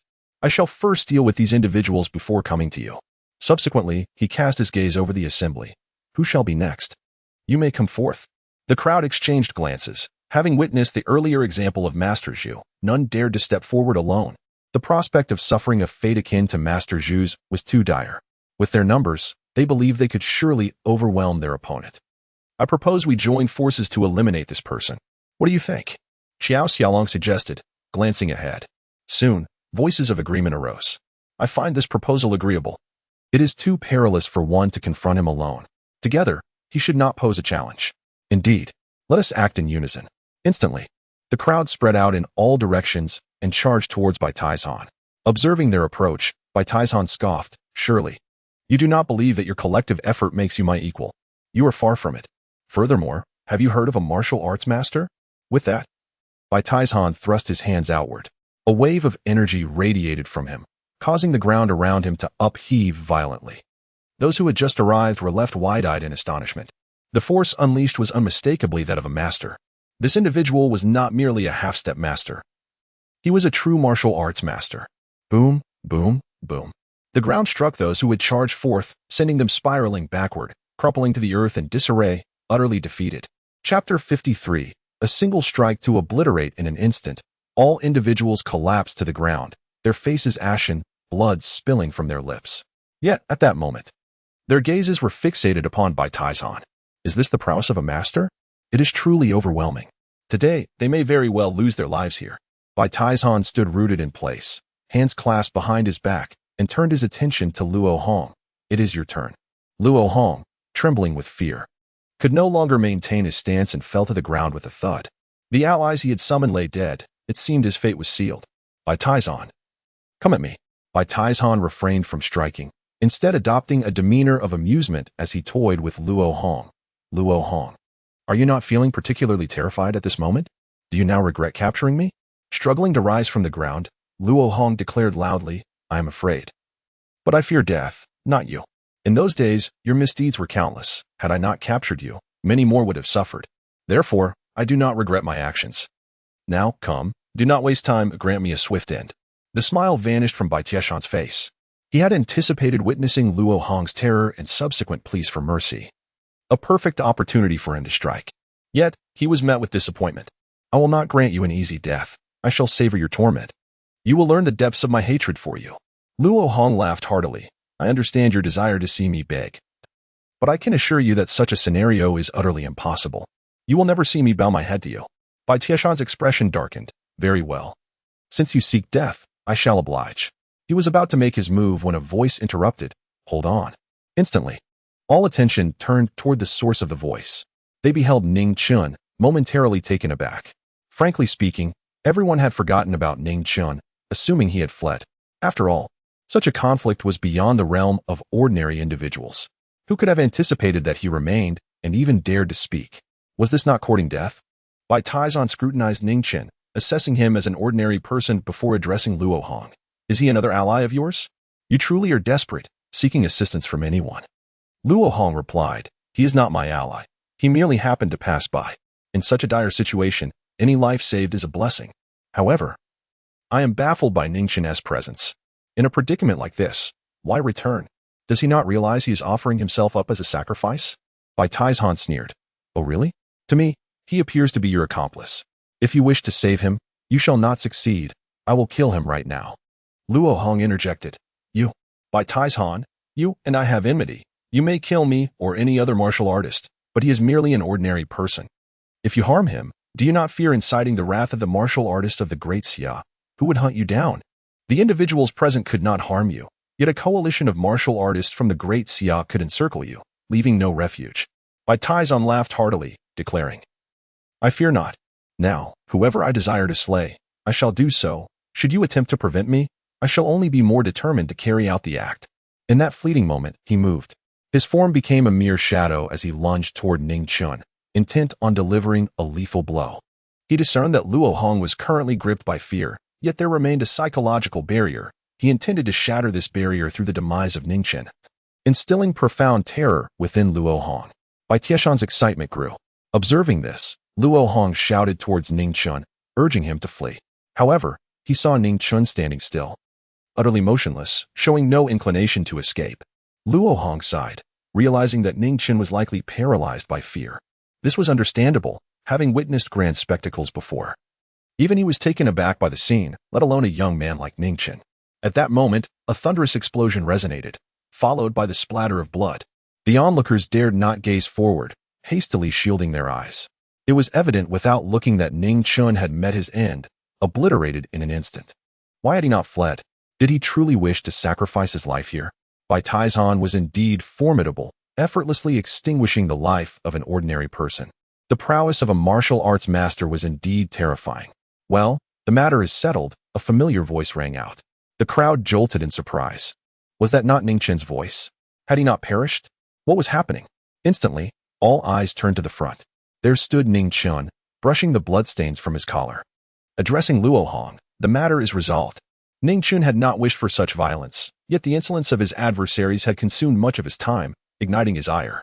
Additionally, the incessant barking of the pests had further vexed him. Thus, he had obliterated Bai Tieshan's very essence, regardless of how Luo Hong treated him. This was a promise made to Shen Wansen, compelling Ning Chen to act. Furthermore, he could not allow Qiao Xiaolong and Xiao Xiaohu to perish. Their demise would surely sadden Uncle Qiao, a fate Ning Chen would not permit. Luo Hong and the others were left in stunned disbelief. Ning Chen had not died. It was Bai Taizhan who had fallen. How could this be? Ning Chen was merely an ordinary individual. They gazed forward, repeatedly confirming that the figure before them was indeed Ning Chen. Their hearts raced wildly. The blood spattered across the ground was Bai Tieshan's? How could this be? Bai Taizhan was a martial arts master. The two had clashed in the blink of an eye, and yet Bai Taizhan lay dead. What manner of strength did Ning Chen possess? At that moment, they recalled Ning Chen's prior assertion, a single slap could annihilate Master Zhu. It seemed that he had not been boasting after all. With a single slap, he had effortlessly slain a martial arts master. What caliber of strength must Ning Chen possess? He must be at least a grandmaster of martial arts, if not at a higher echelon. At this moment, the ones most terrified were the brothers Qiao Xiaolong and Xiao Xiaohu. Their scalps tingled with dread. They had repeatedly boasted of their intentions to eliminate one another in front of Ning Chen, even claiming they would crush each other's skulls. Now, merely contemplating their past bravado filled them with trepidation. Their actions had effectively dug their own graves. Given Ning Chen's prowess, should he wish to take their lives, it would be a matter of mere ease. If it were anyone else, an attack would surely have been initiated by now. Yet he refrained, likely out of respect for their father. Moreover, they had previously declared that Ning Chen had come to seek their allegiance. In retrospect, such words seemed profoundly foolish. Did he truly require their support? They were the ones who would be seeking his favor, yet he might not even consider them worthy. Had they not offended Ning Chen, they could have soared to great heights. Regret consumed them, yet alas, in this world, there exists no remedy for remorse. At that moment, Luo Hong fixed his gaze upon Ning Chen, his voice trembling as he expressed his gratitude. Thank you for saving my life. He realized now how short-sighted he had been to underestimate such a formidable figure. Fortunately, he had refrained from uttering anything overly provocative. Otherwise, he would have thoroughly alienated himself from Ning Chen. Ning Chen waved his hand dismissively, saying, "If you must thank someone, direct your gratitude to Shen Wancheng." With that, he turned and departed, unwilling to utter another word. Luo Hong dared not speak further, but as he observed the formidable figure's impending exit, he hastily interjected, "Esteemed one, where are you headed? I can send someone. I can drive you." Ning Chen remained silent, walking out into the distance. The onlookers exchanged glances as they watched him leave. Only after he had vanished from sight did they rise from the ground, turning to Luo Hong. "Captain Luo, who exactly is this esteemed individual?" Luo Hong shook his head. "I do not know. Captain Luo, could we possibly invite this esteemed figure back? I wish to apologize. It was my error to look down upon him. I too wish to express my contrition." The group chimed in unison. "Do you think I do not wish to apologize?" Luo Hong exclaimed, torn between amusement and despair. Chapter 54. Qin Yitian is bullied. Luo Hong wished to apologize as well. How could he offend such a formidable figure? Typically, he would seek to curry favor, yet this time he had undeniably crossed a line. The crowd soon realized that Luo Hong was not well acquainted with this influential person. "Then why would he come to assist you, Captain Luo?" someone inquired. Luo Hong recalled Shen Wansen. Perhaps he knew how to reach this esteemed individual, and quickly dialed his number. As soon as the call connected, Shen Wansen greeted him with a smile. Old Luo, has the matter been resolved? Luo Hong replied cheerfully, Indeed, old Shen. What is the background of the person you brought in? Shen Wansen chuckled. You need not concern yourself with that. Your issue has been addressed. Luo Hong acknowledged. The problem has been resolved, but new complications have arisen. Upon hearing this, Shen Wansen's expression shifted dramatically. Have you angered him? Shen Wansen was no fool. Luo Hong's outreach signaled trouble. Otherwise, he wouldn't have made such a statement. Feeling awkward, Luo Hong admitted, Yes. Could you perhaps introduce me so that I might offer my apologies? What do you think? Honestly, at that moment, Shen Wansen was tempted to chastise Luo Hong for his foolishness. Inviting the leader of the Xiao sect to assist you was akin to a stroke of good fortune. Yet Luo Hong had managed to offend him. Moreover, this debacle might also implicate Shen Wansen himself. The more he pondered, the angrier he became, leading him to terminate the call abruptly. Old Shen, Luo Hong continued, only to realize that the line had gone dead. He redialed immediately, but to his dismay, Shen Wansen had blocked him. Luo Hong was left in a daze, understanding that the situation had escalated alarmingly. His rapport with Shen Wansen had been solid, and being blocked indicated that the individual he had offended was no trifling matter. It was over. What to do? At that moment, Xiao Xiaolong spoke up. I know how to contact that influential figure. All eyes turned towards him. Brother Xiaolong, are you certain? Luo Hong asked intently. Xiao Xiaolong nodded affirmatively. Absolutely. Our family helped him in the past. As long as my father reaches out, he will undoubtedly respond. Luo Hong urged, Brother Xiaolong, I am counting on you. You must assist me. Xiao Xiaolong replied, Brother, not only am I helping you, but I am also helping myself. The thought of his previous actions before Ning Chen filled him with dread. Moreover, there was Ning Chen's prior assertion that the two of them had little time left to live. Initially, they had dismissed it, but now disbelief was no longer an option. They did not wish for their lives to be cut short. They needed to find Ning Chen and seek his aid. Make the arrangements, Luo Hong instructed. Xiao Xiaolong nodded in agreement. Zhu Wanchun also rose, disregarding his injuries, and exclaimed, Brother Xiaolong, you must remember to call on me. Blood continued to spill from his mouth, yet he remained unfazed. Being injured was one thing, but offending that influential figure could lead to dire consequences. Others turned to Xiao Xiaolong and said, Brother Xiaolong, if you manage to get in touch with the big shot, you must inform us. All right, Xiao Xiaolong replied, swiftly dialing Xiao Dahai. Dad, we miss Ning Chen, and the villa key is still in my possession. If you could arrange to meet Ning Chen, please hand the key over to him. Ning Chen caught a taxi and soon departed. On the way, he received a call from Shen Wansen. As soon as the call connected, Shen Wansen began to apologize. Rest assured, I won't hold you accountable, Ning Chen responded. Thank you, master. Shen Wansen sighed in relief. I have no further matters to discuss, so I'll hang up now. I'm quite busy. Ning Chen replied, all right then. Shen Wansen ended the call. Ning Chen quickly arrived at Yitian Group, where he now served as a personal bodyguard to Qin Yitian. As the workday concluded, it was time to escort her home. However, everyone at Yitian Group had already left, yet Qin Yitian had not yet appeared. Curious, Ning Chen headed upstairs to her office. Before he could reach the office, he heard Qin Yitian's piercing scream. Ah, let go of me. Upon hearing this, Ning Chen rushed forward, kicking the office door open. He saw a man in a suit advancing towards Qin Yitian. With a sudden commotion, the suited man halted and turned to face Ning Chen. Qin Yitian, appearing panic-stricken, saw Ning Chen as her savior. Ning Chen, save me. Ning Chen stepped forward and delivered a powerful kick to the suited man. Though the man attempted to order Ning Chen to leave, he was sent flying against the wall, losing consciousness upon impact. Ning Chen turned to Qin Yitian, asking, Are you all right? Still shaken, she quickly hid behind Ning Chen, clutching his collar like a frightened little girl. I'm fine. Who was he? Ning Chen inquired. Qin Yitian explained, He is one of our own, a distant relative of the Qin family, named Qin Shuang. He is not a direct descendant but rather from a collateral branch. The Qin family has already learned about the events in Jiangcheng. They were taken aback that after cutting off Qin Yitian's financial support, she managed to secure funding from the Yongshan Consortium.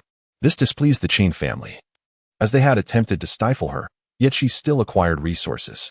However, the Yongshan Consortium is beyond their influence, and they cannot impede its decisions. They surmised that the consortium's investment in Qin Yitian must be due to the name of Yitian Group.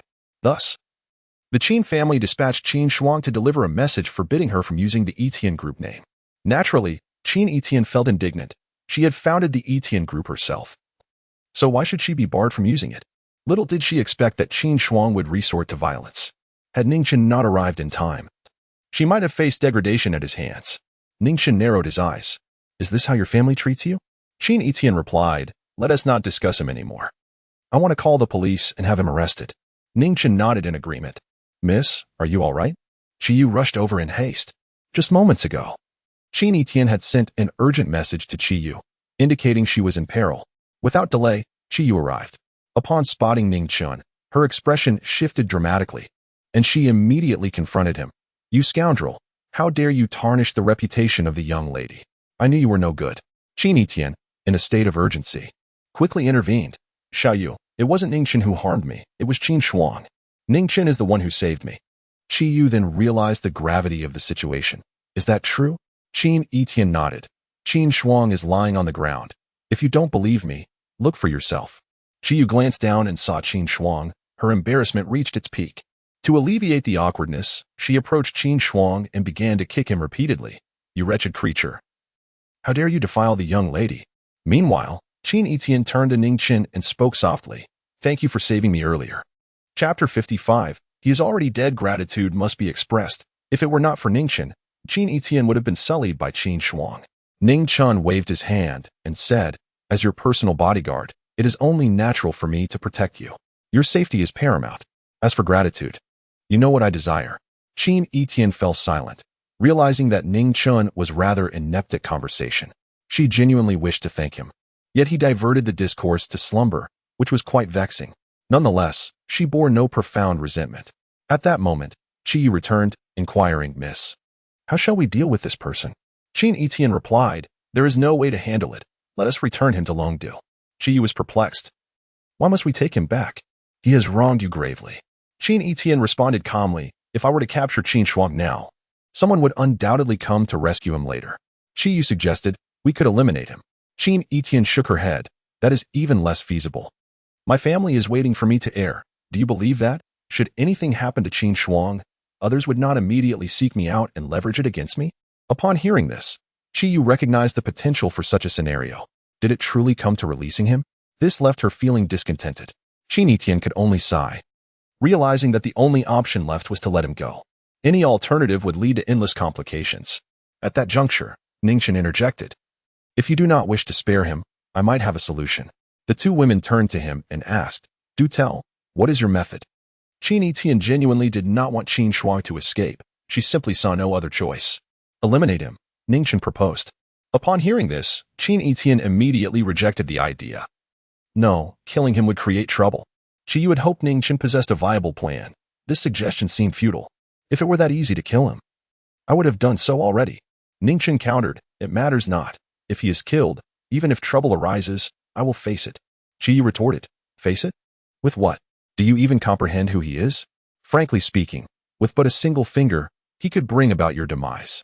Ning Chen stated, I do not know who he is, nor do I care. Any trouble he brings forth is inconsequential to me. Qi Yu was on the verge of explaining that he was from the Qin family of Longdu, a family of considerable stature among the clans of the Dragon Nation. Any individual from that lineage could easily be hailed as a prodigy. What could Ning Chen possibly compare? Had she not been aware of Ning Chen's background, she might have been intimidated. However, she dared not reveal the identity of her mistress. Indeed, I acknowledge your prowess, but today he simply cannot die. Do you have any other methods? If not, kindly refrain from speaking. Qin Yitian concurred. He cannot perish here. At that moment, the unconscious Qin Shuang gradually rose from the ground. Ning Chen had merely sent him flying. He had not been slain. Dizzily, he rose to his feet, shaking his head before casting a glare at Ning Chen. You insolent brat, how dare you strike me? Do you have any idea who I am? Believe me, I could extinguish your life with just a single finger. His animosity towards Ning Chen was palpable. Had it not been for this meddlesome boy, he might have already executed Qin Yitian right in this office. What a pity. Ning Chen glanced at Qin Shuang, his eyes glinting with a murderous intent. Though he uttered no words, the ferocity in his gaze sent a shiver down Qin Shuang's spine.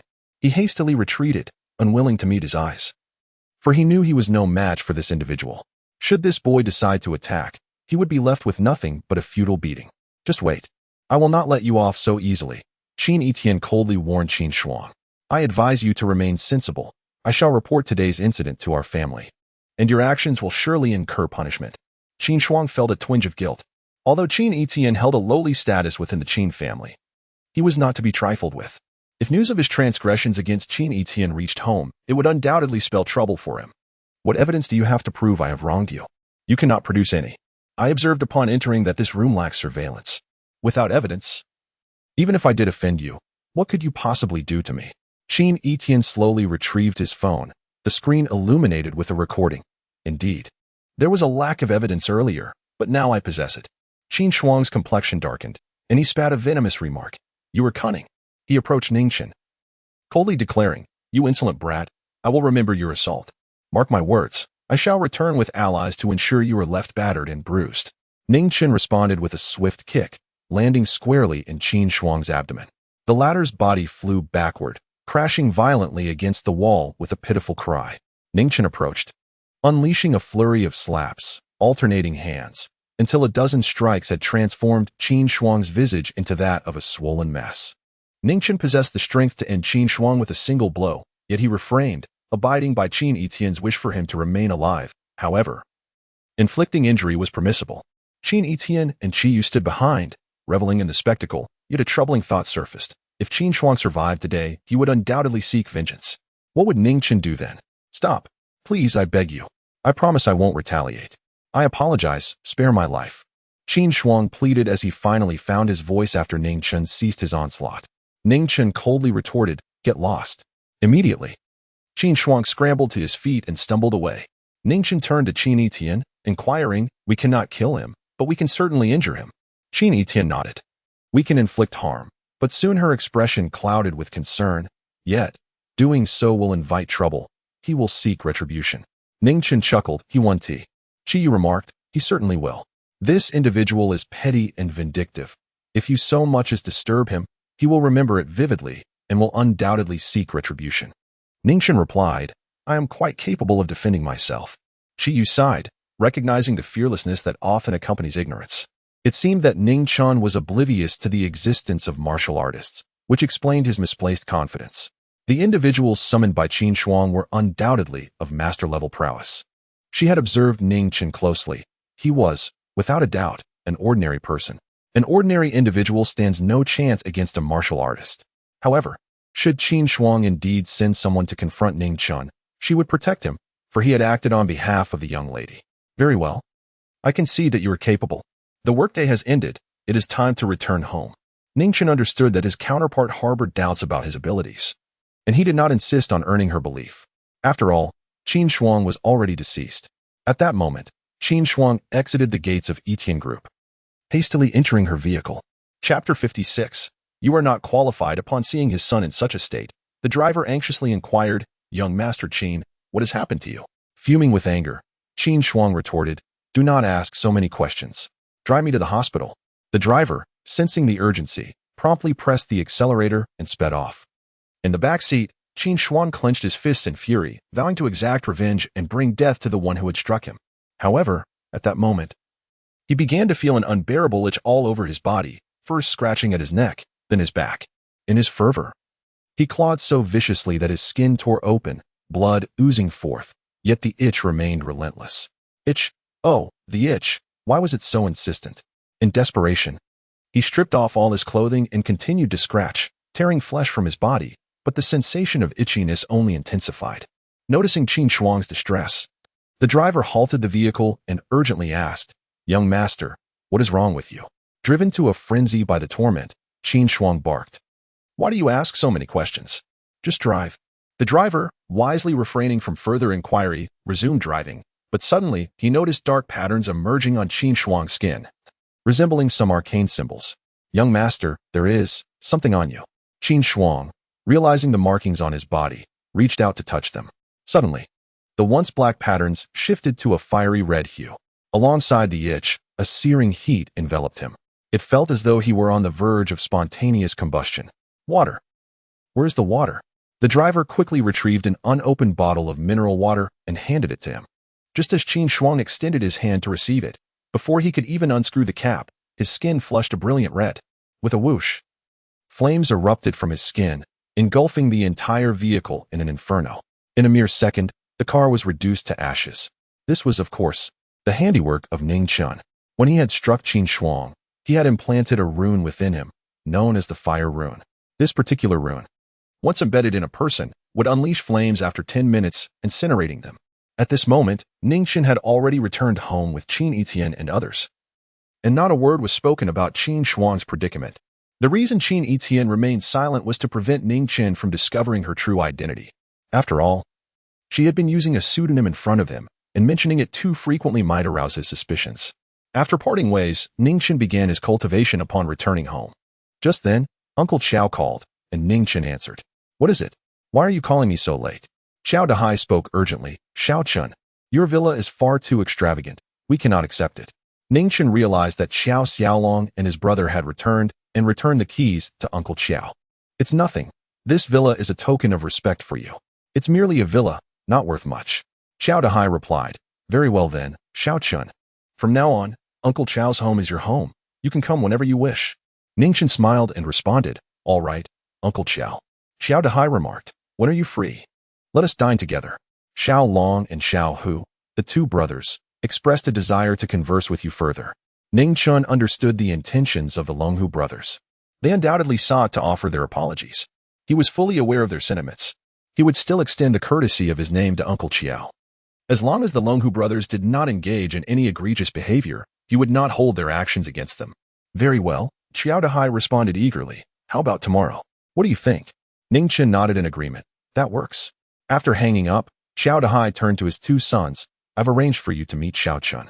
By the way, I'm quite curious. Why the sudden urge to invite him?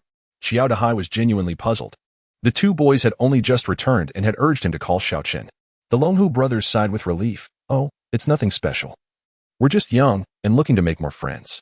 Xiao Dahai exclaimed. Seeing the three of you get along so well brings me immense joy.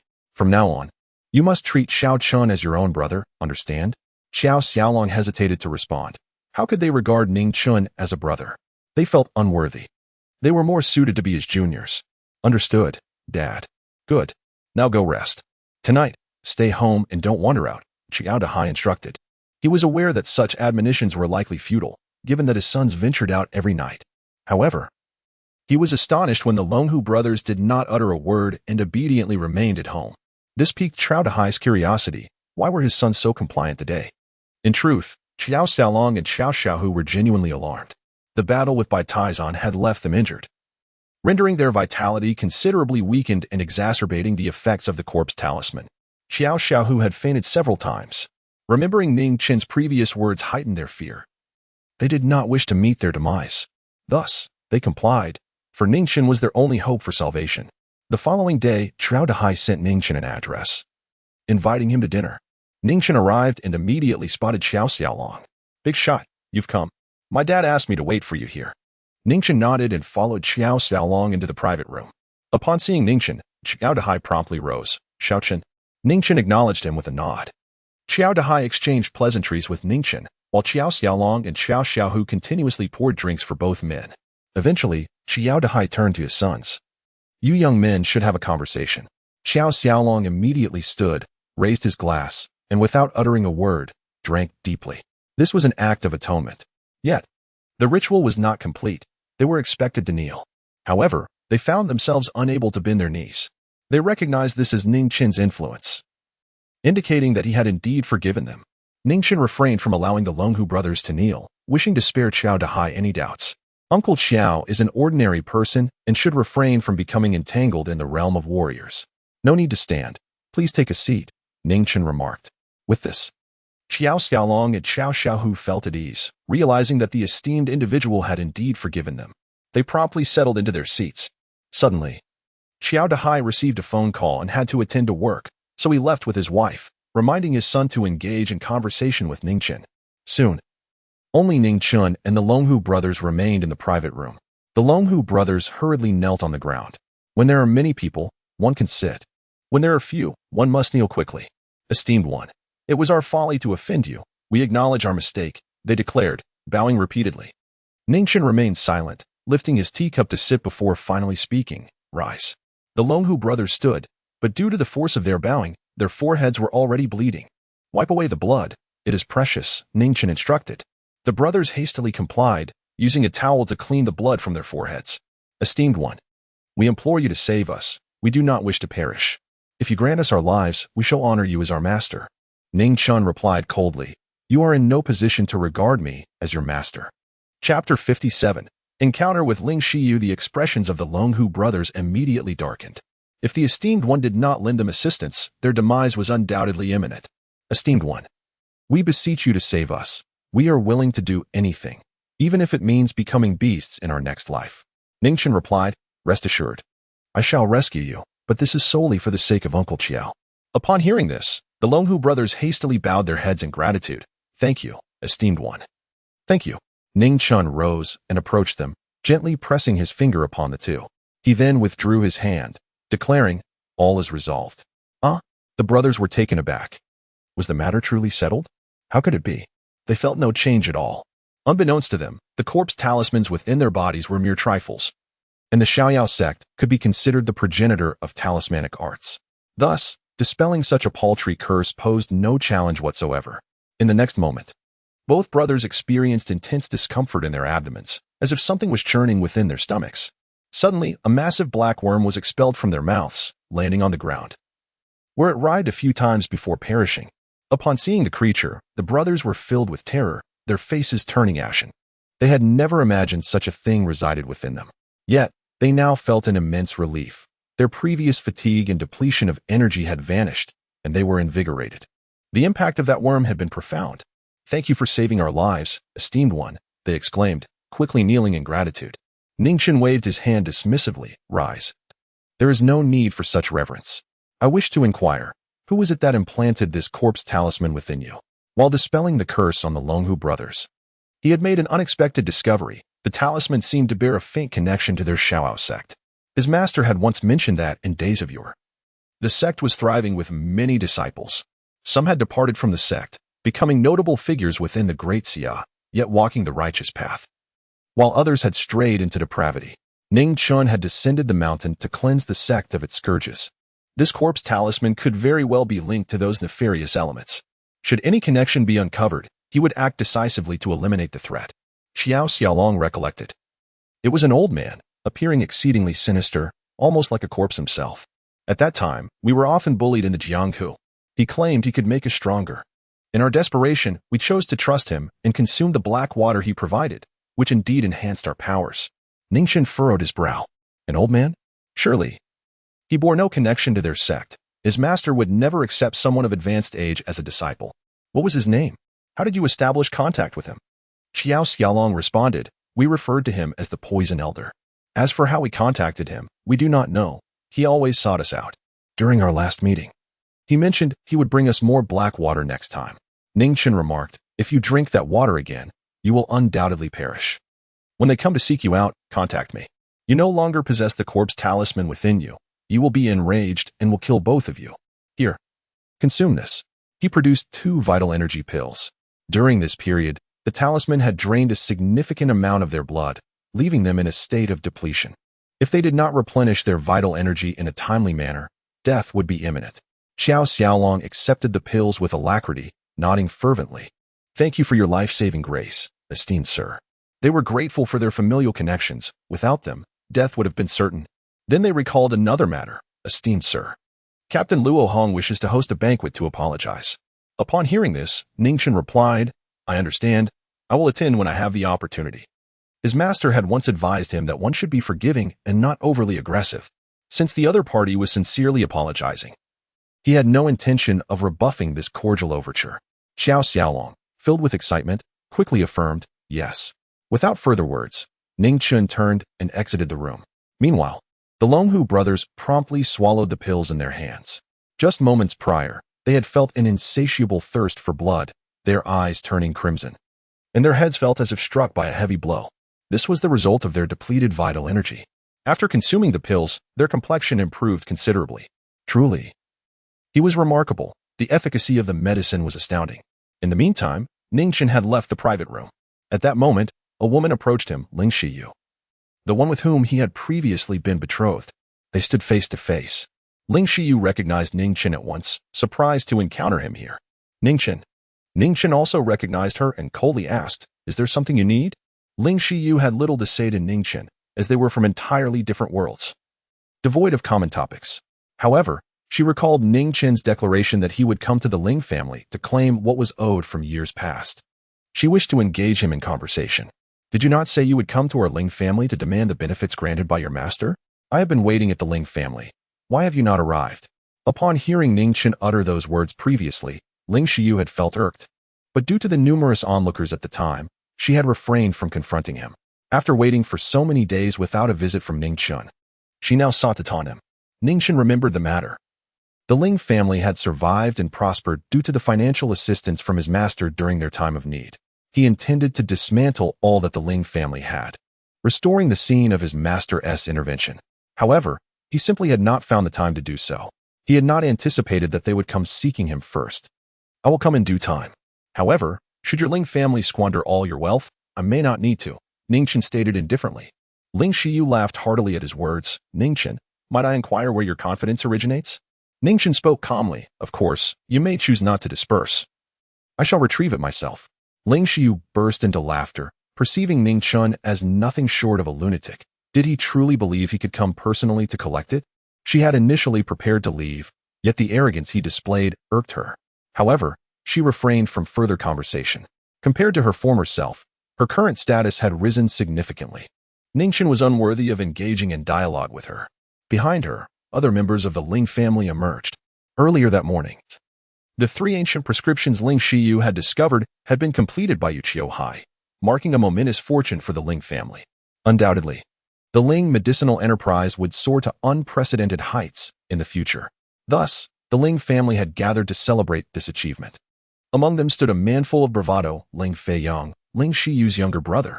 He was well aware of Ning Chen's identity, the one bound by a marriage contract to his sister, though it had been annulled. The appearance of this young man before his sister could not be without reason. It was likely that he had taken note of the Ling family's flourishing prospects, especially with the launch of their highly successful beauty elixir, and was now attempting to ingratiate himself with his sister, perhaps hoping to reverse the annulment. He dared to insinuate that their family would squander their wealth at his behest. This scoundrel truly deserved disdain. Ling Feiyang then scoffed, "What are you? Do you think you can utter a single word and make our family squander our fortune? Perhaps you should take a moment to look in the mirror and assess your true worth." Chapter 58. The female pharmacist of Jianqing. Ning Chen cast a glance back at Ling Feiyang. Just as Ling Feiyang was about to speak, his gaze met Ning Chen's, and in the next instant, he was struck with fear. It felt as though he was locking eyes with a demon, a cold sweat breaking out across his body. The words he intended to utter were swallowed back forcefully. "What are you?" Ning Chen retorted. Ling Feiyang, insulted, replied angrily, "I am Ling Shiyu's brother. You despicable creature. Keep your distance from my sister, or the next time we meet, I will make sure to teach you a lesson." Ning Chen fixed his gaze on Ling Feiyang and replied indifferently, "Then go ahead and try." Just as Ling Feiyang was about to advance, Ling Shiyu interjected, "Feiyang, enough of this. Do not waste your breath on him. Let us leave." "All right." Ling Feiyang acquiesced, then turned back to Ning Chen and said, "Today, you are fortunate, and I shall spare you. But mark my words, if we cross paths again, you will rue the day." Ling Shiyu led the way out, followed by the rest of the Ling family, each casting disdainful glances at Ning Chen as they passed. Once the group exited the restaurant, Ling Feiyang finally spoke up, "Sister, it is evident he is here for you. Why did you not allow me to drive him away? You do not still harbor feelings for him, do you?" Ling Shiyu scoffed, "Of course not. I am well aware he is after me." Ling Feiyang, taken aback, asked, "Sister, if you know this, then why not let me handle him? Are you perhaps attracted to him? Admittedly, he is not unpleasant to look at. But good looks are of little consequence in our circle. What truly matters are connections and influence, neither of which he possesses." Ling Shiyu laughed lightly. "Do you truly believe your sister would be interested in a worthless individual?" Curiosity piqued, Ling Feiyang pressed, "If you think so little of him, why not expel him? Simply put, I wish to keep him close, to watch me grow stronger step by step, to make him realize that I am a woman beyond his reach. In time, I shall reveal my true capabilities, leaving him in despair, torment, and ultimately, to his demise," Ling Shiyu said, her gaze cold as she recalled the words Ning Chen had spoken publicly during their annulment. He had claimed that when the Ling family faced financial troubles, it was only due to his master's generous 10 billion that the Ling family was saved. Those words had been a public declaration that the Ling family's current success was merely a result of his deceased master's assistance. At that moment, Ling Xiyu had been unable to refute him, for his argument held merit. Without that 10 billion, the Ling family would have ceased to exist. However, the circumstances had changed. She now possessed the rejuvenating elixir and 3 ancient prescriptions. Once all her products were launched, Ling Pharmaceuticals was poised to become the largest pharmaceutical company in Jiangxing. She would ascend to the title of the female pharmacist of Jiangxing, with a potential company valuation in the hundreds of billions. At that time, she could proclaim to others that the Ling family's success was solely due to her efforts, not that 10 billion. Ling Feiyang's eyes lit up at his sister's words. He had to admit, her strategy was indeed ruthless. To be candid, sister, I find myself at a loss as to who could possibly be worthy of you. This sentiment struck a chord within Ling Xiyu. Given the radiance she now exuded, the number of individuals deserving of her presence was exceedingly scarce. At the very least, none existed within Jiang City. Perhaps a few could be found in Hudu and Longdu, yet they would be exceptionally rare, likely only those of unparalleled brilliance. Ordinary individuals were simply unqualified. After all, she had ascended to the status of a remarkable woman. Let us depart and prepare the other 3 medicines, she suggested. Certainly, Ling Feiyang replied. Ning Chen, however, harbored no inclination to concern himself with the Ling family.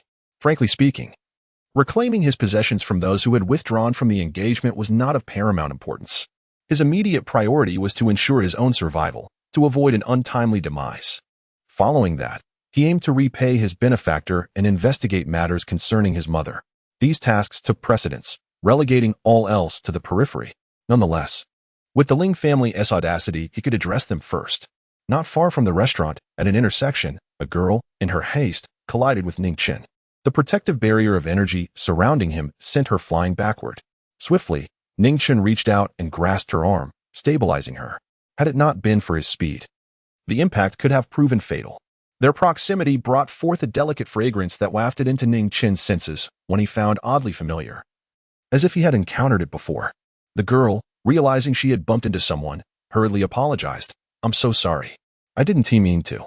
Ning Chen, upon hearing her voice, felt a sense of familiarity, as though he had heard it somewhere prior.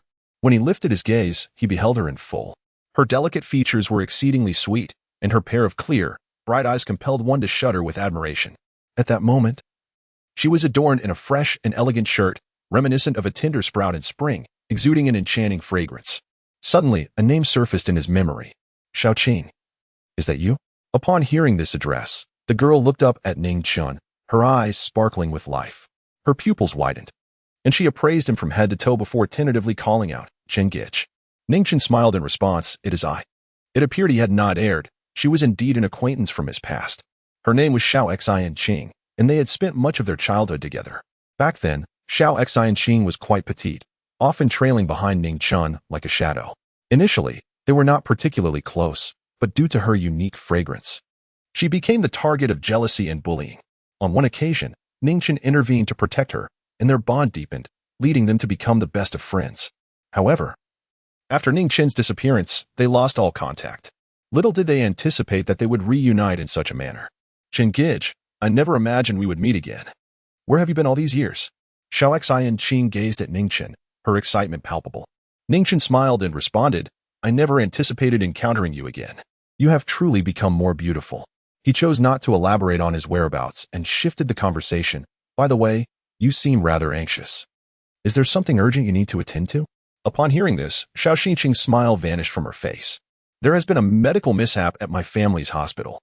Ning Chen narrowed his eyes at her words. A medical incident was no trivial matter, and he wondered what had transpired.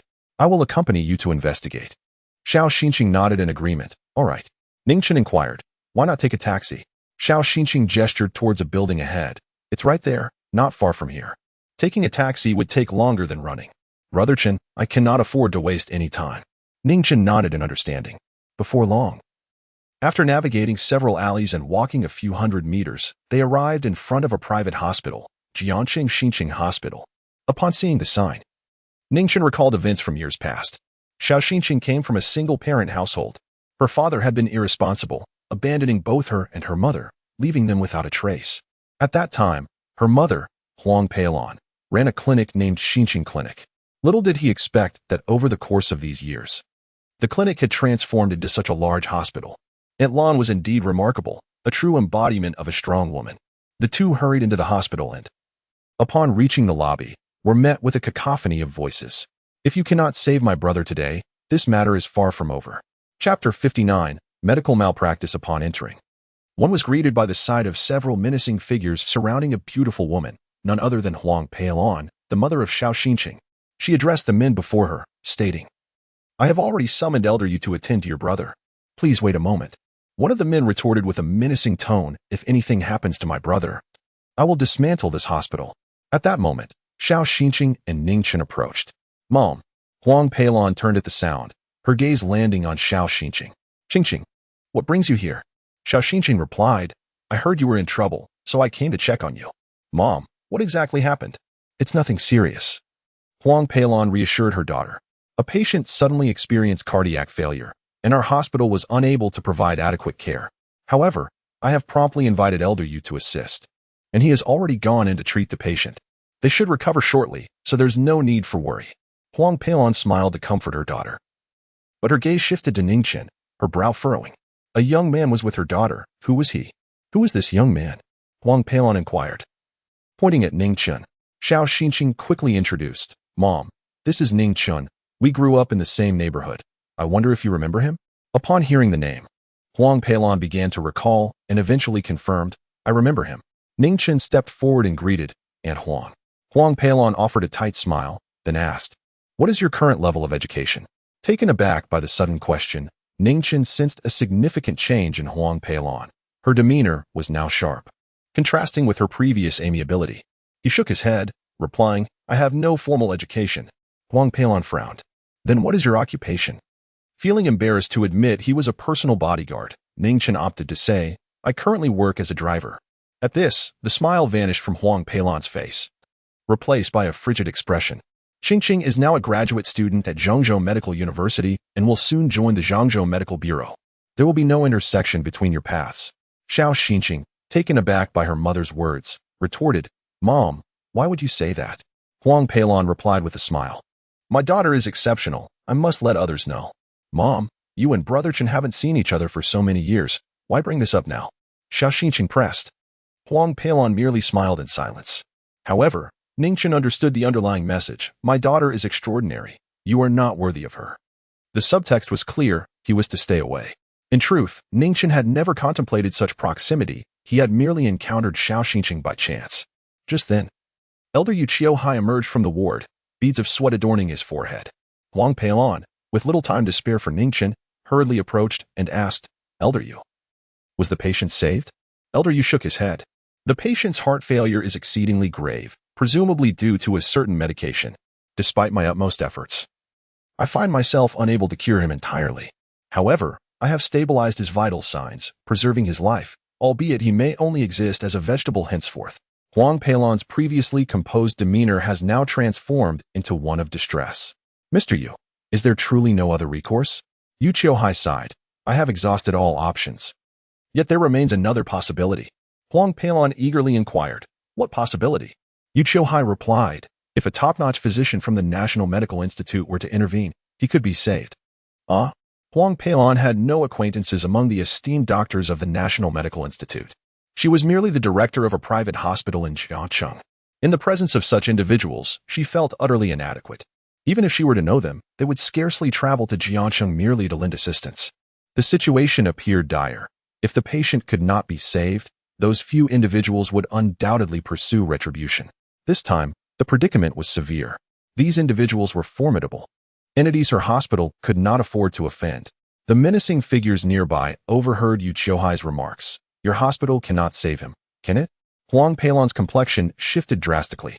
"There is still hope. Do not panic." She could only maintain her composure and contemplate alternative solutions. One of the antagonists scoffed. "Hope? Then show us. If my brother truly becomes a vegetable, I assure you, your hospital will cease to operate." Upon hearing this, Huang Peilan's indignation surged. How dare they suggest closing the hospital? This situation ought never to have arisen. When the patient was brought in, other doctors had advised her against accepting the case, as he appeared beyond saving. Accepting him could lead to complications. Yet, Moved by their urgency and driven by the compassion inherent to the medical profession, she had insisted on taking him in. She had clearly stated that while she would do her utmost to save him, the outcome was uncertain. They had assured her they would not hold her accountable. However, following the patient's misfortune, they had turned against her. You explicitly stated you would not seek accountability. The adversary coldly retorted, when did we ever say that? Let me clarify. We are from the Longhu sect. If you do not provide a satisfactory resolution today, do not expect our lenience. What? The Longhu sect? Huang Peilon's expression paled. She was aware of the Longhu sect, a recently ascended underground force known for their ruthless methods, far more fearsome than Zhou Tianhao. These were not individuals she could afford to offend. This time, she would have to endure the hidden costs. In the future, should a similar situation arise. Regardless of what the other party might say, she would refuse to treat them and would send them away directly. Let us discuss this matter amicably, she proposed. The adversary chuckled. I find your demeanor rather agreeable. In that case, if you could provide some monetary compensation, I shall take it back to my brother's parents. And we shall consider this matter resolved. What say you? Huang Peilon cautiously inquired, how much? No, that amount is incorrect. The opponent extended his 5 fingers. Huang Peilon hurriedly inquired, 500,000? The other party shook his head. A chill ran through Huang Peilon's heart. 5 million? Again, he received a negative response. At that moment, Huang Peilon felt utterly weakened. 50 million? Only then did the other party smile and nod. Exactly, you give me 50 million. And this matter will be settled. What do you think? Huang Peilon retorted, impossible. This is extortion. The hospital is equipped with surveillance. Our conversation has been recorded. I am not afraid of you. Even if I have to shut down this hospital, I will never give you a dime. The other party's gaze turned cold. Watch your words. You caused my brother's death, and now I simply ask for some money. Am I not entitled to that? Just as Huang Peilon was about to speak again, Ning Chen stepped forward and said, if you resurrect your brother, you will let this matter go, correct? Chapter 60. The man was treated to death. Ning Chen stepped forward. Moments ago, he had observed Xiao Xinqing's anxious expression, her lips murmuring incessantly, which resolutely compelled him to offer his assistance. Not for Huang Peilon's sake, but for Xiao Xinqing. His words resonated with those around him. The members of the Dragon and Tiger sect turned their gazes towards Ning Chen. Indeed, as long as my brother survives, we will let bygones be bygones, Ning Chen declared. Then let us wait here. Xiao Xinqing looked at Ning Chen. Brother Chen, do you know medicine? Ning Chen turned back with a smile. Indeed. Saving a life should pose no difficulty. Xiao Xinqing nodded. You must save him. Ning Chen chuckled. The girl still listened to him as she did in her childhood, never questioning his words. Rest assured, there will be no issue. With that, Ning Chen proceeded towards the ward. Huang Peilon, seeing this, obstructed his path, her anger evident. What do you think you are doing? Ning Chen replied, and Huang, I am going to save him. With just a little acupuncture, I can bring him back. Huang Peilon was left speechless.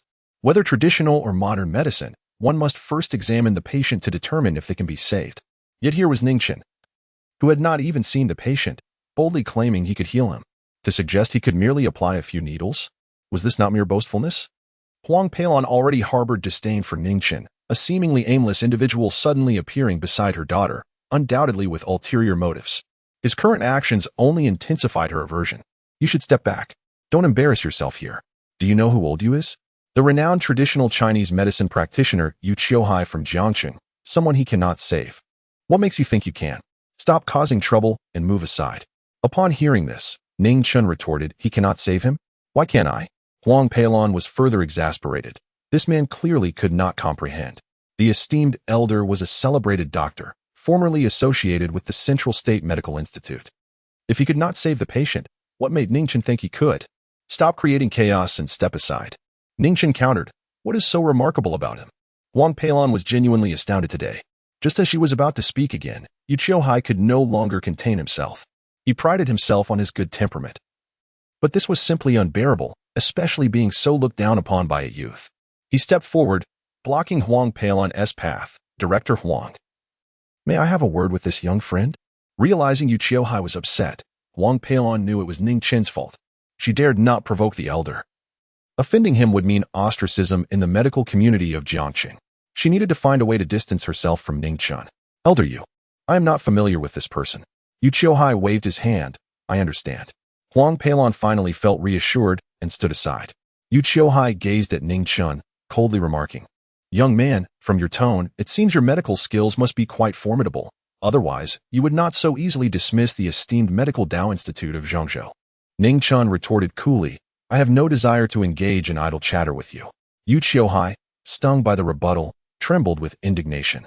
He realized that further conversation would be futile. The lad clearly believed in his own prowess. Very well, let him attempt to save the patient. If he fails, then he would have ample opportunity to argue his case afterward. In that case, go and examine the patient. If you are indeed superior, you should be able to restore him to his former self, he added, laced with sarcasm. Ning Chen, uninterested in the provocation, strode directly into the ward. Huang Peilon, anxious, turned to Yu Qiuhai, elder Yu. I fear that the patient may perish under that young man's care. Currently, the patient is in a vegetative state. Yet he is still alive. If he truly dies, the implications would be dire, a catastrophic medical incident. Yu Qiuhai, exuding confidence, reassured her, do not worry. No matter how he meddles, it will be in vain. I have already sealed one of his acupoints with a silver needle. As long as that needle remains in place at his brow, he shall come to no harm. Huang Peilon, still fretful, pressed, but what if he removes it? Yu Qiuhai replied, that needle is embedded in his brow. Only an experienced traditional physician would be able to discern it. Furthermore, the needle is infused with my energy. Even if he musters all his strength, he will find it impossible to extract. Huang Peilon's unease lessened somewhat. She was reluctant to allow Ning Chen to attend to the patient, yet she needed a way to remove him from her daughter's side. Forcing him away would only hurt her daughter's feelings. However, if Ning Chen were to cause a mishap, she would have justification to dismiss him. Even if he stubbornly clung to her daughter afterward, she would have grounds to speak against him. The members of Longhu Gate remained silent, their demeanor one of indifference. Just then, a shout echoed from within the ward. Unable to contain herself, Huang Peilon rushed in, fearing the young man might truly cause a calamity. The others, equally curious, hastily followed. Upon entering, they beheld Ning Chen administering acupuncture to the patient. Yu Qiuhai's gaze fell upon the patient's brow, and his expression shifted dramatically. The life-saving needle he had left behind had been removed by this young man. It was over. The patient was undoubtedly doomed. That needle had been sustaining his life. Without it, his vital essence would inevitably wane. Even if it were reinserted now, it would be of no use. Yu Qiuhai grew frantic. This fellow was indeed stirring trouble. Had he known, he would never have permitted him entry. It was too late now. Yet at that moment, as he watched Ning Chen perform acupuncture, he was about to speak when his eyes widened in shock. The technique was decidedly peculiar. Ning Chen, wielding a silver needle, casually flicked it, and the needles appeared to autonomously pierce the patient's acupoints. A celestial being guiding the way. How is this possible? Yu Qiuhai's voice trembled. This was an exceedingly difficult technique. Typically, one could only insert a maximum of 2 needles simultaneously. Those adept in the art of medicine can skillfully employ multiple needles simultaneously. He once served at the Medical Institute of Zhengzhou, where even the most formidable head could manage only 6 needles at once. Yet, this young man astonishingly executed a singular motion with an entire set of needles, each one flawlessly piercing the designated acupuncture points. Such deftness and technique was sufficient to attest to the proficiency of his medical skills. Instantly, his interest in Ning Chen's earlier assertions was piqued. Perhaps the young man truly possessed the ability to save this individual. Huang Peilon, unable to comprehend Ning Chen's technique, perceived only chaotic movements as he wielded the needles. Just as she was about to intervene, she was halted by Yu Qiuhai, who insisted, do not disturb him. Taken aback, Huang Peilon inquired, Elder Yu, what is the matter? Yu Qiuhai responded, his medical prowess is extraordinary. He may genuinely be capable of healing this person. What? Upon hearing this, Huang Peilon was incredulous. Were anyone else to declare Ning Chen's skills commendable, she would dismiss it outright. However, the speaker was Elder Yu, compelling her to reconsider. She turned her gaze back to Ning Chen. At that moment, as Ning Chen withdrew, the ECG monitor beside the bed suddenly flattened into a straight line. Had the person died? Chapter 61. Heir of the Divine Doctor, is the person deceased? The electrocardiogram has flattened into a straight line, which can only signify death. Yu Qiuhai's countenance shifted. What could have transpired? How could a life be lost? He discerned that Ning Chen's acupuncture technique had been flawless, and some methods were beyond his comprehension. He firmly believed that the other party possessed the capability to revive the individual. Yet, now, the situation had culminated in failure. Huang Peilon was in a state of utter panic. Ning Chen, what on earth are you doing? She had lost the desire to engage with Ning Chen further. The person from the Longhu sect absolutely could not perish, for the entire hospital would face ruin. Elder Yu, do you have any means to save him? Yu Qiuhai shook his head. If he had possessed a solution earlier, he would have acted upon it.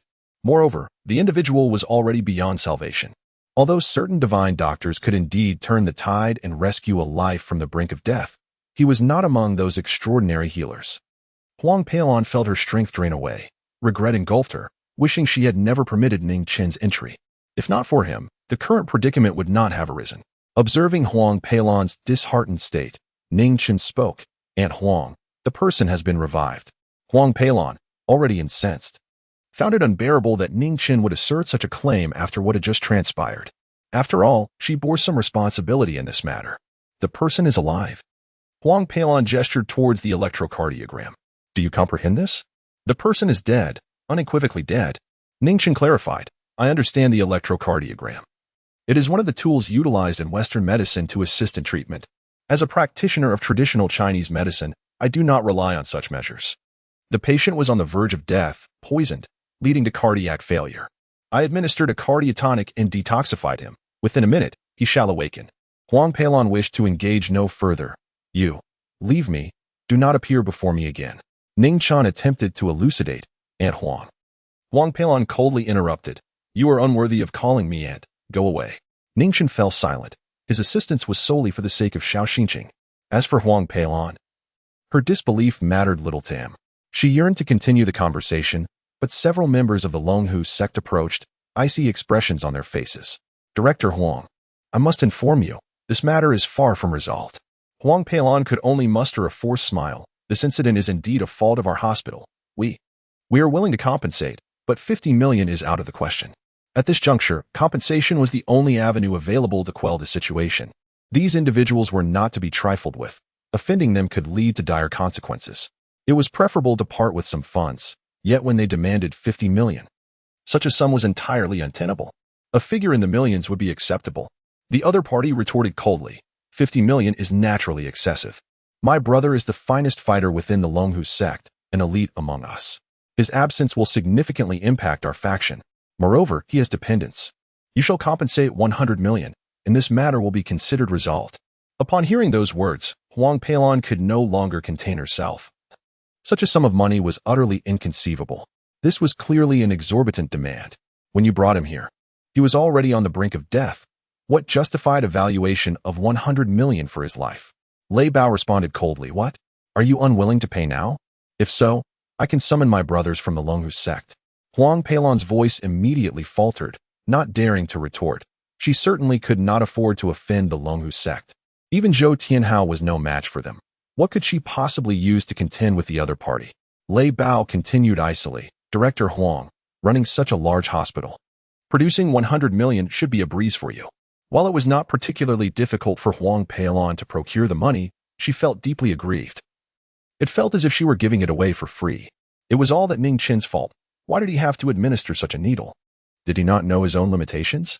Just as she was about to speak, suddenly, the man who had been lying on the hospital bed, seemingly lifeless, sat up abruptly and began to spout black blood. This scene startled everyone present. This was inconceivable. The man was already dead. Had he risen from the grave? Yet, after expelling the black blood, his complexion completely returned to a healthy hue. This did not resemble a corpse reanimating. Meanwhile, the ECG, which had previously been a flat line, began to fluctuate once more, indicating he had been revived. A flat line on the monitor signified death. Yet he had come back to life, a miraculous rescue from the grasp of Yama himself. Huang Peilon turned to witness this astonishing spectacle, her eyes widening in disbelief. She re-evaluated Ning Chen. She had previously looked down upon him, but now, this young man commanded her respect. She could only wonder where he had acquired such medical skill, capable of reviving a patient whom even Elder Yu could not save. Lei Bao was equally astonished. How could this person suddenly come back to life?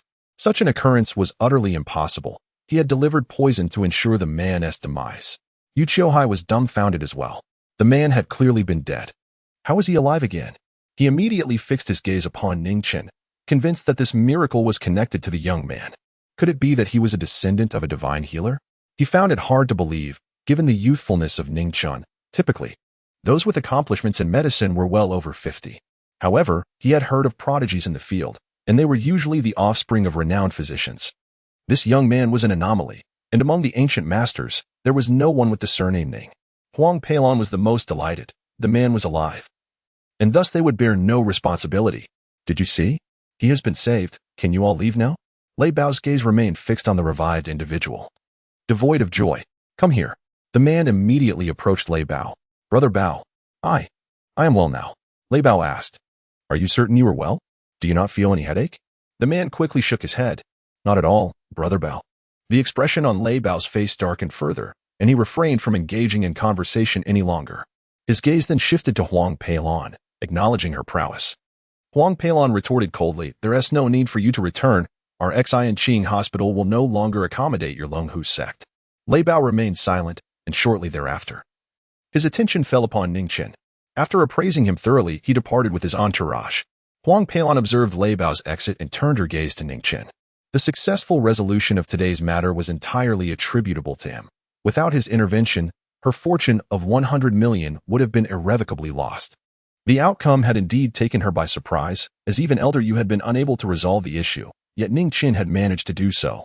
Reflecting on her previous remarks to Ning Chen, she felt an acute sense of embarrassment, unsure of how to address him now. Expressing gratitude seemed a daunting task, yet she felt compelled to speak, considering the significant assistance he had rendered her today. Xiaochen, I sincerely thank you for your help. This evening, I would like to treat you to dinner. What do you think? Ning Chen replied calmly, there's no need. Chapter 62 That piece of paper belongs to me. Ning Chen's refusal of Huang Peilon was not due to her recent brusque demeanor. He had dismissed her words entirely. He had just finished his meal and was preoccupied with the task of picking up and dropping off his neighbor later that evening, leaving him no time to dine with Aunt Huang. Huang Peilon, taken aback by Ning Chen's rejection, felt a wave of discomfort wash over her. She had not anticipated such a response from him. Her intention was to invite Ning Chen to dinner in order to apologize, and his refusal seemed to dismiss her entirely. Acknowledging that her previous remarks had been somewhat excessive, she presumed he had taken offense, which prompted his denial of her invitation. Yet, she pondered, as an elder, how could she hold such a grudge against her junior for a few words? She had never encountered someone so narrow-minded. At that moment, Yu Qiuhai stepped forward. His earlier arrogance dissipated. I am Yu Qiuhai from Jiangqing. It was wrong of me to underestimate you, young friend. I sincerely apologize. With that, he bowed deeply. Ning Chen offered a slight nod in response. Yu Qiuhai continued, I observed your acupuncture technique earlier. It is indeed remarkable. May I inquire who your esteemed master is? Ning Chen replied, Zaiyayozi. Upon hearing this name, Yu Qiuhai was momentarily taken aback. It was unfamiliar to him, and despite his extensive experience, he had never encountered it before. Yet he deemed it unwise to admit his ignorance. No wonder the young man's acupuncture skills were so extraordinary. Realizing that Yu Qiuhai likely did not recognize his master, Ning Chen chose to refrain from further conversation. However, his gaze instinctively fell upon Yu Qiuhai's pocket, which was visibly bulging. He noticed a piece of paper peeking out. One he recognized all too well. It was the note containing the 3 ancient prescriptions he had written for his godfather. How did it come to be in this man's possession? Where did you get that paper? Ning Chen inquired, pointing at the note in Yu Qiuhai's pocket.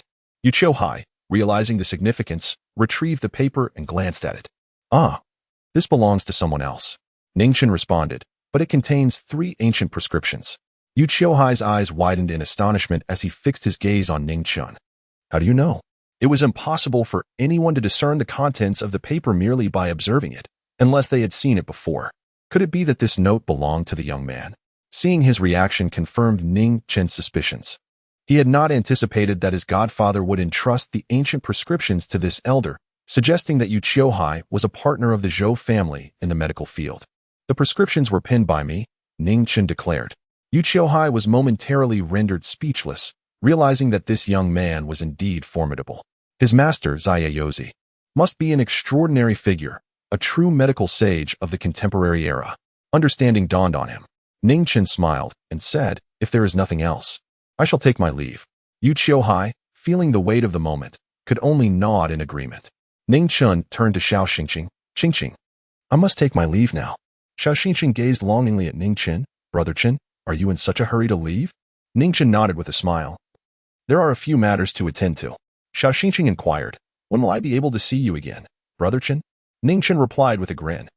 I am now residing in Jiangqing. Whenever you wish to see me, you can do so at any time. Xiao Xinqing beamed in response. Soon after, Ning Chen departed. Yu Qiuhai smiled as he observed Ning Chen's retreating figure, exclaiming, "Truly, heroes emerge in youth." He then bid farewell to Huang Peilon. "Director Huang, I shall take my leave." Huang Peilon nodded, her face adorned with a smile, yet internally, she harbored discontent and resentment towards Ning Chen. What is he flaunting his medical prowess for? In this world, mere skill is insufficient. One must have a platform. Had Ning Chen dined with her today, she would have assuredly provided him with the platform and resources he needed. Coupled with his medical expertise, he could have swiftly become a renowned physician in Jiangqing. Yet, he had rejected her offer. Lacking emotional intelligence and acumen, she thought. I will not allow my daughter to have any association with him. She then turned to Xiao Xinqing. Xinqing, in the future, keep your distance from Ning Chen. Xiao Xinqing, puzzled, asked, why, Mom? Huang Peilon asserted, he is not worthy of you. Xiao Xinqing's face flushed. Mom, why say such things? Besides, my relationship with Brother Chen is merely that of good friends. Huang Peilon countered, you may see him as a friend, but he certainly harbors other intentions towards you. You must not give him any opportunities. Xiao Xinqing wished to clarify that there was no such relationship between her and Ning Chen. But her mother was not affording her the chance. All right, the hospital is fine now. Hurry back to school, Huang Peilon instructed. Xiao Xinqing nodded, not wishing to engage further in conversation with her mother, and departed. As she stepped out of the hospital and made her way to school, a smile illuminated her face. Memories of an afternoon from over a decade ago flooded her mind. She had been bullied, and a young boy had burst into her view. Like a knight descending from the heavens, rescuing her from her tormentors. In that moment, her heart had belonged entirely to that young boy. After years of separation, she had envisioned their reunion countless times, with her first words being, I missed you. Today she had seen him. Yet the rehearsed phrase she had crafted in her mind did not escape her lips. Instead, she realized that what she truly wished to convey were those three words, I love you. Meanwhile, Ning Chen was en route to Yitian Group in a taxi when he suddenly sneezed, pondering who might be thinking of him. Just then, the driver slammed on the brakes, halting the vehicle abruptly, his face betraying fear. He recognized the individuals before them as members of the Longhu sect, but he had never wronged them. Why were they blocking his path? Ning Chen squinted his eyes, peering ahead, where he spotted several familiar faces.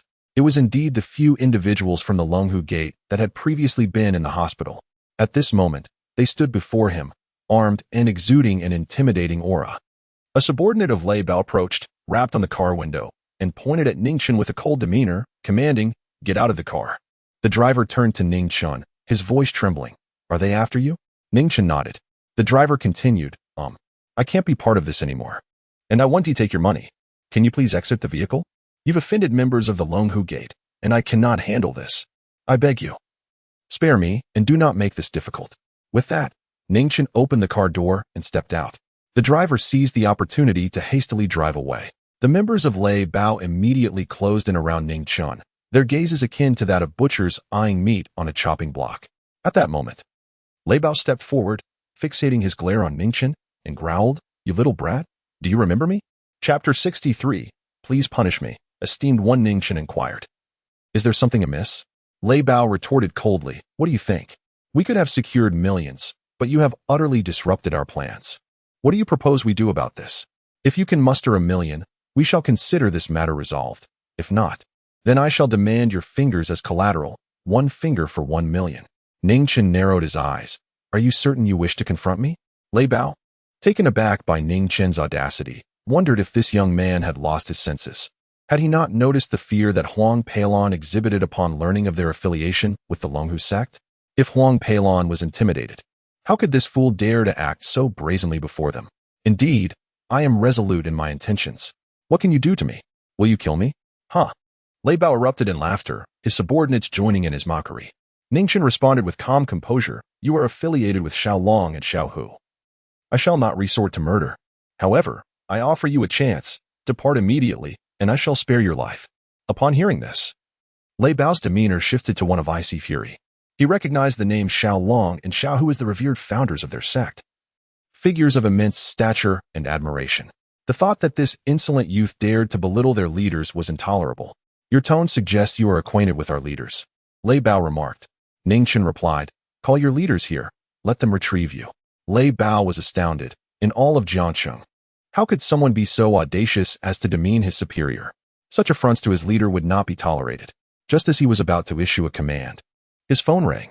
He glanced at the screen to see it was a call from Xiao Xiaolong. Brother Long, Lei Bao quickly answered. A smile plastered on his face. On the other end, Xiao Xiaolong's voice inquired, "Where are you?" "I'm outside." "What is it, Brother Long?" "Please, give your instructions." "Nothing specific. I require your return to the Longhu sect to discuss important matters." Upon hearing this, Lei Bao eagerly responded, "Brother Long, I will return immediately after I finish here." Just as he was about to end the call, his gaze fell upon Ning Chen, and an idea struck him. "Brother Long, someone dares to call you Xiao Long," Lei Bao stated. On the other end, Xiao Xiaolong seethed with rage. Is he seeking death? Who possesses such audacity? Lei Bao quickly explained, "Brother Long, a young man has caused me some trouble." Xiao Xiaolong commanded, "Anyone who dares provoke the Longhu sect deserves a lesson. However, this individual is quite formidable. He openly disrespects our sect and declared that if I am not killed today, he will summon you to retrieve me. His audacity knows no bounds." A heavy silence fell on the line. At this moment, the brothers Xiao Xiaolong and Xiao Xiaohu remained within their private chamber. They had just consumed the elixirs provided by Ning Chen, significantly enhancing their cultivation. This newfound strength invigorated them with an insatiable ambition to establish the Longhu sect as the preeminent underground force in Jiangcheng. Consequently, they promptly notified the entire sect, summoning all members to strategize the next steps.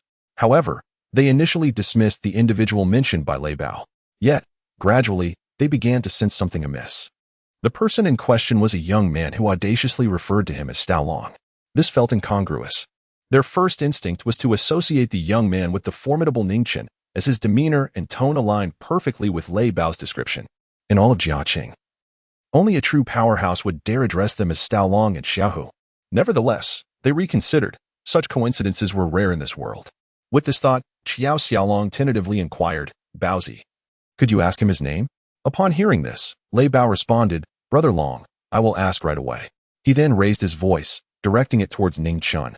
"Speak up. My brother Long demands to know your name. Say it clearly." Ning Chen replied coldly, "Xiaolong, Xiaohu, if you do not arrive soon, do not blame me for taking action." At this moment, the hearts of the Longhu brothers on the other end of the line leapt into their throats. The voice was all too familiar. Was this not the esteemed powerhouse? Damn it! How could Lei Bao have provoked such a figure so swiftly? The loss of Lei Bao was inconsequential. The core issue was that he had entangled the Longhu sect's name with this formidable individual. Their lives now rested precariously in the hands of this powerhouse. Lei Bao spoke into the phone, "Brother Long, you heard that, right? This guy truly has audacity, daring to call you and Brother Hu by name." Before he could finish, Xiao Xiaolong barked, "Tell me where you are. Send me your address. I will come at once. And before I arrive, you better shut your mouth and kneel in apology." With that, the call ended abruptly. Lei Bao was left bewildered. What was Brother Long shouting about? Telling him to shut up and kneel? It soon dawned on him that Brother Long was likely incensed by that young man, directing his fury towards him. Very well. If Brother Long wished for silence, he would remain quiet and await his arrival. As for kneeling, that was presumably directed at the young man, a threat of sorts, but in his rage, Brother Long had misspoken. That young man, he was doomed. Brother Long's wrath would spell his end. Ning Chen remained silent. Moments later, a Hummer screeched to a halt. The brothers Xiao Xiaolong and Xiao Xiaohu hastily exited the vehicle. Throughout the journey, they had fervently hoped that the person Lei Bao had provoked was not the formidable powerhouse. However, upon reaching their destination and seeing Ning Chen standing there, their hearts sank to the depths of despair. It was over. This young man had truly encountered an immovable obstacle. Recognizing the Hummer as Brother Long's vehicle, Lei Bao rushed forward, exclaiming, "Brother Long, you've arrived.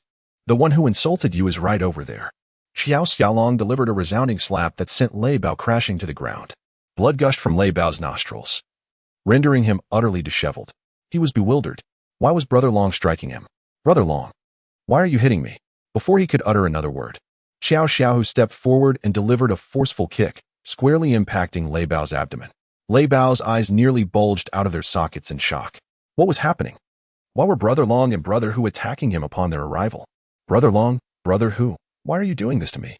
The others stood in stunned silence, having never witnessed Brother Long's fury before. Both Xiao Xiaolong and Xiao Xiaohu were intent on eliminating Lei Bao, but that was not their immediate concern. Their priority was to seek the forgiveness of their superior. They hurriedly approached Ning Chen and, in a gesture of submission, knelt before him, exclaiming, "We have acted unwisely. We implore you to impose your judgment upon us." Chapter 64. The confident woman. The sudden scene left Lei Bao and his companions in a state of shock. Their leader had actually knelt before that individual. How was this possible? How could an ordinary person bring both dragon and tiger to their knees? This could only imply that this person was indeed extraordinary, a being beyond even dragon's reach. At that moment, Lei Bao and his companions felt their legs weaken, unable to maintain their stance, and they collapsed to the ground. How could they have provoked such a formidable figure? Ning Chen gazed at Xiao Xiaolong ahead and said, "I will not hold you accountable. After all, this matter does not concern you. However, he is your responsibility, so handle it as you see fit." Upon hearing this, Xiao Xiaolong and Xiao Xiaohu breathed a sigh of relief. As long as the boss was not angry, everything could be negotiated. "Rest assured, boss. I will provide you with a satisfactory resolution." With that, Xiao Xiaolong approached Lei Bao. The latter trembled in fear at the sight of Xiao Xiaolong, acutely aware that the methods of dragon were beyond his capacity to endure. "Dragon, please spare me. I can apologize." Xiao Xiaolong retorted coldly, "Apologize? Who do you think you are?" Initially, Xiao Xiaolong had valued Lei Bao and intended to promote him. However, after he had stirred up such trouble, the prospect of promotion seemed utterly absurd. "You just mentioned harming the boss. Repeat that to me." Lei Bao dared not utter a word and hastily recounted what he had previously said to Ning Chen. Xiao Xiaolong's expression darkened. To offend the boss over a mere few million was foolish indeed. Lei Bao, usually so astute, had suddenly become such a fool. He even suggested severing the boss's fingers. "What are you?" Xiao Xiaohu, known for his fiery temper, acted decisively. He kicked Lei Bao to the ground and tossed a dagger at him, which clattered onto the floor. "You know what you must do." Xiao Xiaohu spoke coldly. Lei Bao stared at the gleaming dagger on the floor, trembling in fear. He understood Tiger's implication. He was to sever his own fingers. But the pain would be excruciating. "What are you waiting for?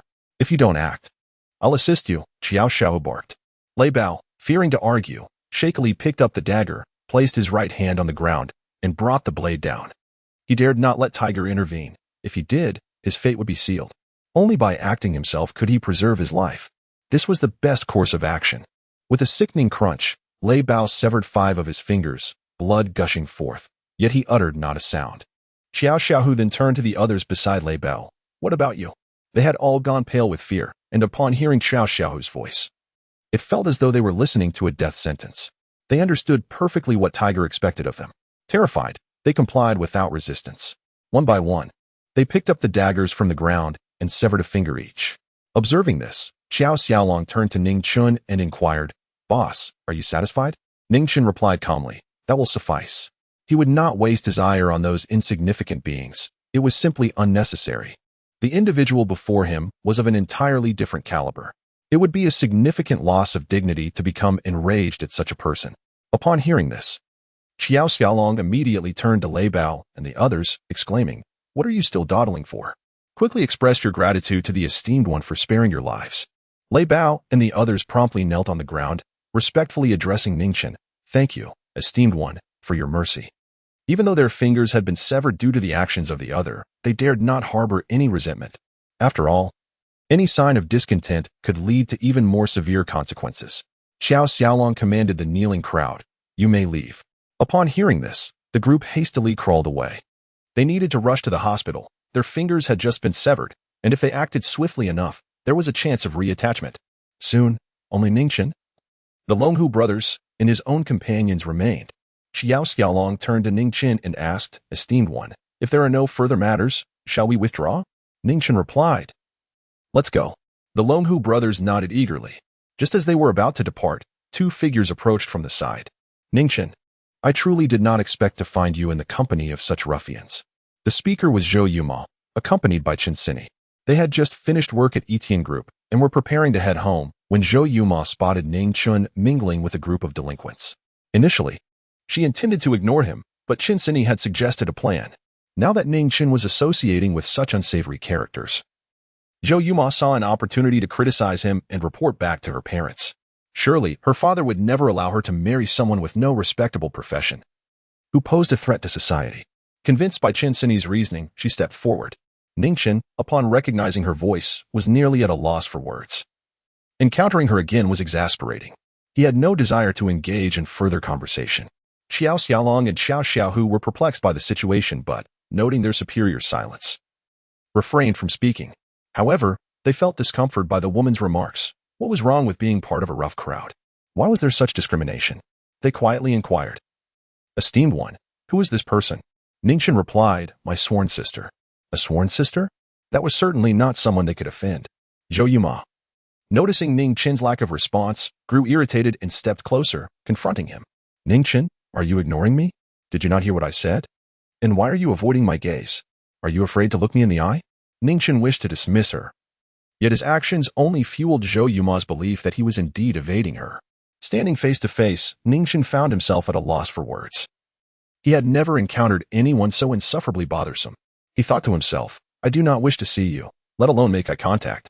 He felt a strong urge to silence her with a single blow. Am I avoiding you? Zhou Yuma placed her hands on her hips, demanding, then look at me.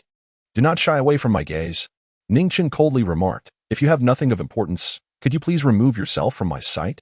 I presently have no desire to behold you. Zhou Yameng, far from being angered by his harshness, felt an unexpected delight. Ning Chen's fierce demeanor was merely a facade to mask his own apprehension. The more he feared being exposed, the more she felt compelled to unveil his true nature. Why are you so irate? Have I uncovered your secret, causing you to feel a tinge of embarrassment? Ning Chen, I never imagined that you would feign innocence before my father while secretly consorting with ruffians. How foolish of my father to believe you were worth nurturing. Even going so far as to secure you a job. Given your current state, do you truly think you deserve his regard? I shall undoubtedly inform my father about your true character. You are but a heap of uselessness, incapable of being propped up. Additionally, do not harbor any delusions of marrying me.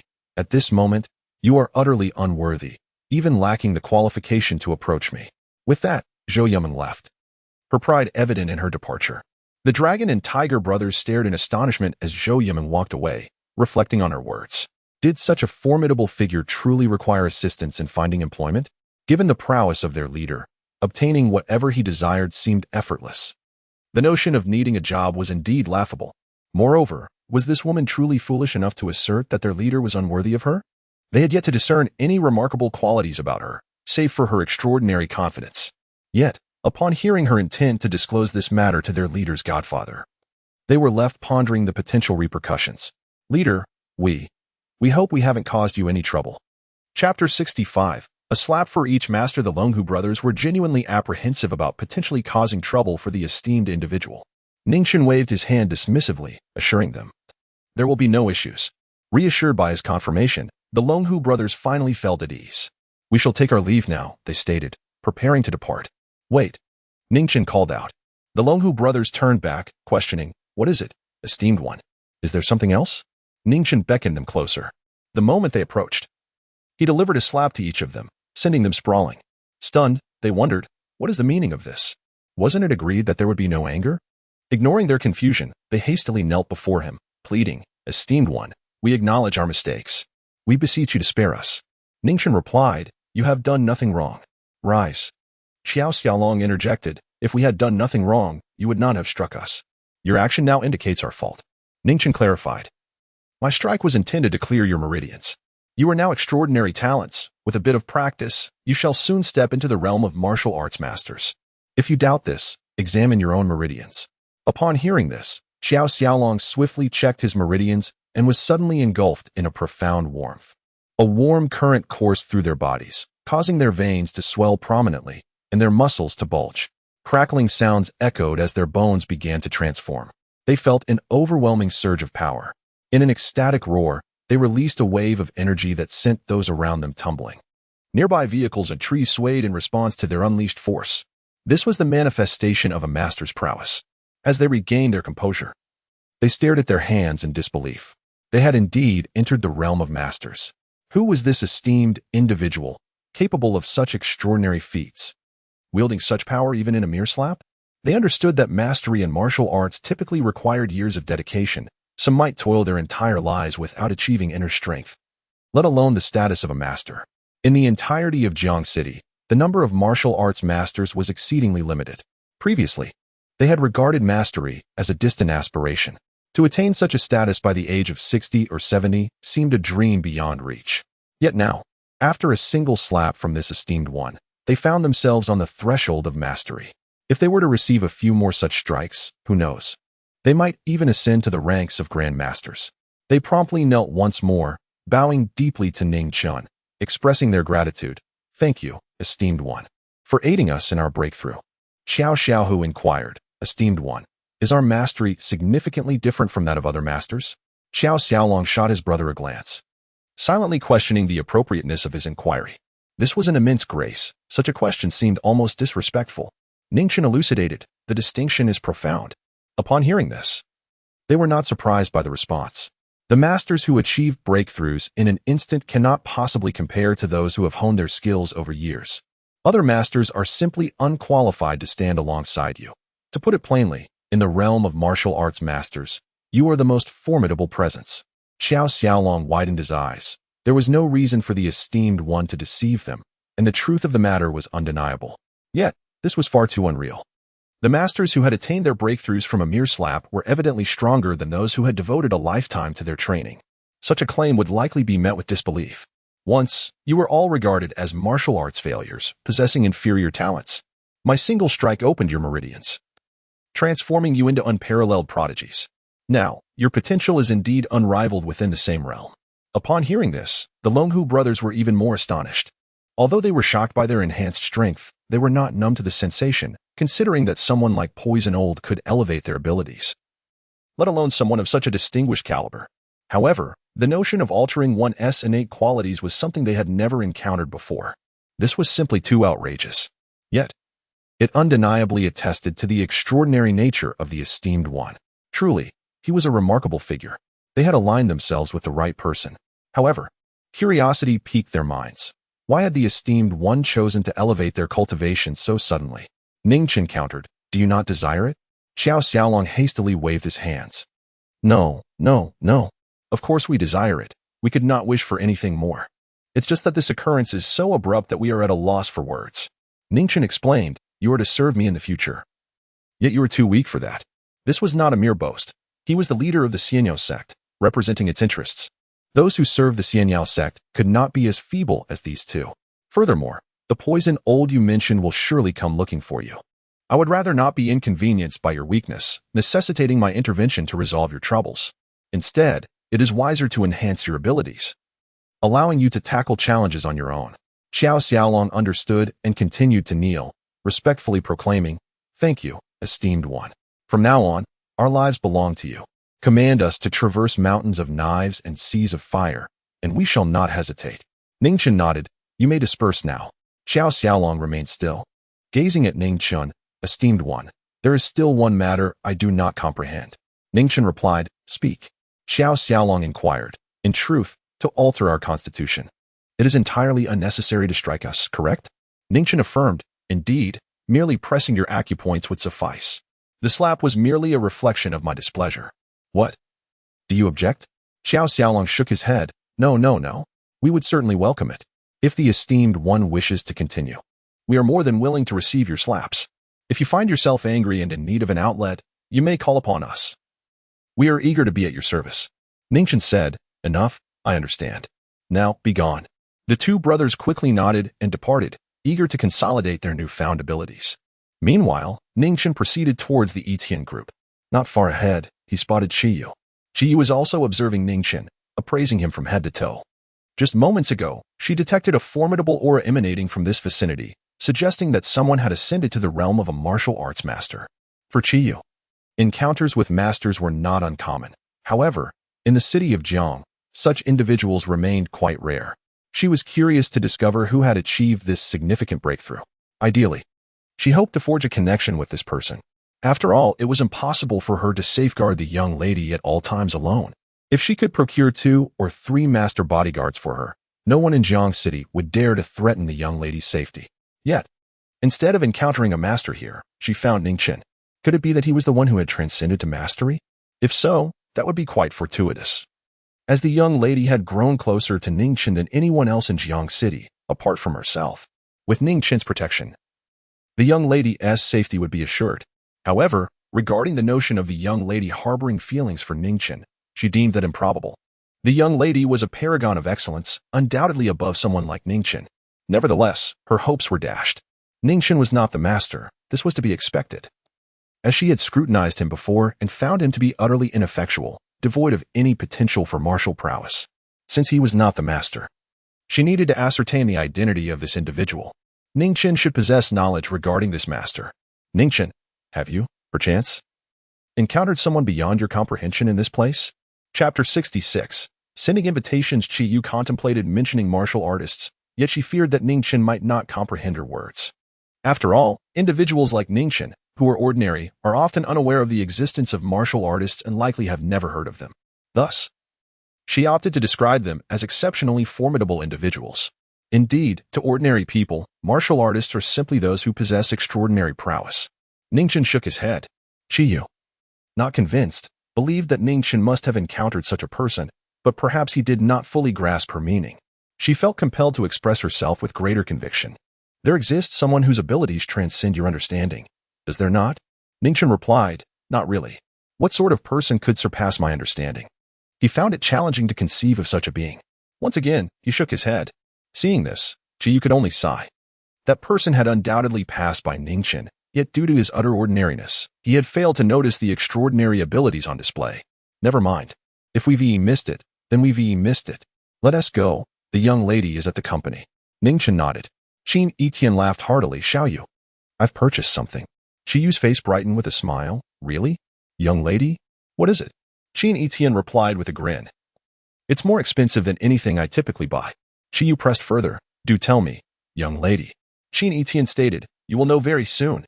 Qi Yu nodded in anticipation. Qin Yitian approached Ning Chen and inquired, do you have a bank card? I need to issue your salary. But I realized I cannot pay you. Ning Chen shook his head. I don't have one. Qin Yitian produced a card and handed it to Ning Chen. I anticipated you might not have one, so I arranged for a card in the company's name. It contains 30,000, which is your first month's salary. Paid in advance. Ning Chen responded, I am not particularly interested in money. Qin Yitian immediately sensed what Ning Chen was about to say. She raised her hand, placing a finger against her palm. Stop, do not say another word. Regardless, this is your salary. If you deem it insufficient, I can increase it. But it will not exceed 100,000 in a month. Ning Chen accepted the card. That is sufficient. Qin Yitian nodded, then let us return home. As her words fell, a man in a suit and gold-rimmed glasses entered through the entrance. Upon seeing him, Qin Yitian addressed Ning Chen and Qi Yu. The person here to sign the contract has arrived. Please wait for me. Ning Chen nodded. Qin Yitian left and soon returned, holding a contract. Qi Yu stepped forward and asked, young lady, what have you bought? Qin Yitian replied with a smile, I've purchased a piece of land. First, we will develop real estate, and then establish the Yitian Group building. Currently, the Yitian Group building is rented. If funds were scarce, Qin Yitian would have continued renting. However, today is different. With the investment from the Eternal Life Consortium, there will be no need to rent any longer. We will construct our own building. Henceforth, the Jiacheng Yitian Group will serve as our headquarters. Upon hearing this, Qi Yu exclaimed with excitement, young lady. Such monumental news calls for a celebration tonight. Qin Yitian smiled. Indeed, it certainly does. Then she gazed at Ning Chen and said, tonight, I'm counting on you. Can you manage? Ning Chen nodded, responding, of course, let us proceed. The three of them returned to the Dragon Mountain Villa. Meanwhile, the man wearing gold-rimmed glasses exited the Yitian Group and entered a car, retrieving his phone to make a call. Boss, I have finalized the contract with Qin Yitian. The funds should arrive in a few days. A man's voice resonated through the phone. You have done well. Inform me immediately upon receipt. No problem. The man with the glasses replied with a smile. At the same time, Zhou Yumeng returned home, feeling quite pleased. She had finally grasped some leverage over Ning Chen and was eager to relay this news to her father. Su Ruifeng was preparing dinner and awaited her daughter's arrival. Yumeng, wash your hands quickly and join us for dinner. Your father and I are waiting for you. Zhou Yumeng hurried to the dining table and looked at Zhou Wanli. Dad, today I saw your godson. Zhou Wanli inquired, where did you see him? Zhou Yumeng replied, right next to our company, mingling with some delinquents. What? Zhou Wanli's expression changed. Are you certain? How could Qin be with such people? Su Ruifeng interjected impatiently. What's wrong? Do you really hold your godson in such high regard? A person without education like him can hardly secure a legitimate job. What he can find is merely exhausting work with meager pay. The moment I laid eyes on your godson, I sensed he was no good, overly ambitious, and full of empty words. I was convinced he would stray from the right path, and I estimated it would take at least a year and a half. Little did I expect him to falter so soon. Zhou Wanli was at a loss for words in response to his wife and daughter's comments. Yet he was determined not to abandon Shen.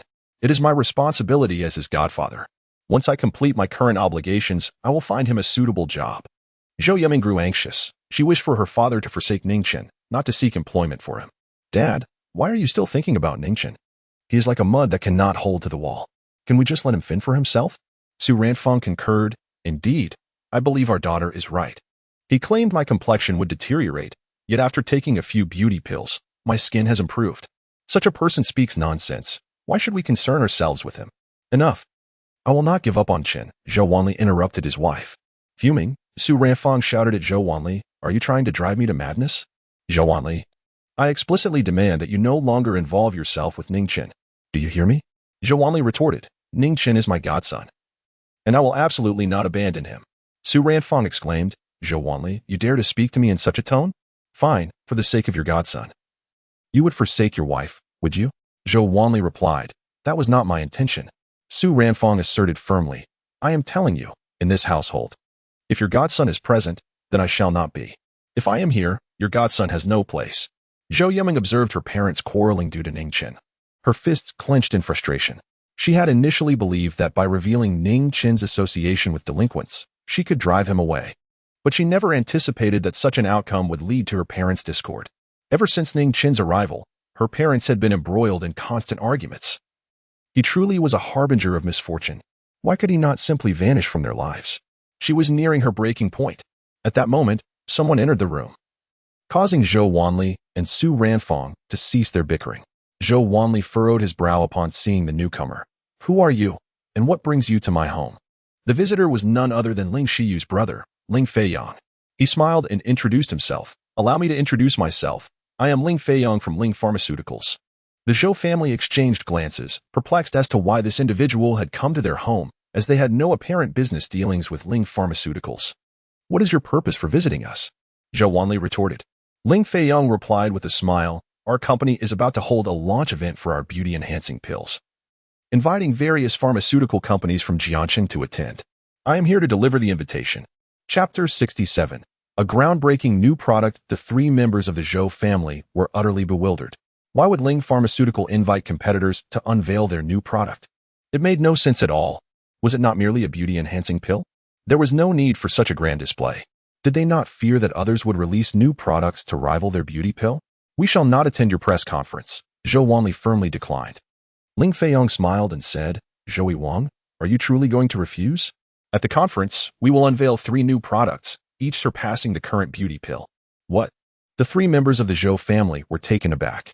3 new products, all of which were claimed to exceed the efficacy of the beauty pill? This seemed impossible. The beauty pill was already formidable, having dominated the pharmaceutical companies in Jiang City. If 3 products even more potent were introduced, would other companies even survive? Zhou Wanli furrowed his brow. If that were the case, he had no choice but to attend the press conference. Knowing both friend and foe is the key to victory. I will attend your press conference, Zhou Wanli replied. Ling Feiyang smiled as he extended the invitation. Tomorrow at Ling Pharmaceutical, we hope that Zhou Wang can arrive punctually. Zhou Wanli remained silent. Ling Feiyang then turned his attention to Zhou Yiming. Initially, he intended to leave after delivering the invitation, but he was surprised to find her present. He recognized Zhou Yiming, the daughter of Zhou Wang, known for her stunning beauty. Previously, he felt unworthy of her attention, but now the situation had changed. Her sister was on the verge of becoming the queen of medicine in Jiang City, while the Ling family was poised for a resurgence as a prominent lineage. Now, the woman he once deemed unattainable was within his reach. Are you the daughter of Zhou Wang? Ling Feiyang inquired with a smile. Zhou Yiming looked at him, taken aback. Although she found him unattractive and initially wished to ignore him, she nodded nonetheless. Ling Feiyang chuckled. You are indeed quite beautiful. I appreciate your type. Upon hearing this, Zhou Yiming frowned. His lack of decorum was appalling. Such blatant admiration for a young woman was wholly disrespectful. Ling Feiyang chose not to speak further and departed. The Zhou family ceased to ponder Ning Chen and instead deliberated on attending the product launch hosted by Ling Pharmaceutical. Su Ranfang exclaimed in frustration, "Ling Pharmaceutical is exceedingly arrogant, clearly disregarding us. Wanli, how's our new product research progressing?" Zhao Wanli shook his head. "No matter how we research it, we cannot surpass the beauty pill's effectiveness by even 50%. What?" Su Ranfang was taken aback. She had always assumed Zhou Wanli had devised a countermeasure, only to discover he had yet to find a competitive product. Having used the beauty pill herself, she understood its remarkable efficacy all too well. If we cannot compete, a substantial sum of money will inevitably fall into the hands of Ling's Pharmaceuticals. Wanli, you must devise a strategy. We cannot allow others to reap all the benefits. Zhou Wanli sighed, stating, "Tomorrow, I shall attend Ling's Pharmaceuticals press conference to observe their new products. Strangely, despite our fierce rivalry over the years, I know them well enough to discern that their speed in launching new products is implausible. There must be some underlying trickery." Su Ranfang eagerly nodded in agreement. "You are right. Let us first examine their new offerings together." Zhou Wanli acknowledged her response. Meanwhile, Zhou Yimeng pondered the situation, her focus directed towards the 3 new products. She recalled that Ning Chen had written 3 ancient prescriptions for her father, which she had torn into shreds at the time. Given her understanding of Ning Chen, she anticipated that when Ling's Pharmaceuticals unveiled their new products, he would undoubtedly assert a connection between them and himself, just as he had done with the rejuvenation pill, claiming that the 3 ancient prescriptions were his creation, seeking praise. However, this time, she could confront him directly. After all, that piece of paper had been reduced to mere fragments, disposed of by her own hand. Yet, that alone would not suffice. He was astute and would likely attempt to argue his way out of it. She needed tangible evidence to decisively confront him. "Mom and Dad, I wish to attend the press conference as well," Zhou Yimeng declared. Zhou Wanli responded, "But don't you have work tomorrow?" Zhou Yimeng replied, "It's all right. I am currently assistant to General Manager Yang, and she has no pressing matters. I can take half a day off." Hearing this, Zhou Wanli nodded. "Very well. Then you shall accompany us." The following day, the Zhou family made their way to Ling's Pharmaceuticals for the press conference. Ling Shiyu greeted the attendees and, upon seeing Zhou Wanli, beamed, "Dr. Zhou, welcome. We're delighted to have you here." Zhou Wanli nodded in acknowledgement. Ling Shiyu continued, "Please, enter first. I have arranged seats for you." The Zhou family proceeded inside, where they were surrounded by familiar faces, predominantly from the medical community in Jiangcheng, members from the Zhang Medical Clinic, practitioners from the Traditional Medicine Hall, and representatives from various medical associations. Such a gathering of esteemed individuals had come to show their support. The trio found their seats. Soon, someone approached Zhou Wanli for a conversation.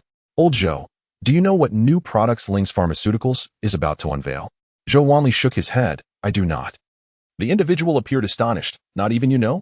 Then it seems no one else does either. I've inquired with others, and not a single person knows the details of the 3 new prescriptions being released by Ling's Pharmaceuticals." A sense of unease crept into Zhou Wanli's mind. The air of mystery surrounding the announcement piqued his curiosity about the nature of these products. All he could do was wait. Soon, the preparations were completed, and the press conference was set to commence. Ling Shiyu took to the stage and began her address, first welcoming everyone to the product launch of Ling's Pharmaceuticals before introducing the imminent new products. A large screen behind her displayed an image of the rejuvenation pill. This new product, named the rejuvenation pill, was derived from an ancient formula from the National Medicine Institute. Prior to the launch of our new product, we had previously made the beauty elixir available for public sale, and the response has been remarkably positive. However, the version that everyone trialed was incomplete. Today, we shall unveil the final version of the beauty elixir. At that moment, a woman appearing to be in her 30s stepped forward. Ling Shiyu looked at her and introduced, "This is a long-term user of our Ling's pharmaceutical beauty elixir, having consumed it for over a dozen days. Feel free to guess her age." The audience began to engage, with some suggesting 40 and others 50. Yet, Ling Shiyu shook her head, ultimately revealing the answer, 70 years old. "What?" A wave of shock rippled through the crowd. A 70-year-old woman looking as if she were 30. The efficacy of this beauty elixir was indeed astonishing. The crowd erupted in excitement, a cacophony of whispers and gasps. The media, in a frenzy, began snapping photos incessantly. At this juncture, everyone present at the launch event was invited to take home a sample of the beauty elixir. After Ling Shiyu concluded her remarks, staff members stepped forward to distribute the elixir to all attendees. The Zhou family also received their share. Zhou Wanli felt increasingly troubled upon seeing the beauty elixir. It surpassed the previous trial product in excellence. Just moments ago, he had questioned Ling Shiyu's claims, deeming them exaggerated. But it was now evident that her assertions were indeed true. It's over. The efficacy of Zhou Pharmaceuticals' beauty mask pales in comparison to that of the elixir. Wanli, how do you feel? Su Ruifeng inquired softly. Zhou Wanli sighed. Our beauty mask is only 10% as effective as the beauty elixir. Upon hearing this, Su Ruifeng's expression changed dramatically. Others shared Zhou Wanli's sentiments. With this product's existence, Ling's pharmaceutical was poised to ascend, leaving them struggling to maintain a foothold in Jiangxing. At this moment, Ling Shiyu continued. However, the beauty elixir is not the highlight of our launch today. The next 3 products we will unveil are the true standout offerings. Chapter 68. Did you pick up this prescription? Upon uttering these words, the gaze of the entire assembly turned towards Ling Shiyu at the forefront. They were already aware prior to their arrival that Ling's pharmaceutical would unveil new products, which was the very purpose of their visit. Curiosity loomed over the nature of these new offerings. Yet, observing Ling's pharmaceutical's confidence, it seemed evident that these 3 prescriptions were anything but ordinary. At that moment, the screen behind Ling Shiyu began to transition, revealing 3 question marks. I shall refrain from disclosing the names of these products until they are officially launched. However, I can elaborate on their effects. What? No names? Such secrecy? Having previously encountered the Radiance Elixir, the media were genuinely intrigued by Ling's pharmaceuticals offerings. The competitors were equally captivated. The Radiance Elixir had already been named. Could it be that the forthcoming products were even more formidable? Unthinkable. Absolutely unthinkable. Such thoughts served merely as self-soothing. All that remained was to await the introductions. The first product is another beauty elixir, and I can only describe it with 4 words: national beauty and heavenly fragrance. This signifies that its efficacy surpasses that of the Radiance Elixir. What? This statement detonated within the crowd like a bombshell. Better than the Radiance Elixir? How can that be? Yet, observing Ling Shiyu's demeanor, it appeared there might indeed be a possibility. Then, how shall we endure? This was merely the first prescription. What of the second and third? Amidst the throng, Zhou Yumeng heard Ling Shiyu's presentation and furrowed her brow. Upon hearing national beauty and heavenly fragrance, she recalled that Ning Chen had pinned 3 ancient prescriptions. The first, she believed, was named the Celestial Elixir, purportedly yielding similar effects to the one currently described by Ling Shiyu. If Ning Chen were to learn of this, he would undoubtedly seek to claim credit, asserting that Ling's new formula was akin to his Celestial Elixir. Zhou Yumeng remembered that Ning Chen's second prescription was for blood replenishment, while the third was for scar removal. She pondered what the next 2 products from Ling's pharmaceutical could be, if the effectiveness of the first prescription aligned. And should the latter 2 also correspond, Ning Chen would undoubtedly spring forth to boast. Yet, such odds seemed exceedingly slim. Noticing the astonished expression surrounding her, Ling Shiyu continued. The second prescription is for invigorating qi and blood. If taken over an extended period, it can prolong life. The audience was once again struck with astonishment. Numerous products in the market promised to replenish qi and blood, but the claim of extending life seemed rather boastful. Nevertheless, Ling Shiyu did not appear to be exaggerating. Could it be that such a remarkable elixir truly existed? What could the third be? The crowd watched Ling Shiyu with bated breath. As Zhou Yumeng listened to Ling Shiyu's words, her brow knitted tighter. The second prescription had indeed matched. Was this too much of a coincidence? Yet, she reassured herself, there remained the third prescription. She refused to believe that it too would align. These 3 prescriptions are designed to eliminate scars. Any scar, with consistent application, can be healed, even those that have lingered for years. After Ling Shiyu finished speaking, the crowd was left in a state of astonishment. Each of these new products surpassed the last in efficacy. Previously, various pharmaceutical companies had their flagship products, some focused on beauty enhancement, others on scar removal, and still others on replenishing vital energy and blood. However, Ling's pharmaceutical company has now encompassed all these aspects into a single offering. How can one possibly compete with that?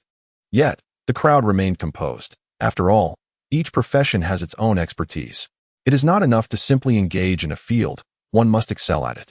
Seemingly anticipating the crowd's thoughts, Ling Shiyu called upon Yu Qiuhai to endorse the 3 new products. Moreover, the entire Jiangxing Medical Association was present, including several retired members. They proclaimed that these 3 new products were unparalleled among similar offerings. They further assured that once these innovations hit the market, consumers could purchase them freely, with the association guaranteeing that there would be no adverse effects from their use. Should any issues arise, the association would be willing to assume full responsibility. Half of those present were convinced. After all, the association's standing in Jiangsheng depended on its reputation, and their willingness to put it on the line suggested the products were indeed reliable. However, the other half remained skeptical. Business people are often wary, having seen numerous marketing strategies. And it was well known that organizations like the Medical Association could be swayed with sufficient financial incentive. If problems arose, those endorsing the products would likely deny ever making such claims.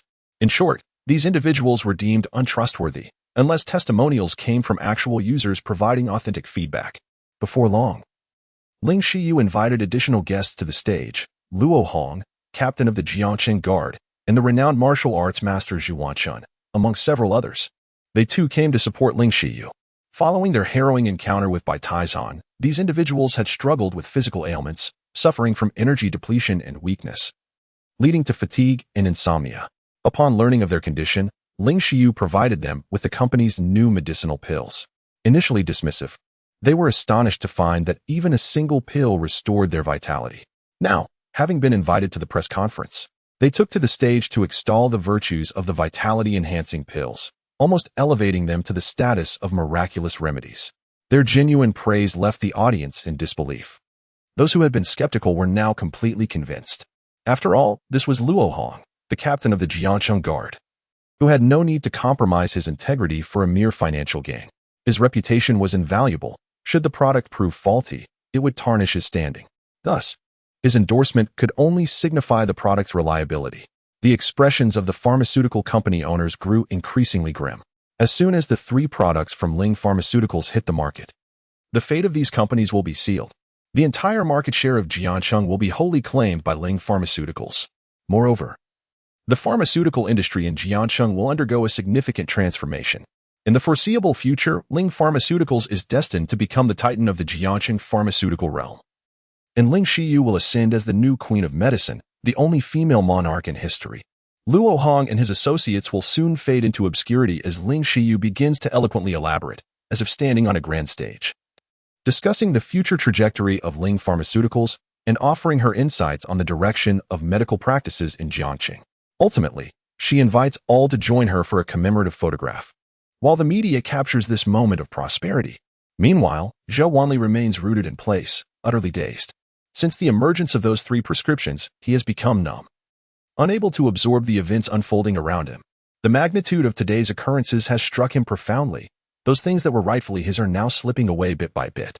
He feels a deep sense of resentment, yet he is powerless to act. He cannot fathom from where Ling Shiyu has acquired those prescriptions. Su Ranfeng, too, is in a state of confusion, acutely aware of the gravity of the situation. Should Zhou Pharmaceuticals face bankruptcy, what would become of her future affluent life? She would no longer be a wealthy matron. What to do? What to do?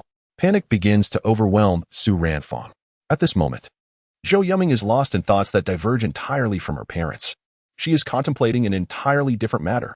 Frankly, she never anticipated that the 3 new products released by Ling Pharmaceuticals would mirror the effects of the 3 prescriptions pinned by Ning Chen. Of course, she does not believe there to be any correlation. After all, she personally tore up the paper on which Ning Chen had written the prescriptions and discarded it in the trash. Yet, she speculates that if Ning Chen were to learn of this, he would undoubtedly come to claim credit. Such a person is capable of anything. Zhou Yumeng envisions a confrontation with Ning Chen in her mind. She would certainly inform him that the prescriptions he wrote have been thrown into the garbage. Given Ning Chen's shameless nature, he would likely retort that someone else retrieved them. At that moment, Zhou Yumeng would find it impossible to disprove Ning Chen, as there would be no evidence to confirm whether someone indeed picked them up. Now, she must devise a way to obtain evidence, which can only come from one person, Ling Shiyu. It would be ideal to know the names of the 3 elixirs released by Ling Group. But until the day of the launch, Ling's company is unlikely to disclose such information. She must think of alternative strategies. At this point, the press conference reaches its final stage. Ling Shiyu, with a smile, inquires of the audience, "Are there any questions regarding our new products? Please feel free to ask, and I will address each one individually." Upon hearing this, Zhou Yumeng realizes an opportunity has arisen and promptly rises to pose her question. "May I inquire about the origins of these 3 prescriptions? Were they perhaps found?" Chapter 69. The possibility of bankruptcy. Upon hearing those words, a wave of astonishment swept through the room. No one had anticipated such a question would be posed. It seemed utterly foolish. Could a prescription of such value be found so casually? It was a treasure, a priceless entity. Even a single instance of it could spawn a major pharmaceutical enterprise. Only someone with a deranged mind would discard such a thing. The attendees regarded Zhou Yumeng with incredulous expressions as Zhou Wanli turned to his daughter, surprised that she would utter such a statement. Such a remark was truly embarrassing. Yumeng, refrain from speaking carelessly, he admonished. Zhou Yumeng realized her misstep. She had not contemplated her words thoroughly in her eagerness to gather evidence to confront Ning Chen later. Now that the words had escaped her lips, she could only bow her head in shame. It was all Ning Chen's fault if he had not incessantly sought a claim. She would not have felt the need to find evidence in the first place. Since encountering him, her fortunes had taken a turn for the worse. While others were amused by the spectacle, only Ling Xiyu and a few others felt a pang of concern. She gazed at Zhou Yumeng, bewildered as to how she knew about the prescription's origins. Very few were privy to the fact that she had discovered it, besides Elder Yu and herself. There was no third party aware of it. If anyone else could be implicated, it would be the individual who had discarded the prescription. Could it be that this woman was the one? Who was she? Ling Xiyu quietly inquired of a bystander, who replied, "She is Zhou Wanli's daughter." Zhou Wanli's daughter? Upon hearing this, Ling Xiyu let out a sigh of relief. The prescription she had found could not possibly belong to her. If Zhou Wanli possessed such a thing, he would never dispose of it. He would have presented it long ago to rival their company's beauty elixir. The reason for Zhou Yumeng's claim of having found it was likely a mere guess, a stroke of luck. With a smile, Ling Xiyu responded, "Do you truly believe this item appears as though it were found?" Zhou Yumeng shook her head in bitter acknowledgement. "No. Only someone lacking sound judgment would discard such a prescription." Ling Xiyu chose not to engage Zhou Yumeng further. Addressing the entire assembly instead, "I hope the questions posed by others henceforth possess a modicum of substance, unlike that of the daughter of the medical king Zhou. Such inquiries I wish not to hear repeated." Anyone present could discern the veiled mockery aimed at Zhou Wanli. Although he felt a surge of indignation, he found himself unable to retort, forced to remain silent with clenched fists, particularly since the speaker was his own daughter. Zhou Yumeng, acutely aware of her blunder, felt her cheeks flush with embarrassment for causing her father's humiliation. Yet, she attributed the situation to Ning Chen, had he not incessantly sought the spotlight. She would not have overthought her words and posed such an embarrassing question. Ning Chen truly was a harbinger of misfortune. Following this, several journalists posed their inquiries, to which Ling Xiyu responded with poise and clarity. After half an hour, the press conference concluded, and the attendees began to disperse. Ling Xiyu found herself surrounded by individuals eager to discuss potential collaborations, with some even referring to her as the medical king. The three members of the Zhou family observed their former partner engaging in discussions with others about collaboration, stirring a sense of discomfort within them. They felt it was time to leave this place hastily. Along the way, Zhou Wanli remained silent, prompting Zhou Yumeng to panic, realizing she had upset her father. She needed to apologize quickly. "Dad, I didn't mean to." Zhou Wanli offered no response, which only heightened her anxiety. When he chose silence, it signified genuine displeasure. In such moments, she typically sought her mother's help. Casting a glance at Su Ranfong, she found her mother understood her unspoken plea. Su Ranfong promptly intervened. "Oh, Wanli, our daughter merely misspoke. Surely, you can't be so petty as to withhold your words from her." Zhou Wanli's expression softened a bit. "Fine, I'm no longer angry. But to be truthful, my anger is not solely directed at you. You merely ignited the spark. As a reputed doctor in Jiacheng, it pains me to find myself overshadowed by a woman. I cannot accept this." Zhou Yumeng quickly chimed in. "Dad, how could you possibly be inferior to her? I suspect Ling's Pharmaceuticals has no new products. They are simply riding the wave of hype to boost sales of their beauty pills." Zhou Wanli shook his head. "No? The new products are undoubtedly real. Even Captain Luo Hong has endorsed Ling's Pharmaceuticals, so these three new products cannot possibly be fake. I must take my leave. I can no longer afford to waste time. A single beauty pill is not alarming, but combined with those three new products, it poses a significant threat. If we fail to present competitive offerings against Ling's, Zhou Pharmaceuticals is destined for bankruptcy." Bankruptcy? The mother-daughter duo could no longer remain indifferent upon hearing this. The company could not afford to fail. They could not endure a life of poverty. "Dad, you must do your best. I don't want to be a burden." Zhou Wanli sighed. "I shall do my utmost. Now, I must head to the office. You two carry on with your affairs. Soon, Zhou Wanli departed. Su Ruifang and Zhou Yiming prepared to leave as well, but were blocked by Ling Feiyang. Miss Zhou, in such a hurry to leave? How about I treat you to a meal? Zhou Yiming regarded him coldly. I have no desire to dine with you. Step aside and do not obstruct our path. Ling Feiyang, upon hearing her words, felt displeased. Had it been any other time, he would have remained silent and yielded a path. However, this time, he was resolute in his stance. Do you still fancy yourself the daughter of the Jiangcheng medical king? Let me tell you, once our 3 products launch, it will signal the end for Zhou Pharmaceuticals. Your bankruptcy is inevitable. Let us discuss that when the time comes, Zhou Yiming retorted coldly.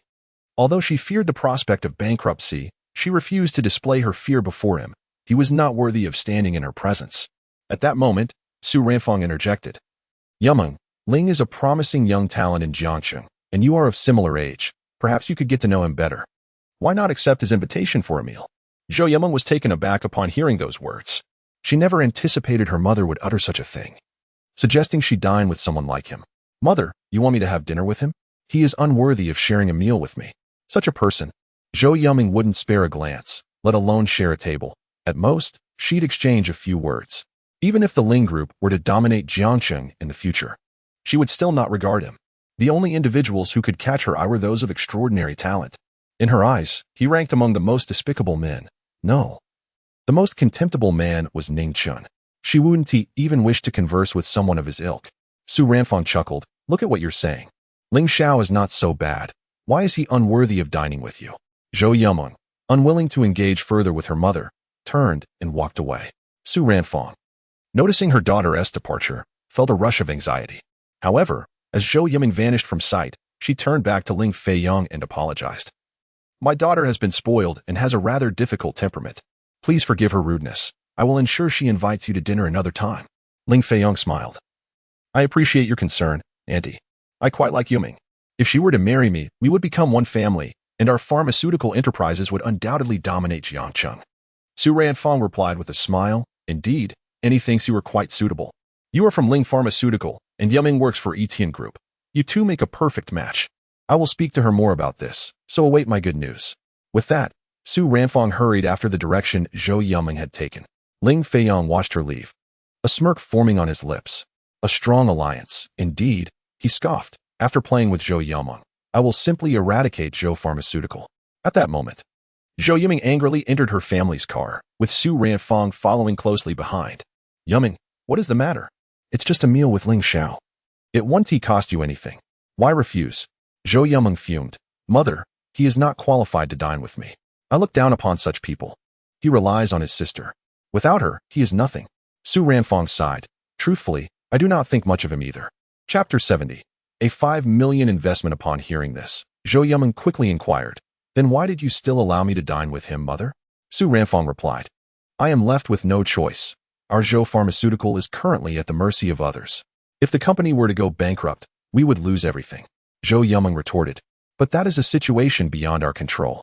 Business competition is ruthlessly unforgiving.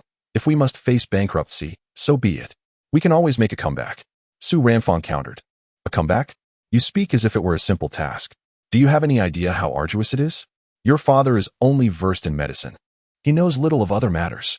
To rise in the shadow of a giant like Ling Pharmaceutical is akin to climbing the heavens. Zhou Yiming, having never encountered true hardship, remained oblivious to the gravity of the situation. Since her birth, life had been remarkably smooth for her. By the time she became aware of her surroundings, her family's wealth had already surpassed 10 million, and now it had exceeded 1 billion, though she was unaware of the precise figure. Throughout her academic journey, she had consistently excelled, considering herself among the elite, and after graduation, she joined the Everlasting Consortium. Her life had been devoid of any significant obstacles. I am certain my father can manage, she asserted confidently. Su Ruifang, exasperated, exclaimed, Have you even seen your father? Did his expression just now reflect any confidence? As Zhou Yiming reflected, she realized that her father's demeanor had indeed lacked assurance. She had never witnessed him in such a state before, and a sense of anxiety began to creep in. Yiming, your current success is a product of your family's nurturing, which has cost us dearly. If the family were to face bankruptcy, you would struggle to cope with a life of hardship, one you cannot even begin to fathom. Allow me to enlighten you. You would have no home of your own, forced to squeeze into a cramped rental. your bedroom possibly no larger than a few square meters, accommodating merely a bed. Your living expenses would dwindle, and your daily allowance would scarcely reach a few hundred yuan. Purchasing anything else would become a luxury. You would hesitate to buy even the simplest of items, fearing it would leave you hungry. You might go years without donning new clothes. Moreover, your friends would likely distance themselves from you, and your social connections would inevitably fray. Zhou Yiming interrupted. That is impossible. My friends and I share a strong bond. They would never abandon me. Su Ranfang pressed on. Do you remember your childhood playmates? Zhou Yiming fell into contemplation at these words. She could not recall their names. But she had indeed had many friends during her early years, all of whom she had grown close to. However, once her family established Shou Pharmaceutical and acquired wealth, they moved away from their humble beginnings and lost touch with those friends. In high school, she attended an elite institution, befriending many children of affluent families. Back then, her family was merely a millionaire, but now they were worth over 10 billion. Subconsciously, she believed those individuals were no longer worthy of her companionship. She had even forgotten the names of those with whom she once shared a close bond. Much like her perception of Ling Feiyong today, she felt he was unworthy to share a meal with her. This is primarily due to the fact that Ling Pharmaceuticals pales in comparison to Zhou Pharmaceuticals and is utterly unqualified for comparison. She firmly believes that her partner must be a person of exceptional caliber. Su Ranfang inquired, let me ask you once more, are you afraid of bankruptcy? This time, Zhou Yiming fell silent. She was indeed frightened. The repercussions of bankruptcy were beyond her capacity to endure. Firstly, she was unwilling to lower her standard of living, let alone lose her social circle. Eventually, she nodded. Upon witnessing her daughter's demeanor, Su Ranfang recognized her fear and promptly stated, there is an opportunity to prevent our bankruptcy. All you need to do is have a meal with Ling Feiyong, and this matter will be resolved. Zhou Yiming remained conflicted. She did not wish to face bankruptcy, nor did she want to dine with Ling Feiyong. Mother, dining with such a person would diminish my stature and become a blemish on my life. I aspire to marry into a wealthy family. If my partner were to discover this, he would certainly look down upon me. Observing her daughter's determination, Su Ranfang seized the moment. It's all right. A blemish can be erased. This situation arose so suddenly that your father had no chance to resist, which led to our current predicament. However, if given time, he will undoubtedly triumph over Ling Pharmaceuticals. Zhou Yiming felt her heart stir at these words, nodding in agreement. She resolved to have a meal with Ling Feiyong, but only a meal. Any other notions he may have were merely fantasies. She intended to keep him hanging, offering a glimpse of sweetness, hoping her father could devise a strategy to counter Ling Pharmaceuticals in the meantime. Mother, I must head to work now. Su Ranfang nodded. Off you go. Meanwhile, at the Ling Pharmaceuticals headquarters, Ling Shiyu was engaged in a discussion with Captain Luo Hong and his team. Captain Luo, we are immensely grateful for your presence at our new product launch today. Luo Hong smiled. No need for thanks. If it weren't for your new medication, my vitality would likely still be unstable. That product is nothing short of miraculous. Ling Shiyu replied, I cannot claim it to be miraculous. Nonetheless, we must express our gratitude for your attendance today. Luo Hong inquired, do you still have that vitality-boosting medication? Ling Shiyu nodded. We have a few remaining. These are preliminary versions and not the final product. Would you like some? Luo Hong eagerly nodded. If it's convenient, please do give me some. I will pay. Ling Shiyu produced the pills, saying, Captain Luo, you are too kind. The payment is unnecessary, and I have yet to set a price for this product. Luo Hong insisted.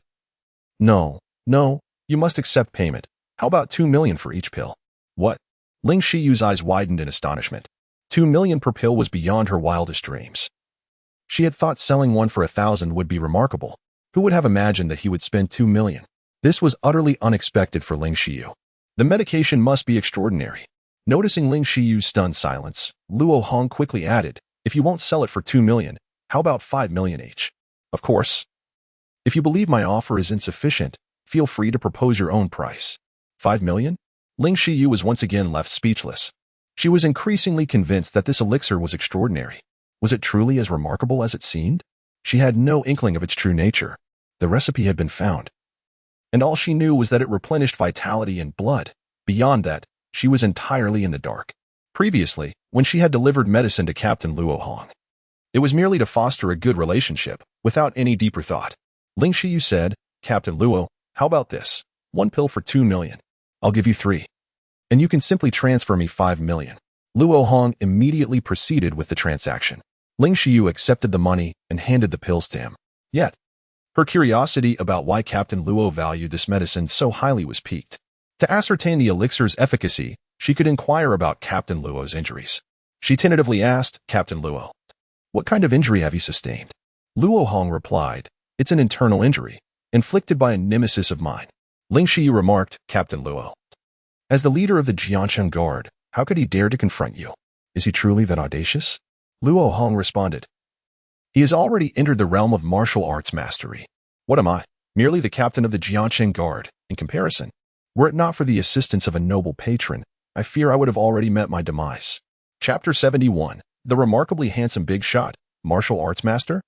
Upon hearing this title, Ling Xiyu was momentarily taken aback, as she had never encountered it before.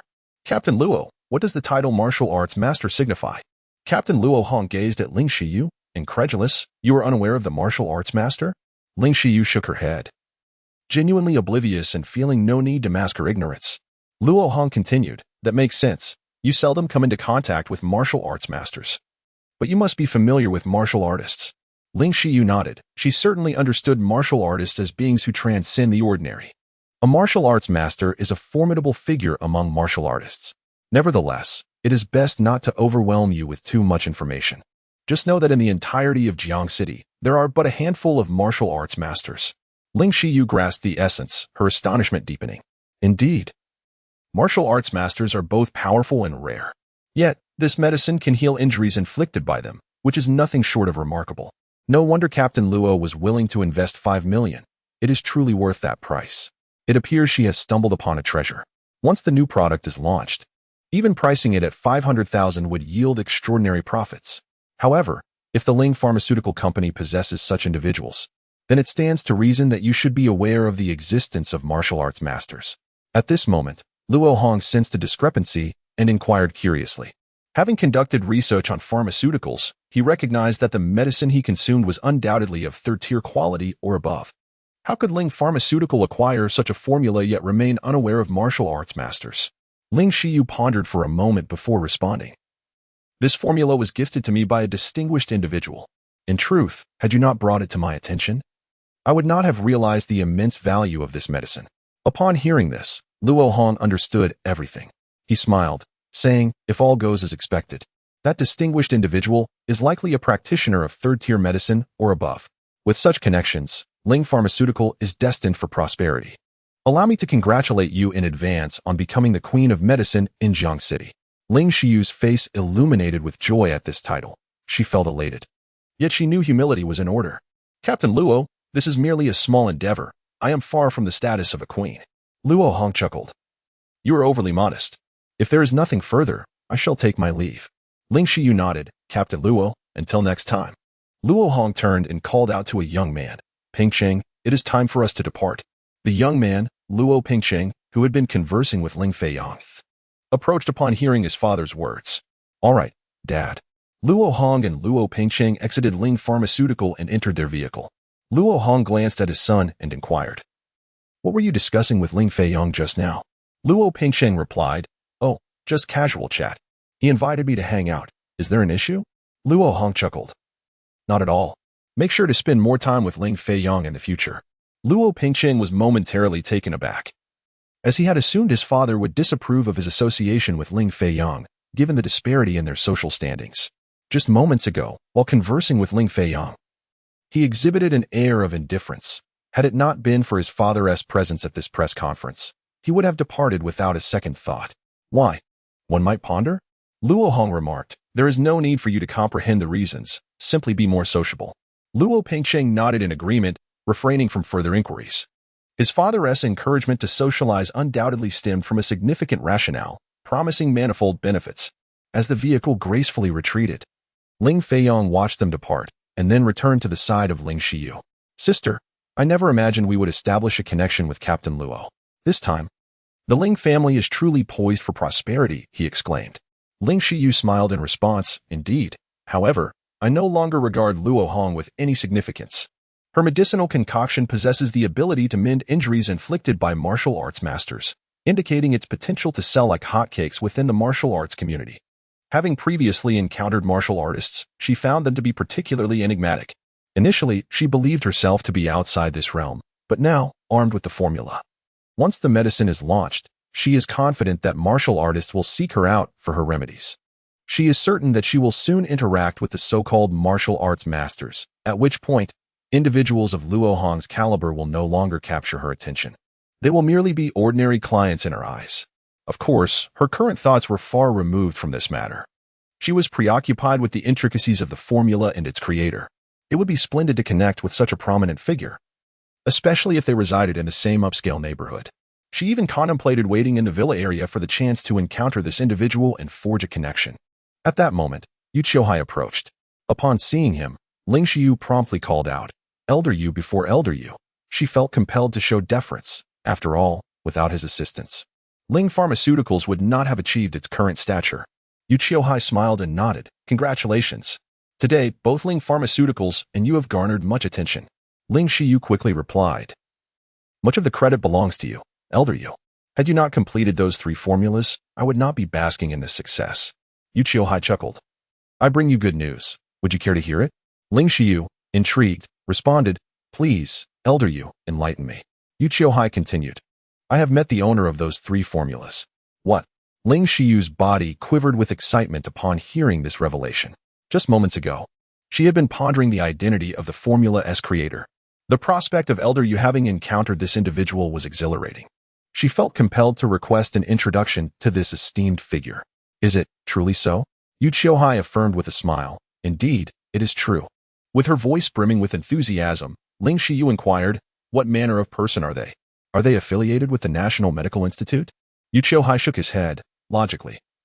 "They should be, but upon inquiry, they stated otherwise." Ling Xiu was taken aback. "Not affiliated? That is unexpected. The National Medical Institute epitomizes the pinnacle of medicine in Daxia. If they are not from there, then who are they?" Shaking off her doubts, she urged, "Elder Yu, could you take me to meet this medical luminary?" Yu Qiuhai shook his head, stating that the National Medical Hall merely represented the pinnacle of medicine in the Great Xia, yet there existed numerous extraordinary individuals, reclusive healers hidden from the public eye. As for leading her to such a person, he lamented that he could not, having only met the individual once without significant interaction. Ling Xiu, in a state of urgency, inquired whether you had any knowledge of the person's name. Given that the esteemed figure resided in the same community, knowing the name would enable her to await their arrival at the villa entrance, ensuring that she would eventually find them. Yu Qiuhai shook his head again, expressing his ignorance. In truth, he regretted not having asked for the name during their brief encounter, allowing the individual to depart without further inquiry. "What?" Ling Xiu exclaimed, her anxiety palpable.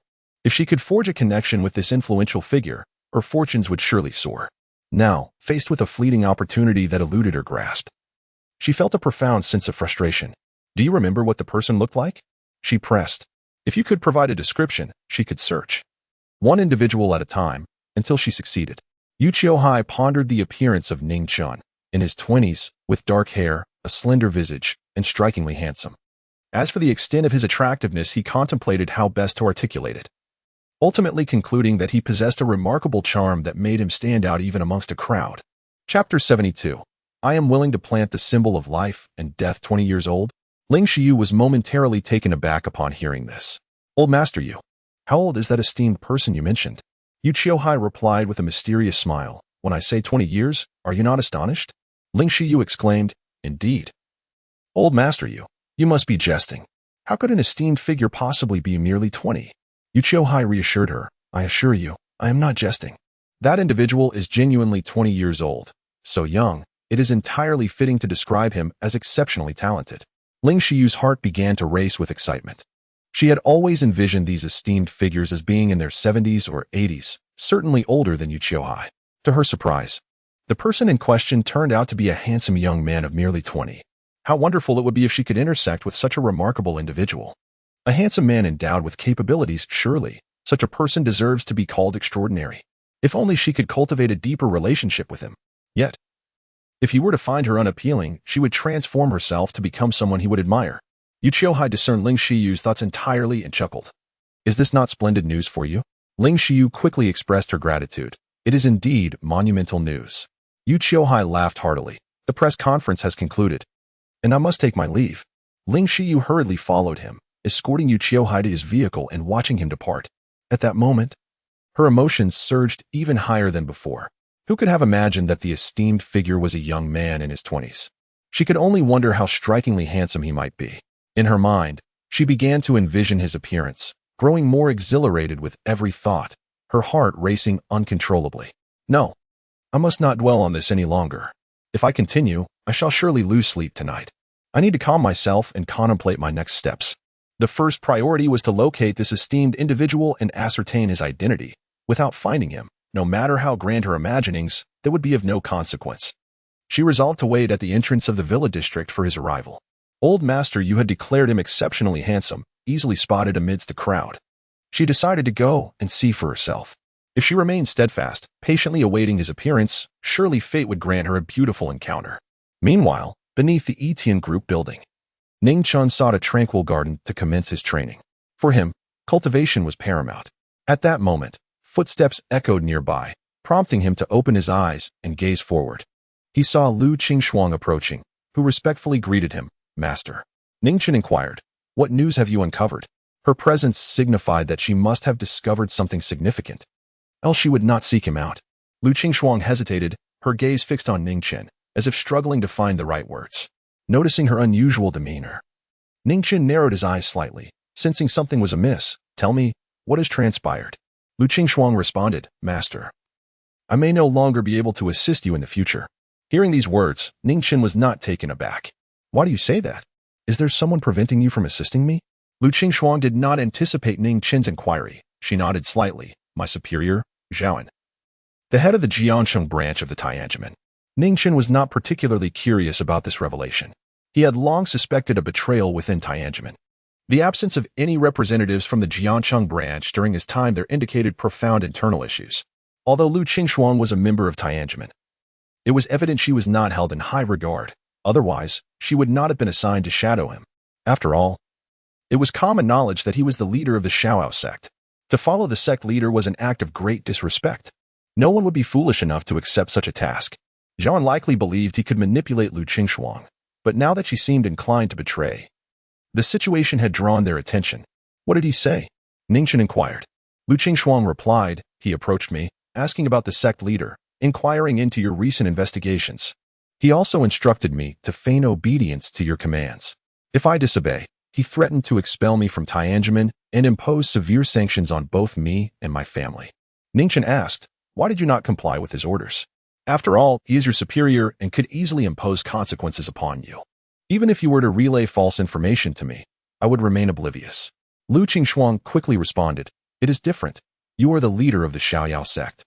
Should I deceive you, it would be an act of insubordination. Furthermore, he claimed you were easily subdued, but I do not share that belief. With even a slight exertion, you could undoubtedly suppress the entire Tianjin." Ning Chen smiled but remained silent. Previously, he had not fully trusted this woman, but now he found himself inclined to trust her more. "Let me ask you this. When you first began following me, did Zhaoan also engage you in conversation?" Upon hearing this, Lu Qingshuang's expression shifted slightly. "Yes." Ning Chen pressed, "What did he say to you then?" Lu Qingshuang replied, "He instructed me to track someone and report all findings back to him. Sect leader, I have not disclosed any information about you to him. You must believe me." After speaking, she knelt on the ground, her face a mask of terror. Ning Chen waved his hand and smiled. "Rise." "Sect leader, I dare not." Lu Qingshuang responded. Ning Chen commanded, "I now order you to rise in my capacity as the leader of the Shaoao sect." Only then did she stand, though she dared not meet his gaze. "Can I trust you?" Ning Chen asked, looking at Lu Qingshuang with a smile. She replied, "Of course. I shall be loyal only to you in this life." Ning Chen produced a yellow talisman. This is a life and death talisman. By embedding it within a person's body, I can control their very existence. Now, I intend to implant this talisman in you. Are you willing? I will not compel you. You may refuse. If you're hesitant, simply turn and leave." Lu Qingshuang gazed at the talisman, her pupils quivering in fear. Clenching her fists, she found herself at a loss. She had heard of the life and death talisman before. In the records of the Heavenly Secret Gate, it is stated that those who bear the life and death seal do not possess their own existence. Their fates are dictated by others. If one wishes for your demise at the stroke of midnight, you shall not see the dawn of the next day. and even those of extraordinary power cannot resist this fate. The manner of death is exceedingly tragic. Within 3 seconds, blood pours from the 7 orifices, the flesh dissolves, ultimately reducing one to a mere heap of blood and bones. Ning Chen inquired, "Have you made your choice? Will you depart or remain?" Lu Qingxuang gazed at Ning Chen and replied, "Gate Master, I have made my decision." Ning Chen, with a smile, asked, "Then please reveal your answer." Lu Qingxuang responded earnestly, "I am willing to bear the life and death seal." Chapter 73. Does this woman even deserve to be compared with the sect master? Ning Chen inquired, "Do you not regret it? Once I inscribe the life and death talisman upon you, your life shall be mine to command, with but a snap of my fingers. You will be reduced to mere blood and flesh." Lu Qingxuang shook her head. "I do not regret it, sect master. Please proceed." Upon saying this, she approached Ning Chen and closed her eyes. "Sect master, I have heard that the inscribing of the life and death talisman is excruciating. Do take your time." Ning Chen extended his hand, pressing it against Lu Qingxuang's forehead, then withdrew it. "It is done. It is over." Lu Qingxuang opened her eyes, astonished as she gazed at her hands, then feeling her own body, she displayed a look of bewilderment. "Sect master, have you truly inscribed the life and death talisman upon me? I have heard it is supposed to be immensely painful, yet I feel nothing. It is quite strange." Ning Chen replied, "Because I have not inscribed it." Lu Qingxuang was taken aback. "Sect master, what do you mean?" Ning Chen explained, "You have passed the test for now." Everything he had done was a trial for Lu Qingxuang. Should she have refused the inscription, it would have indicated something amiss. The intention of the Tianji sect to break free from the control of the Shaoao sect was evidently clear. If Lu Qingxuang were sent by another party, she would undoubtedly hesitate to allow the inscription of the life and death talisman. In essence, the fate of the Tianji sect hinged upon Ning Chen's mood. If Lu Qingxuang were to speak falsely, it would be easily discernible. To be inscribed meant certain death, while to remain uninscribed meant survival. The fact that she did not refuse indicated her clear conscience. A moment of hesitation in entrusting one's life to another is only human. Lu Qingxuang widened her eyes, understanding that Ning Chen was testing her and did not genuinely intend to inscribe the talisman upon her. "Thank you, sect master," she said, kneeling once more. "From this day forth, I, Lu Qingxuang, shall remain loyal solely to you." Ning Chen nodded. "Rise." Lu Qingxuang promptly stood up. Ning Chen, with hands clasped behind his back, declared, "Take me to your branch. I wish to meet this Shen." He had refrained from visiting the Tianji sect as he lacked sufficient reason, but now, Lu Qingxuang's testimony provided him with just cause. To act with a legitimate purpose spared him from reproach, especially given the multitude of powers under the Shaoyao sect's command. Without a valid reason, to stir trouble would tarnish his reputation. Of course, he possessed the ability to quell any dissent single-handedly, yet it was unnecessary. The Shaoyao sect sought individuals who could accomplish tasks, rather than simply eliminate them. Should this individual prove problematic, then action could indeed be taken. Lu Qingxuang nodded. "Yes, sect master." Having arrived by car, she led Ning Chen, making her way to the parking area. Meanwhile, outside the Yitian group, Zhou Yimeng hurriedly entered. She had taken a taxi from Ling's Pharmaceuticals to the Yitian group. Throughout the journey, the mere thought of what her mother had said made her uneasy. If the Zhou family were to truly face bankruptcy, she would find it unbearable. Due to her father's recent ascension as the esteemed pharmaceutical king of Jiacheng, she has garnered considerable respect and recognition in her social circle, establishing herself as a pivotal figure. She has even allied with others to exert her influence over those she deems inferior. However, the prospect of her family's financial ruin fills her with dread, as she can only imagine the reckoning she would face from those she has previously wronged. Furthermore, her once close friends would undoubtedly abandon her, leaving her utterly isolated. The mere thought of this scenario is terrifying. As she rounded a corner, lost in her thoughts, she collided with Ning Chen, who was approaching from the opposite direction. She opened her mouth to apologize, but upon raising her gaze and meeting his eyes, her expression shifted dramatically. Apologizing to others is one thing, but to Ning Chen, it is entirely out of the question. "Ning Chen," she exclaimed, her tone laced with irritation. Ning Chen, taken aback by this unexpected encounter, found himself exasperated. "Why must I encounter this bothersome individual every day?" he mused, resolving to avoid the Yitian group the following day to escape her incessant presence. Displeased by his apparent disregard, Zhou Yimeng called after him. "Ning Chen, stop right there. I have no time for you," he retorted coldly. Undeterred, Zhou Yimeng dismissed his words as inconsequential, her annoyance only escalating.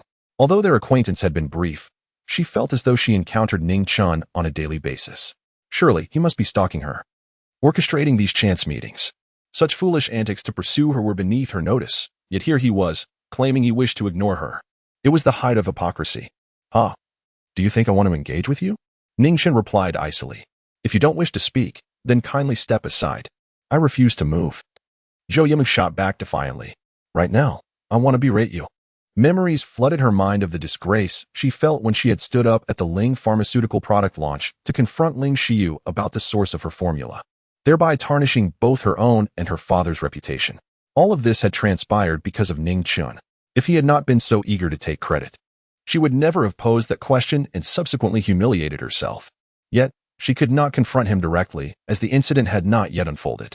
Still, her desire to scold him burned within her. "You bring nothing but misfortune, do you understand? You've wreaked havoc upon my family." Ning Chen found her accusations absurd. When had he ever harmed her family? When her godfather wished to attend a banquet, he had facilitated it. When her godfather's company struggled against competitors, he had composed 3 formulas that would undoubtedly propel their new products to the forefront of Jiangqing's pharmaceutical industry. Having done so much, to be accused of bringing ruin upon her family seemed ludicrous. Was she blind to the truth? Ning Chen, weary of the exchange, pondered the implications of her words. Was her family truly facing difficulties? Otherwise, her claim of suffering would be unfounded. "What do you mean by that? What has happened to your family? What calamity has befallen you?" Zhou Yimeng nearly divulged the troubles of Ling Pharmaceutical but caught herself. If she revealed this information to Ning Chen, he would undoubtedly rush to her family, seeking to claim credit. She was at work and unable to confront Ning Chen immediately. Therefore, she absolutely could not disclose any matters concerning home to him. She would have to wait until she was home herself. "Our family has nothing to do with you. I implore you to never appear in our lives again. Enough. I no longer wish to converse with you, and you should not show yourself before me again." Ning Chen increasingly sensed that something was amiss with his godfather. Although Zhou Yimeng remained silent, he had no intention of inquiring further, intending instead to ask his godfather later about what had transpired. He was in no rush. To him, the issues his godfather faced were trivial matters that he could effortlessly resolve with a mere gesture. Just as he was about to leave, Zhou Yimeng called out, "Wait." Ning Chen coldly replied, "Is there something else? If not, step aside." Zhou Yimeng did not direct her gaze at Ning Chen, but rather at Lu Qingxuang, who was standing nearby. Until now, her attention had solely been on Ning Chen, neglecting to notice the presence of another individual beside him, a young beauty. In the past, she would have thought that this lovely girl had no connection to Ning Chen. Who would ever be interested in someone so useless as him, unless they were blind? Yet, the girl had been lingering close to both her and Ning Chen, clearly following him. Zhou Yimeng's curiosity was piqued. She looked at Lu Qingxuang and inquired, "Do you know Ning Chen?" Lu Qingxuang had been listening to the exchange between Ning Chen and Zhou Yimeng, and it was evident that there was some familial connection between them, albeit an intricate one. However, the tone of Zhou Yimeng puzzled Lu Qingxuang. To claim that she was related to the sect master was utterly absurd. Yet, here this woman was, actually berating the sect master and demanding that he not appear clearly. Something was amiss in her mind. Setting aside the sect master's esteemed status, merely his striking visage alone was enough to draw admiration daily. This woman, in comparison, was not even worthy of being compared to him. No, it would be an insult to the sect master to even suggest that she could be his equal. Were it not for her connection to the sect master, Lu Qingxuang would have been tempted to scold this woman for her audacity. But she held her tongue. At that moment, upon hearing Zhou Yimeng's words, Lu Qingxuang responded coldly, "Yes, I know the sect master." Chapter 74. Zhou Yimeng's reassignment as sect master. Upon hearing the title sect master, Zhou Yimeng was momentarily taken aback. This woman had the audacity to refer to Ning Chen as sect master. What could that possibly mean? However, it didn't take long for her to piece it together. A few days prior, she had witnessed Ning Chen mingling with a group of ruffians. It was likely that these individuals had formed some sort of faction, possibly a sect, of which Ning Chen was now the leader. This woman must have been deceived, mistaking the fledgling sect for a formidable force, which compelled her to align herself with him and address him as sect master. She felt an urgent need to expose Ning Chen for what he truly was. This woman possessed a certain grace. She should not be taken in by someone like Ning Chen. Do not be fooled by him. He is nothing but a complete fraud. Lu Qingxuang shook her head. "No, the sect master is not a fraud." Zhou Yimeng continued, "Did he not tell you he has a faction? What is it called? Allow me to be frank with you. This so-called sect comprises merely a handful of individuals, all of whom are nothing more than thugs without any real capability. Aligning yourself with him is akin to wasting your potential, my sister. I advise you to open your eyes. At this, Lu Qingxuang felt a wave of incredulity. This woman was truly ignorant, claiming that the Xiaoyao sect lacked strength. She was the one who needed to see clearly. She was blind to the truth. At that moment, Lu Qingxuang felt a strong urge to retort, but then she considered that the woman was related to the sect master, who had evidently not divulged his true identity.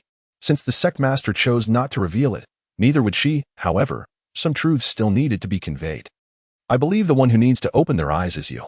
The sect master is a promising talent, and if you cannot discern that, it is best for you to remain silent lest you expose your own ignorance. Do you understand? Fuming, Zhou Yimeng bit her lip. Do you have any idea who I am? You dare call me ignorant? Lu Qingxuang replied with a smile. Your identity is of no consequence to me, and I wish not to engage in further dialogue. Kindly step aside. Zhou Yimeng's anger intensified. It seemed that like attracted like. And this woman was destined to be deceived by Ning Chen. One day, you will regret this. Lu Qingxuang countered. I believe it is you who will come to regret your words. The sect master is a true dragon among men. And for a mere wild chicken like you to even come near him is a sign of fortune beyond your worth. Mind your own business and clear a path for us to leave. Zhou Yimeng trembled with rage, stamping her foot. She resolved to ignore the woman. If she wished to remain oblivious, that was her choice. Sooner or later, she would recognize the truth about Ning Chen's character. You will eventually see him for who he truly is. I shall say no more. Lu Qingxuang retorted. If you have nothing more to say, then why are you still speaking? What are you waiting for if you do not intend to leave? In a fit of vexation, Zhou Yimeng turned on her heel and departed. It was utterly bewildering. She never imagined that anyone would hold Ning Chen in such high regard. As Lu Qingxuang watched Zhou Yimeng walk away, she turned back to Ning Chen and said, Sect Master, she insulted you, and I could not restrain myself. I hope you will not hold it against me. Ning Chen remarked, I shall not hold you accountable. Your words ring true. In truth, Ning Chen was quite enraged. Out of respect for his godfather, he refrained from hurling harsh words at Zhou Yimeng. However, her incessant prancing before him was particularly irksome. Today, upon hearing Lu Qingxuang berate her, he felt an immense sense of relief. Let us find Zhaoan, he suggested, to which Lu Qingxuang nodded in agreement. The two then entered the vehicle, with Lu Qingxuang at the wheel while Ning Chen made a phone call. He was reaching out to Yang Lingsu, contemplating the dismissal of Zhou Yimeng to avoid any further encounters with her at Yitian Group. Yet, he hesitated, knowing such an action would surely displease his godfather. After a moment's reflection, he devised an alternative solution to minimize their interactions. He would instruct Yang Lingsu to assign Zhou Yimeng a plethora of tasks. The woman was simply too idle, meandering about each day. If he could keep her preoccupied, then she would no longer be a presence in his life. Boss, what can I do for you? Yang Lingsu's voice trembled as she inquired from the office of Yitian Group. Ning Chen replied, Please arrange for Zhou Yimeng to be inundated with work, ensuring she remains constantly occupied. Is that understood? Understood, Yang Lingsu affirmed before ending the call. Yet, she lingered at her desk, contemplating the true intent behind her superior's request. Was he reproaching her for not utilizing Zhou Yimeng effectively? It seemed plausible. She resolved to grant Zhou Yimeng some substantial responsibilities, allowing her to engage in company affairs. In that moment, Zhou Yimeng had just arrived at the office when Shen approached her, noticing her visibly distressed demeanor. Yimeng, what troubles you? You seem rather unwell, she asked. I am utterly infuriated, Zhou Yimeng responded, recounting the earlier incident to her close friend. Shen, resting her chin on her hand, pondered aloud. Do you think that woman might be an actress hired by Ning Chen? Consider this. For so long, he has employed numerous unsavory tactics to capture your attention, indicating his undeniable affection for you. Then, just like that, he appears to have shifted his affections to another. Does that seem plausible to you? Upon hearing this, Zhou Yimeng experienced a moment of clarity. Now that you mention it, it all makes sense. I was puzzled as to how Ning Chen could so easily ensnare that woman. It turns out he merely enlisted an actress. Such a despicable tactic is truly laughable. Shen continued, Yimeng, if I recall correctly, you previously wished to distance yourself from him. Given his behavior, why not turn the tables and deliberately create distance? Zhou Yimeng replied, I do wish to distance myself. But with his approach, how can I? His implication is that he has found someone superior to me. If I do not prove my worth, it would only affirm that I am inferior to that woman, and I refuse to accept that. Your point is valid, Shen acknowledged. Just then, Yang Lingsu arrived at Zhou Yuming's side, calling out, "Yumeng." Both Zhou Yumeng and Qin Yitian jumped in surprise upon seeing Yang Lingsu, while others were diligently working. The two of them engaged in conversation. Suddenly, they were caught by their superior, causing a flurry of panic. "Manager Yang." Zhou Yumeng immediately rose to her feet. Yang Lingsu glanced at her companion and said with a smile, "Come with me." Zhou Yumeng followed her, and shortly thereafter emerged with a considerable stack of documents in hand.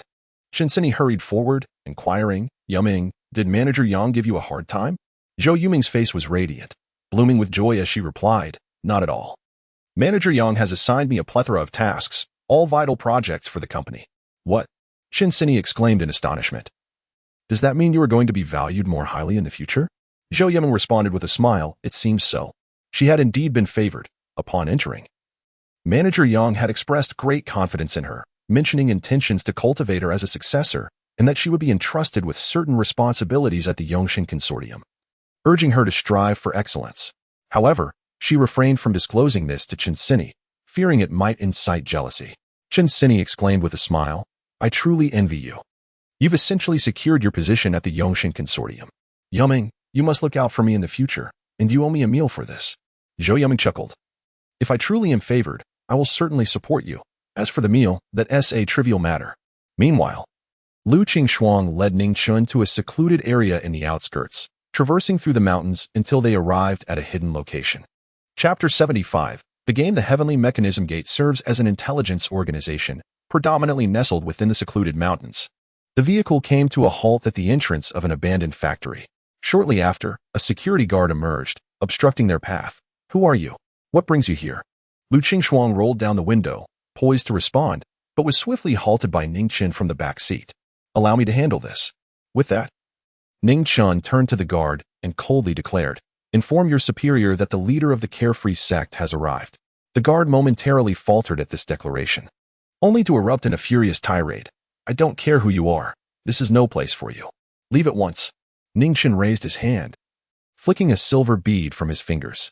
Now aware of the Heavenly Mechanism Gate's treachery, he had no intention of wasting any further time. With a sharp crack, the guard's left arm was reduced to a gory mess.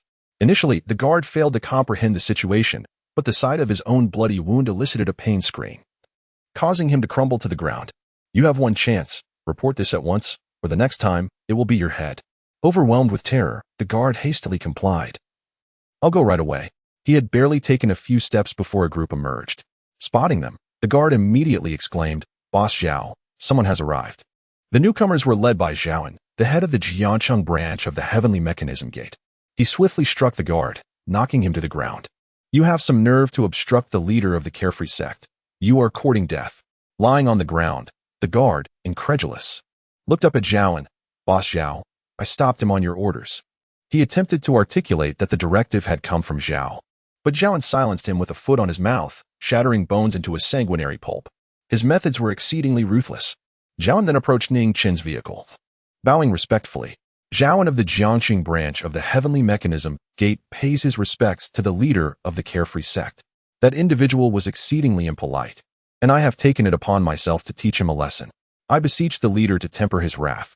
Ning Chen regarded Zhao and with a discerning gaze, unconvinced that the guard would have dared to behave so without Zhaoan's instigation. He had long sensed that Zhaoan and his associates were lurking in the shadows. Observing him and the guard, Zhaoan was testing his resolve. Had he refrained from action earlier, Zhao would not have emerged. The moment he took action, Zhao appeared, seeking to negotiate and defuse the situation.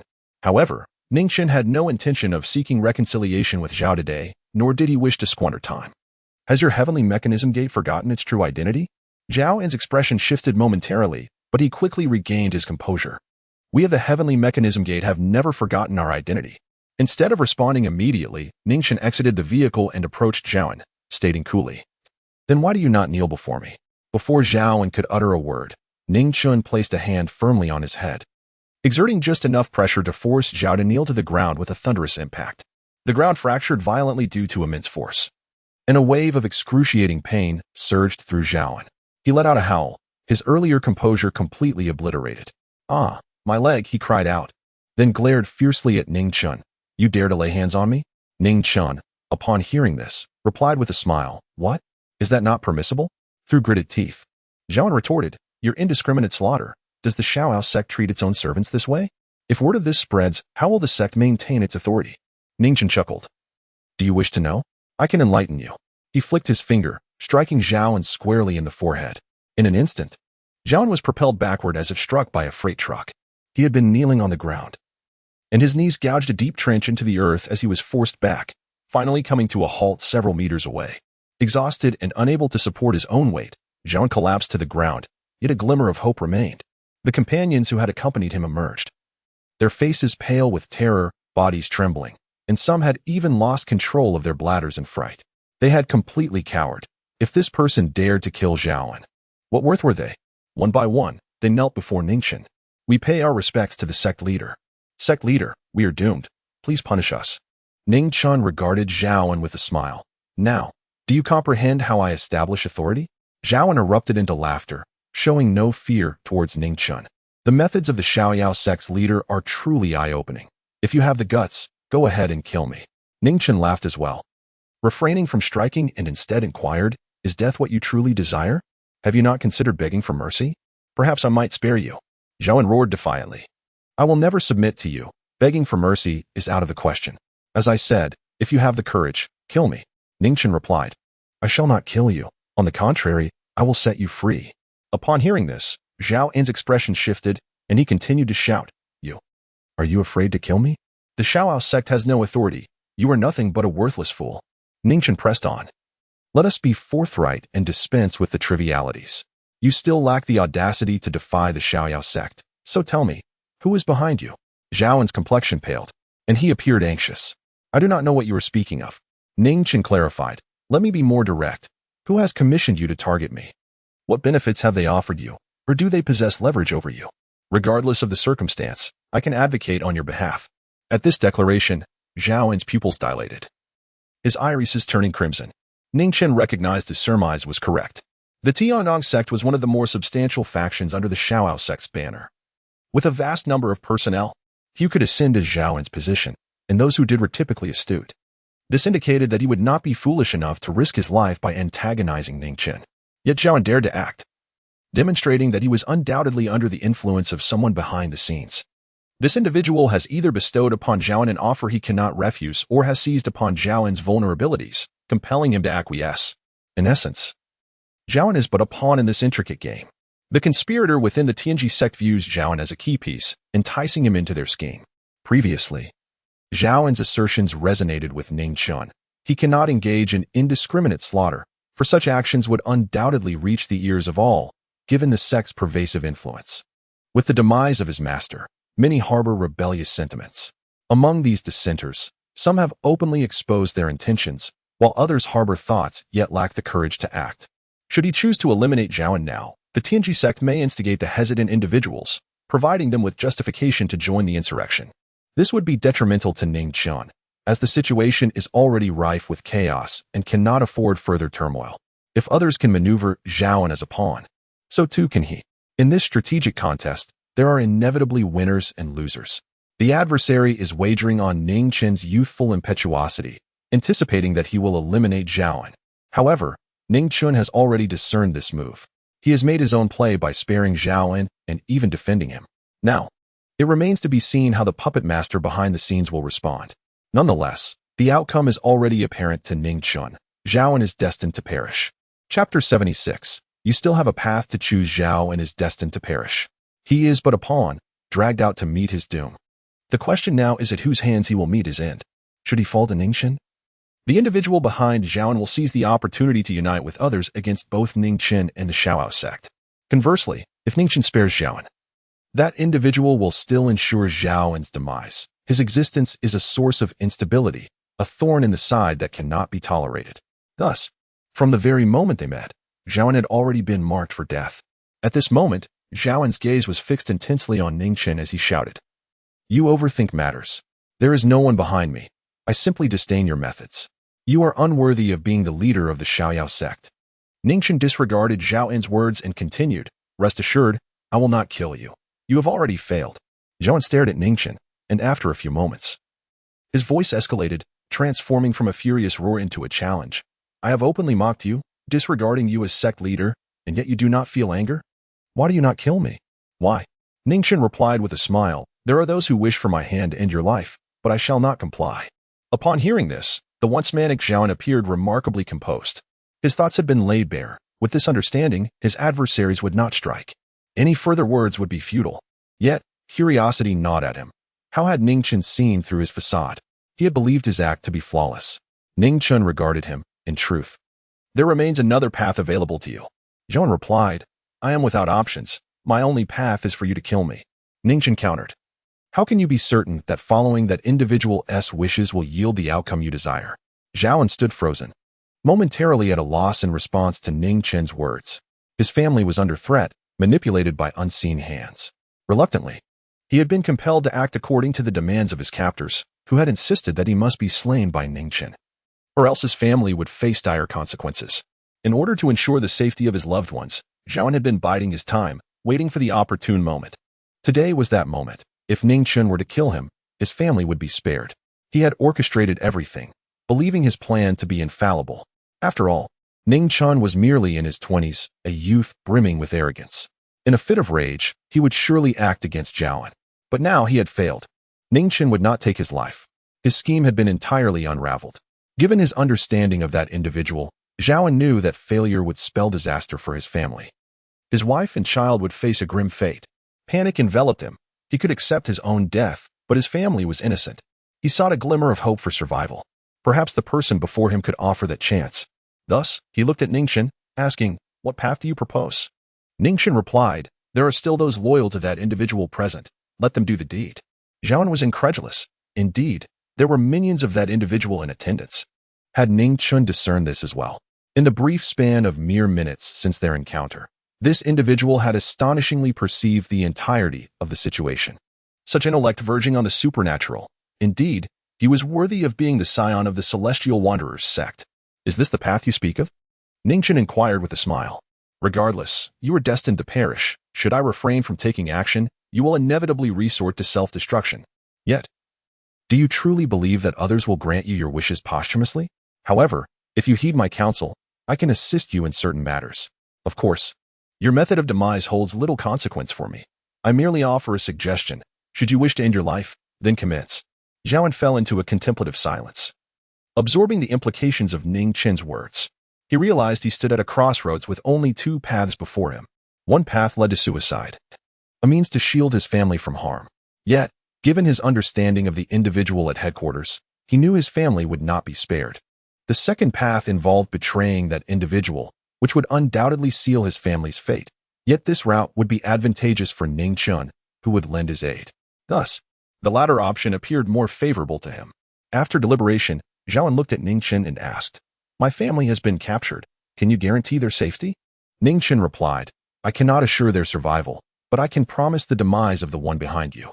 Gritting his teeth, Zhaoan ultimately nodded in agreement. Deal. Had anyone else claimed they could slay the figure behind Zhaoan, he would have dismissed it outright, for that individual was a prodigy, unmatched in intellect.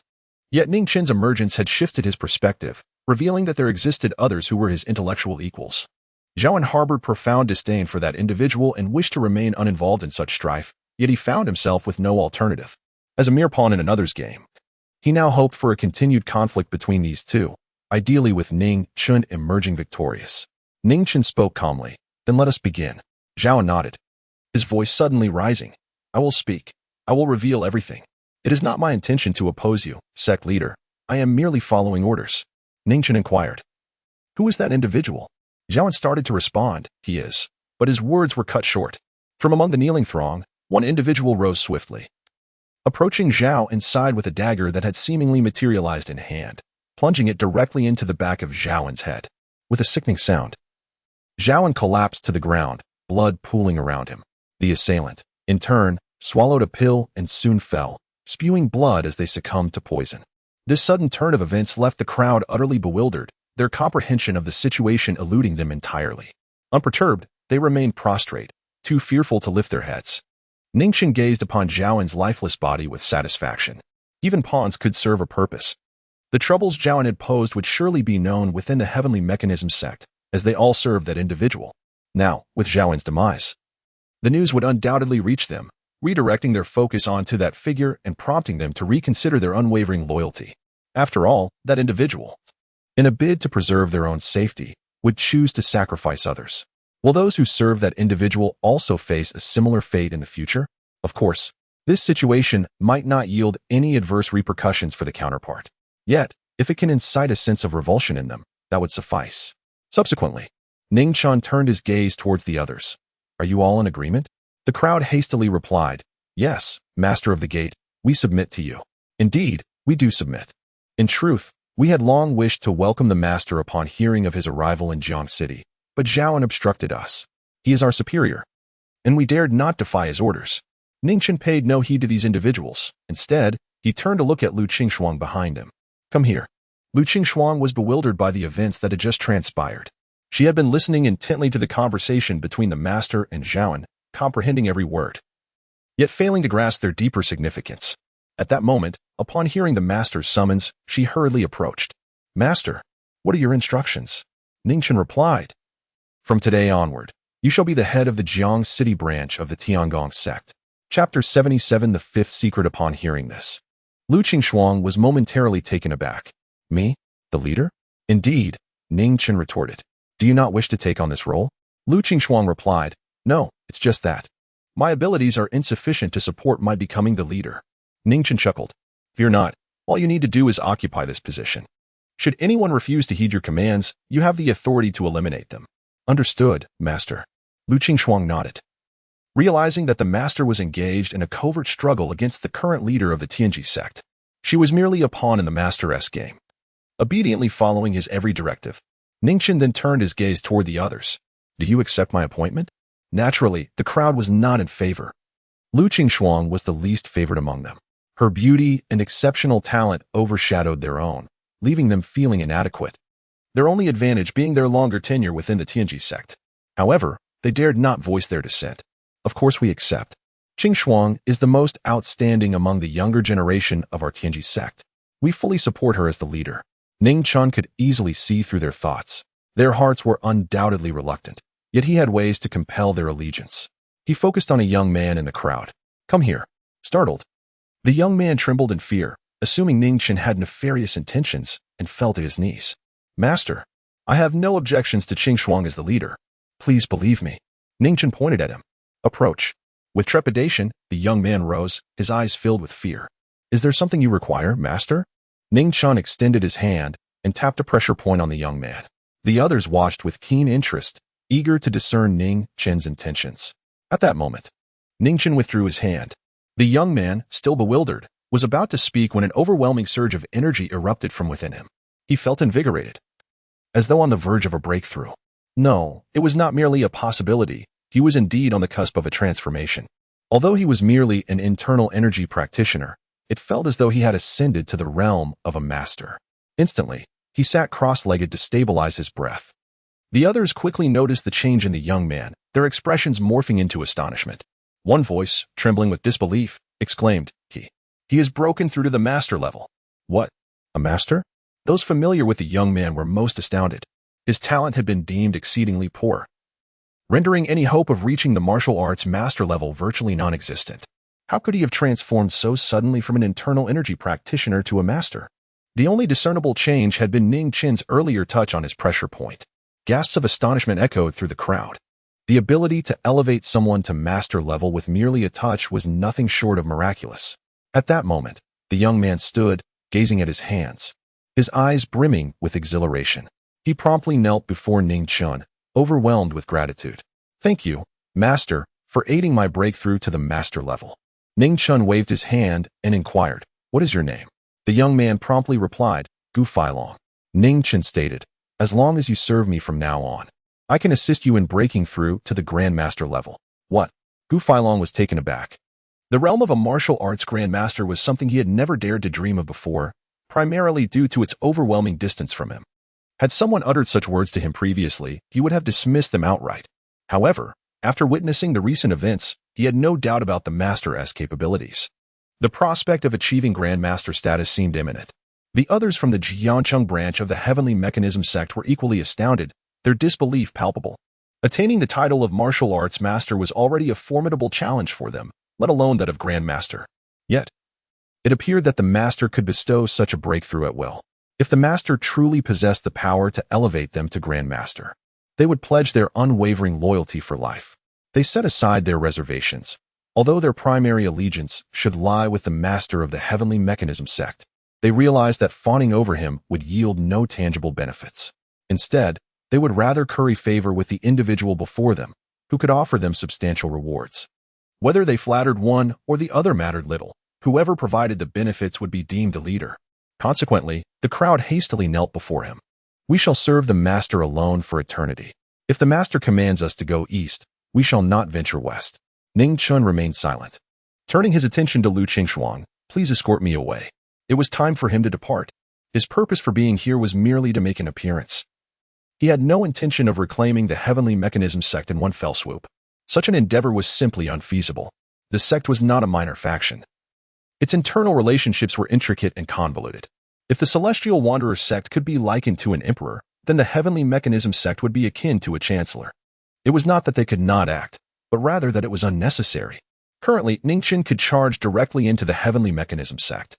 However, the issue lay in the fact that they had not revealed any intentions of rebellion. They had merely sent one individual from the Jiancheng branch to test his resolve. In any case, without absolute evidence, he needed to remain cautious. Sometimes, restraint could be a virtue.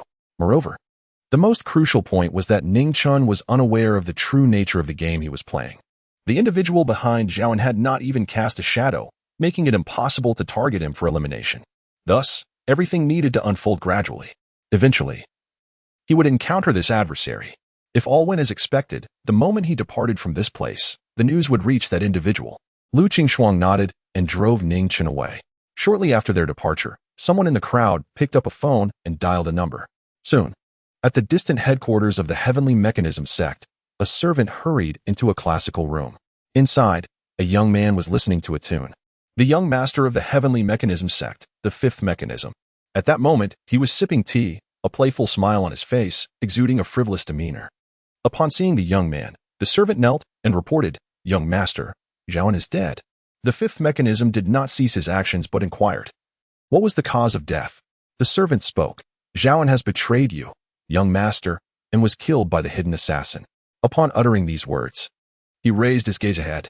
This young master despises betrayal above all else. Upon receiving such news, he would likely be consumed by rage. Yet, at this moment, the fifth-day machine merely paused his recent actions, sinking into contemplation. The room was enveloped in a chilling silence. The servant's forehead began to bead with sweat. Silence can be more terrifying than sound. He felt himself growing weak, terrified that the young master would unleash his wrath upon him. Suddenly, the fifth-day machine erupted into laughter. "Zhaoan would not dare betray me unless compelled by another.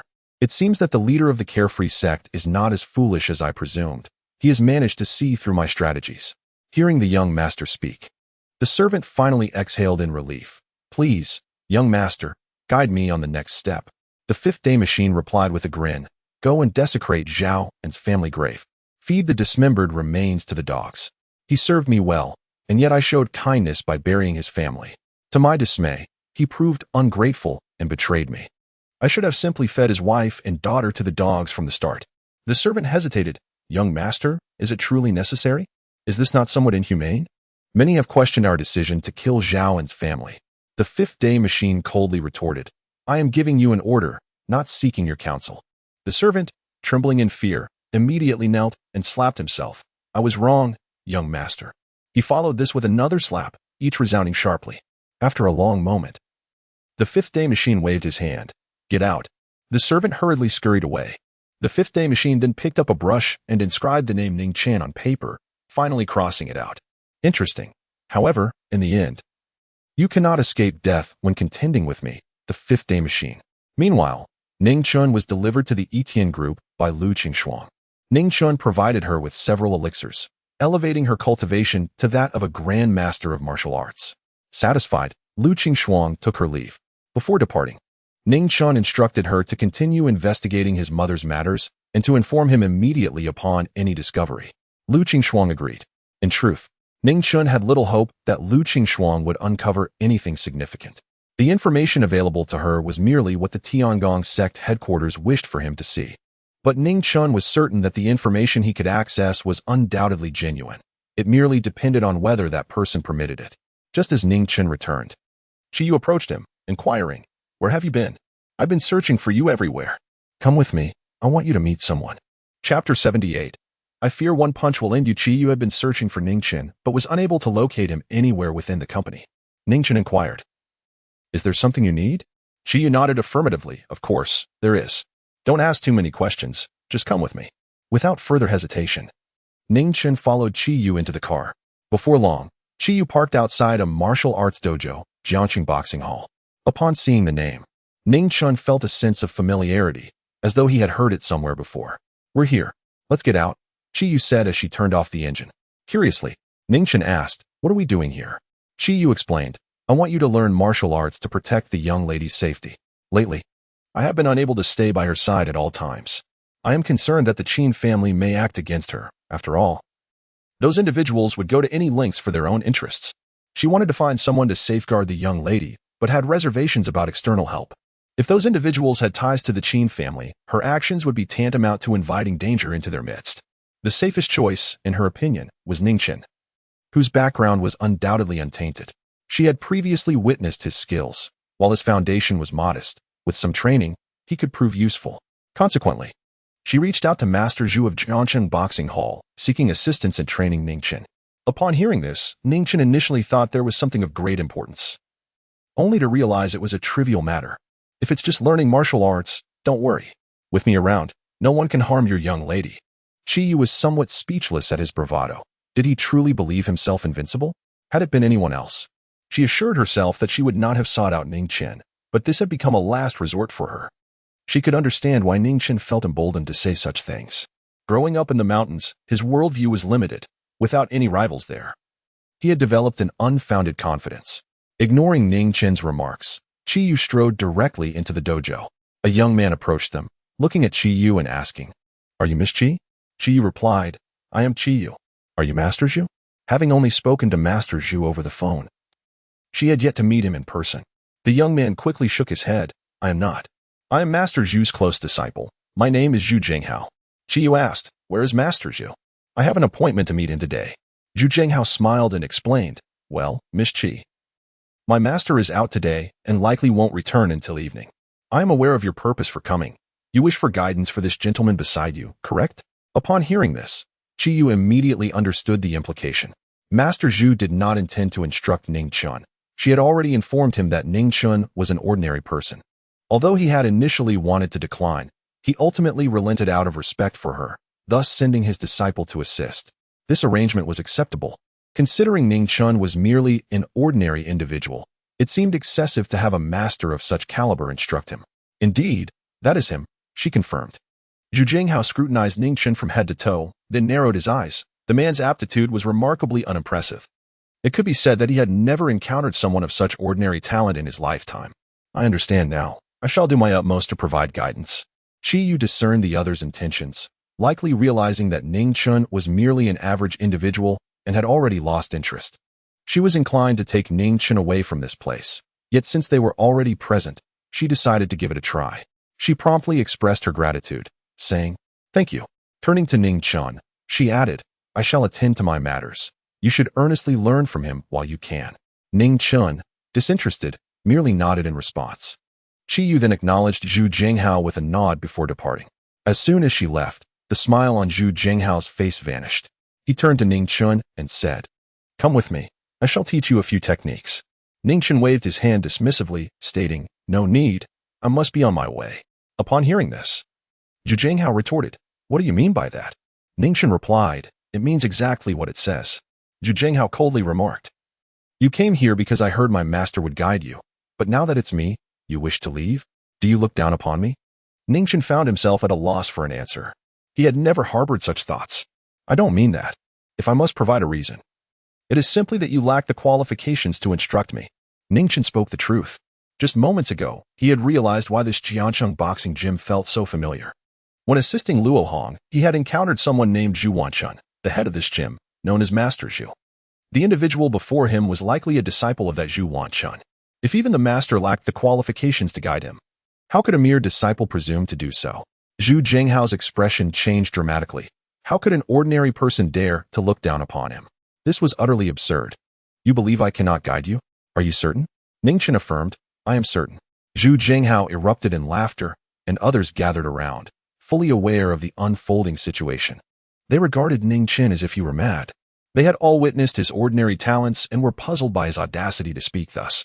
It was well known that Zhu Jinghao was the strongest among their younger generation. Those wishing for his guidance often had to queue. Yet this fellow, having been offered instruction, was refusing it. Zhu Jinghao halted his laughter, fixing his gaze upon Ning Chen. So, you believe yourself to be quite strong? Shall we have a match? Ning Chen understood that this confrontation would not end amicably. Very well, he conceded. Zhu Jinghao took 2 steps back and assumed a horse stance, inhaling deeply. Come, strike me with all your might. The onlookers realized Zhu Jinghao's intent. He sought to demonstrate his iron shirt technique. Anyone weaker than Zhu Jinghao would find their attack ineffective, resulting in their own strength rebounding upon themselves. This had occurred numerous times before, as Zhu Jinghao frequently employed this tactic to educate the arrogant, and he had always succeeded. The young man is an ordinary individual, yet his rebound strength is formidable. If he were to strike with full force, it is likely that the opponent would be unable to rise from bed for 2 or 3 months. Ning Chen gazed at his adversary and queried, Are you truly urging me to unleash my full strength? I fear that a single blow from me might end your life. Upon uttering this remark, the atmosphere fell into a profound silence, soon followed by uproarious laughter. Everyone found it to be a jest. Unable to fathom how one could believe they might vanquish Brother Zhu, it was utterly bewildering. Zhu Jinghao joined in the laughter, yet internally, he simmered with discontent. To suggest you could kill me? What do you think you are? He thought, incredulous that such words had been spoken.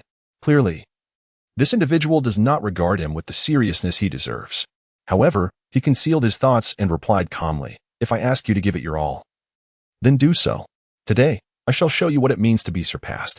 With that, he declared, Very well, I shall unleash my full strength. Ning Chen concluded his statement by tightly clenching his fist and launching a powerful strike. Chapter 79. This formidable individual is not someone I can provoke. Upon witnessing Ning Chen's actions, the onlookers erupted in laughter. If all went as expected, this person was destined for ruin.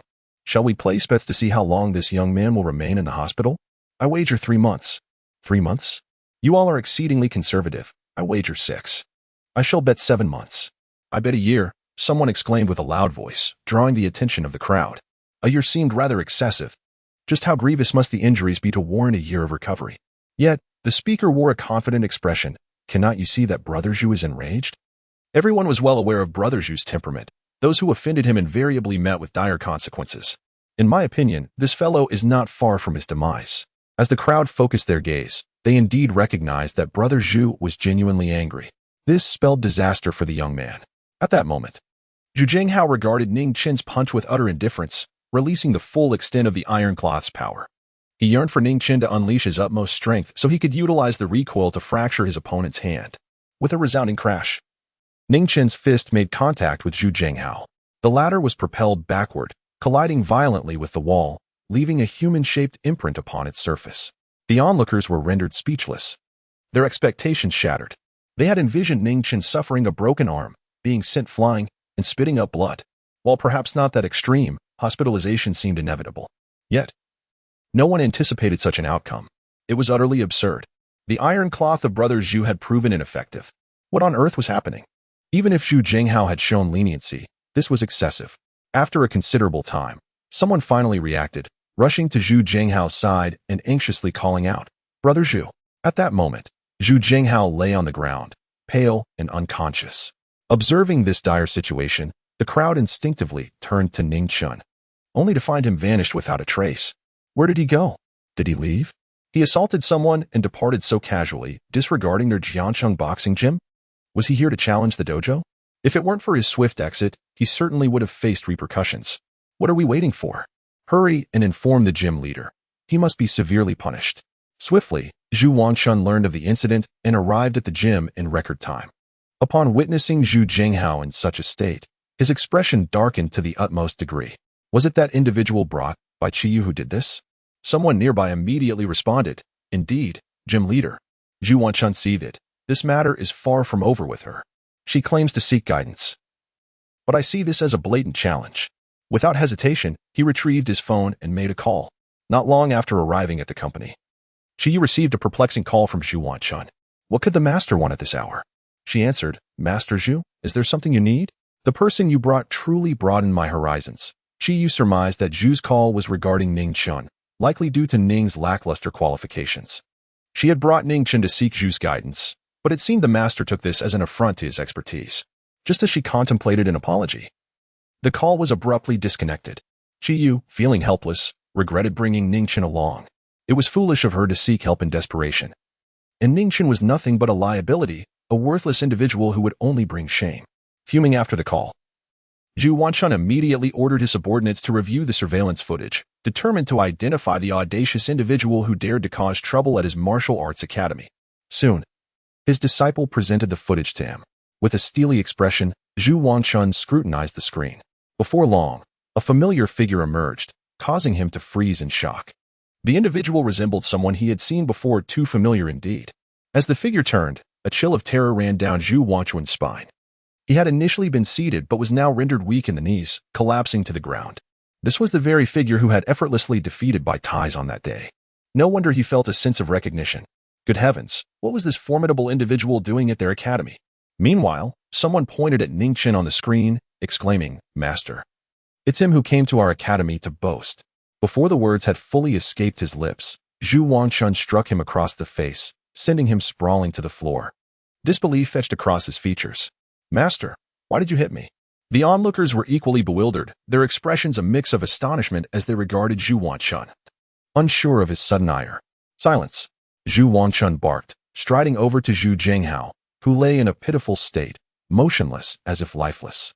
Zhu Wanchen delivered 2 kicks to him, leaving the crowd flabbergasted. Why was the master so enraged? Zhu Zhenghao was already in such dire straits. Yet Zhu Wanchen felt compelled to inflict further punishment.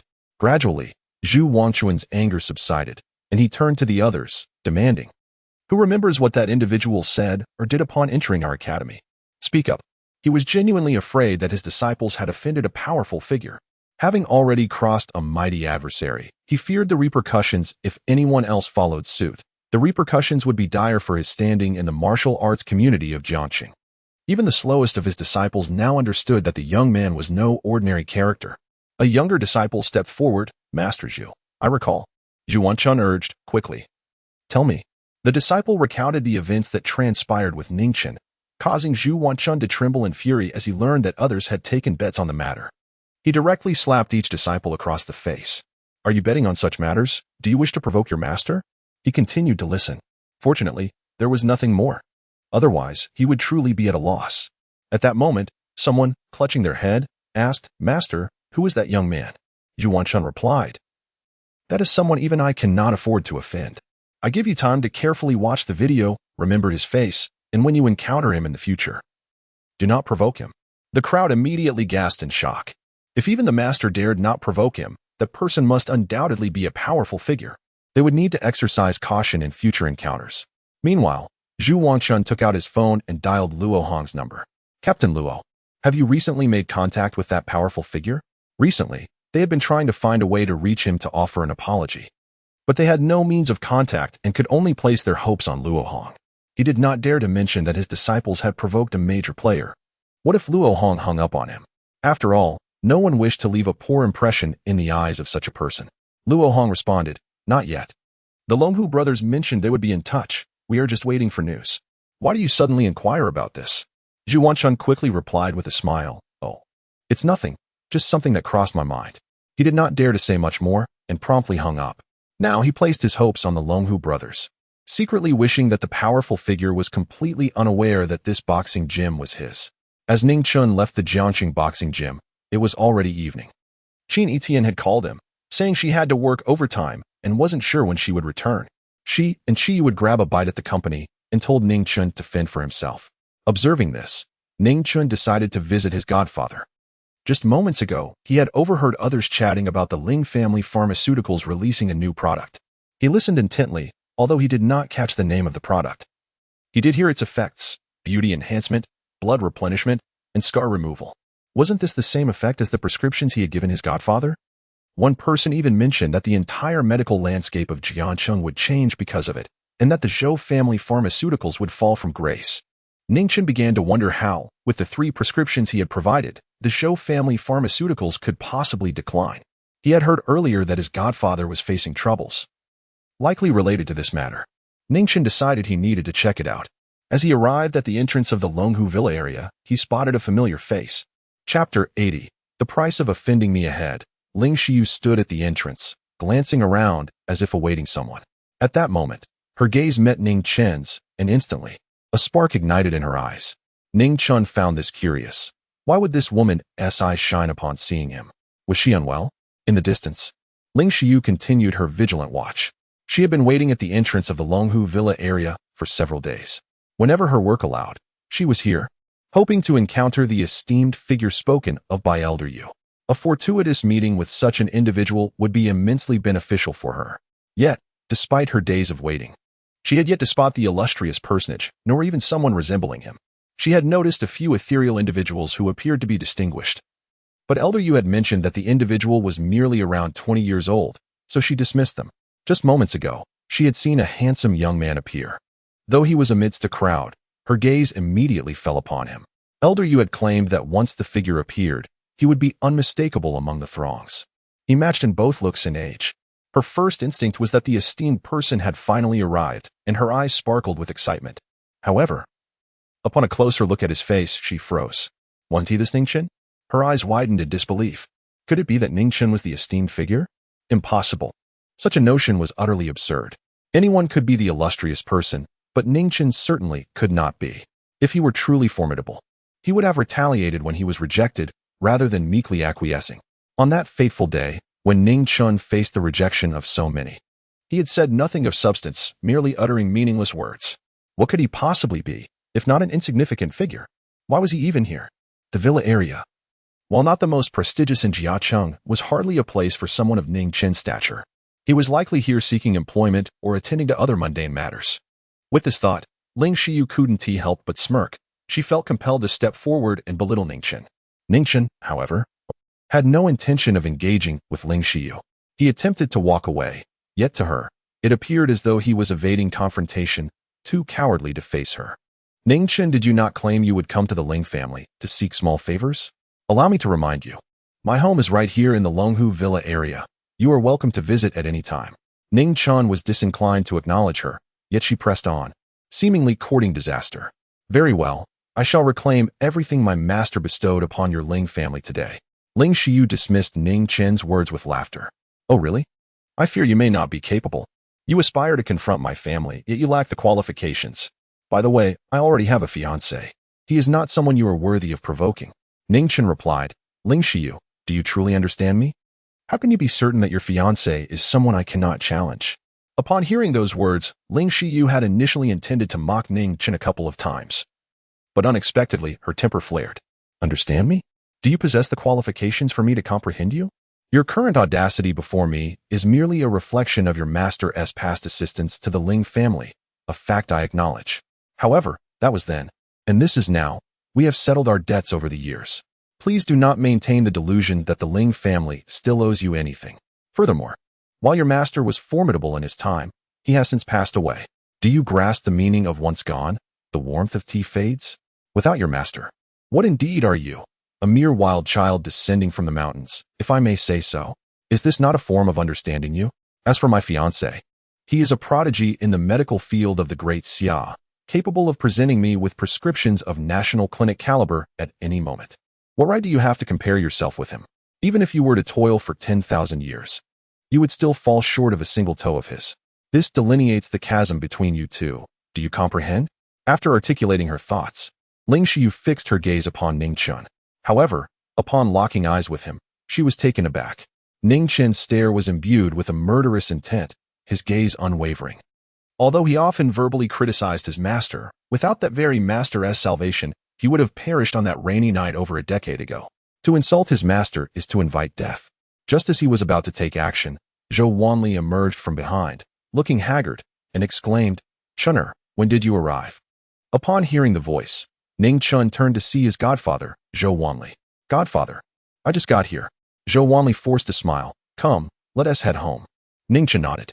With his godfather present, he refrained from violence, yet he would remember this incident. Initially indifferent to the Ling family, he was provoked repeatedly.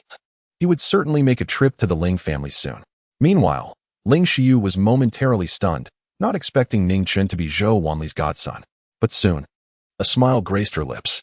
This was even better. With Ning Chen offending her, she truly could not retaliate against him. He was merely a commander without shoes, and taking advantage of him would yield no sense of accomplishment. Further harassment could lead to his demise, yet she was not inclined to pursue that course just yet. With Zhou Wanli in the picture, however, the dynamics shifted. She could systematically undermine the Zhou family's medical practice, making Ning Chen aware of the repercussions of crossing her. After all, she possessed such capabilities now. Of course, she needed to ascertain their identities first. Thus, she smiled and said, "King of Medicine Zhou, is this your godson?"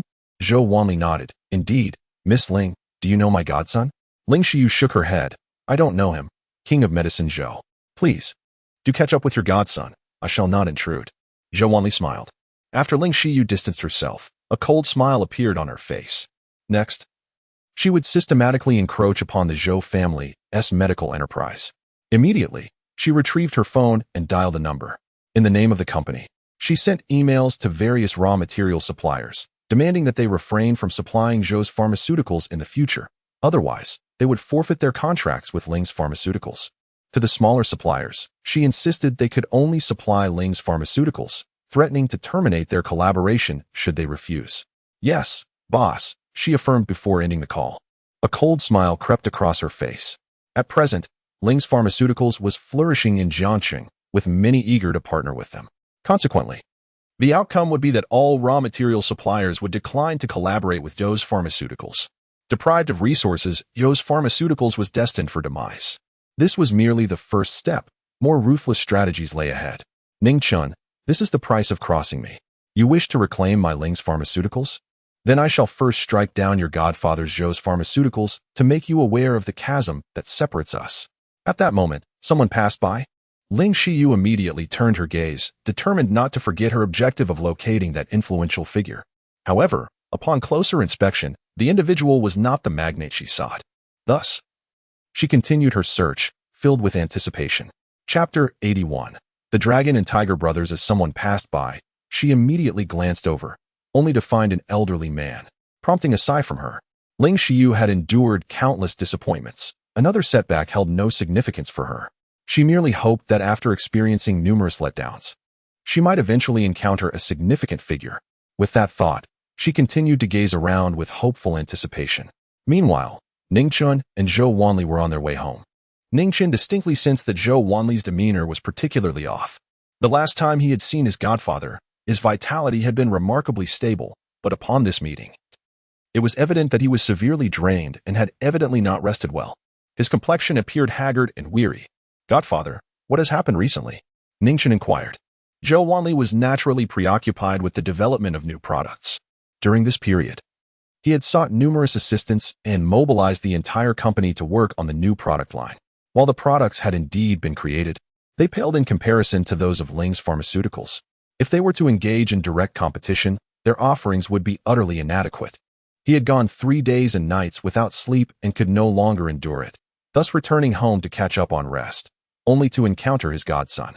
However, he had no intention of sharing his troubles with Ning Chen, as he deemed it futile. His godson could not offer any assistance. "It's nothing, just some company matters. Let us not dwell on that. Let us head home first," he replied. Ning Chen nodded, perceiving his godfather's exhaustion and feeling a pang of sympathy. If Zhou Wanli was preoccupied with company affairs, there was no need to squander time discussing it. He could manage on his own. Soon, they arrived at the villa's entrance. After knocking, Zhou Yiming opened the door. Upon seeing Zhou Wanli, she exclaimed excitedly, "Dad." After all, it had been 2 or 3 days since they last met, and she missed her father dearly. However, her expression shifted when she noticed Ning Chen. Yet, upon reflection, she realized that Ning Chen must have a reason for visiting their home, likely having learned about the matters concerning Ling's pharmaceuticals. Rumors were rampant outside, and even if Ning Chen was not well versed in the societal happenings, he would have caught wind of something. If all went as expected, Ning Chen's intentions were not entirely innocent. Fortunately, she was at home. She chose not to speak, allowing Ning Chen to enter. Zhou Wanli acknowledged his daughter with a nod. Su Ranfong was also present, calling to Zhou Wanli to wash his hands and prepare for dinner. Upon seeing Ning Chen, her expression changed slightly, but she refrained from uttering any harsh words, as she was no longer inclined to involve herself in Ning Chen's affairs. "Chener, please have something to eat," Zhou Wanli invited. Ning Chen nodded in response. The four of them sat at the dining table. Zhou Yumeng continued to eat, waiting for Ning Chen to speak. If Ning Chen were to mention that the products of Ling's pharmaceuticals were linked to him, Zhou Yumeng would not hesitate to confront him.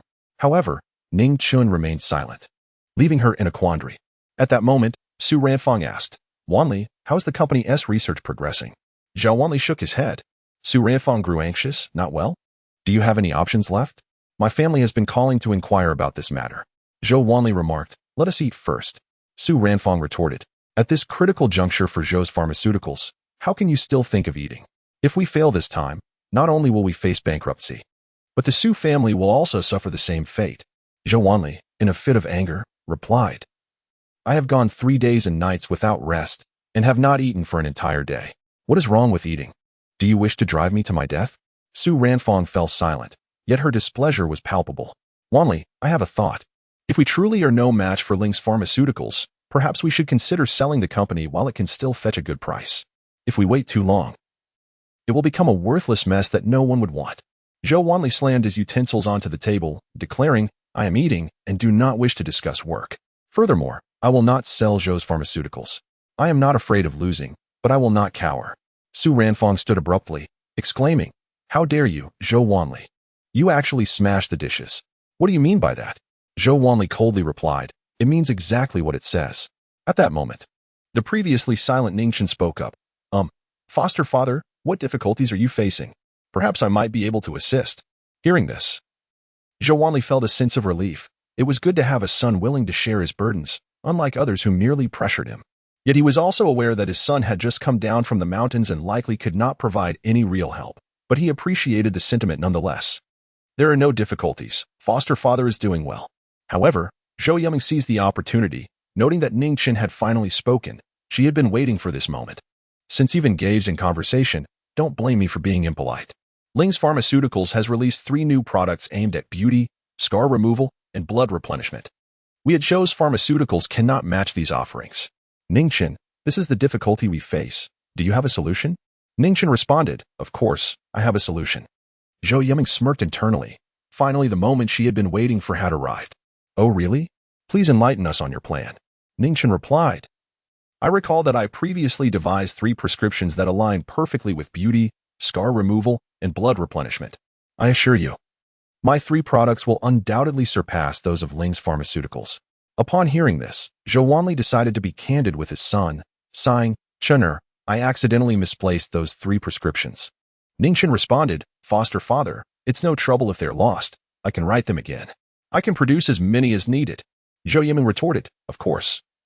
You can have as many as you wish, considering your prescriptions are nothing but fabrications." "Ning Chen, could you refrain from showcasing your existence here? We do not require rubbish." Ning Chen countered, "What I have written is not rubbish. Even if it is not the most exceptional formula, it is certainly among the best." Zhou Yumeng scoffed, "Ning Chen, if you truly possess such prescriptions, would you need to work as a driver? Do you really intend to associate with a group of ruffians? My father would have to relinquish the title of the King of Medicine in Jiangchengdiu." Ning Chen discerned that the ruffians referred to by Zhou Yumeng were none other than the Longhu brothers. They are not mere thugs. They belong to the esteemed Longhu sect. Upon hearing this, Zhou Yumeng's laughter became even more derisive. "Ning Chen, have you truly reached the point of such absurd boasting? Your reasoning has completely disintegrated. It would suffice to discuss medicinal formulas, yet you have begun to invoke the names of prominent figures. Do you comprehend the stature of the Longhu brothers? They are the ones who have triumphed over Zhou Tianhao, destined to become the sovereigns of the underground forces in Jiangcheng. What right do you have to associate with them? You are not even worthy to carry their shoes. Do you understand?" Chapter 82. Ling Shiyu, your heart is truly ruthless. Hearing Zhou Yumeng's words, Ning Chen retorted, "In your eyes, Xiaolong and Xiaohu are significant figures, but to me, they are not even worthy of holding my shoes." Zhou Yumeng nearly burst into laughter. Ning Chen's audacity was astounding, daring to utter such words, akin to once declaring that Zhou Tianhao was an insignificant insect. If this remark were to reach the ears of the Longhu brothers, Ning Chen would surely face dire consequences. Is that so? If you dare to refer to the Longhu brothers as Stao Long and Xiao Hu, you must be rather familiar with them. If you wish to prove that the person I saw that day was not mingling with thugs, then summon the Longhu brothers here, Zhou Yuming challenged. Ning Chen coldly replied. Why should I provide you with proof? What does this matter to you? Unfazed by the insult, Zhou Yuming was convinced that Ning Chen was merely evading the issue. Unable to summon the Longhu brothers, and she could not be bothered to engage further with him on this matter. Ning Chen turned to Zhou Wanli, Godfather.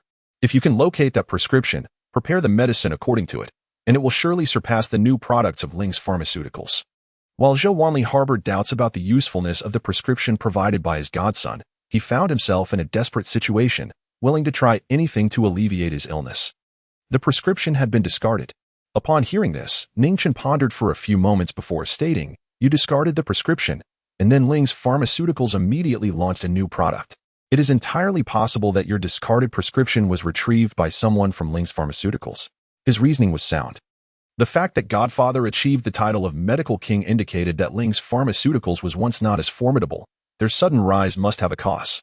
Observing that the efficacy of Ling's pharmaceuticals' 3 new products mirrored the prescriptions he had drafted, it was difficult for Ning Chen not to connect the two events. However, he had yet to see the finished products of Ling's pharmaceuticals. A mere glance would confirm his suspicions. Zhou Yuming laughed upon hearing this. The day she had anticipated had finally arrived. On the day of Ling's pharmaceuticals press conference, she had imagined this very scenario, never expecting Ning Chen to finally voice it. Ning Chen, do you know? I had already surmised that you would say this today. Ning Chen was momentarily taken aback, not comprehending her meaning. What do you mean? Zhou Yuming scoffed. From the moment Ling's pharmaceuticals unveiled their new products, I knew you would claim that your 3 prescriptions were related to them. Su Ranfang chimed in, initially. Yuming told me that you would undoubtedly make this assertion, and I did not believe her. But now I do. You are truly shameless. Those prescriptions were torn to shreds by me and tossed into the kitchen waste, mingled with leftover food, utterly disgusting. Zhou Yuming added, the trash was personally discarded by me. So you imply that the Ling family would not mind rummaging through the garbage to find fragments of your precious prescriptions? Do you truly regard your writings as treasures? After delivering this, she turned to Ning Chen, anticipating that his expression would be quite unfavorable after being publicly humiliated. However, to her disappointment, Ning Chen stood there with an air of indifference. Is there a problem? The prescriptions I wrote are capable of bringing them immense wealth. If they possess discernment, they will undoubtedly retrieve them. Upon hearing these words, Zhou Yuming was momentarily speechless. She had never anticipated that Ning Chen could utter such audacious remarks, truly exemplifying a lack of shame. She had considered various possibilities, yet she had grossly underestimated Ning Chen's audacity. It was utterly exasperating. Were it not for her unfamiliarity with Ling Shiyu, she would have summoned her to confront Ning Chen.